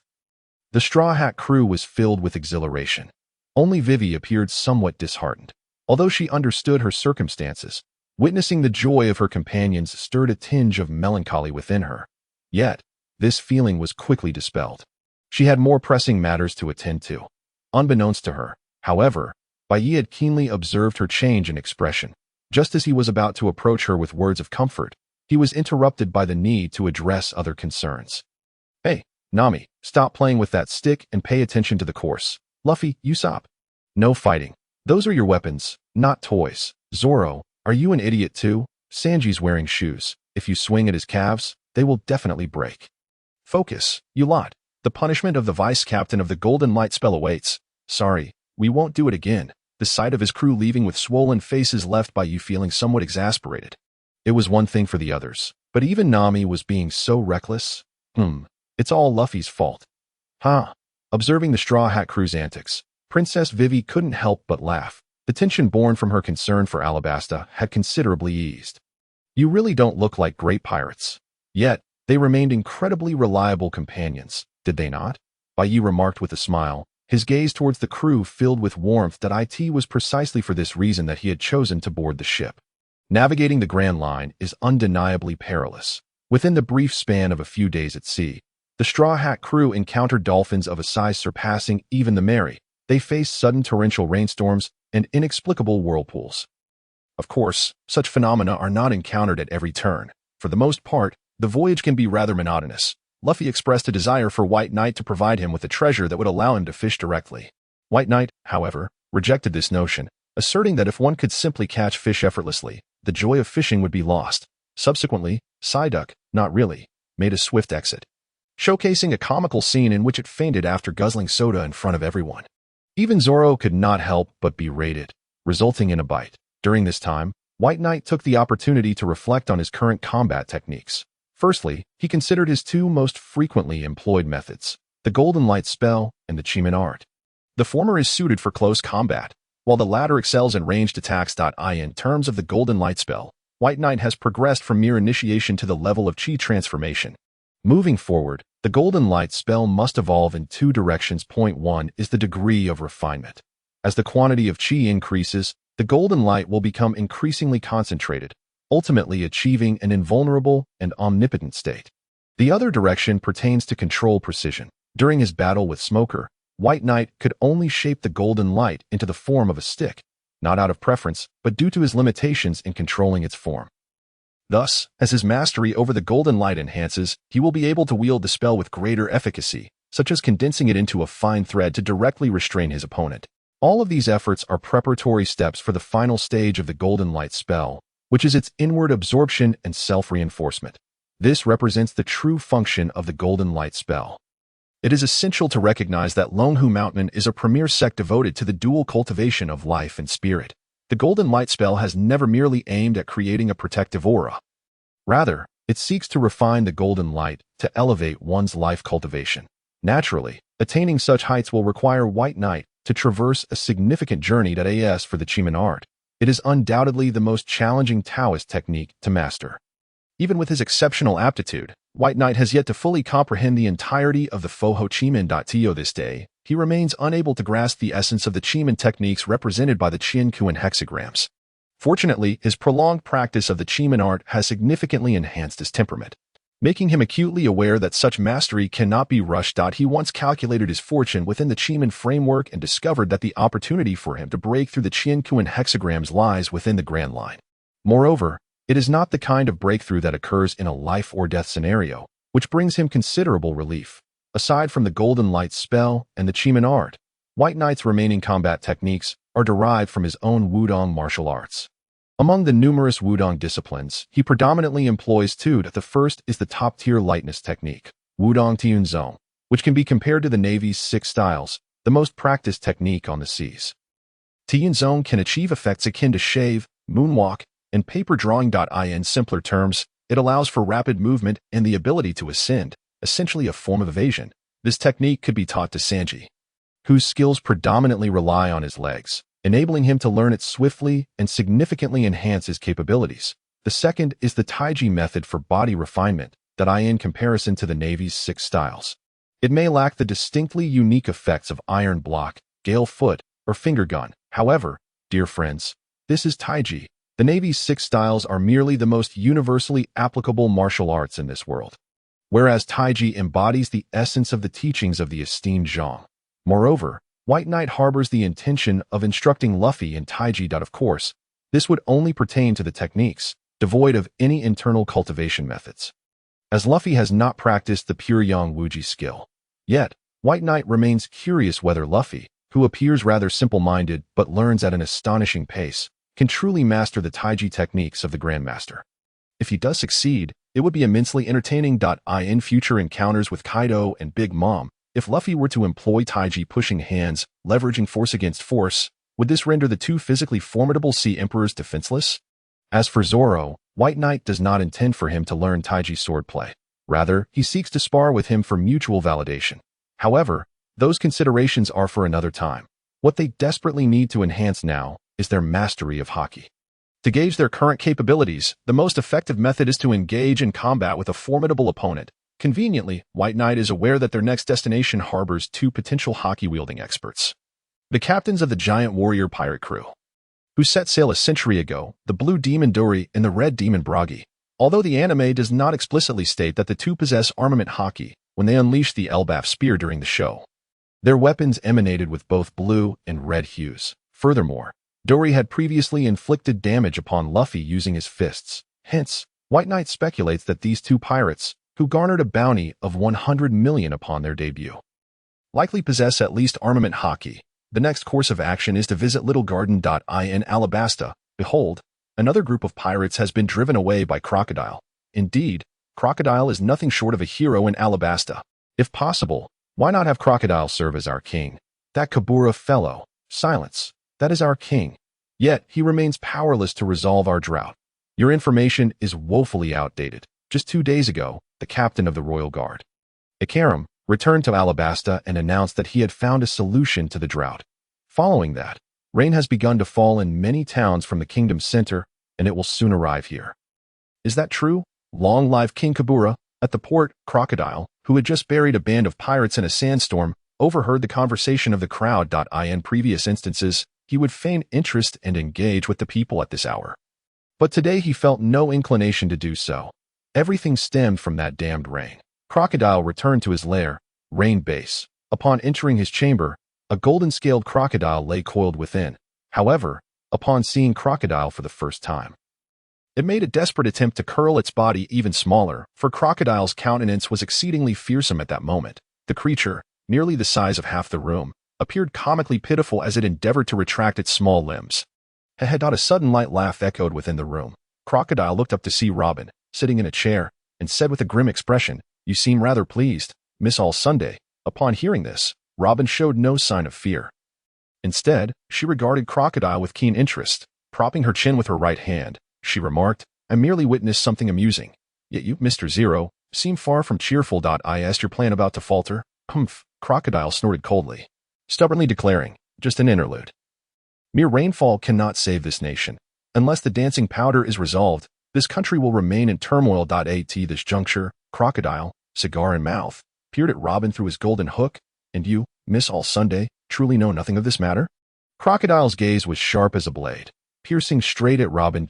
"Oh, you not trust me, Mr. Zero?" Robin did not respond, merely fixing her gaze upon Crocodile, her expression inscrutable. Crocodile remained silent, his fingers rhythmically tapping on the table. The crocodile beside him curled even tighter, sensing the atmosphere in the room grow increasingly tense. Just as it was about to flee, Crocodile finally spoke. "Of course I do not trust you, Miss All Sunday." Although Crocodile's voice remained somber, the oppressive atmosphere in the room noticeably lightened. That a being who thrives on betrayal is not worthy of anyone's trust. Unbeknownst to him, upon hearing those words, Robin was suddenly reminded of someone who could effortlessly utter, "That would be a bother for you, Miss Robin." Crocodile slowly began to speak. "You must understand, Nico Robin, our relationship is one of transaction, devoid of trust. Therefore, do not let me discover any intentions of betrayal on your part." Abruptly, a gust of sand swept through the room, sharp as a blade, resting against Robin's neck. "Should I find any evidence of treachery, I will not hesitate to take your life." Feeling the murderous intent emanating from Crocodile, Robin felt no surprise. Rather, since her encounter with the Straw Hat crew, her perspectives had shifted. The Ikelam Rain incident had yielded swift results, with Robin clandestinely exerting considerable effort behind the scenes. Even now, the Royal Army was seeking ways to establish contact with the rebels. Seizing the opportunity presented by the rainfall, they aimed to expose Crocodile's schemes. They did not expect the disillusioned rebels to instantly believe them. Merely sowing seeds of doubt and caution regarding Crocodile would suffice. "Miss All Sunday," Crocodile resumed, his tone returning to its previous steadiness. "Have Mr. 5 and Miss Valentine returned?" "It seems they have not, boss," Robin responded, her demeanor reverting to its usual calmness, as if their earlier conversation had merely been a figment of imagination. Mr. 5, reeling from his failed mission, was likely frantically trying to make amends, perhaps already rendezvousing with Mr. 3 at the Little Garden. "Humph," Crocodile scoffed, his voice dripping with contempt. "What a useless fool, relying solely on the powers of his devil fruit. Unable to capture even a common officer. Since that is the case, there is no need for him to retain his position as a senior officer. Once we eliminate Princess Vivi, Let Mr. 2 take care of them all. Including Mr. 3. With a mere sentence, Crocodile sealed the fates of 4 individuals. Oh dear, how ruthless you are, boss. Is it truly necessary to execute them so swiftly? Robin teased, her words seemingly laden with deeper meaning. For those without value, death is their only destiny, Crocodile replied solemnly, seemingly acknowledging Robin's unspoken implications. Understood, I shall make the arrangements, Robin declared as she stood to leave, a slight smirk gracing her lips as she turned her back to Crocodile. So, what will you do, Straw Hat Crew? Of course, we shall land on the island. On the going merry, as they beheld the island before them, Luffy's adventurous spirit was ignited with fervor. Sanji, prepare me a pirate lunch. Hey, Luffy, Nami whispered, glancing at Vivi. That we should wait until the log pose gathers enough magnetic force before setting off. You mustn't. Can I join you? Vivi interjected, smiling at Luffy and Nami. Vivi, you? Nami replied, puzzled. It should take a while for the log pose to stabilize. Vivi continued, I feel that staying on the ship will only lead to idle thoughts. So, may I accompany you to the island for a change of scenery? Of course, Miss Vivi, Sanji exclaimed, his eyes turning into hearts as he addressed her. I will prepare the finest pirate lunch for you. Thank you, Sanji, Vivi replied, her eyes sparkling, causing Sanji to swoon. But, with your strength, Vivi, on an island like this, it seems rather. Nami expressed her concern, having sensed the dangers lurking on the island from her earlier observations. No worries, I can run fast, Vivi pointed to a nearby Psyduck. And, Nami, you will accompany me, right? Vivi linked her arm with Nami's, playfully requesting, could you please join me on the island? I would also like to see the gift that White Knight gave you. Nami felt a tug at her heartstrings upon hearing this. Since acquiring the weather staff, she had not had the opportunity to test its power. Indeed, such a splendid opportunity must not be squandered. Usopp suddenly had an idea, pulling out the twin pistols White Knight had gifted him, striking a heroic pose. Then let this great Usopp venture to the island for an adventure. Just then, Zoro, who had just finished training, noticed the ship had docked and chimed in. I might as well take a stroll. Sanji exhaled a puff of smoke, saying, in that case, I shall also venture to the island to see if there are any special ingredients. At this point, the answer was all too clear. Then let us all embark on an adventure together. White Knight concluded that we are pirates, and exploring uncharted islands is precisely what pirates do. Upon hearing this, the Straw Hat Crew shared knowing smiles. Even Vivi's lips curved into a gentle smile. Such pirates seemed rather delightful, didn't they? Now then, after Sanji prepared lunch for everyone, Luffy stood at the bow of the ship and shouted, Brothers, we are off. Oh, everyone, including Vivi, shouted in excitement. The Straw Hat Crew's first adventure in the Grand Line had begun. Nami and Vivi decided to team up, while Sanji intended to join them but was met with Nami's fist and refusal. Zoro, witnessing this, made a teasing remark, and the two engaged in a verbal sparring match, even suggesting a hunting competition once more. Usopp initially wished to accompany White Knight, despite having gained twin pistols and improving his strength. His timid nature was not easily erased. Unfortunately for him, Nami and Vivi had already invited White Knight to join them. Ultimately, Usopp had no choice but to follow the unreliable captain, Luffy, after splitting into groups.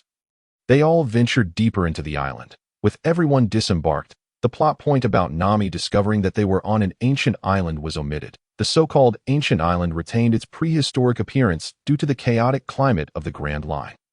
Everything was colossal, resembling a giant's garden, thus earning the name Little Garden. Meanwhile, on the other side of the island, a dinosaur was on the hunt for food. It soon spotted an unfamiliar white structure within the dense forest. Adhering to the principle of biting when uncertain, the dinosaur opened its mouth to snap at it, only to lose a tooth, just as it was about to let out a roar of pain. Boom!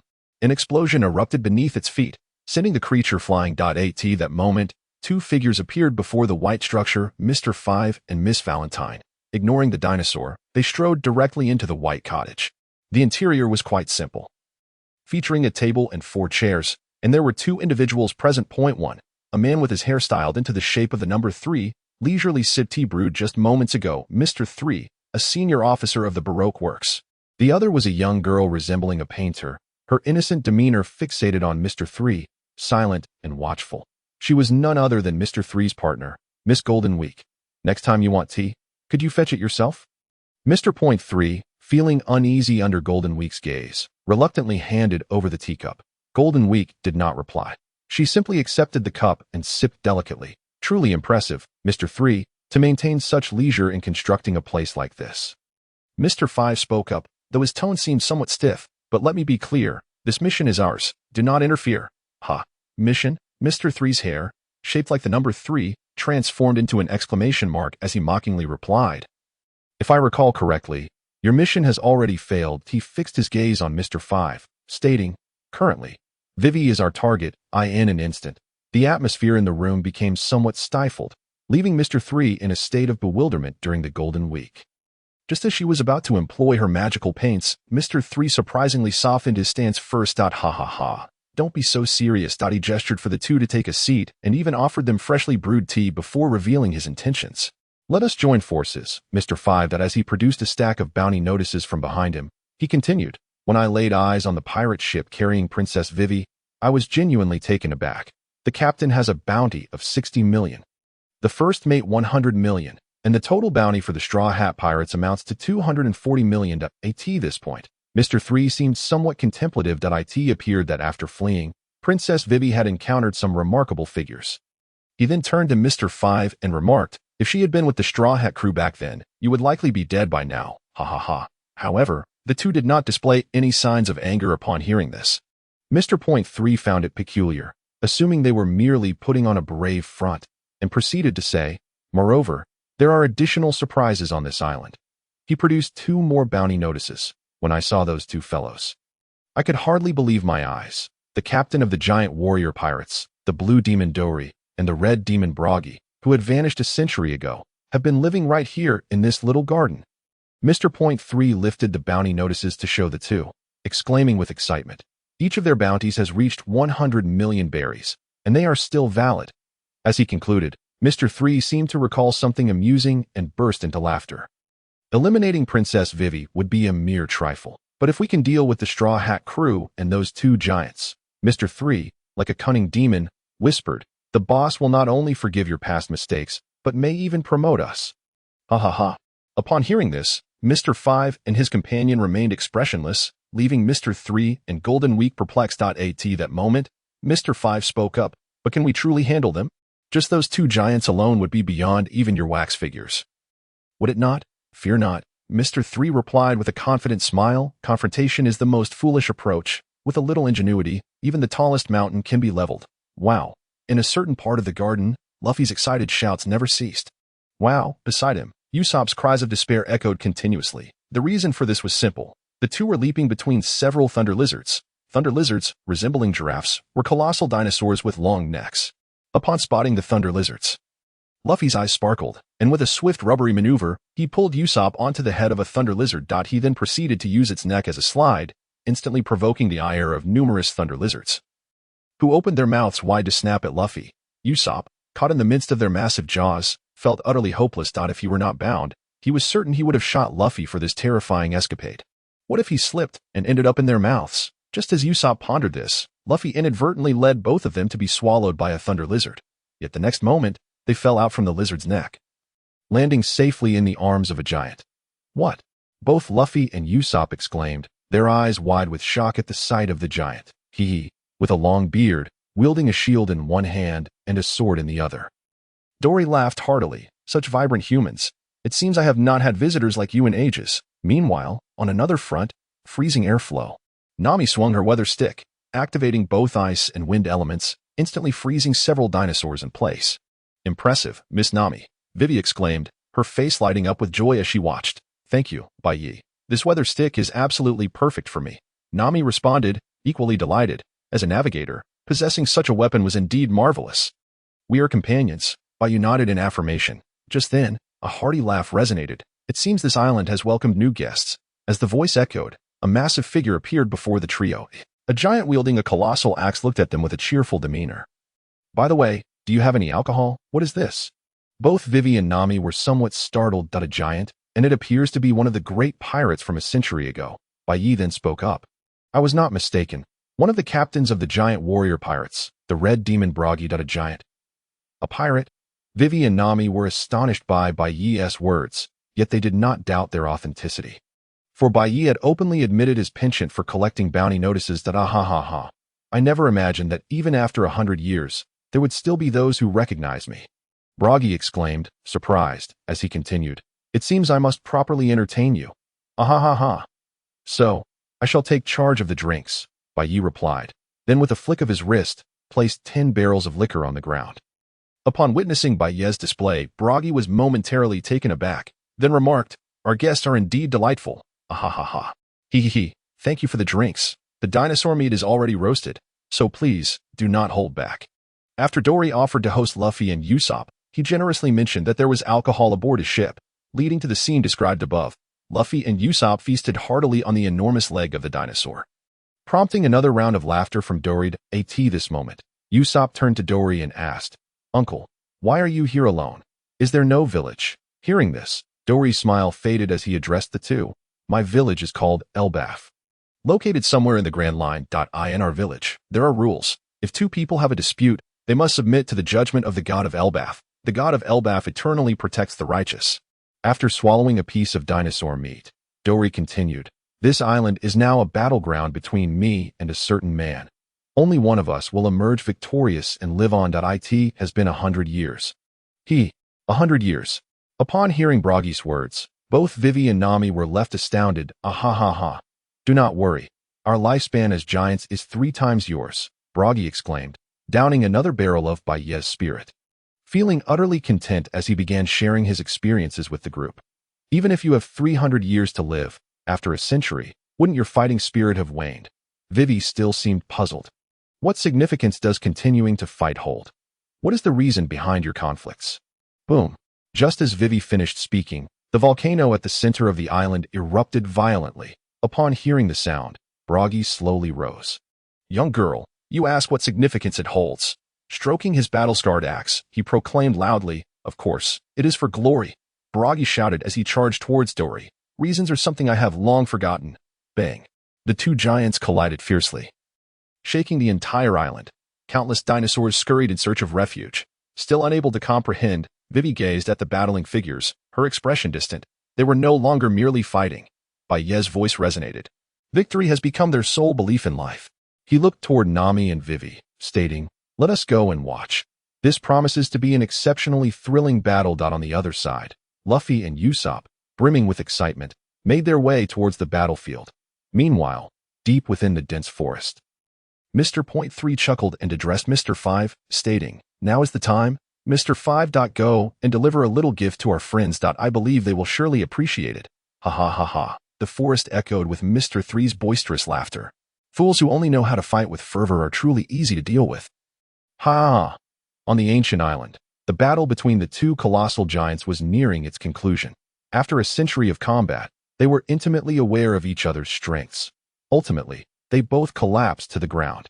Donley proclaimed, 7-3-4-6-6 battles, to which Buggy replied, 7-3-4-6-6 ties. After uttering these words, they exchanged a glance and erupted into laughter. Buggy. Today, I entertained some rather interesting guests and was treated to fine wine, Donley exclaimed. Ah ha ha ha.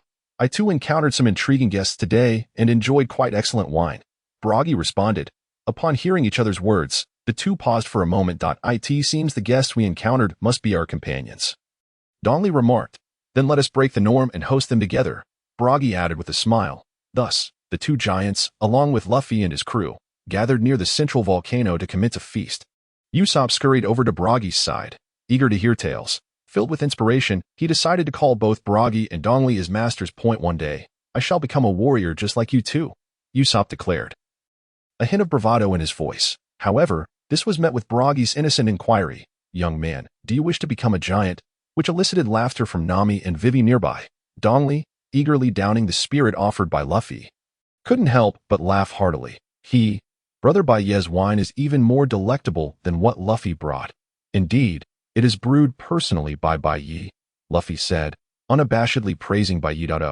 Donley, intrigued by Luffy's words, turned to Bai Ye and said earnestly, To be praised so highly by your captain, Brother Bai Ye, you must be quite remarkable. Oh, it's nothing to be concerned about, Bai Ye replied after taking a sip of his drink. My captain treats every one of his comrades in such a manner. Despite his nonchalance, Bai Ye felt a sense of appreciation for Luffy's words. That moment, Nami interjected, Uncle, may I ask how long it takes to gather the magnetic force on this island? Vivi also looked to Donley. The two women, unable to comprehend the honor discussed by the men, opted for a more pragmatic inquiry. Dongli, hearing this, slowly responded, I thought you would have understood upon seeing the human remains along the way. Those people were devoured by the beasts on this island while waiting for the magnetic force to accumulate. Of course, there were also brave warriors who dared to challenge Buggy and me. He, Dongli added. Upon hearing this, Nami felt a sense of foreboding. Does it take a long time? Dongli nodded. 1 year. What? They both exclaimed, with Nami and Vivi being the first to react, especially Vivi, who, despite the slight alleviation of the crisis in Alabasta, found it imperative not to wait here for an entire year. Luffy, too, appeared anxious. This won't do. Uncle, a year will be unbearable. Is there no better way? There is a permanent log pose, but it points to Elbaf. Shall we compete for it? Dongli chuckled. Elbaf? Luffy tilted his head. That's not our intended destination, right, Vivi? Exactly. If we can't reach Alabasta, moving forward is meaningless to me, Vivi replied, somewhat at a loss. Nami could only pat her shoulder, uncertain of what to say.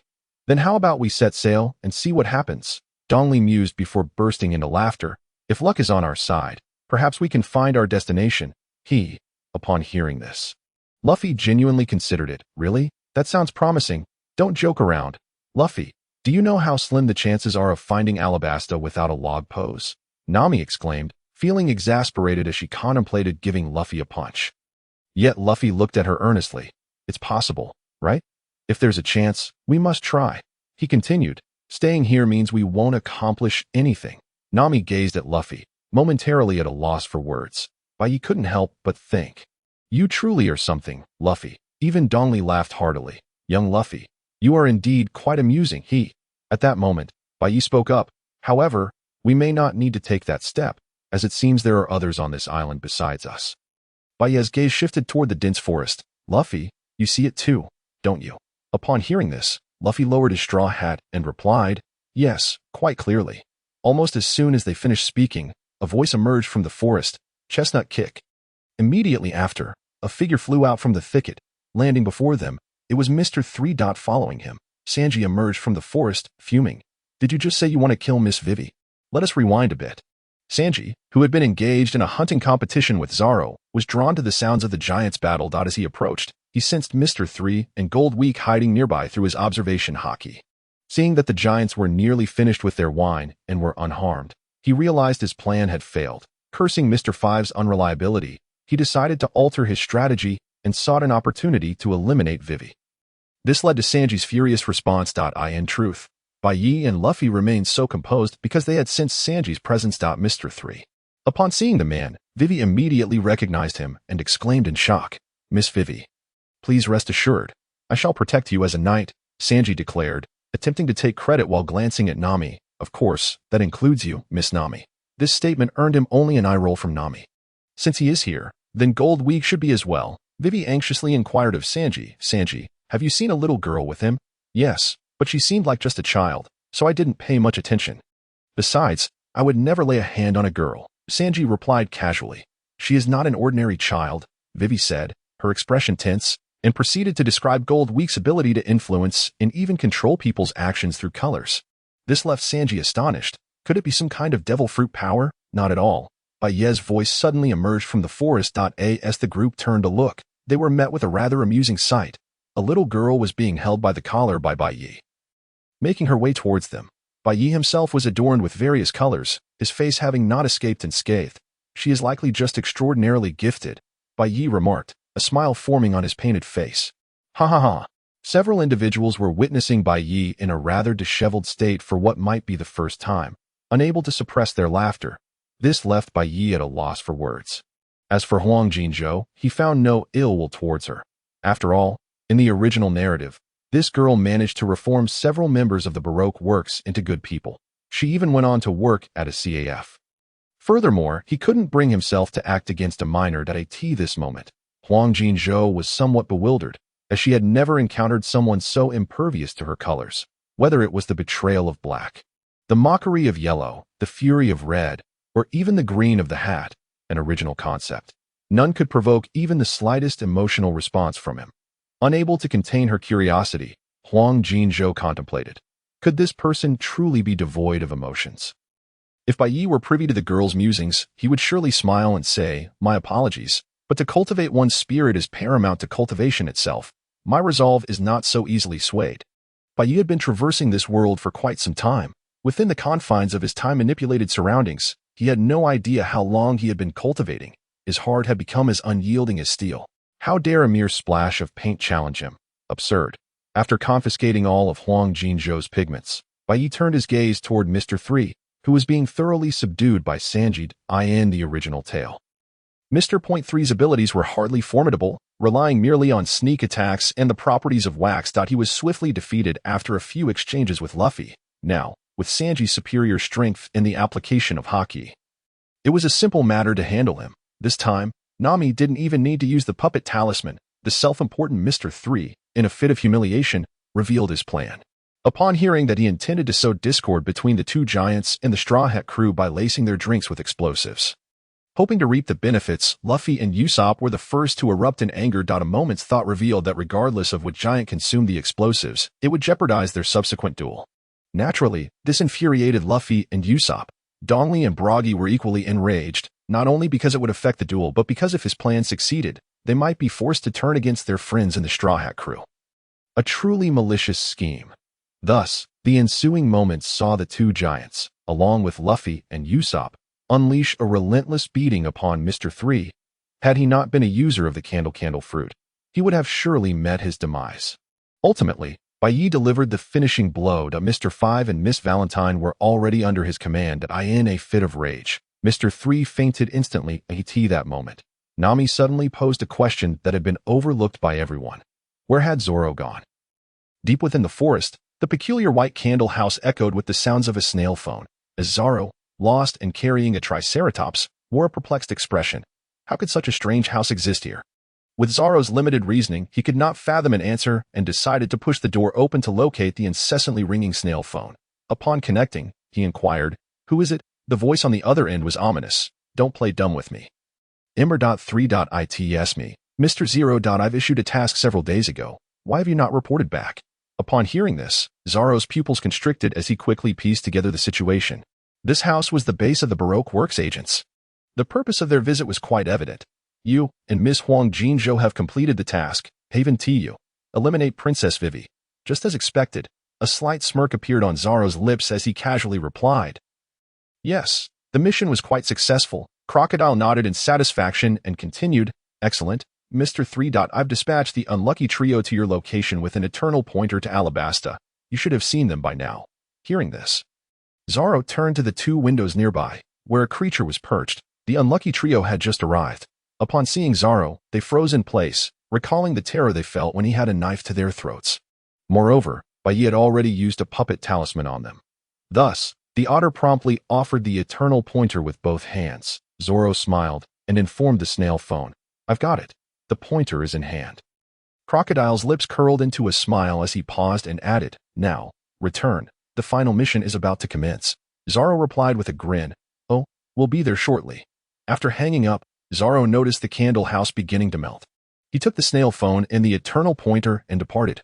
Meanwhile, after ending the call, Crocodile looked up at Robin and commanded, "Let Mr. 2 take action. Proceed to the small garden and eliminate Mr. 3 and his associates." Robin nodded. "Understood, boss," before turning to leave. Though she found the situation rather amusing, she had recognized the voice from the snail phone as Zoro's. It seemed that the Straw Hat crew had indeed defeated Mr. 3. Zoro, you were truly amazing. As Zoro finally rejoined the group and presented the eternal pointer, Vivi, filled with excitement, attempted to embrace Zoro in gratitude but was swiftly dodged by him. This scene naturally incited jealousy in Sanji. The two then began to bicker over the size of their respective catches. The two giants, overhearing Zoro and Sanji's hunting competition, were momentarily stunned, as it seemed they had forgotten something of great importance. Soon after, Bai Ye approached the two and proposed a deal. In exchange for a substantial quantity of spirit liquor, he hoped Dongli and Buggy could assess the strength of Luffy and the others and offer suitable advice. Dongli and Buggy readily agreed, as without the Straw Hat crew, their duel could have been compromised by Mr. 3. Thus, in a sense, they owed a favor to the Straw Hat crew. A small request was easily granted. In the following days, Vivi and Nami prepared for their continued voyage. Luffy, Sanji, and Zoro engaged in battles with the two giants. Although their exchanges were merely cursory, the giants were nonetheless impressed by the trio's mastery of haki. Especially upon learning the duration of their training, they lamented their own advancing age. Subsequently, Buggy offered advice to Luffy and Sanji regarding their next steps, particularly for Luffy, upon discovering his fruit abilities. Buggy encouraged him to further enhance his mastery of haki. Meanwhile, the sword-wielding Dong Li discussed swordsmanship insights with Zoro. He could see that Zoro had reached a bottleneck. With just a little more effort, he could attain the power to cut through iron and become a true swordsman. On the Grand Line, aboard a naval vessel, Captain Smoker received a peculiar signal. A naval soldier approached the bow and handed a listening snail phone to Smoker. The voice emanating from it caused Smoker to narrow his eyes. The task involved Princess Vivi of Alabasta. Smoker, cigar in mouth, shouted towards the airheaded Tashigi beside him. Tashigi, the swordsman we captured a few days ago, should have the codename Mr. 11, correct? Indeed, Captain Smoker. After interrogation, he has revealed his affiliation with Baroque Works. Tashigi responded loudly. Moreover, the codename of the studio's boss is Mr. Zero. Hearing this, Smoker rubbed his chin thoughtfully. Baroque Works, a criminal organization, and the name Princess Vivi piques my interest. It seems to indeed belong to the princess who has gone missing from Alabasta. After a brief moment, Smoker made his decision. Although I currently wish to capture the Straw Hat crew, I cannot simply turn a blind eye to such matters. He raised his voice to a nearby naval soldier, saying, "Hey, contact headquarters and request an eternal pointer leading to Alabasta." Subsequently, Smoker stood at the bow of the ship, gazing into the distance. "Straw Hat Kid, and you too, Tiancher Bay, I shall let you off this time." "Ah, how fortunate it is to have Bai here." Luffy could not resist patting Bai on the shoulder as he spoke. At Little Garden, last night on the Mary, Vivi and Nami both came down with high fevers simultaneously. Thankfully, Bai produced an antidote, sparing the two from excessive suffering. Indeed, however, during our future voyages, we must find a ship's doctor, Sanji stated, lighting a cigarette beside them. Just as Bai had previously mentioned, he could only administer his medicine when his comrades exhibited clear symptoms. It was far too passive. Moreover, his remedies could not guarantee efficacy every time and could not entirely replace a ship's doctor. If we are to seek a ship's doctor, that may be a suitable location. Dong Li pondered for a moment before speaking. Near the route between Little Garden and Alabasta lies an island known as Magnet Island. It is a nation renowned for its medical expertise. And there, perhaps you might find the ship's doctor you require. Then it is settled, Luffy exclaimed, clapping his hands together upon hearing this. Let us head to Magnet Island to find a ship's doctor. Contrary to the original narrative, Vivi did not exhibit any hesitation. On one hand, she had learned through the Newsbird's paper that the Royal Army of Alabasta and the rebel forces had declared a ceasefire. On the other hand, she was still haunted by the previous virus. For both emotional and rational reasons, she would not obstruct the Straw Hat crew's decision to seek a ship's doctor. Thus, the Straw Hat crew prepared to set sail. Luffy stood at the bow, vigorously waving goodbye to Dong Li and Buggy. "Uncle, farewell. Your duel must continue." Usopp, feeling more sentimental, called out, "Master Dong Li, Master Buggy." He wiped away the tears from his eyes and shouted, "I will not let you down and will become a brave warrior of the sea like you." Sanji remained silent, quietly entering the kitchen to prepare food. Zoro, however, fixed his gaze on the two giants, a hint of hostility brewing within him, as he had heard that these two had consumed quite a bit of Bai's spirit liquor. As for Bai, he waved goodbye to Golden Week, remarking, "Please refrain from drawing on others without permission, as it is quite impolite." Golden Week merely pouted, retorting, "Who cares about that?" while waving goodbye to Bai At this moment. The Mary had already reached the exit of Little Garden. Dong Li and Buggy stood majestically on the shore, addressing everyone. "Now, proceed straight ahead. We shall pave the way for you in the name of Elbaf." No sooner had the words left their mouths than a massive wave surged before the Mary, revealing a gigantic golden fish that opened its enormous mouth to charge at them. The island-eating goldfish, known for its appetite for islands, even excreted waste as large as an island itself. Upon encountering such a monstrous creature, Luffy showed no hesitation, proclaiming loudly, "Steady ahead, my friends," as if the golden fish was of no concern whatsoever. The Straw Hat crew did not dissent. After traveling together for so long, they had developed a mutual understanding. Only Usopp mumbled to himself, "A giant goldfish. Why does that sound so familiar?" as the golden fish drew nearer to the Mary. Dong Li and Buggy's massive swords and axes became enveloped in a swirling crimson and azure aura. As their momentum peaked, both swung their weapons forward with great force. Conqueror's Haki. The dual-colored aura unleashed a tremendous shockwave upon the island-eating goldfish. creating a vast void in its wake. Riding the surge of the wave, the Mary successfully departed from the ancient island. Luffy laughed heartily. Usopp wept openly. Bai, meanwhile, contemplated the recent display of haki, deep in thought. That technique must have been an external manifestation of armament haki. Indeed, it is as formidable as it appears. According to the information provided by Dongli, Magnet Island was situated near the route the Straw Hat crew was traversing. And it was a winter island. Armed with this knowledge, the Straw Hat crew's next objective became clear. While maintaining their course, they aimed for a direction of even lower temperatures. Here, Nami showcased her unique ability to sense the weather once more. Not only could she anticipate the formation of a colossal tornado, directing everyone to steer clear, but she also detected subtle variations in the air, leading her to identify the correct path first. Soon, they entered a region characterized by winter weather. Hey, Zoro, stationed in the crow's nest, set down the snow-covered telescope and suddenly spoke up. Do you think a person can stand on the surface of the sea? Are you an idiot? How could anyone stand on the sea? Sanji was the first to shout at Zoro. Indeed, Zoro is a fool. Luffy even made a face at Zoro. Only you can't say that about me. You bastard. After the banter, Zoro pointed ahead. Then what do you say I am seeing? The others looked and were astonished to find a person bearing a massive bow and arrow standing upon the water's surface. He even greeted them. It's quite cold today, isn't it? Luffy nodded. Yes, it is indeed quite cold. Then, after a moment of silence, a colossal submarine suddenly emerged beneath the man's feet, creating waves that nearly capsized the Mary. Once the submarine fully surfaced, Usopp immediately spotted the flag hanging atop it, a skull adorned with a crown. Indeed, it was a pirate flag. Luffy, could you kindly explain the current situation? When Bai exited Nami's quarters, several individuals surrounded him with guns drawn. Naturally, Bai remained unfazed, even in the mood to converse with Luffy. Well, it seems we are under attack. Luffy grinned at Bai. Bai's lips twitched slightly. How on earth is your mind wired? At that moment, a massive figure on the ship spoke up. Is it just the few of you? Valpo, whose size rivaled that of Arlong and draped in a hippo-like cloak, swallowed a knife that had been skewering ham while speaking. Zoro was taken aback. Did this guy just eat a knife? Instinctively, Zoro tightened his grip on his three swords. Valpo even wiped his mouth and continued. A few people are inconsequential. Now, who can tell me? Do you possess a record pointer or an eternal pointer to Magnet Island? Magnet Island? Nami and the others gasped in unison, for their destination was indeed Magnet Island. I've got it.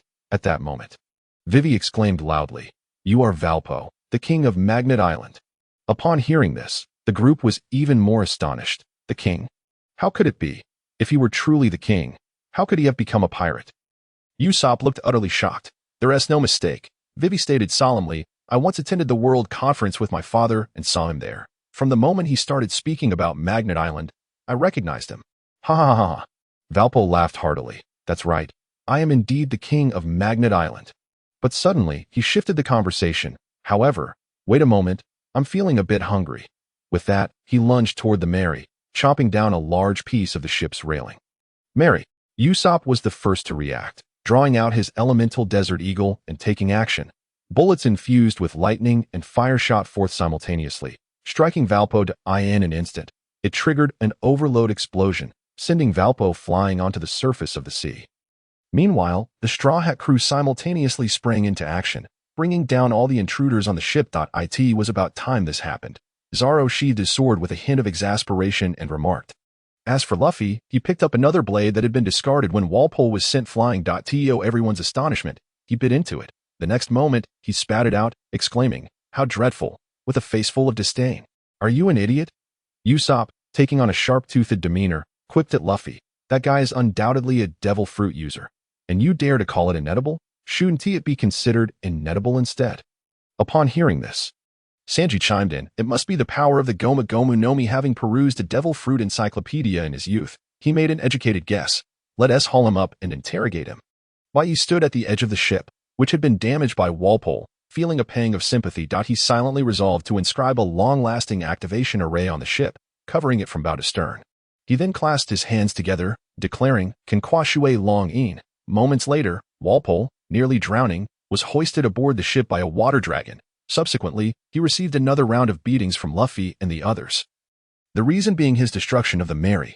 Following that, after Nami employed a puppet talisman, the group learned of the events that had transpired on Drum Island. Upon hearing that Walpole had chosen to abandon his country upon discovering the might of the Blackbeard pirates, Vivi could not help but chastise him for being utterly unworthy of the title of king. Meanwhile, Luffy's eyes sparkled upon learning of a witch on the island skilled in healing, expressing his desire to recruit her as the ship's doctor. Then, upon discovering the legends of snow monsters on Drum Island, he instantly altered his declaration, stating his intention to